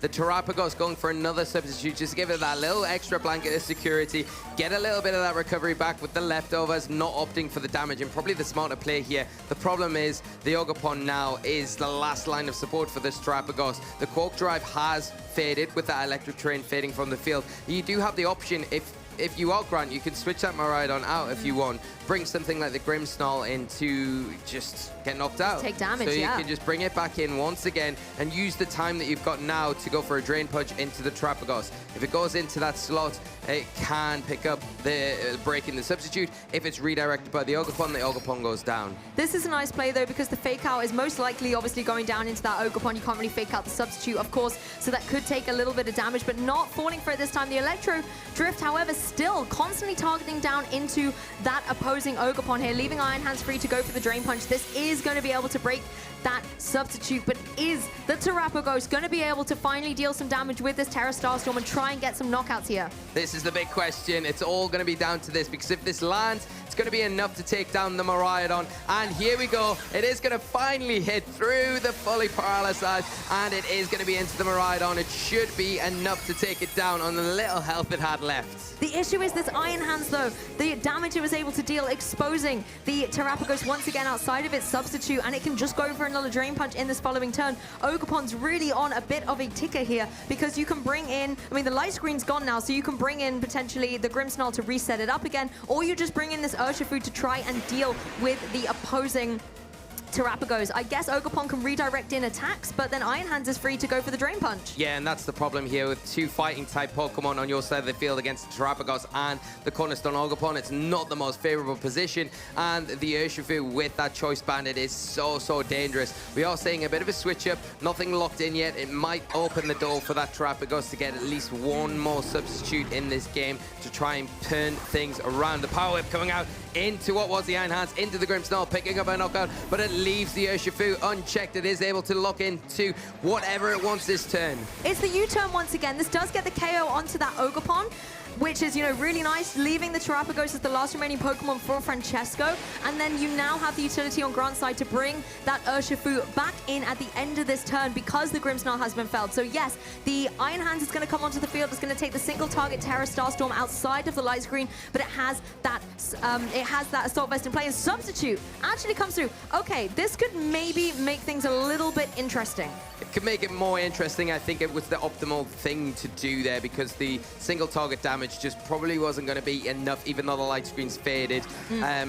But the problem is here that the Terrapagos is slower than the Iron Hands. So all you need to do is go for the close combat, break the substitute here, and then follow up with a Drain Punch, and it's going to be very difficult. And you're not even needing to lock in with the close combat here because you want to take the defense drops. The Surging Strike's going to be enough, probably boosted with that Choice Band, setting up the Iron Hands to close this one up for Grant. That's a very valid point. You don't want to just take the additional special defense drop. Close combat would enable you, and also you get this cheeky third Surging Strikes once the substitute goes away, landing onto that Terrapagos as Iron Hands goes for the Drain Punch, but it's not enough to be able to get the KO. If Terrapagos can break through, I think it may be able to still get the KO on the Urshifu, but the Iron Hands with the Assault Vest is just too bulky. It does break through the paralysis. It does land. It's Terra Starstorm. Should be enough to get the Urshifu, but is it enough to get the Iron Hands? No, not quite. The Iron Hands just hanging on. The question now comes down to whether the recovery with these leftovers and a couple of protects are going to be enough for the Terrapagos to then withstand another one of these Drain Punches, because as you said, Lee, the Iron Hands is going to be able to move first. I feel like Terrapagos is going to need a bunch of protects in order to get there, and with the paralysis and just the protect chances in a row, it's going to be too devastating. Nope, Francesco says I'm not even going to try it. Grant is able to advance into your top 8. Absolutely phenomenal play from Grant. Huge congratulations.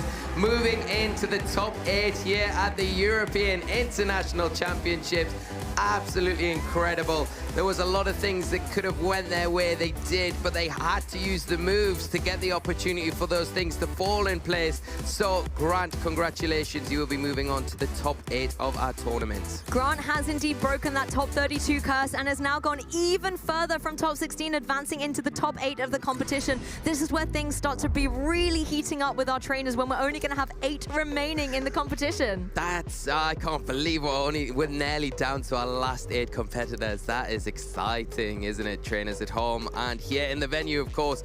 Yeah, I can't believe it, but what a match to take us into that first player to advance into the top 8 of the tournament, and how important Thunderwave was. I mean, we've seen in all the formats how important Thunderwave can be and how impactful it can be, but had such an impact in that match. The amount of turns, pivotal turns, where Terrapagos was just not able to move, but can't take any credit away from Grant. Like I say, you maybe get those things falling in your favor, but you've got to put those moves in place. You've got to use and choose those attacks to get that kind of advantage in the first place, and all credit to how he played the team. He didn't rush in with the Miraidon and necessarily got it off the field when he needed to, got it back onto the field when he needed to take advantage of those Electro Drifts, and the same can be said with that Urshifu. Very brave as well, going for that Terastallization when they did. Really bold. And not keeping on the field either was just so well done. So huge congratulations, massive props to Grant for a well-played top 16 game. I was kind of sad to see the, Terrapagos not be the victor here. Maybe I should have said no to putting it on my caster predictions, but I still think it was a great showing by Francesco, showing how it can indeed be piloted, maybe when there isn't any paralysis running around. But I think credit to Grant as well. It wasn't so much about the paralysis, that's kind of the extra effect. It was lowering the speed that really did give him the advantage going forward. The Urshifu could apply so much pressure, and the Iron Hands, that we know is kind of more of a slow and bulky Pokemon, suddenly became such an offensive pressure against that Pokemon. Yeah, and I think especially in the end game, that was key, wasn't it? Where it just didn't really matter if the Terrapagos could get another substitute, stall it out or not. It was always going to come down to the fact that the Iron Hands always superseded it and was able to get a low kickoff, which did extra damage because of its terrestrialized form, or just go for a drain punch to recover that health. With the already strong assault vest that it had in its arsenal, just making it completely difficult. And Thunderwave, one of those metrics of speed control we haven't seen too much of at the tournament this weekend, but a really pivotal one, and obviously one that Grant has leaned into heavily and taken full advantage of. And that light clay as well, being able to allow the light screen on for 8 turns was absolutely incredible. When the Terrapagos was able to go for that Terra Starstorm, it wasn't able to deal as much damage. The 8 turns really, really paying off. But I feel like we're not going to take too many more turns to kick it to the interview. Let's go hear from Sierra and our winner of that last round, Grant. Thanks, Lee. Thanks, Lou. I am here with winner of our last match, moving on along here in our top cut, Grant Laird. Congratulations. Intense 3-game set. What's going through your mind right now? I'm just really, really happy with my play. Coming into game 2, I wasn't sure about my lines. I knew Grimmsnarl was the key after playing game 1. And fortunately, I got lucky enough to scout his sets, figure out his game plans, and coming into game 3, just knowing that Grimmsnarl would be able to slow that Terrapagos so I could hit it with my fighting types, had the Terra Grass to protect from Cornerstone, it made the game a lot much easier than I initially, I thought, right? I mean, that Grimmsnarl definitely then put in work for you throughout that set. So has that been something that you've gotten to bring to a lot of these different matches throughout the tournament? Like, was that a big key to success in a lot of these matches, or did we just get to witness the one where it was like the most clutch? So it really depends on the matchup, but with more offensive teams or teams that rely on their speed control that can't block Thunderwave, Grimmsnarl is just really great at making sure your team survives and that you can reposition to the Pokemon you want, as you saw with me swapping Iron Hands, getting U-turns, Terra Grass U-turn. But almost in all my matches, it's been very important. And in the cases where it hasn't, I've been able to use other modes, and Grimmsnarl, sits on the bench. I mean, fair play. So now you move one step further along in Top Cut. You're talking to me before that you put a lot of preparation to this event. What does that kind of look like? I guess talk with my building partner, Zachary Weed, who has been with me for 2 weeks of a very long struggle of trying to find this team and find its heart. And I really appreciate him just helping me on the, sidelines, because he couldn't come. I mean, that hard work and all that preparation's definitely been paying off. So I want to make sure you can get prepped for your next match. But before, anyone else you'd like to thank? Any final words? So I'd like to thank Giovanni Sischke, Zekrom Zeke, Ezekiel Cordero, Alex Arand, I guess the guys I'm rooming with currently, Chase Mateo, and everyone at New England, Anthony Lonergan, that guy. That guy. Love that. So congratulations. Best of luck moving on in Top Cut.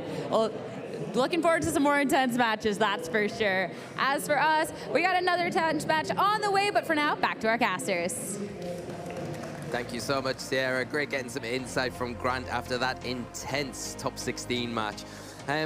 Really incredible to hear that there's been a lot of work gone into this team. Obviously, the building blocks were there, I think, from the World Championships, but really great to see Grant's take on it, especially when put together with the friends and the building group that Grant has established there. And, those changes that we saw, the differences from things like what you'd normally see in the Whimsicott, and especially the Ogerpon there, to the Entei and the Grimmsnarl, really were the pivotal Pokemon in the outcome of that game. Obviously, you've got to give a lot of credit to the Urshifu and, as always, the Miraidon. They did some things, they did a little bit, didn't they? But it was the Grimmsnarl, I think, the MVP of that match, with how impactful it was throughout. The Thunder Waves, the light screen, like we've already mentioned, even the Reflect, we haven't really touched on too much, because it did quell the physical type attacks from the Ogerpon as well. So just a great choice, a great call coming into this event. Yes, and of course, Grant is not our only top 8 competitor. Let's take a look at the bracket and see who our final 8 are going to be in this tournament. Oh my goodness, Lee, I'm so excited to see some of these names on here. We've got Gavin versus Yusuke, we've got Dylan versus Grant, Tio Team versus Wolf, Joseph versus Taran, and I'm delighted to say we have such a range of restricted Pokemon in here as well. Gavin Michaels is running the Kyogre. So Kyogre has made it in.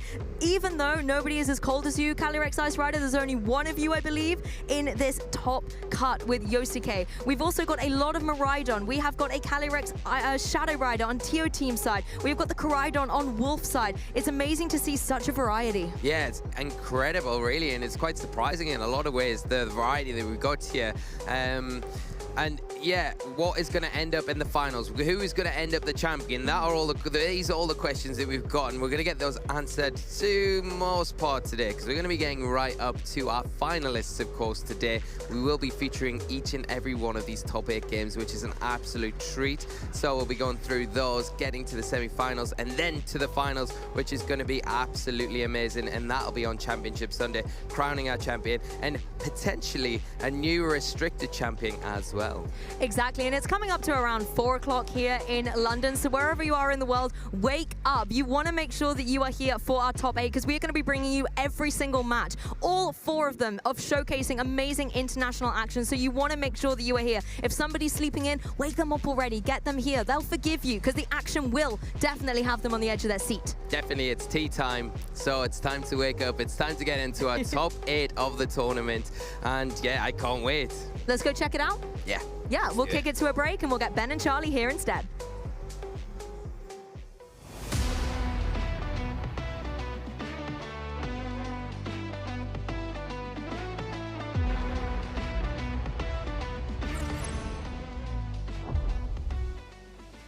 Hey trainers, it's the European International Championships in London, and what better opportunity to test some of our trading card game casters on their Britishisms. These weird things that we say here, every region's gonna have them, that kind of only make sense here. Let's see how much they know.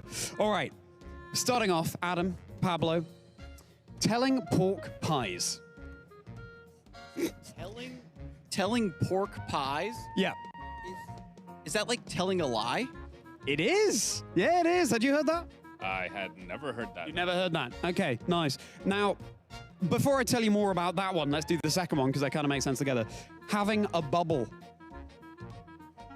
Having a bubble. What do you think, Pablo? Like you're having a laugh at someone? Good, very good, very good. Now, these are 2 examples of Cockney rhyming slang. So, telling pork pies, you substituted pork pies for lies. So some people could say telling porkies, for example. With having a bubble, that's having a bubble bath, having a laugh, sort of thing. And like you could say going up the apples and pears, which means going up the stairs. And so some people will just say going up the apples to mean the stairs. So it only makes sense if you know. It only makes sense if you know. Okay, moving on from that, a cuppa. That's a coffee, right? Specific tea. More British, Adam. More British, not coffee. Let's make it more British there. Cup of tea. Exactly. Okay, Pablo, keep your hair on. Like don't exaggerate or think more straightforward? Close. Yeah, yeah. It's more swiftly. Oh. I like that guess. Is it more like hold your horses? Does it mean like be patient? You're both kind of there. It's don't panic. Keep your hair on. Don't worry about it, you know? Yeah. Okay. And hold your horses, right, would be an Americanism. Hold your... Ooh, I don't know where that one's from, actually, because we definitely say it here. We definitely say it here. Yeah, no, I'm familiar with that one. All right. Wind your neck in. Like calm down? Like calm down. Calm down? What do you think? I think it means to kind of keep your eyes to yourself, mind your business. Yes. Yeah, exactly that. Exactly that. This one I'm actually not so familiar with, but yeah, stop being annoying, stop being nosy. Yeah, exactly. Yeah, I don't know if they say it over here, but where I'm from, we call it rubbernecking. Oh, okay. That's interesting. Thank you for that. You learn something new every day, don't you? Think of Raging Bolt, Frigoroth, I'd be told. Mind your neck in. All right, final one here. Knackered. Completely tired. Yes, very good. Very good. Are you knackered from those Britishisms? I wish I would have got the coffee one. Yeah, well, you need it now, because you're a little bit knackered, aren't you? Good, this is how we use these. We learn from our Britishisms. Fantastic, traders. Very shortly, time to get back to the action at London. Maybe we'll hear some of these Britishisms in the next bit.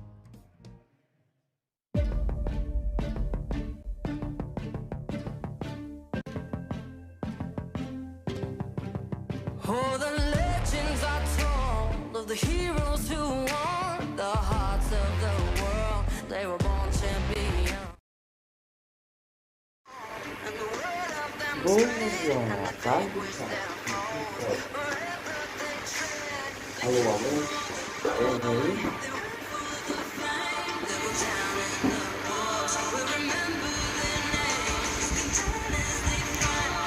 os caras já estão às 7 horas, meu amigo. Eu vou ter que... Peraí. Tirar isso aqui. Deixa eu tirar daqui, editar mesmo no caso. Porque... Tirar você. Aí a gente volta.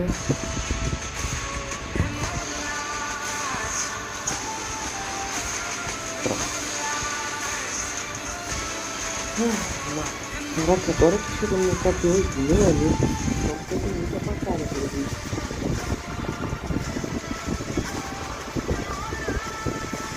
Eu nem começo a fazer.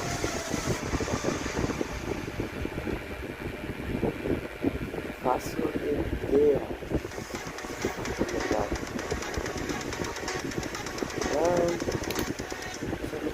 So, I think if I had one tip for new players, as this is also my first regional, make friends with everyone who's here. Everyone's super friendly, ask lots of questions. Everyone's just so happy to be here, and they just really want to help everyone who wants to play Pokemon.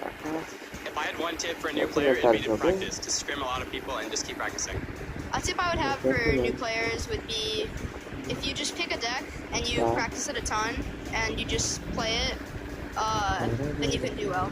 It's a game that you learn by doing, so getting in as many matches as you can, and learning from your mistakes, making note of any misplays, any ways that you could have played better. One of the things that I did prepare for this tournament was practicing with my friends, and playing some friendly sets, just kind of sharing feedback with each other, and so really having that community helps a lot. Practice is the biggest thing, really. If you're not practicing your events, you're not going to know your matchups, you're not going to know what to play, and you're going to have a bad day. But if you're pick good decks, practice lots, you'll do well eventually. Watch streamers and play popular teams. A tip I'd have for a new player is to play whatever deck you're comfortable with and what deck you like the most, because you'll have the most fun that way.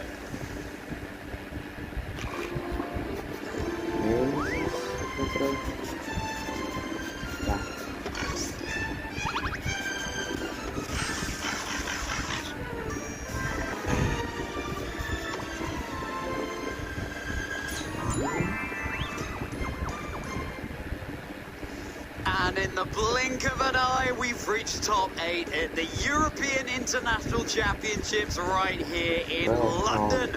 I'm Charlie Merriman. I'm joined by Ben Kiriakou, the Minun to my Plusle. And Ben, we are charging each other up, ready to get into the business end of our competition. It's absolutely electric. I was just out in the venue and the crowd is there watching all of our top players competing. We've said it, we're here in our top 8 and it just feels so crazy that just yesterday we were getting this tournament started, Charlie. We're already through our Swiss rounds. We've made it to our asymmetrical top 32. We've gone through the top 16. Now we're here for our top 8, where we're ever closer to crowning our next European International Champion. And look at the trainers we've got on stage, ready and raring to go for you trainers. Taran Birdie and Joseph Ugarte, and the accomplishments speak for themselves. Absolutely, look at Taran here on your left, the Perth Regional Champion in 2023, and the coming off a top 16 in the Birmingham Regional Championships, of course, in this regulation set, following top 32 in 2024. That was when we were playing our regulation set G the last time around, but Joe is obviously no stranger to that format either. Doubling down on so many achievements, World's Top 32, winning Portland twice. I don't know, something in the air in Portland that makes Joe play at his best. NAIC Top 4 as well. Joe, coming into this weekend, told us, I'm just taking it easy, I haven't put too much pressure on myself. I'm using a team I've used before as a comfortable pick, and last time I did that, he reached Top 4 at NAIC in 2022. Could Joe go all the way? Could Taran go all the way? We're going to be whittling this down very shortly. And looking at the teams there that these trainers are picking this weekend, Taran going for that tried and tested composition that was piloted to the World Championships by Luca Cherubelli, winning the whole thing. Here it is, Miraidon, Whimsicott, Bregaraf, Urshifu, Oakapon and Iron Hands. Iron Hands with the Terra Water, a difference from what Luca Cherubelli was running there. It's all about these tiny little differences that can make all, well, the difference. Foul play for Igorot, using the attacks out of his opponent against it. Choice Bex, Rhydon with the Hadron engine is dealing damage you cannot ignore. He can't flinch the Whimsicott with its covert cloak. It's a team that likes to do a lot of damage quickly. Taran is really well versed in playing these balanced compositions that also have this really aggressive fast mode like Rhydon. He likes to play those teams that want to put pressure on their opponent and try and take advantage of it. And he has this such great understanding of so many different board states that even in a situation that Taran looks like he's maybe got his back up against the wall, he often finds that just small window that he can use to take to his advantage and get himself on the front foot. Fantastic to see our trainers shaking hands there, ready and waiting to get into this game. They're going to look at each other's team sheets. Joe will be seeing the team sheet we saw just then on screen, trainers. Let's take a look at some of the picks that Joe has up his sleeve. Ditto there lurking on the team. Is the Pokemon that Taran has to fear. One of the most. Otherwise, we've got a mirror match in terms of our restricted. That's a Rhydon staring Taran across the field. Not often that you see a Volcarona regulation set Geo, let alone at this stage of a competition on the international stage. But Volcarona doing a lot of work, and I was talking to Joe on Friday about how he's strategizing coming into this weekend, because this is the composition that he used at the World Championships. It didn't go very well for him, but he's running it back in EUIC and trying to prove that he really did put all of that preparation in. We are quibbling with excitement, trainers, getting into our first game of our Masters Top 8. There's Miraidon on the field, an eye-handed piece, and there's Grimsnarl ready to provide that pesky screens that it does so well. Joe looking to try and slow down the pace of this match just a little bit. Grimsnarl is so good for being able to set up those screens, and of course with his flying play, it's going to be able to set them up for several turns, making sure that this Miraidon on Taran's side of the field is just kept that little bit under wraps. Taran, on the other hand, wants to try and take advantage of his fake out pressure and try to put some damage on the board early. Miraidon doesn't have to worry too much about Iron Hands. He's got to keep an eye on it with that Cork Drive attack boost, but it's really the Grimsnarl that Taran wants to be dealing with in this early stages of the game.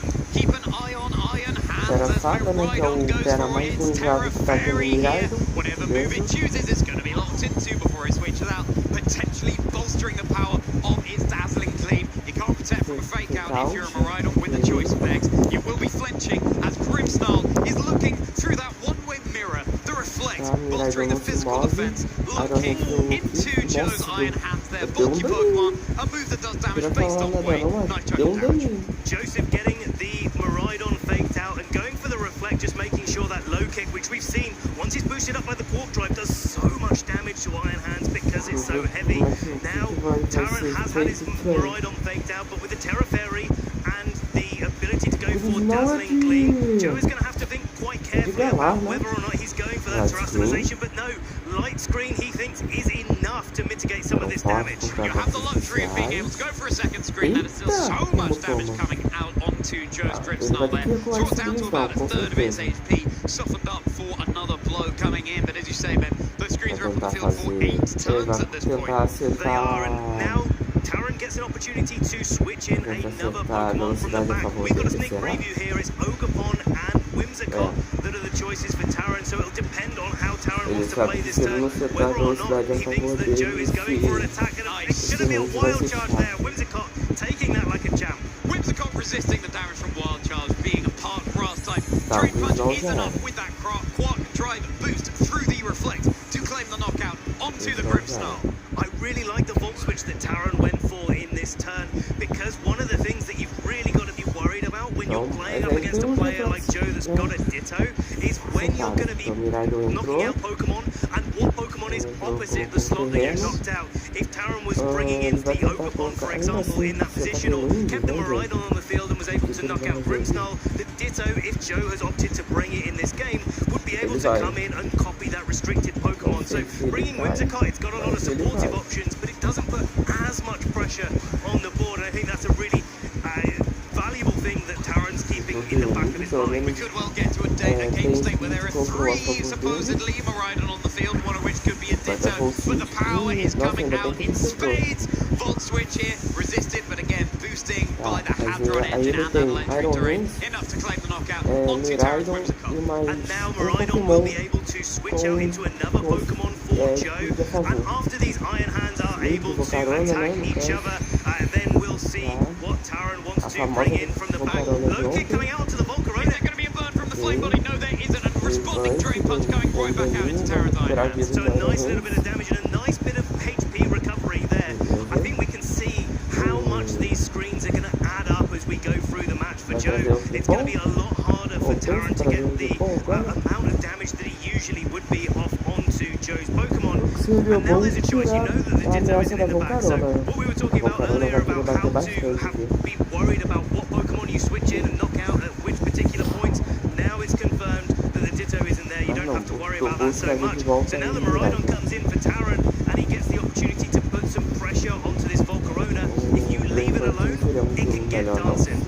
Dancing away, boogieing under the spotlight, quiver dancing, or indeed fiery dancing. A move that has a chance to bolster Volcarona's special attack here. And now, if Volcarona is able to get those boosts with the light screen as well, without the Whimsicott on Taran's side, because he's been knocked out, because there's no tailwind or encore pressure anymore, this Volcarona could eventually run away with the game, especially when it's paired with that Miraidon, because you can't ignore the Miraidon on the field when Volcarona's got its boosts up. Joseph is going to be keeping that Volcarona safe from the incoming Draco Meteor raining down from the skies. Now the play turns to these Iron Hands. Drain Punch, bit of damage, healing back up for Taran's own Iron Hands here. They're staring each other down in a little bit of a stalemate, but that stalemate is likely to be broken in the coming turn. Watch out, Taran's Miraidon Terra Fairy. It's enough to secure the knockout. Joe's Iron Hands will be taking a good amount of recoil damage from that health bar that was so high on Miraidon's side. Now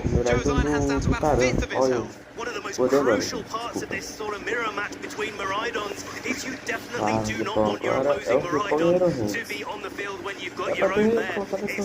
They can both go on the same turn, and it can turn into these little coin flip decisions. But also, once you've removed the opposing Miraidon from the field, your Miraidon becomes one of the fastest Pokemon. You get to dish out the damage first, and that's a really key KO there for Joe.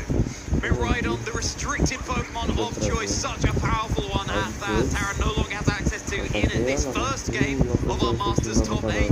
No critical hit coming through on the Volcarona. A low kick now enough to secure the KO on Joe's Iron Hands. You got the Miraidon that can come in from the back. That electric terrain could be disappearing and not be able to be reset. There's that Quiver Dance coming out from Volcarona. It's difficult to KO, even more so now with another special defense boost, and its speed is boosted as well as its special attack. The perfectly timed, the Miraidon's going to come back in, set the electric terrain again. Now, before Acompanhando was able to go before the Volcarona and launch that Ivy Cudgel onto it and get an opportunity to do a lot of damage here, but now the Volcarona getting that speed boost from its Quiver Dance is going to be going first. So this combination of attacks from Miraidon and Volcarona could be enough to knock out the Acompanhando, especially since the Miraidon on Taran's side of the field already committed the Terror, and now the Acompanhando cannot remove its grass typing. So all the fiery dance from this Volcarona can do a lot of damage into the Acompanhando, but also keep itself boosting up in this Iron Hands, because it's only fighting in steel type coverage, really can't hit the Volcarona that hard. Let's see just how hard it's going to hit through the sparkles. Terrestrialization coming out from Joe's side of the field. It will be their own Miraidon, the Terra Fairy, taking a leaf out of Taran's own Miraidon book here. From Area 0 to Hero right now on the field. Ivy Cudgel connected down into the Volcarona. Do we have a crit? Yes, we do! That's the Volcarona down on Joe's side of the field! And it's going to be not even able to go for an attack. That Quiver Dance wasn't enough there, but Dazzling Gleam is going to be able to reply. Iron Hands hanging on with just 7 hit points, but now this Acompanhando is going to resist these big Dazzling Gleams coming out from the Miraidon. It's in a prime position. There we go.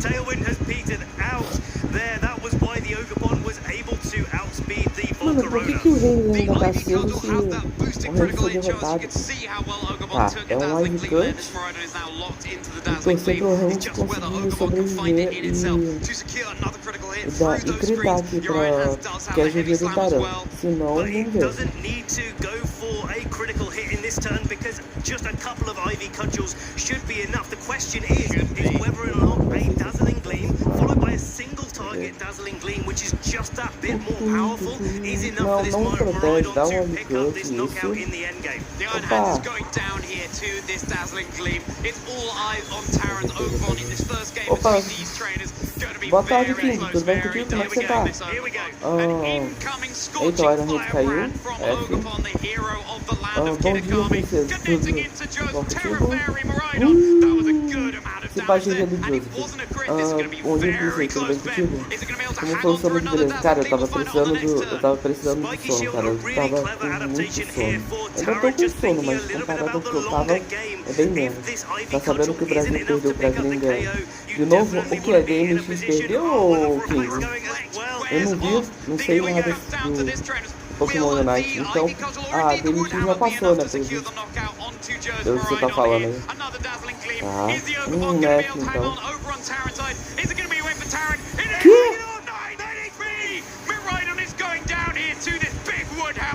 Meu amigo, mano, olha isso, cara. Caraca, olha como o Joseph ganhou, cara. 9 de vida. 9 de vida. Oh, Joseph não, Taran. Meu amigo, 9 de vida. Então não sobrou nenhum time brasileiro, né, o King?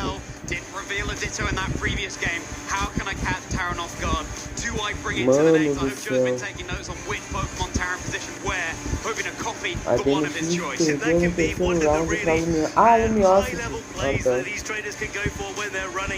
Mas então acabou os BR no campeonato, né? Mas esse negócio aqui, eu não sei como é que funciona o do Unite. Eu não sei como é que funciona o do Unite, mas aqui, por exemplo, provavelmente esse top 8 que tá aqui, eles já estão classificados pro Mundial. A DMX está classificada ou não tem como ela estar classificada? Eu não sei como é que funciona os outros modos do TCG e o Unite, no caso, também, e o do Pokémon GO, né, também, no caso. Mano, olha isso, ficou com 9 de vida, cara. Opa, boa tarde, Marlon, como é que você tá, cara? Bem-vindo. Voltou? Não sei, eu tô a 7 horas e 25 de live, cara. Essa coisa não acaba. Ô, Marlon, o Wolf passou pro top 8? Eu não vi. Eu sei que ele sofreu aí pro um adversário ali. Sofreu, ganhou de 2-1. Foi quase, tá? Foi tensa a batalha dele.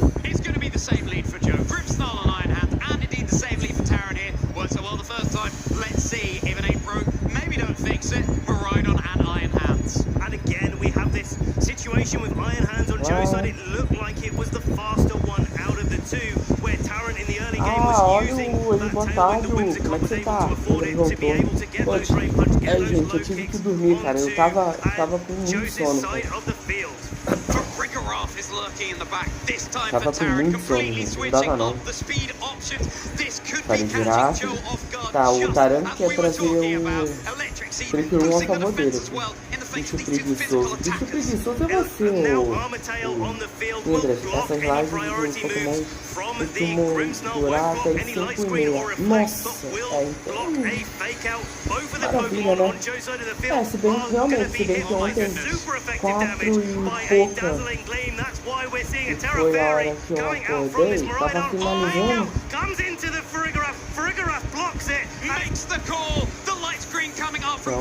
Então, volume muito alto.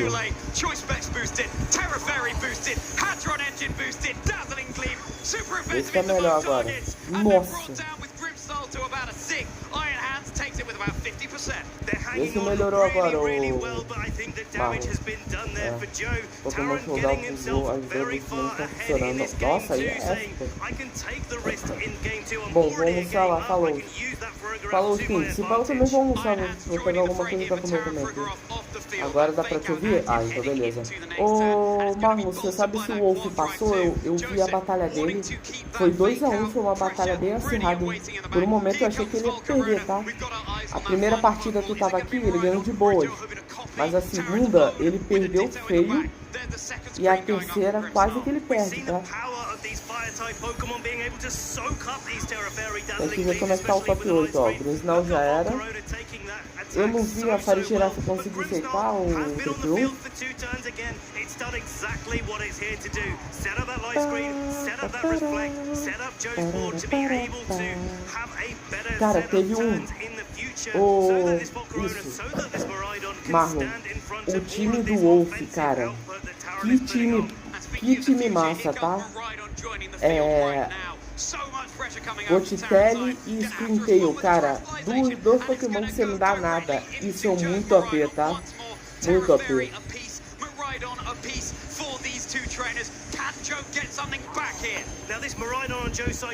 Eu, cara, do jeito que o Wolf jogou com elas, cara, foi muito da hora. Vamos ver se quem vai cair aqui. Será que o Volcarona cai? Não, não sei. Agora eu tenho que ver que diferença aqui. 2 Mirai, 2 fadas, sim. Pô, tinha que ver. Teve um jogo, o Marlon, que foi exatamente os dois times exatamente iguais. Miraidon, Oshifu, Farigirafa,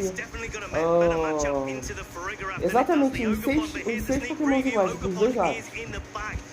Gostou do meu time de CND, Meninas? Gostei.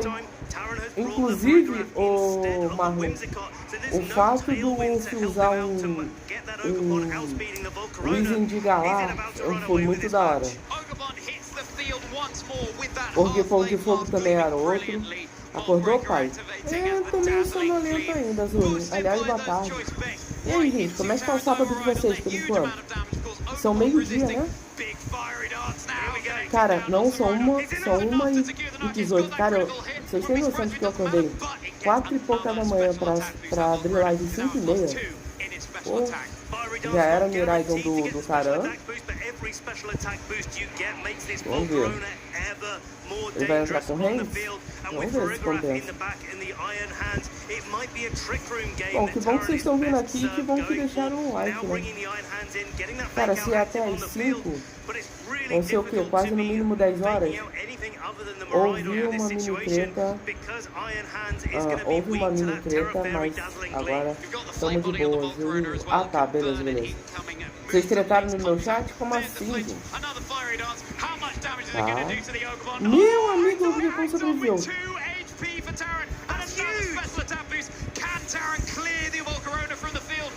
Caraca, mano, essa Orgepon do Taran tá surpreendendo, tá? Primeiro jogo ela fica com 9 de vida e o Taran ganha a partida. Agora ela sobrevive pra uma Volcarona com mais um, né? De especial. No Zap, entendi. Não boa nada essa fase. Agora sobrevive com 2 de vida, cara. Meu amigo. Gente, eu só estou doido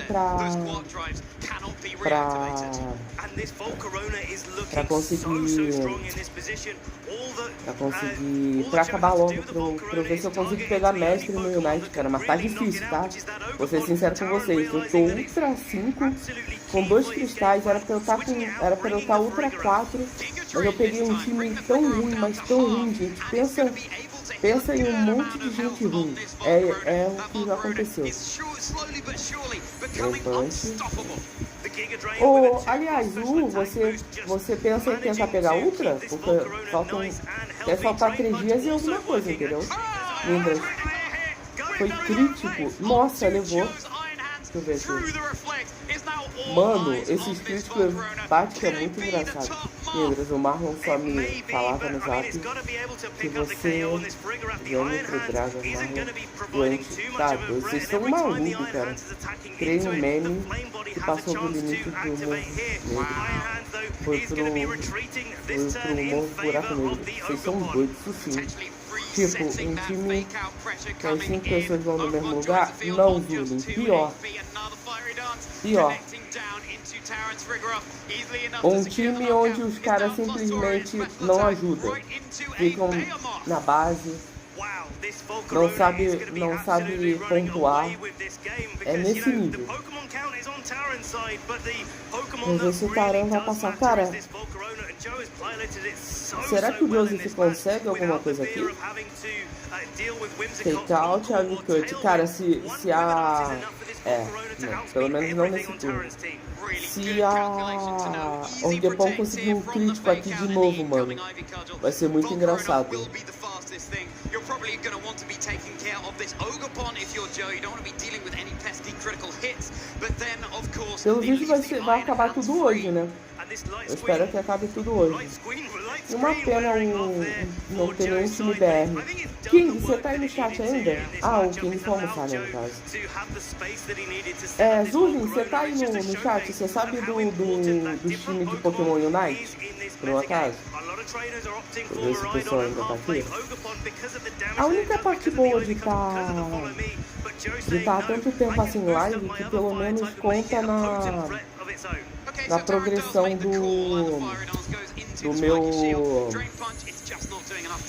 do meu negócio lá do canal.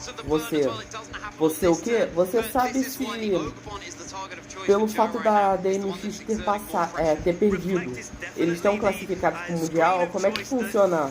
Porque aqui, por exemplo, aqui tá no top 8. Eu sei que aqui, esses 8 que estão, provavelmente eles estão classificados para o Mundial. Eu não sei como é que funciona no Unite.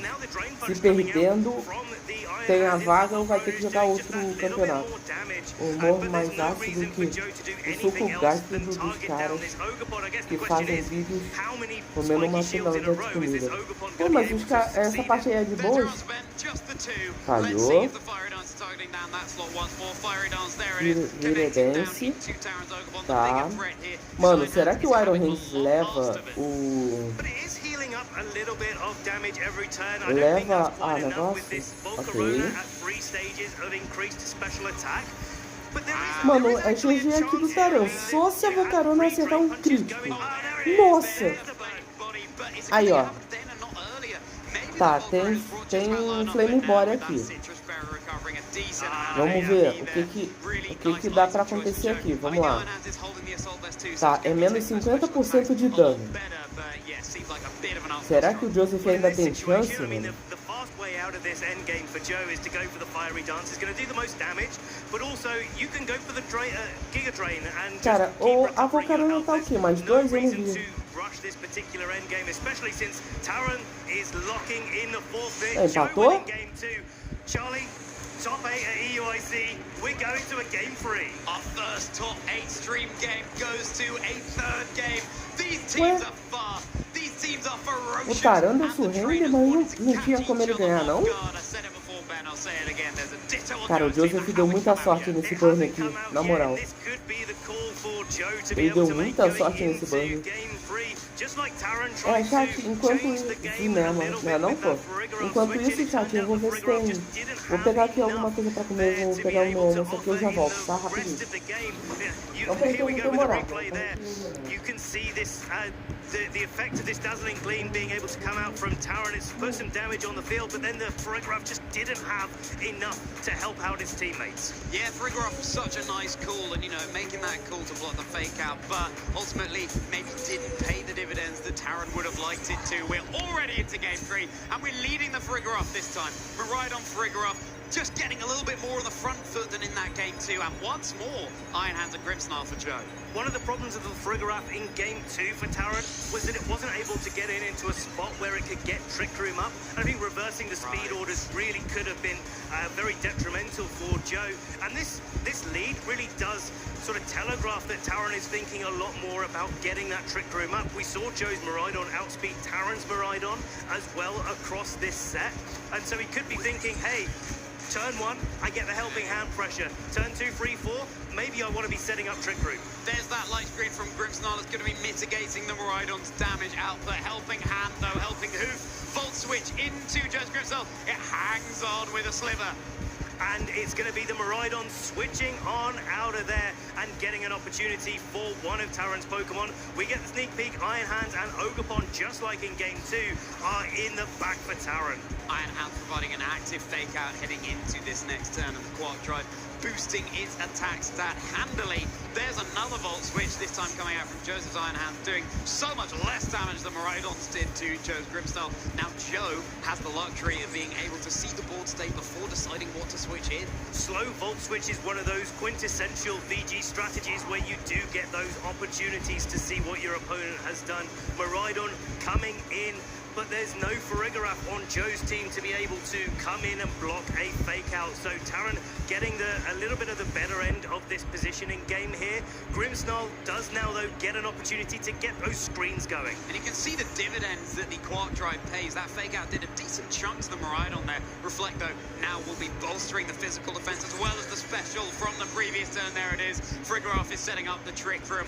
All stops have been pulled, trainers. We've got to twist the dimensions to choose our winner. Now Grimmsnarl is on the field. It's going to have an opportunity to set up, to go for whatever attack that Joe wants, or maybe switch it out, because one of the strategies that Taran can employ in this position, where the Grimmsnarl is really not putting on a lot of pressure whatsoever, now that it's set up in screens, is you just play this game where you target down into the Miraidon slot because it's the only thing that's threatening. Yeah, what's going to be coming in from the back for Joe is going to be Volcarona. Nice that Taran was targeting down that slot there, because Volcarona posed so many problems in the previous game. Low-key, do we have a responding burn? Is the Iron Hand's going to be able to keep himself safe? Yes, it is. Foul play, super effective, but because Farigiraf doesn't have a very high attack stat, using that reverse calculation, we're okay. Psychic, just a bit of chip. Volcarona still so bulky through the screens. Taran really needs to get something more pressuring on the board while he's in Trick Room to take advantage of it as much as he possibly can. But Joey's doing a great job of navigating that Trick Room, not worrying that Grimmsnarl is staying on the field, and in fact, doing some good damage to the Farigiraf with that foul play. Farigiraf is going to get out of there this turn, and Ogerpon will be joining the fray once more. Hitting the field, ready to dish out some big Ivy Cubs, and that's exactly the more offensive threat that we need. Low-kick easily enough now to secure the KO on this Grimmsnarl. Switch in the Ogerpon, a physical attacker, and remove the Pokemon that has foul play as an option. Seems a good trade to me, but this Volcarona gets its Quiver Dance going, so now it's going to make itself overall slower than that Ogerpon that has switched in. But now you can just protect and try and stall out these turns of Trick Room so that when it expires, the Volcarona can indeed be the fastest thing on the field. Taran knows that they have to target down that Volcarona, but Joe knows that too. So do you now target around that, going for the Iron Hands instead? The Iron Hands provides a fake out on the field, but you could switch in the Farigiraf to block it. You could, and that's the thing. This is the mind games that these trainers have to navigate in this match.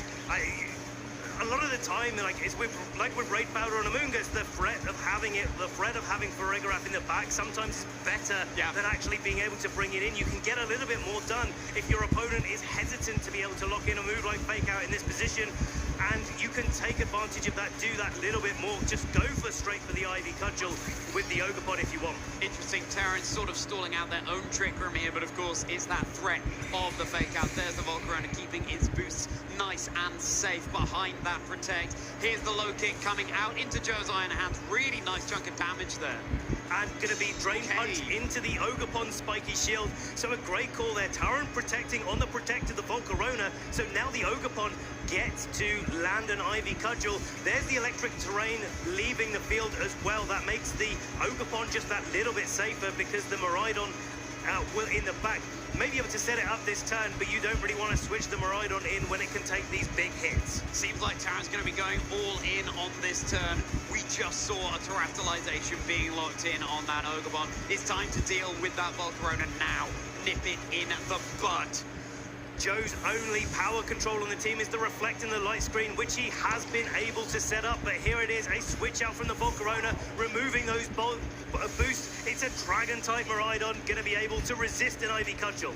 It will, but will it be able to resist a critical hit? Will it be able to hang on through the incoming attack, especially because the Quark Drive of both Iron Hands being boosted on the field right now? Let's find out, trainers. You raise that Terra Orb high, Pokemon trainer. You send it right into your friendly Ogopon, looking a whole lot angrier with that terrestrialized half-flame mask. It's getting its embody aspect boost from its attack as well, making it all the more powerful here, boosting up the power of its fire-type moves, boosting up the damage of its huge big Ivy cudgels. Damage from the low kick. Wild charge, is it going to be enough? No. Even with the Quark drive boost here, is this going to be Joe's restricted off the field? Are they going to be down to their final 2 Pokemon? Terran with all 4 remaining. Ivy Cudgel, +1. Goodbye, Miraidon. A big KO there on the Miraidon. It's taken down. Joe has lost their restricted Pokemon. Only 2 Pokemon that are remaining for Joe, where Taran has all 4 of his options available.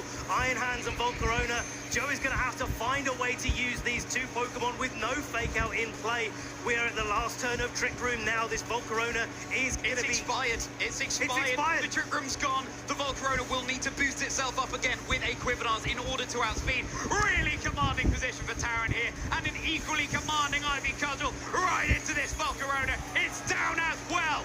Volcarona knocked it out, and it's Iron Hands that's on the docket next. 3 Pokemon are going to be left at the end of this turn after the Drain Punch gets a critical hit, knocks out the Ogopon. That's Taran's Terra option down, but he doesn't need a Terra option in this position because he's still got his Miraidon in play. It can come in and it can land big damage down onto this Iron Hands. 3 Pokemon in the back for Taran. Low kick, huge damage there. It's going to be Taran Birdie securing their spot in top 4 of the European International Championships.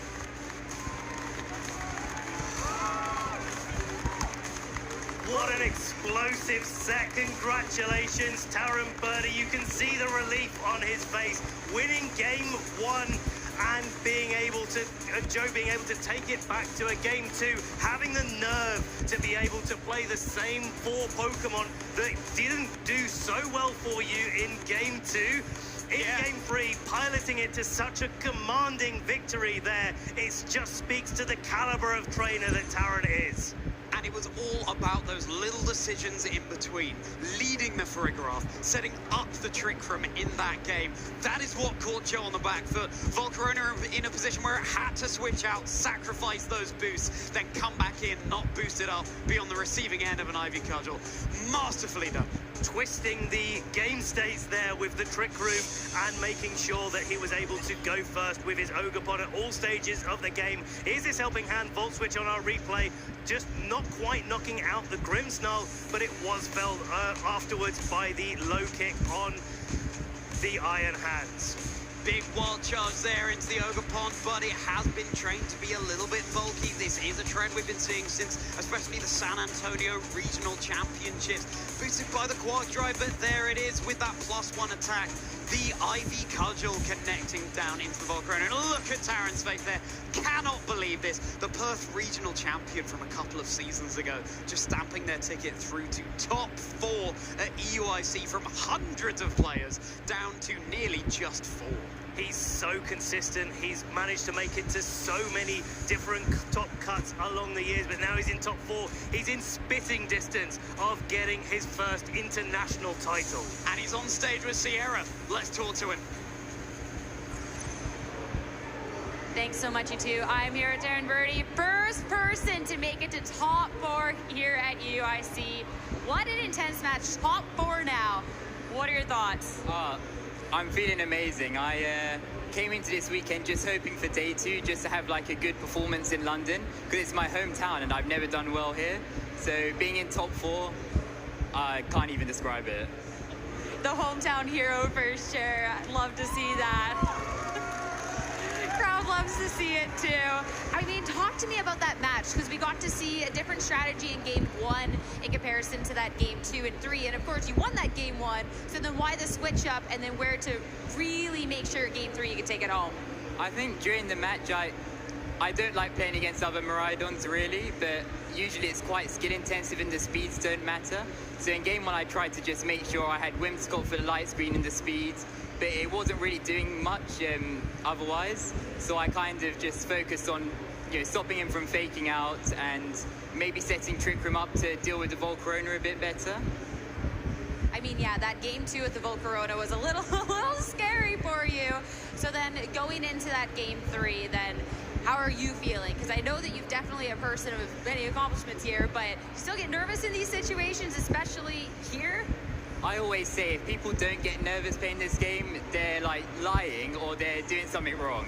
This is a stressful game, and yeah, in game 3 I was very stressed, but I kind of knew what I wanted to do, and it worked out thankfully, just about. You're in top 4, so I would say that it did work out great. Now, how are you feeling heading into top 4 and a chance to be here competing again tomorrow?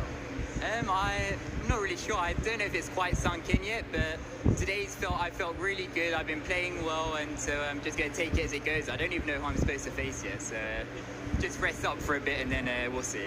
I mean, you're the first top 4, so you get the luxury of sitting back and waiting for that. So I'll let you get some rest, but first, any shout-outs, any final words from you? My friends and family are watching at home and those in the crowd as well. Yeah, they're amazing. I could hear the cheers through the crowd, so that was great. And then those at home, the boys, they know who they are. And yeah, those who I spoke to about trying to refine my Miraidon team a bit, I've used it since Worlds, and I started just going and messaging everyone, being like, how do you do this? Wait, why have you chosen that? And so everyone who helped me, thank you. Congratulations one more time, everyone, for Taron Burney, first person top 4 here at UIC. Of course, we got a couple more matches to find out who's going to be joining him. So for now, back to our casters. Taron Burney on the stage, they're barely able to contain their excitement, and so many people that have gone into building Taron as a player, wishing Taron the best of luck in the competition ahead. This is definitely a community game where you really do need to bounce ideas off of other people, and it really does help to secure the last-minute team decisions, those fineries that really make the difference, those small things, especially when we look at this composition that we've seen so much this weekend, and those tiny little differences that we keep talking about. That's what's catapulted Taron, as well as his play, into our top 4. So thrilling to see who will be joining Taron in that top 4. Wolf Click and Thea Team, Maso, Grant Laird, Dylan Yeomans, Yosuke Takiyanagi, Gavin Michaels from all over the world here. We've got some good EU representation, Japan as well as NA. It's definitely an international event here, Charlie, and these matches are absolutely phenomenal. I'm really excited to be able to feature all of our top 8 matches today, so stay tuned, because we're going to be able to see all of these and all of our trainers' journeys all the way up to the final. And such huge names as well as ones that you might be less familiar with, and that's what these international championships are all about too, shining the spotlight on each of our trainers here. Next time we see their names on broadcast, we'll be able to look back at their achievements at EUIC this time around. The next match, of course, that we have featured for you today is Wolf Glick versus Thea Team, and it's going to be an absolutely incredible match. Wolf has been piloting this Perish Trap archetype for a long time. He's decided to bring it back here this weekend as well, in a format where I don't think anybody else is thinking about that particular strategy, but Wolf comes back time and again, working out how to make it viable. And looking over to Thea Team, he's just defeated 2 world champions in a row. Ko Tsukide and Shohei Kimura. Is it going to be a hat-trick? Is Wolf going to be the next world champion to fall to Thea Team?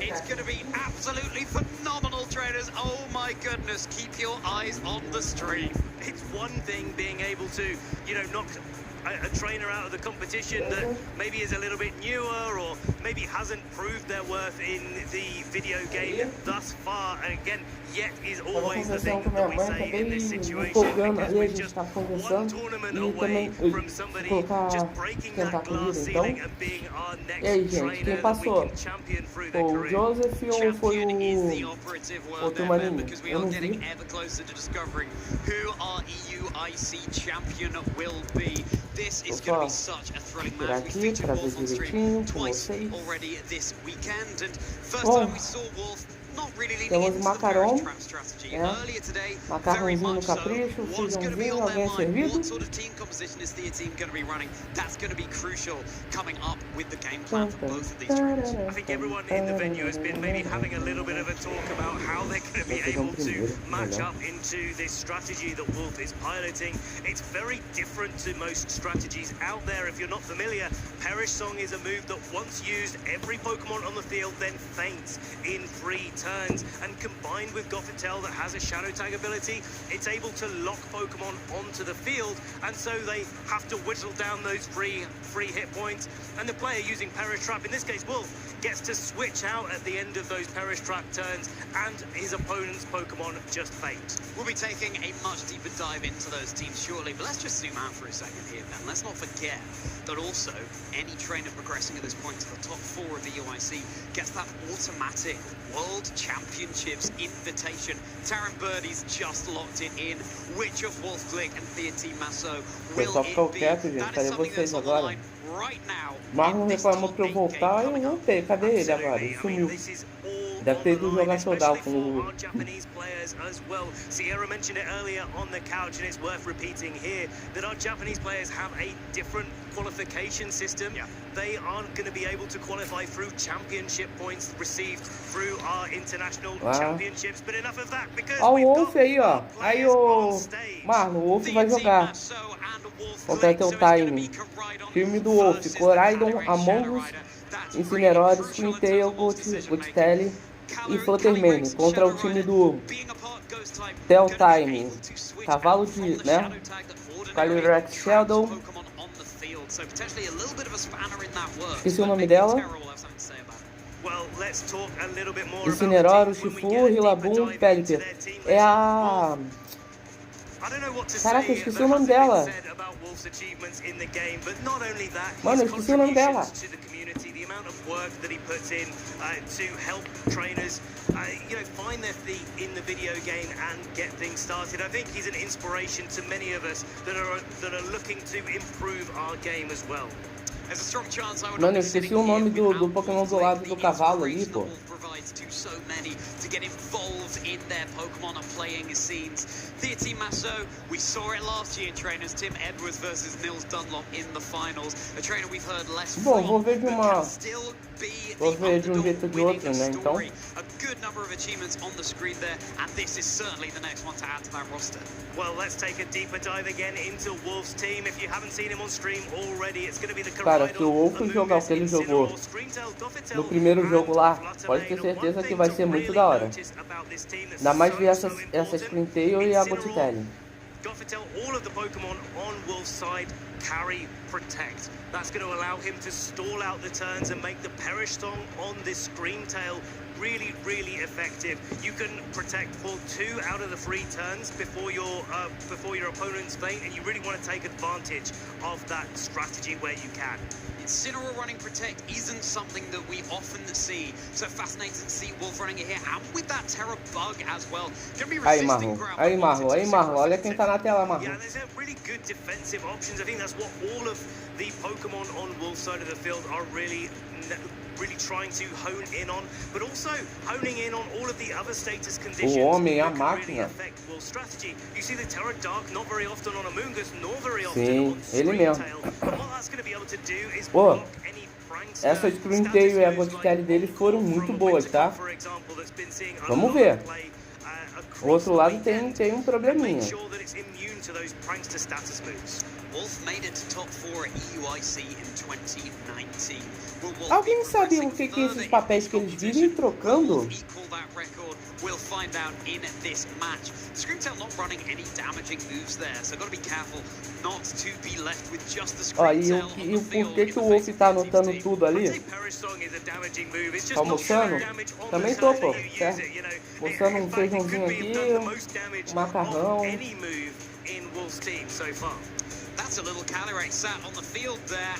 Aí, ó, o time do teu time, teu time, né?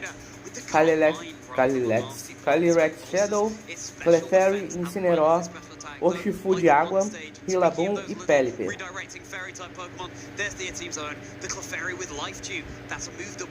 Tem o Índio? Não tem o Índio, não. This is a nice thing that the team has in this particular matchup there with Pelipper Usando having arroz, his feijão, focus frango and com Terra ketchup. Que Ghost. delícia, hein? Terra Ghost is going to allow... Bom demais. Terra Ghost Pelipper is like kind of an answer to a lot of Wolf strategies here. It both brings Eu também estaria comendo frango se minha mãe não tivesse comido meu frango lá. Alguém sabe por que eles trocam essas folhas aí, esses papéis? Allow a Pokemon to switch out when Shadow Tag is on the field, so could be a key component in this particular matchup. Alguém sabe me dizer por quê? Que papéis são esses e por que eles trocam?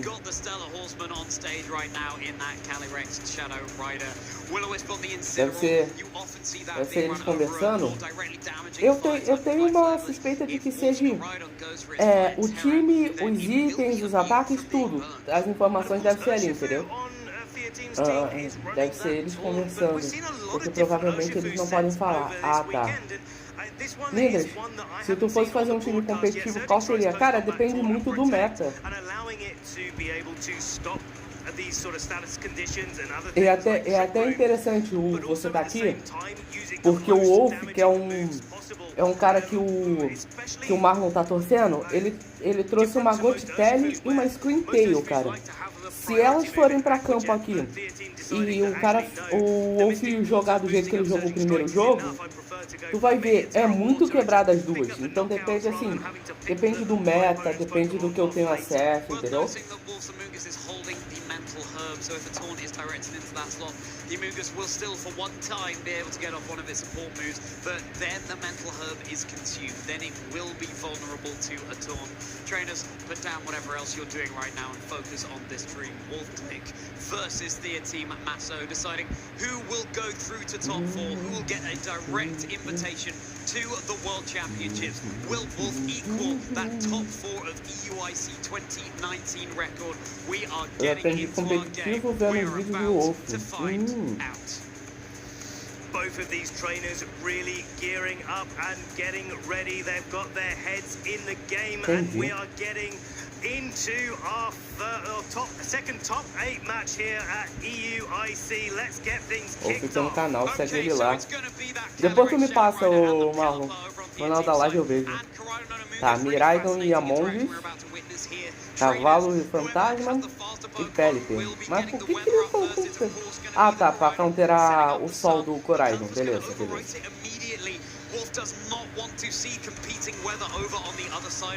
Digamos que é o meta atual e você pode usar qualquer coisa. Cara, não sei te dizer. Assim, na hora eu não consigo pensar num time rápido. Eu teria que ver muita coisa. Work on the field.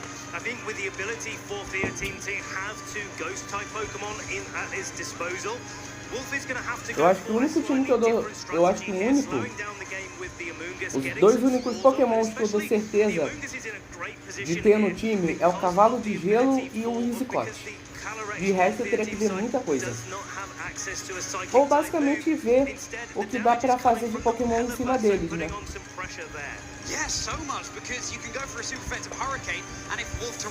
Tá, ele tirou o Coraidon. Vai entrar com quem? Gothitelle? Não, Incineroar da... Ok, então ele não trouxe Screamtail e Gothitelle, provavelmente.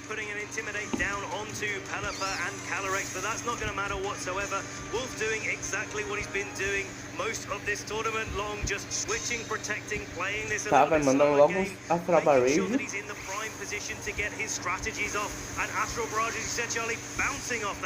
Tá.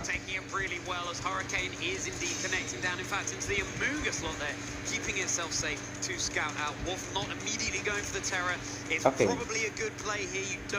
Ele trouxe a Fluttermane. Ok. Persong no Pelipper ou no Cavalo? Não, é Persong no Pelipper e Spore no Cavalo. Blood Bomb? Não, Spore, pô. É Persong no... Isso. Persong no Pelipper e Spore no Cavalo, vai? Ah, Strawberry tirando nada pra ensinar. Tinha que ser um filho. probably not opting for that perish strategy. Seems like it, no Ben, because it's just one unrevealed. Tá, ele vai dar Terra no cavalo, provavelmente, e vai ser Terra XP. É o Terra Ghost? Não, Terra Fada. Cara, Terra Fada tá tão bom assim?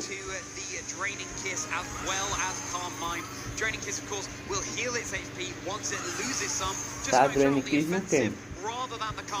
Ok, não tirou nada do mundo. Hurricane. Nossa, sobreviveu. Parry Shot, né? É Parry Shot, na verdade. Eu falei Parry Shot. Parry Shot. Tirou. E o Among Us deu o quê? Tô vendo uma série de 24 episódios. Um cara ensinando competitivo, só que tanta coisa que ele fala que ensina que eu peguei um caderno pra anotar tudo. Blood Bomb. Tá. Vê o Ace 2. Ele ensina também muito bem, cara.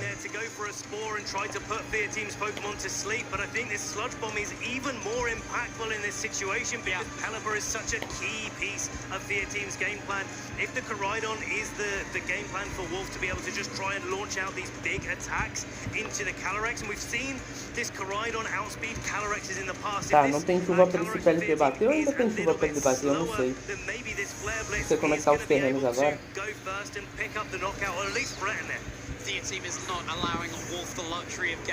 Tá, ele trouxe um Incineroar atrás também. Tá, o Among Us ele vai dar por tirar, a Fluttermane vai entrar. Ah não, Incineroar. Garante me deixa todo mundo. Eu sou uma anti-inglês então, ou é só você ver os vídeos do Ace, ele é brasileiro.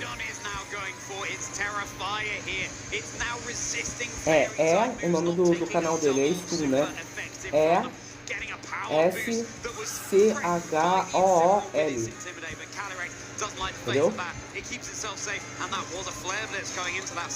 Both of these trainers opting for the same strategy, just making Wolf taking advantage of Coridon's speed, but their team just protecting and switching out into Incineroar. Both of these trainers now have Fake Out in play, so depending on which one is faster, especially since the Calyrex has terrestrialized into its fairy type, it's now going to be susceptible to a Fake Out as well. Really useful information to get the speed interactions of these Incineroar heading into the deu 2 ataques para no final vai dar Protect, é isso mesmo? Não. É melhor spamar ataque de fogo enquanto tem no terreno. Se ele for tirar, tá?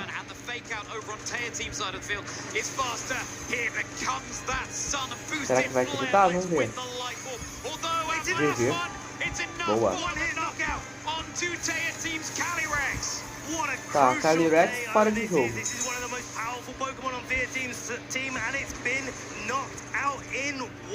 Now this Coridon in the sun has been able to put so much work in, and being able to lock into the Flare Blitz, even though there's that Pelipper in the back, is such a risky play. But Wolf has so much experience in this state, and he's able to make that call when it counts. Pelipper has provided the downpour on the field. Coridon, por um acaso você usa o Hit Rock? Hit Rock? Em algum na tua Vulpix? Not at all, and now there is the opportunity for Wolf to just go for super effective collision courses into the Incineroar. Incineroar usually one of those Pokemon that can really switch into a lot of attacks, but Coridon, the restricted of choice, is one of those ones that can really do a lot of damage to it. Tu sabe que tem isso, né? Hit Rock, né? Hit Rock, né, no caso. Super effective into the Incineroar, but with the sun switched off, the Incineroar is able to hang on. and it's going to drop its defenses down, so it is more vulnerable. Could Wolf's main damage dealer be knocked out this turn? Well, it's not going to be by the weather ball, because Incineroar instead is going down. Incineroar down for Wolf, and just the 2 Pokemon in the back for both of these. Trail 1 Pokemon in the back for their team, 2 for Wolf. Parting Shot mitigating this Koraidon's damage out even further. The Koraidon really needs to get itself off the field and let's trust the Amoonguss and whatever Pokemon is lurking in the back for it. Especially because it's the Life Orb rather than a Mas tu sabe qual item que eu tô falando ou a Hit Rock? Hit Rock. Ele fala Hit Rock. Ah, mas aqui é Hit Rock, né, querendo ou não. You know what? Calyrex was really the Pokemon that we had our eyes on in the early game, but I don't think we really gave enough credence to this Pelipper as its ability to do 8 horas de live. effective damage Não. to both the Koraidon now that it's gone for a É uma pedra que aumenta de 3 para 5 turnos de sol. Entendeu? Você equipando na tua Ninetales, ela spamando o sol, o sol em vez de durar 3 turnos, ele vai durar 5 ou 6, alguma coisa assim. Wolf deciding, am I going to play it slow? Am I going to play it fast? Is he going to swap in the Amoonguss? 2 seconds left. Não sei se pra você compensa, Clefairy. Calma, vai que o cara tem uma estratégia, o Marlon. I think the Amoonguss coming into the fray does mean this Pelipper's going to be more likely to want to go onto the offensive, because you really don't want to have that Clefairy. Aí você procura Hit Rock, que é H-E-A-T-H, né? De Hit. E Rock é R-O-C-K. Isso. 8 turnos. De 4 vai pra 8, né, ô Marlon? É isso? Team's going to be well aware of this, though. Potentially even going for a protect on the Clefairy, baiting that slot. Koraidon now finally gets out of there, ready to take us into the sunshine once more in a later turn. The rain still hammering down, and there's the reveal of the final Pokemon. Focus, Sash. Rage Powder pro centro das atenções. Hurricane. Beleza. Isso, de 5 vai pra 8, obrigado. É 3 a mais, né, mas... Life Kill.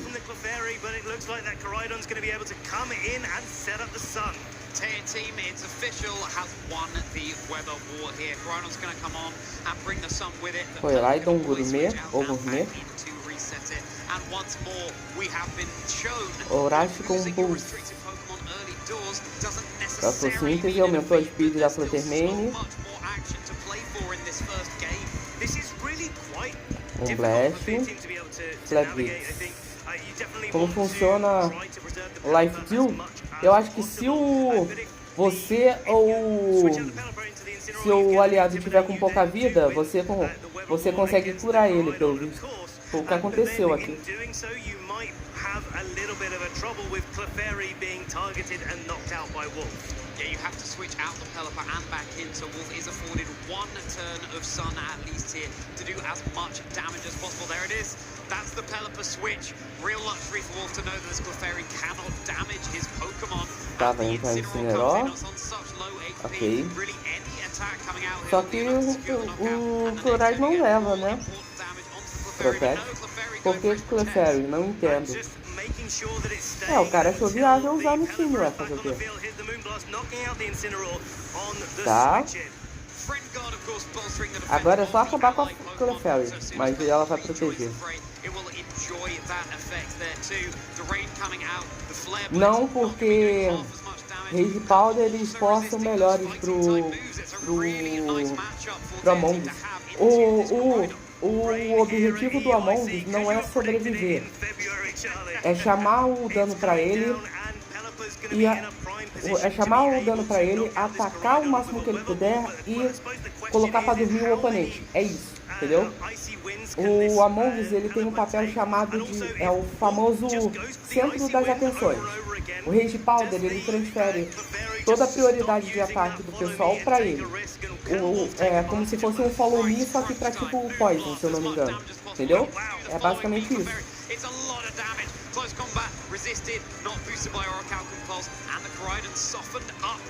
Igual o Parent Shot é um Volt Switch do tipo Dark, entendeu? O Rage Powder é o Follow Me pra tipo inseto. Tipo Poison, no caso. Likely, neither of these Pokemon can take one more attack from this Pelipper. It's so tempting to just take a quick knockout on the Se restricted meu Pokémon for grama, não entendi o que você quis dizer, Marlon. Really good win condition there. Clefairy is not in range of any of Koraidon's attacks. Por que Pokémon de grama não pega Poison? Double protect on Wolf's side for him to be able to pull back this game. Grama ou Rage Powder? Can just land a couple of attacks in the direction of Fluttermane. If one of them connects, then Pelipper is also resisting both of the attacks. Não, mas o Rage Powder o objetivo é ser sempre das atenções, é isso. Não é atacar. Então, protect.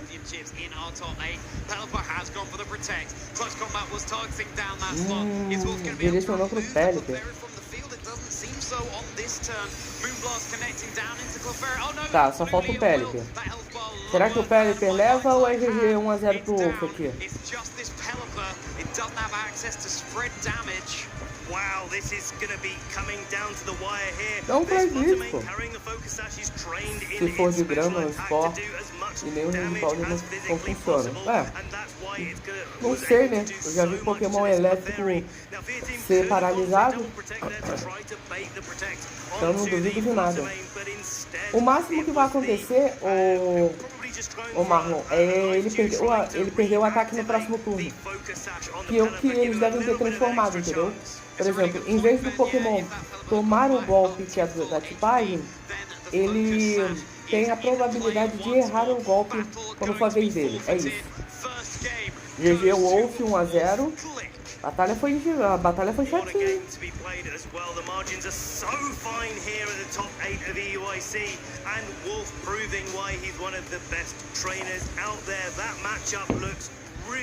Really tough here for Wolf, and Fear Team played it so well, and I really got to call out the way that Fear Team is playing this, so straightforward, but actually that's really what this matchup calls for. You've got to do the damage where you can. Eu falei, quando acabar a live, mano, aí eu vejo.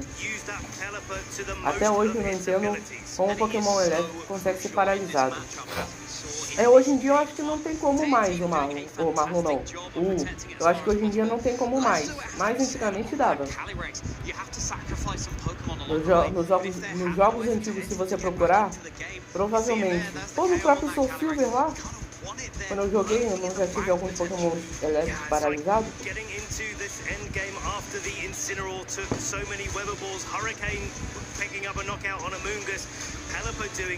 Mas eu tô chutando fora, é copo de grama. Como não costuma ter nenhum Pokémon de grama, o Marlon, a chance do transporte ser totalmente eficiente é muito boa. Porque, vamos lá, que Pokémon de grama atualmente está no meta? Nenhum. Se pá.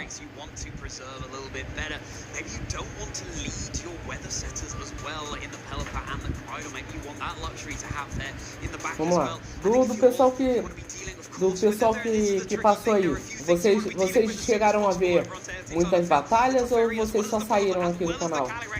Time to get into this game 2. Is Teia Team going to take us to a game 3, or is Wolf going to secure our second top 8 match here at EUIC? We do have a switch. Tá, ele começou de Incineroar e Fluttermane agora. Eu tenho certeza que não apareceu nenhum bicho de...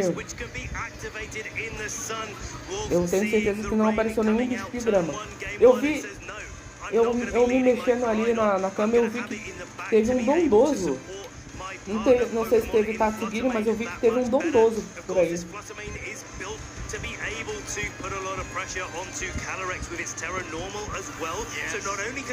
O U vai achar essa parte engraçada, mas o U, você acredita que tem um cara aqui que ele tem um dito no time? Um dito no competitivo, você acredita nisso?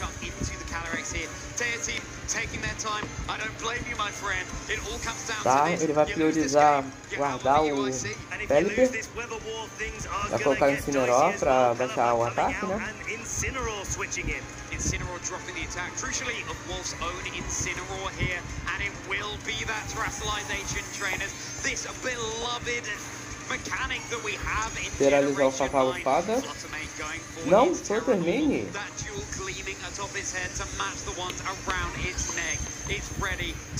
Exatamente, um dito. E o pior que é forte, tá? Taking a leaf out of Fluttermane's book, becoming a part fairy type. They're swapping types here on the field, and Calyrex just trying, I think, to boost up the ability for Draining Kiss to both put pressure onto this Fluttermane, but also keep that recovery building up as well, and also not fall out of a Shadow Ball. But Wolf doesn't fall for it whatsoever. It's a Moonblast going into the Calyrex. Não sei o que o cara quis fazer com aquele ferro aqui, pô. And immune from that Fluttermane, the Focus Sash is maintained.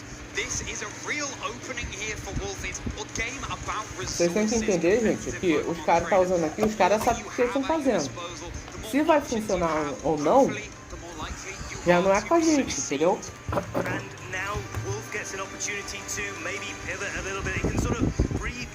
Mas se os caras pegaram, então... Opa, bom dia, Mano Dragos, tudo bom? Ou bom dia, não, boa tarde. Como é que você tá?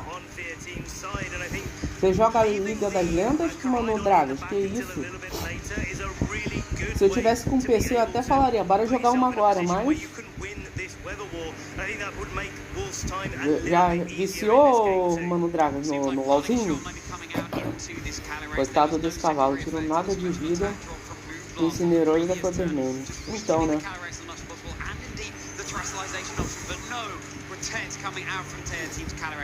Bora uma continue. Opa! Oh, se vocês esperarem até o final da live, eu instalo aqui rapidinho só pra gente jogar. Se for Wide Rift, eu jogo, gente. That Spore puts on. Astral Barrage is a move that would do quite a bit of damage to it, but of course, the Amoonguss is able to switch out into that Fluttermane at any time. Faz tempo que eu não jogo? Faz tempo que eu não jogo, mas... Eu jogo. Você joga em que lane e qual campeão você joga?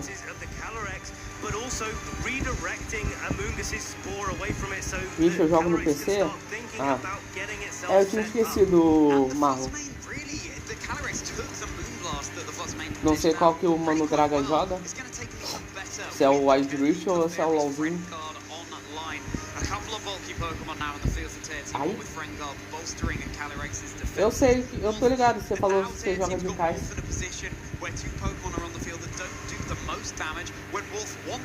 Você falou que é a The Carry. Aí, ó, você falou da Eviolite, ô Marlon, aí, ó. A Clefei botar de Eviolite, por algum motivo. Astral Barrage, vamos ver se vai dar algum dano. Tá. Carin Shot. Como assim, Marlon? Joga outra coisa além de showdown. Pois é, o cara joga, pô. Clefairy. Go into the Calyrex this turn instead of going into that supportive Clefairy, so could be a real indication, a real step forward in this match. Ó, Spore. Colocou o cavalo pra dormir.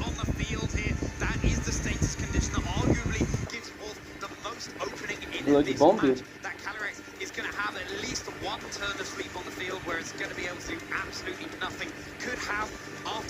Blast.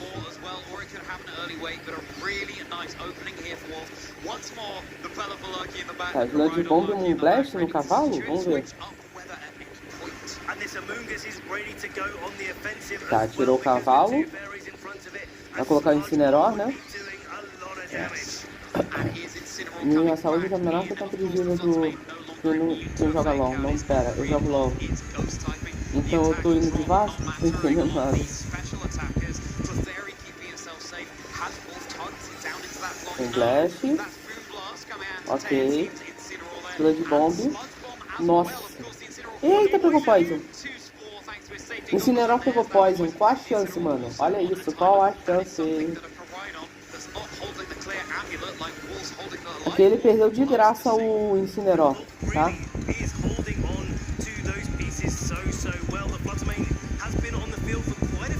Não, mas aí depende, ô Marlon. Tu tá sabendo da polêmica dos baús, Marlon? E ainda tá jogando LOL? O pessoal tá fazendo um motim pra que os baús voltem. E aí o número de ranqueadas caiu bastante, cara. Vamos ver se a Riot vai se ligar e vai querer ouvir a comunidade, né? Porque eles sabem que sem a gente eles não são nada, né? Querendo ou não. Então.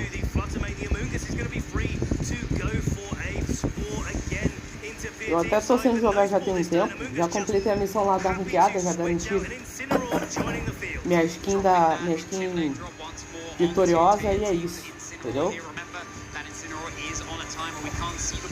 Não preciso mais jogar, não quero a skin da Elise. Não fui muito com a cara. Eu sou um jogador de LoL, não tô nem aí. Que isso, o cara não tá nem aí pelo fato de terem tirado o baú que dava negócio. Sem a gente, sem a gente, eles são Arcane. Pô, então eles estão bem, né? Porque a Arcane gerou bem, foi muito bom.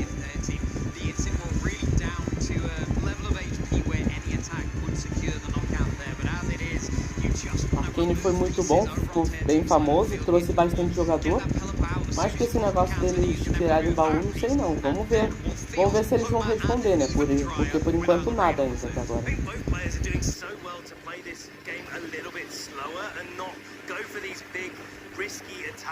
Deixa eu ver como é que tá aqui. 8 horas de live, chat. Que isso? Leste. Meu amigo sobreviveu ainda. Tá, só que ele foi flinchado. Ok. Life kill.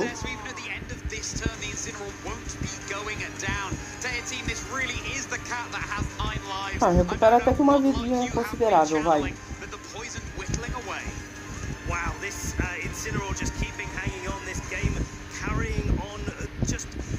Isso porque o Wolf ainda não trouxe o último Pokémon, que provavelmente é o Coraidon, talvez?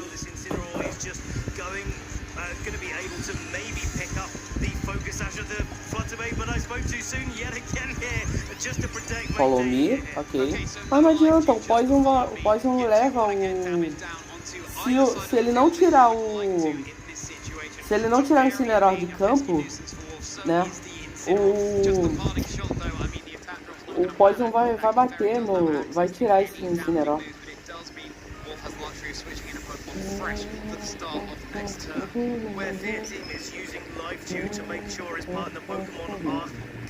Vamos ver quem era o outro Pokémon que eu vi aqui no é o Coraidon mesmo, viu? Satoru vai me mandar de baixo quando eu descobrir que eu tô usando o Charizard. Aí é problema dele, pô, mas tá vencendo, tá gostando de usar, pô, é isso que importa.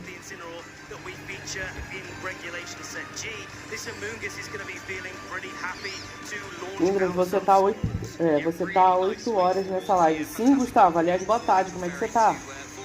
Tudo bem que uma partezinha eu dormi e cuidado com o timeout aí do bot, Gustavo.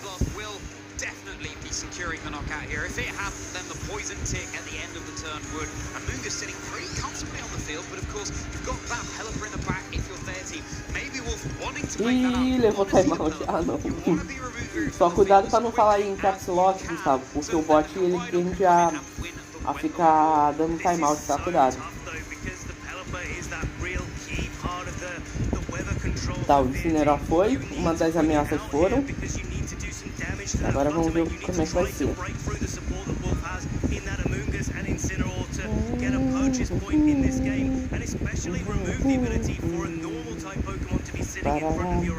Se por um acaso, gente, eu trouxesse Pokémon Scarlet Violet, vocês assistiriam aqui em live?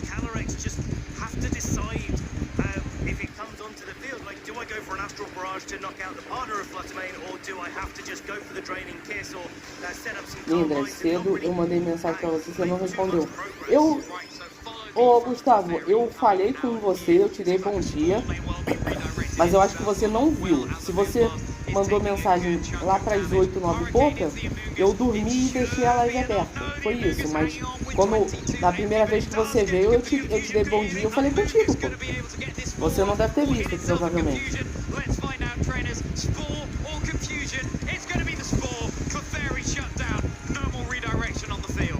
Tá, agora como não tem mais como curar a Clefairy, não tem mais como curar então entra, será? Incineroar. O quão vale a pena sacrificar o... Ah, tá. Eu ia falar isso. O quão vale a pena sacrificar o Incineroar aqui? O som tá muito alto, por isso não escutei. Não, mas agora tá dando pra ouvir minha voz, Gustavo? Tá de boa? O pessoal falou que tava dando pra ouvir minha voz, pô. O meu zap, ele me deu um... Eu vou te... chamada... Ele me fez... Que isso, Marlon? Ah, então beleza. Então, mas cara, eu falei bom dia, eu falei como é que você tá, aí você não respondeu, mas eu falei, bom, deve ter ido dormir ou saiu da live, né?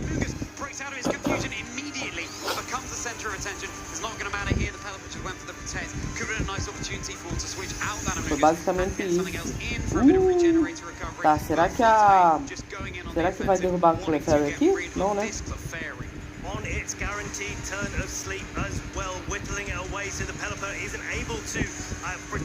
4 horas da manhã eu tava jogando. Eu também tava, 4 e pouco, pô. Eu liguei sem querer. 4 e pouco da manhã eu tava no Unite, cara. Tava jogando Pokémon Unite. Eu deitei na cadeira do carro e dormi. Eita. Joguei no Unite, joguei uns 3 jogos. Ganhei uma e perdi 2. Por sorte eu só não perdi o cristal porque eu tinha ponto suficiente para perder pontuação não cristal.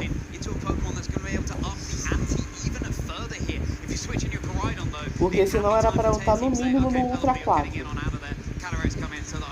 É o que eu falo, mano, o Dragas dá muita sorte, cara. O cara ele pega um pessoal muito bom, cara. Mesmo o pessoal não é bom, pelo menos o time dele joga, eu não. O time que eu pego normalmente é só acerta os animais. Aquele dia não achei Pokémon Fire Red.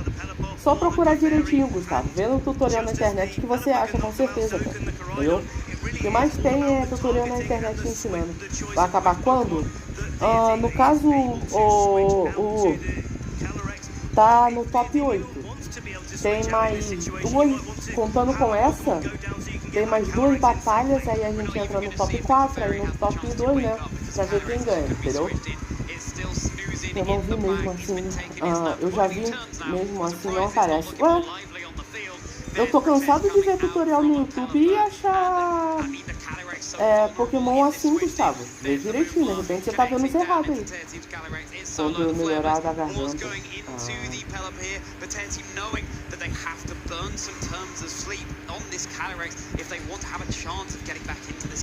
And also with the sun on the field, the Fluttermane turn Okay, that's the forfeit there locked in from Taya Team. We have our next entrant to our GG Wolf, 2-0. 2-0 clean. Wolf é top 4, hein? Marlon, aí ó. Será que o Wolf vai levar, pô? Pode jogar Doom? Como assim? Não entendi. Wolf, a lenda, não é não, pô? Tô entendendo tudo que o cara tá falando. Então, confia. Ô, Gustavo, a gente faz igual os pinguins de Madagascar. A gente só sorri e acena, entendeu?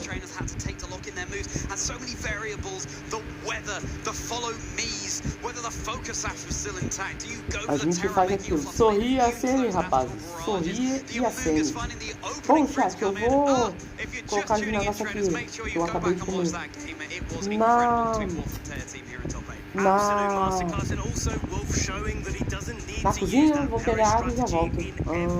Joga Doom numa quinta, depois da live de Terraria. Pode ser. Tem Doom pra telefone, Marlon? Isso também dependendo se não for muito pesado, porque tem aquilo, né, Marlon?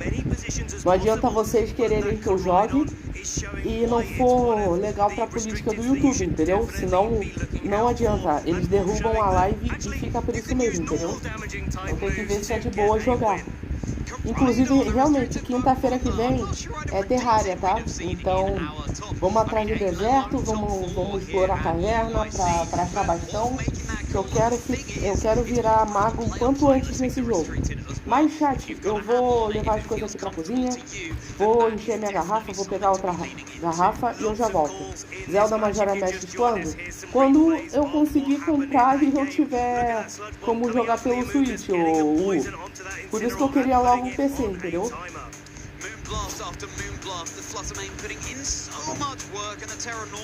Eu tenho muita vontade de trazer Zelda pro canal, com certeza, entendeu? Principalmente o Link Awake, que é um jogo que eu gostei muito, eu tenho muita vontade de jogar. A versão remaster pro Switch, né, no caso. Link Awake versão pro Switch. Pera, como tu ousa perguntar como rodar Doom? Não, Marlon, eu não perguntei como rodar, não. Eu tô dizendo que, por mais que vocês queiram, por exemplo, você quer que eu jogue Doom, mas vai que eu jogo Doom e do nada a live cai. Aí eu vou ver, o YouTube não compactua com as políticas desse jogo. Eu não vou poder trazer Doom nunca mais, só isso. Entendeu? Então não adianta.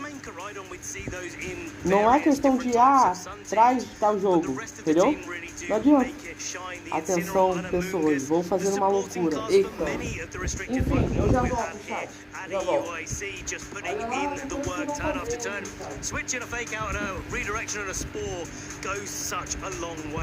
Let's take another look at how our bracket is shaping up, trainers. Wolf versus Taryn Birdie in the semi-finals. Oh my goodness, all of these names cannot wait to get into them. And we still have 2 more top 8 matches to go. Grant Laird, Dylan Yeomans, Yosuke Takiyanagi versus Gavin Michaels. We won't be able to hear from Wolf, unfortunately, trainers, but that just means we're going to be able to get into even more Pokemon action even sooner. Absolutely, and of course we're going to be seeing all of these top 8 matches. It's so good to be able to have the time to feature all of those, seeing our trainers' journeys all the way up to the finals. Of course, Taron versus Wolf, I'm really looking forward to seeing that match. Both of these trainers have played phenomenally over the weekend, but let's kick it to a quick break because we're going to be setting up our next top 8 match in just a moment. So trainers, don't go anywhere.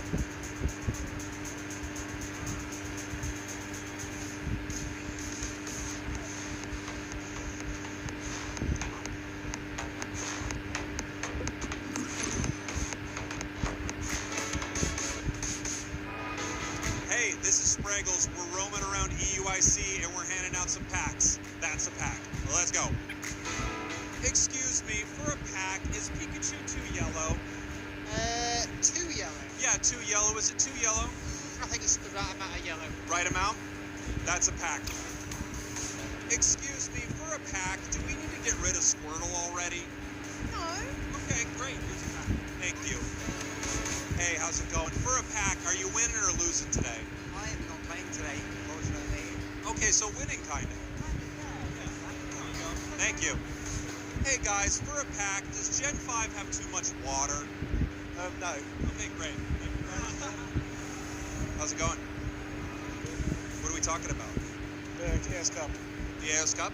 Chaos Cup. The VG Chaos Cup. Amazing. Here's a pack. Hey, for a pack, where are we going? From Germany. From Germany? Where are we going now? Now I want to go to my friend and we go to the prize wall. Great. Bring a pack for him. Thank you. Yep. Hey guys, for a pack, what are we up to right now? We are playing a side event of we open some booster packs and then we draft a team. Great. Here's one more. Hey, for a pack, what's going on over here? Right now this is the GLC event. So they're playing a Switch series, so the winner of this event will end up taking a Nintendo Switch home after they played 7 rounds and a top 8. Amazing. What are we going to do about Rayquaza already? I think we set the access on him. Okay, probably a good idea. Here you go. Thank you. Thank you. Hey guys, for a pack, can we name a Pokemon we've just had enough of? Iron Hands, hands down. There you go. Enjoy it. We're out of packs, everybody. Oh, we got more packs, everybody. We're still going. Hey, for a pack, what's a Pokemon that should be a dog but's not? We got a dog. Yeah, but it isn't a dog yet. I say EV, I give it as a fox. Yeah. I think it is a fox. It's a fox then, but it should be a dog. Huge. Voltei, Enjoy. Hey, for a pack, who are you on the phone with? Oh, I'm on fun in Australia. Hi, nice to meet you. Here's a pack, enjoy. Thank you. Yeah. Hey guys, for a pack, what's going on? Not much. Agreed. Take it. Enjoy. Hey, for a pack, what's a Pokemon that should be more pink? Agreed. Good call. Enjoy. Hey guys, for a pack, Legal. Você já pensou ganhar um negocinho desse aí? Here you go. How about a Pokemon in Unite? Oi, fala, Gustavo. That's right. Huge. Enjoy. Excuse me, for a pack, are we fed up with Arcanine? Yeah? Yep. Thank you. Okay, bye. Hey, for a pack, is everything going as planned? O bot vai te mandar de Vasco? Vamos ver, né? Olha lá a loucura que você vai fazer. I'm gonna have to say between Fluttermane and a Proton. Amazing. Here you go. And for my last pack, what's wrong with Fluttermane? I don't know. I don't know either. Probably nothing, right? Enjoy. Fluttermane's a great Pokemon. Yeah, Fluttermane's a great Pokemon. And now we're out of packs. Goodbye.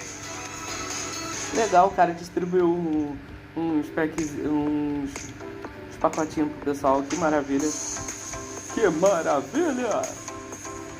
É, nem chegou a deixar passar a tua mensagem, ô Gustavo. Só que agora eu acho que você tomou timeout. Eu acho. O Marlon estão aí?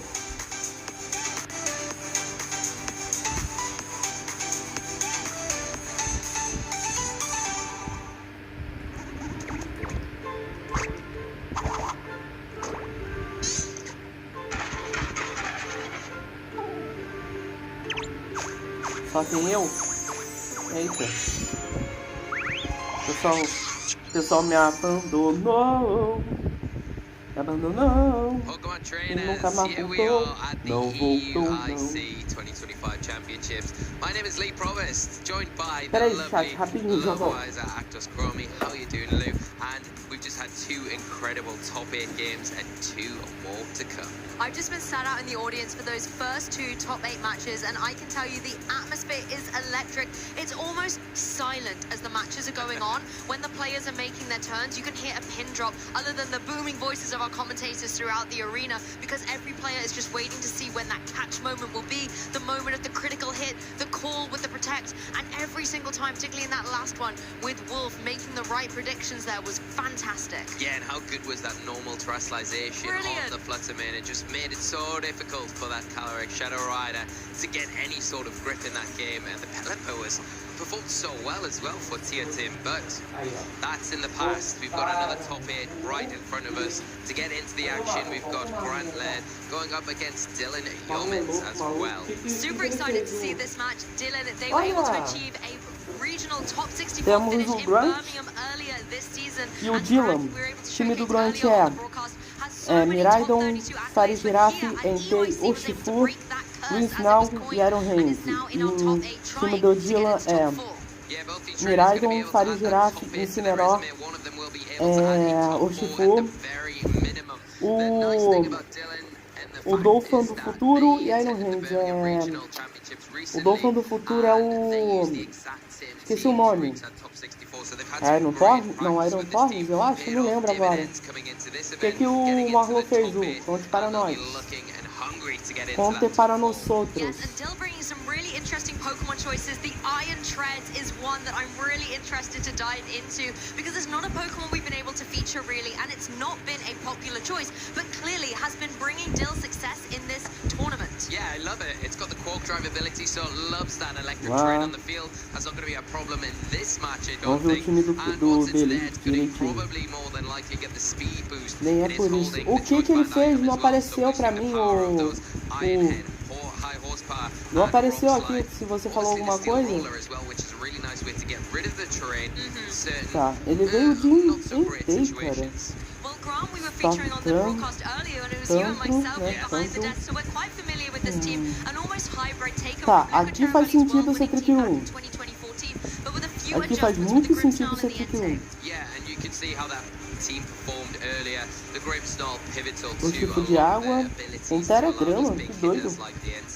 The Miraidon and of course that choice band Urshifu to function with that protection from the screen support, the light screen, the reflect, and also that speed control that can be so detrimental to your opponent in the Thunder Wave. I really enjoyed seeing that Grimmsmile be so dominant in that previous game, and I wonder if things like the Thunder Wave as the speed control option are going to be relevant in this matchup for this top 8 match. The Entei as well has been a really interesting choice. We often see it running the choice band, for example, but that's on the Urshifu here that has allowed Grant to be able to deal so much additional damage, and even if you're just going for the U-turn, that significant extra bit of chip can be critical. Yeah, it can be, and it Tá, really o Marlon tá andando muito contigo, ele tá sendo contaminado pelas suas não brincadeiras.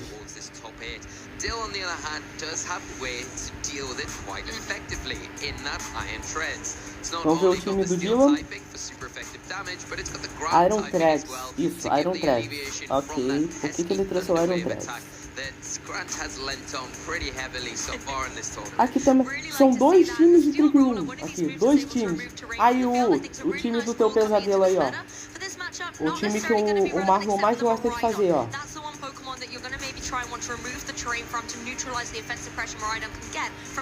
O estilo de time que o Marlon mais gosta de fazer, ó. Time de trick 1.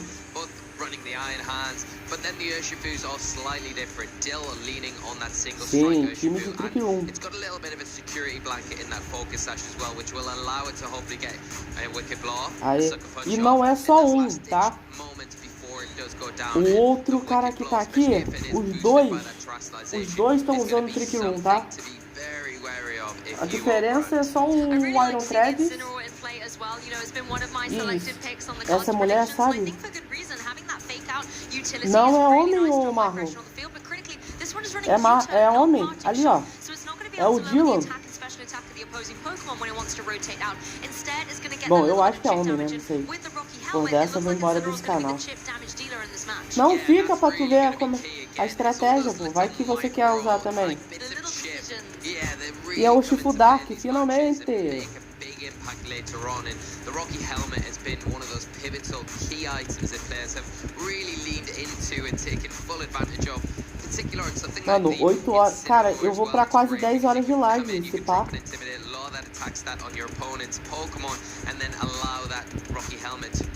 Eu acho que se eu não pudesse fazer live disso aqui, a live já teria caído há muito tempo, mas enfim. Tá, é o Iron Hands e Fire Giraffe contra Miraidon e o Iron Treads. Iron Treads aumenta a speed.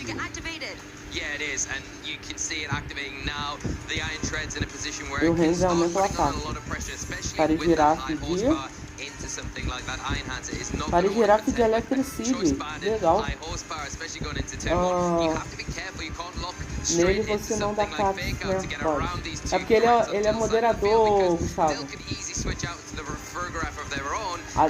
Até porque seria estranho, né, se ele tomasse timeout, né? Well, speaking of the Armatel Pokemon, it's giving a helping hand to that Iron Hand. The high horse. That is a one-tick play. Oh, what a way to start off this match. That Iron Tread's really paying off. Wow. Meu amigo, foi super efetivo. Isso não foi crítico, não? High horsepower, one hit kill, and the Miraidon hightailing it out of there with that bolt switch. A great start for Dill in this game. If this is how the match is going to carry on, I am going to lose my voice for sure. That was such an explosive start, so dynamic. Devastating for Grant, though, with the fact that the Farigiraf going for that helping hand was not able to be utilized. We didn't get to see any damage come out from the Iron Hands. And now to add Não tem uma coisa específica pra fazer não, Gustavo. É só, se me der na telha, der vontade de dar moderador, eu dou um moderador e é isso, entendeu? E também não pode ser qualquer um, tipo U, porque senão, além dele não ser uma pessoa qualificada pra ser moderador, eu já ouvi uns absurdos que ele faz da última vez que ele foi moderador em outra live, sabe? Hoje em dia ele abusa muito do poder, só mano na presta. Sempre essa pergunta, daqui a pouco vão ficar calmos de tanto falar nisso. Então, né?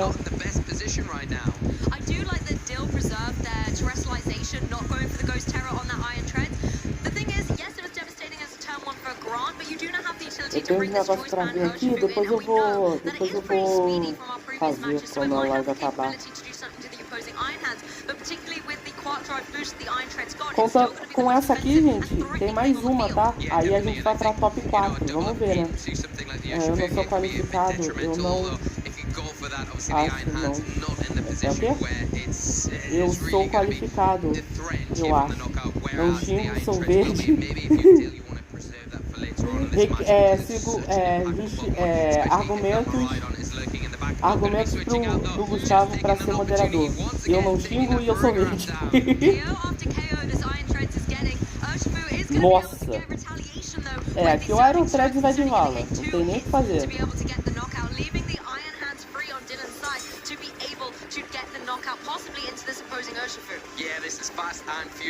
Tem que ter argumento, Gustavo. Então, né? Ser filho do Mr. Beast? Só assim por via de dúvida. Doa uns 1.200 pontos aí só pra ver se é verdade isso aí.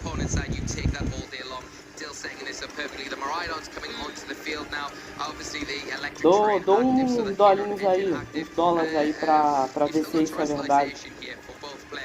Tem que doar em dólar, hein? Você falou que é filho do Mr. Beast, pô. Não, Mr. Beast tem dinheiro. Tá? Mr. Beast tem dinheiro, pô. Quero ver se isso é verdade. Tem que confirmar o que você falou.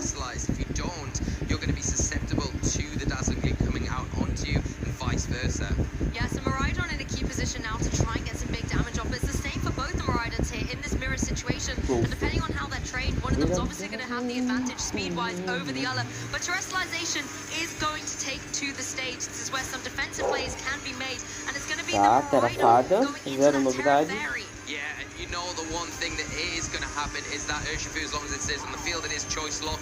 Now the Maraudon going to be choice locked as well, but we are going to see a response from Grand Side as well. Looks like the Maraudon going to follow suit and go for its terrestrialization of its own. Dois Mirais vão ter realizado fada, né? A couple of dazzling gleams fired back and forth. Who comes out better from this turn? Sou de boas. 2, sou bem calmo. 3, não xingo nem nada. 4, sou inscrito presente em várias lives. 5, sou verde. E eu sou maybe something like a heavy slam would be able to get some decent damage in play. Maraudon is going to go for this electro drift, however, into its counterpart across the field and take it down in one hit. That is a huge knockout, taking down the restricted on Dill's side of the field. It all comes down to this Iron Hands again. It is going to be able to retaliate. Is it with the heavy slam? Does he predict the terrestrialization? No, it is the low kick, and it does manage to just hang on. Even though it's a resisted hit, because of the way low kick operates with the weight of the Pokemon Maraudon definitely being pretty sizable, it still does a significant chunk, and another one is not going to be able to be survived by that Maraudon. Yeah, I think Dill's done enough in this match where you say, okay, well, your Maraudon is active, but it can only go for that single target attack. You're not going to be able to pick up the Iron Hands with the Electro Drift. You're probably going to have to go after the Frigoraph. You leave one of these Pokemon alone, they've got enough in the tank to take down this Maraudon on only 23 hit points. Absolutely fantastic maneuvering by Dill here. The Frigoraph now on the field again. We know it to also be a reasonably bulky Pokemon, and Maraudon is locked in here, so it's not going to be able to get the KO on either of these Pokemon, particularly as we know Iron Hands is rocking that Assault Vest. We've seen it do time and time again to resist all of these special attacks. Yeah, and I think if you're Dill here, you've got to be staying really confident at this point going into game 2, because it was such a dominant performance here. The Iron Treads used so well, and even the Maraudon, you're saying, okay, well, if you go for for the Electro Drift, I'm going to get a return. I'm going to get your Urshifu, remove that from the field, and put your Miraidon in such a bad position that I can lock the game up no matter what. We do see the Electro Drift Será que come esse out. Miraidon leva? It does pick up a knockout, tying up the scores right now, but again, Então, Nina, você pode pensar um pouco. Não é assim, Gustavo. É se eu quiser, eu faço, senão beleza. Entendeu? Não adianta vocês ficarem pedindo, gente. É só pior. Vocês têm que entender que quem sabe melhor se compensa ou não é o streamer. Não tem essa de, que tal, que não sei o que. Então nem adianta ficar pedindo. Só pior. De mais a mais, quando tiver aqui, se for pra ser, eu mesmo vou me encarregar disso, entendeu? Até a próxima. E lá se foi Gustavo.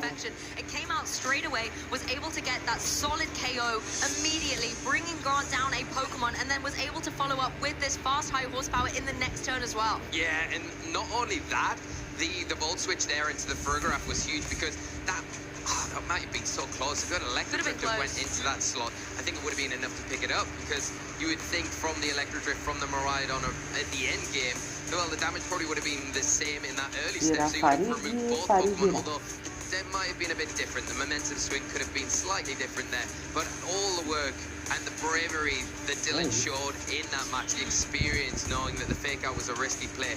Now going into game 2, does Grant adjust and maybe say, okay, I'm going to pull your bluff, I don't think you're going to bring the Fergraph in on the field, and maybe then Dylan thinks, well, just to be safe, I'm going to switch in my Fergraph. So this is where the mind games all come into it. We know what 4 Pokemon both trainers brought to that game, and I don't know if there'll be many adjustments. I think from both sides you probably want the tools that are on offer from all 4 brought again to the second match. And seeing that Dill did bring their Farigiraf into the back there, knowing that it's there, that's something that Grant has to contend with going into this next game, even if it's not obviously there in the lead. You know that Dill is happy to bring it, so it could easily come into surprise you if you want to play that turn 1 fake out mind games once again.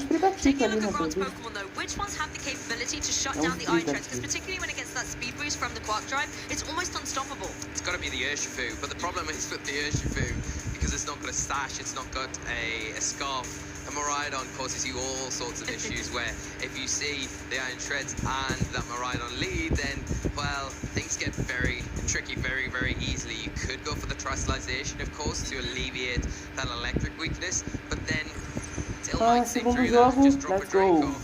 That has happened before, and the Iron Treads is front and center again. These trainers are battling out to get into top 4 at the European International Championships. Miraidon on Dill's side is setting up that beautiful electric terrain that's going to give the Iron Treads a Quark Drive boost, making sure that it's got that edge when it comes to speed, but at the same time you're enabling the Iron Hands to get its Quark Drive activated, and you're going to be giving it an attack boost. I think if you're Grant, you can't allow your Iron Hands to go down so easily here. I think you've got to utilize that fake out, because if you don't, you get punished for it. But again, do you go for it? Because if you do, you get caught out by a Farigiraf switch in, and the Iron Tread says, yeah, that's all right, I'm going to block that with my Armor Tail. Here is my Armor Tail coming out with a high horsepower. It's going to be the same sort of situation again, although you're not going to get as much damage onto the Farigiraf this time around. And maybe the Farigiraf could go for something like a Trick Room here to turn the tables. Miraidon's leaving the field. Could this indeed be the Farigiraf? It is. So if a fake out has been locked in here, it is going to be detrimental for Grant. But again, knowing that play, there might be a way around it. The issue, however, is as the Iron Hands is that Assault Vest, we know it can't protect. That makes it a perfect Tiger for that Iron Tread. Farigiraf tries again valiantly to give Iron Hands a helping hand and see if it can get some damage off this turn. But Iron Tread has the high horsepower. Is it enough? No! Iron Hands hangs on. Wow, it's able to get the low kick, but Farigiraf hangs on. Interesting to see that that wasn't guaranteed. Yeah, that is a roll. Esse Iron Tread aqui é perigoso, tá? Thinking that it was always going to be a guarantee. No, that's not the fact. The Iron Hand managed to survive, but what a great switch into the Farigiraf, because you keep that Miraidon pretty healthy, keep it in the back as well. And now the Iron Hand's in that same predicament where the high horsepower will be able to be enough to pick up the knockout. 5 HP remaining, and it leaves the Farigiraf in a position where it can support a little bit more. Maybe Dill takes an advantage where it's not really so threatened on the field. I can maybe get something in like the Miraidon back onto the field once I've removed that Iron Hand, in a position where I can start getting some extra damage off. Iron Tread's just not stopping here, says Iron Hands, you need to go down, follows up with the high horsepower, and this time we'll be able to get the KO. But Farigiraf is then going to be relatively unscathed. The opposing virar pro horror. Eu tô competindo com o Marco já pra ver quem é mais dentro. Revelou o Shifu, é o Shifu Mirai. Pô, ninguém esperava. I have not seen Raw for a hot minute. That reminds me of VGC 2017. But now being able to see it come into fruition here and shut down that potential trick room is a beautiful play. Farigiraf is, however, back on the field though now. Yeah, it is on the Cara, field and it's in a position só where it de could pensar go que for ainda that trick room faltam again. But the Urshifu in that position where it could go for a surging strike. Faltam 4 batalhas The ainda. Iron Tread's probably not able to pick up the knockout onto the Urshifu with that high horsepower. This situation may want to switch out, and if Grant sees through that, could go for the surging strikes into something like the Farigiraf here, set the trick room up and get that kind of dimension Bora, split seta logo esse in that more 31, pô. preferable situation. So not as easy for Dill in this situation, but we are seeing a helping hand from that Farigiraf. No Raw this time, instead the support helping out the Iron Treads that connects this high horsepower. The Farigiraf doesn't have its defense boost, but it doesn't need it in order to stay in the game. The U-turn is a beautiful play by the Urshifu. You can deal that damage and get the knockout on the opposing Farigiraf while allowing you to do a little bit of pivoting as well. So Urshifu will return, and we're going to see the fourth and final Pokemon coming through for Grant. Yeah, and it's got to be that Miraidon. We see it there. It is going to come onto the field. The problem here is you set the trick room up, okay? But there's not many turns of electric terrain left. Ele não quer perder a... Can this Iron Treads get through Ele não quer perder o Shifu aqui, né? Tá pedindo setado. And if it can survive through the Vamos ver quem electric vai terrain, entrar agora. under the trick Ele room, vai it's colocar going to be Miraidon slower ou than, it's going to be Iron faster than the Miraidon, so then threatening. And also you've got the Iron Hands to come in, which is a perfect Quem play diria, from Dill, because dois they're going to be able Pokémons to start futuristas, né, pressuring para with dar that do Pokemon, futuro and it almost no forces the time. Miraidon. What do you go for? Do you go Vai for the ter ali a fase translation? It de is Dazzling, será? It's risky, É. right? But you need the boost for the Dazzling Gleam, especially with a helping hand into the Iron Hands. It's a tricky situation. The Trick Room, a bit of a double-edged sword, but the Miraidon is the big threat. The pronunciar o ataque, né? Farigiraf not really posing too much of a defensive threat. The Iron Treads is something that I think Dill probably wants to preserve as best as possible. Cara, deve estar mandando uns absurdos no zap. Damage, right? That's the thing, there's a lot of offensive pressure on the fields, and whether or not when the electric terrain goes, the Iron Treads and Miraidon have a different interaction, that's going to be something interesting that Grant has to consider, because if you set up that terrain, you want to be the one capitalizing on it. You don't want to give an advantage to your opponent like the Iron Hands on the side for Dill. Yeah, and we are going to see going right down to the last second to make these decisions here. And in response to that, a big terrestrialization, and it looks like it's coming from Grant's side of the field. Yes, the terrestrialization coming through on that Miraidon, once again dropping his weaknesses and turning Cara, into the faltam, very gente, type. faltam 4 If it has batalhas not ainda, vocês têm something like the noção disso? Dazzling Gleam here, it's going to be able to give an extra boost, particularly with those choice specs. But I feel like in the electric terrain, you might want to try and get some additional damage off. A helping hand thrown its Ou way seja, in a esse wave of Miraidon vai support, bater and the muito low forte. kick will come through. Being the Low fairy kick, type, it's going to be able beleza. to resist this really nicely. And it Vai does go lascado for em the Dazzling cooldown. Gleam. The spread damage here is going to be strong into the Iron Treads and the Iron Hands. Nossa, o Iron Hand sobreviveu.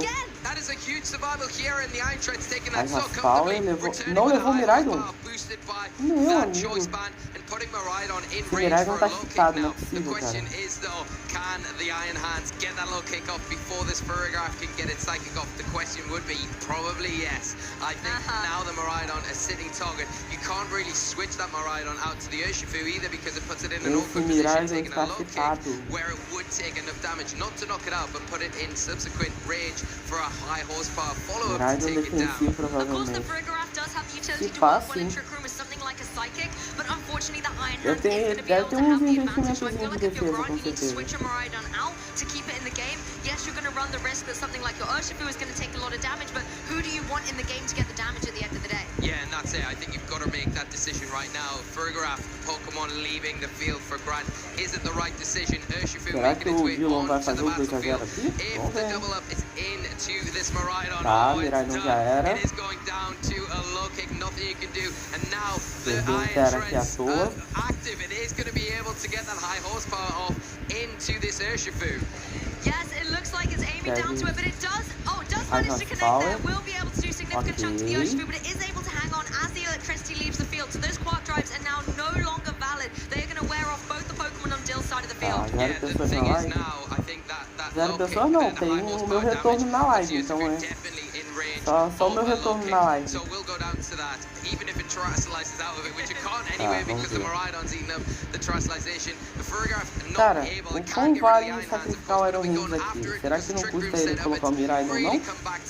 Eu acho que ele leva, e o Iron Thread tá batendo muito forte, cara. The Iron Treads to wrap this up and Dill potentially moving into top 4 of this tournament. Never thought I'd say that Iron Treads could be the unsung hero of a top 8 match, but it's really making a claim for it right now. Grant has got the back to the wall here and has to make some critical decisions to find a way to work around these Iron Treads. The Iron Hands as well, refusing to go down. One way you can work around the speed is by going for those priority moves, something like an Aquajet, for example, but it looks like that's not going to come out here instead. GG esse par? Vamos ver. Se o Threads atacar primeiro que o Shifu, é GG. Tá, ok. Não, mas é GG, o Threads eu acho que leva. Se critar, o Iron Threads leva. Vamos ver. Se critar, o Iron Threads leva. Nem precisou. GG. 2-0, clean do Dylan. Boa. Cara, Iron Threads é bom, hein?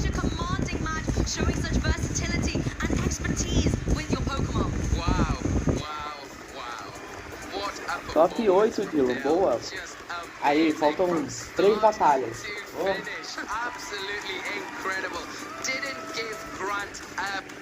Pera. Na verdade, faltam 4 batalhas agora. Faltam 4 batalhas agora. Fantastic. We have 3 of our top 4, and soon we'll be able to find out who the 4th member of that elite group will be. But after that match, such a commanding victory as well. We've seen throughout this tournament, particularly in day 2, I want to say, a lot of these 2-1 sets really going to a game 3. But Dill was not here for that. Wanted to make sure that you could get as much rest maybe before top 4 as possible, and just really closing down that set in style. I love that. Yeah. I want more rest, so I'm just no game 3, please. Not messing around here. We're just gonna go for it and doing it in such style. I mean, that was incredible, wasn't it? I mean, the Iron Treads. It's always been a Pokemon that I think a lot of trainers have theorized, tried to get to work, but never quite got it there over the line. But I feel like Dill there showing the capabilities of it and how you need to play with it, really. Functioning so well. Não foi as doubles não foi de novo as doubles de Portugal. Deve estar em manutenção, provavelmente. Descobrimos uma nova ameaça, Iron Threads. O Dolphão do futuro é bem ameaçador, hein? Full advantage of the trick room and making sure that they were the ones taking advantage of the 5 turns and not the opposite way around. And I think that dazzling gleam play as well, you could see was, really interesting that it was able to get damage on the ball, but not enough to be able to get KOs, and we're so used to seeing por isso que o Threads levou. Se o Shifu não tivesse menos 1, talvez ele teria sobrevivido. Como dá pra parar o Iron Hands? Desse jeito. Colocando um Iron Thread no jogo e batendo forte. O Iron Thread se tornou bem viável aqui, pelo visto. E é o primeiro do pessoal que eu vejo aqui usando. Well, I can't wait to hear a little bit more from Dill, so let's kick it to their interview with Sierra. Agora é a entrevista, né? Tem mais injeção de saco. Dill, Yeomans, congratulations! That's all for you. Winning this match, such a strong match in top 4. How do you feel? Great. Yeah, I don't really know how I'm here, to be honest. But I've been playing good all day. I got quite lucky with that matchup. It's really hard to lose it with Treads, to be honest. So, yeah. Talvez amanhã as doubles do Soldal voltem. I don't think anyone really expected to see it in top 4 of the largest international that we've had, and you put on a masterclass with it. I want to know the tournament run that you've had throughout it. Has it always been that sort of MVP? It's the MVP in the mirror for sure. It comes to some other matchups. Obviously, it's not my team. This is like basically what Gabriel Gardi brought to Worlds last year. And then Kengo got top 4 at Rio with the same things as well. And there's been small adaptations. I came to a lot of conclusions myself, but it ended up just being like what everyone else who used the team also used. Medo de isso que vocês estão falando. Rhydon's always there. It's always on the lead. It's very good. Yeah.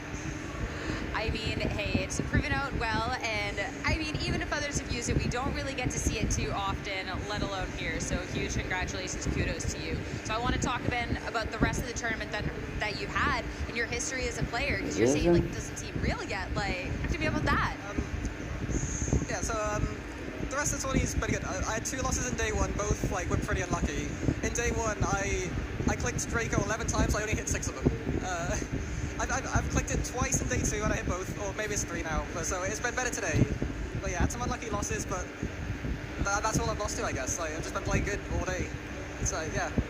Just Draco Meteor things, you know, no big deal. So now you're the 3rd trainer, be moving on into top 4. How are you feeling? You already know 2 of those other trainers. Yeah, like stuff. I just can't believe it. Like, I'm trying to not think about it too much. I'm just like, I got another set to play. I like playing the game. I love playing the game. So just another set against great players. Yeah, just sit down and get it over with. I was very nervous for this one, but then that kind of became excitement. And I'm like, yeah, it's been good. I'm glad that it turned into an excitement. So last but not least, I know coming out here, a lot of people cheering for you. I want to give you an opportunity for any shout outs, anyone you want to thank. It's like my mind's blanking. There's so many people. Just like thanks everybody who's spoken to me today, this weekend, like sent messages. You and Chris specifically for helping me build. Like I never prepped with anyone else for the tournament for this. I yapped a lot in your Discord. Shout out to all the bot players for putting up with that. Yeah, no, you and Chris made the instant spreads. Like I think maybe another spread that I'm using, I don't remember. Yeah, just like it's been good, just like preparing with other people. Yeah. I'm glad to hear. Once more, everybody, for Dill, top 4 at EUIC. Bem menor, meu Deus. Agora pelo menos absolutely crazy, and still another top 8 match here right now. Back to Cassius to get that started. Iron Trent. So exciting. I can't believe that it's in top 4. It was not on our cast predictions, not even on our radar, but it definitely will be going forward in the rest of the competition thanks to Dill. I mean, what an incredible match. What an incredible top 8, and there's just one more match to go before we have our final 4. You think it can't get any better, but we've got one more top 8, and it's about to get even more heated because we've got 2 trainers ready to falta uma, né? Do Yusuke e do Gavin. Aí falta a Taran e o Wolf, 2 batalhas, e quem vai vencer ali do Yusuke e Gavin. Então, 1, 2, 3, 4 batalhas, contando pra final. Takayanagi versus Gavin Michaels. So excited to be able to see this showdown between 2 incredible Pokemon trainers, and of course the winner of that match will go on to face Dill in top 4. The other top 4 match is obviously Taran versus Wolf, whose top 8 matches we were able to showcase earlier, and they were absolutely incredible. The Pokemon action will continue. We will bring you this top 8 match and both top 4s today ahead of Championship Sunday, where we will find out who our finalists are and who our champion will be. Yeah, I can't believe we're getting to this point of the tournament already. It's phenomenal. Yosuke has had a phenomenal run so far. Got a very tough opponent up against them in this next round in Gavin Michaels, a well-known player from NA. And Gavin, of course, hand in hand, has a very tough match against Yosuke as well. It's an interesting restricted match. Será que o Wolf vai até a final? Vamos ver. And then Yosuke running the Calyrex Ice Rider. I think Calyrex Ice Rider coming into this competition was the hot favorite. Yeah. You know, it was the one that was winning a lot of things in terms of the top cuts, and I think a lot of people liked its consistency and its hybridness, that's so a word, in terms of how it can work within Tailwind or with speed control options within Trick Room.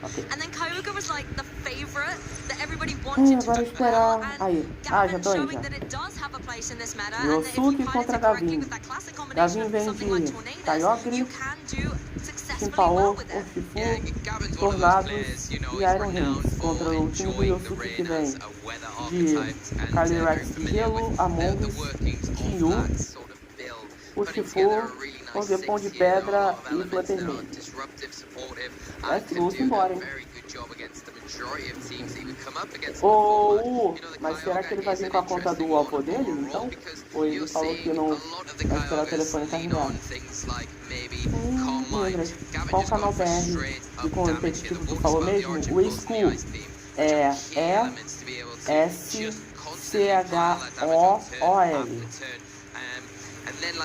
Aqui ó, eu até mostro aqui pra você se você quiser.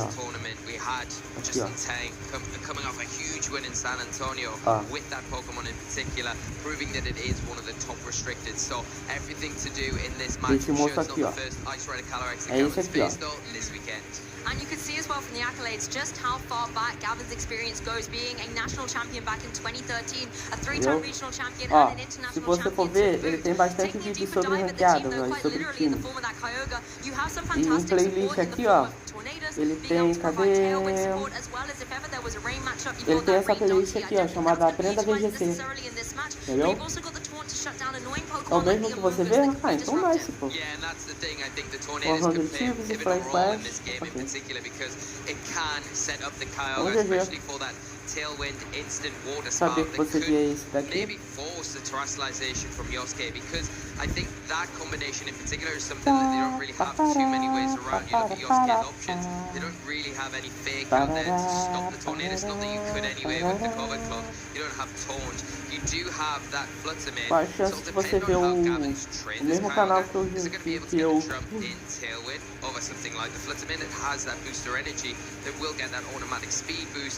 And there is times where the Kyogre could underspeed even in a tailwind, depending on how it's been trained. But if it's a more offensive variant, maybe it is going to get the jump. You would think so with something like the water spout to be able to get that tailwind set up, drop that quickly on the board. There is some interesting terrestrialization types though, of course, on the Ice Rider Calyrex has got that water terrestrialization, and also the Amoonguss as well. So they're two disruptive Pokemon. Gavin's going to have to keep in mind. It's not going to give the Kyogre as free run as possible. And obviously the Trick Room is a big thing as well that Gavin needs to keep in mind. Honestly, that water spout tailwind combination you've just mentioned has me a little bit nervous, because when you take a look at Yosuke's side, there isn't any, fake out Pokemon on here. There isn't any way to override the weather. I don't see any Wild Guard, of course. So I feel like there isn't a way to stop that potential strategy from being executed. But as you've mentioned, there are some defensive capabilities you can do that if you're able to handle throughout that turn and devastating water damage. You can then swing the momentum in your favor. Something like a Trick Room, something like a defensive Terra type on the Calyrex without water, for example. Vai trazer esse peixe dessa vez. Provavelmente vai ser cavalo, Amoonguss, Urshifu e Orquepon. Provavelmente. Allow it to get one of those big power whips off into Kyogre, not really going to enjoy it, and that might almost force the hand of Gavin to terrestrialize the Kyogre in that situation. E aí, será que você vai conseguir pegar... Será que você vai conseguir pegar... Ultra antes de acabar a temporada? Tem 4, 3 dias, eu acho. Eu tô torcendo pro Yosuke, aqui nessa partida eu tô torcendo pro Yosuke. And I like the way you've got the little Turtwig plush there as well, because Yosuke's favorite Pokemon is Torterra, maybe trying to bring a little bit of that grass energy support to the Acompanhando that, as you've said, will be a key Pokemon in trying to deal with that opposing Kyogre and disrupting the damage that it can give, as well as that Amoonguss. Running this kind of double grass core is something we've seen a lot of elite trainers using, because it has such defensive capabilities, and it means that you can resist something that opposing Amoonguss do. Depois da live, se você spamar jogo, vai que você consegue. Fato que de experiente você não cai mais, entendeu? O que vai mudar se eu não pegar Ultra nessa temporada, você não vai ganhar roupinha branca. Você não vai ficar estiloso igual eu tô, pô. Tem que pegar roupinha branca, tem que pegar roupinha de rico. Also alongside that, the Iron Hands, another favorite Pokemon of Gavin we seem to have a lot of success with in the past, is going to be a Pokemon that can perform extremely well in the Trick Room. Really doesn't care what the Calyrex is going to throw out, especially those Glacial Lances. Does have to worry a little bit more about those high horsepowers though.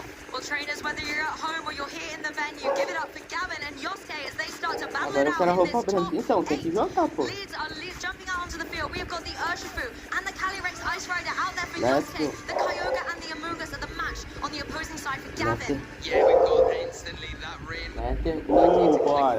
with something like that.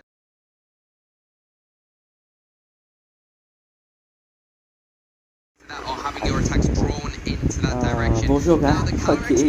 Vai jogar agora, vai me abandonar, beleza. Beleza.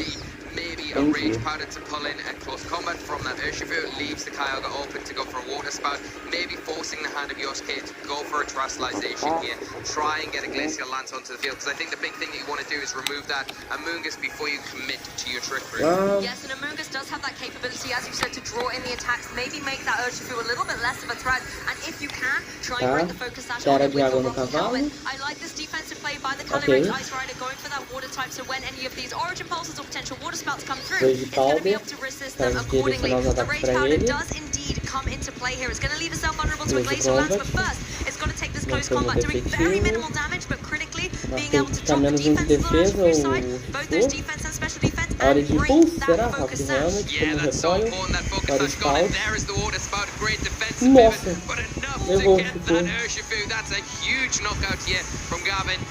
Are we going to see the Trick Room, or are we just going to see in retaliation a Glacial Lance? And it is. Is it going to be enough to get the Amoonguss? That's the question. It is enough after that close combat damage. I feel like the Amoonguss did its job though here, because you go for that water spout, you have now taken damage from the Glacial Lance. So if you're that Kyogre, you maybe want to shake it up a little bit now, because obviously water spout will be doing less damage the more damage you take. Critically though, you can see how much the rain and the Mystic Water pay off to take down the Urshifu. Yeah, it's so huge, and now, like you say, you can lean a little bit more on your Origin Pulse. It's got a little bit of a shaky accuracy, but that's fine. You've got an ability now, the Amoonguss has gone down, like you say, it's done its job almost of protecting the Kyogre from that threatening close combat. You've got the ability to bring something in to disrupt that Calyrex on the opposite side of the field for at least one turn. Fluttermane now coming in for Yosuke. We didn't see a Trick Room set up there. We did talk about the Trick Room being one of those options that could be leaned on a little bit if that Amoonguss does go down, but another issue is going to be that Iron Hands that has you sent to the field. It is going to threaten fake out disruption onto that Calyrex, not so much onto the Fluttermane. The Fluttermane in that awkward position, right, where it's not really going to cause too much of an issue for the Kyogre. The Moonblast, Dazzling Gleam do hit the Iron Hands for super effective damage, but it has the Assault Vest to get around that. I think you make a good point here. You know, it does have the offensive pressure right now, so it's going to take the defensive protector, as is the Calyrex Ice Rider. Maybe just trying to burn through another one of these turns of rains, as well as that potential fake out on the Iron Hands, because that would have stopped the Calyrex in its tracks. I think critically as well, it's good that the Trick Room didn't go up, considering there was the speed boost from the boost energy on that Fluttermane, so kind of indicating that Yosuke wants to go a little bit more fast and offensive going into these next turns, but you've got to find a way to work around this rain. Yeah, and not only that, it's the Iron Hands that has hit the field with access to Wild Charge that is going to be super effective into that Calyrex. So if that lands, it will be definitely enough to pick up the knockout. Have you got enough in the tank to take the Iron Hands down with maybe a double target into that slot? The problem is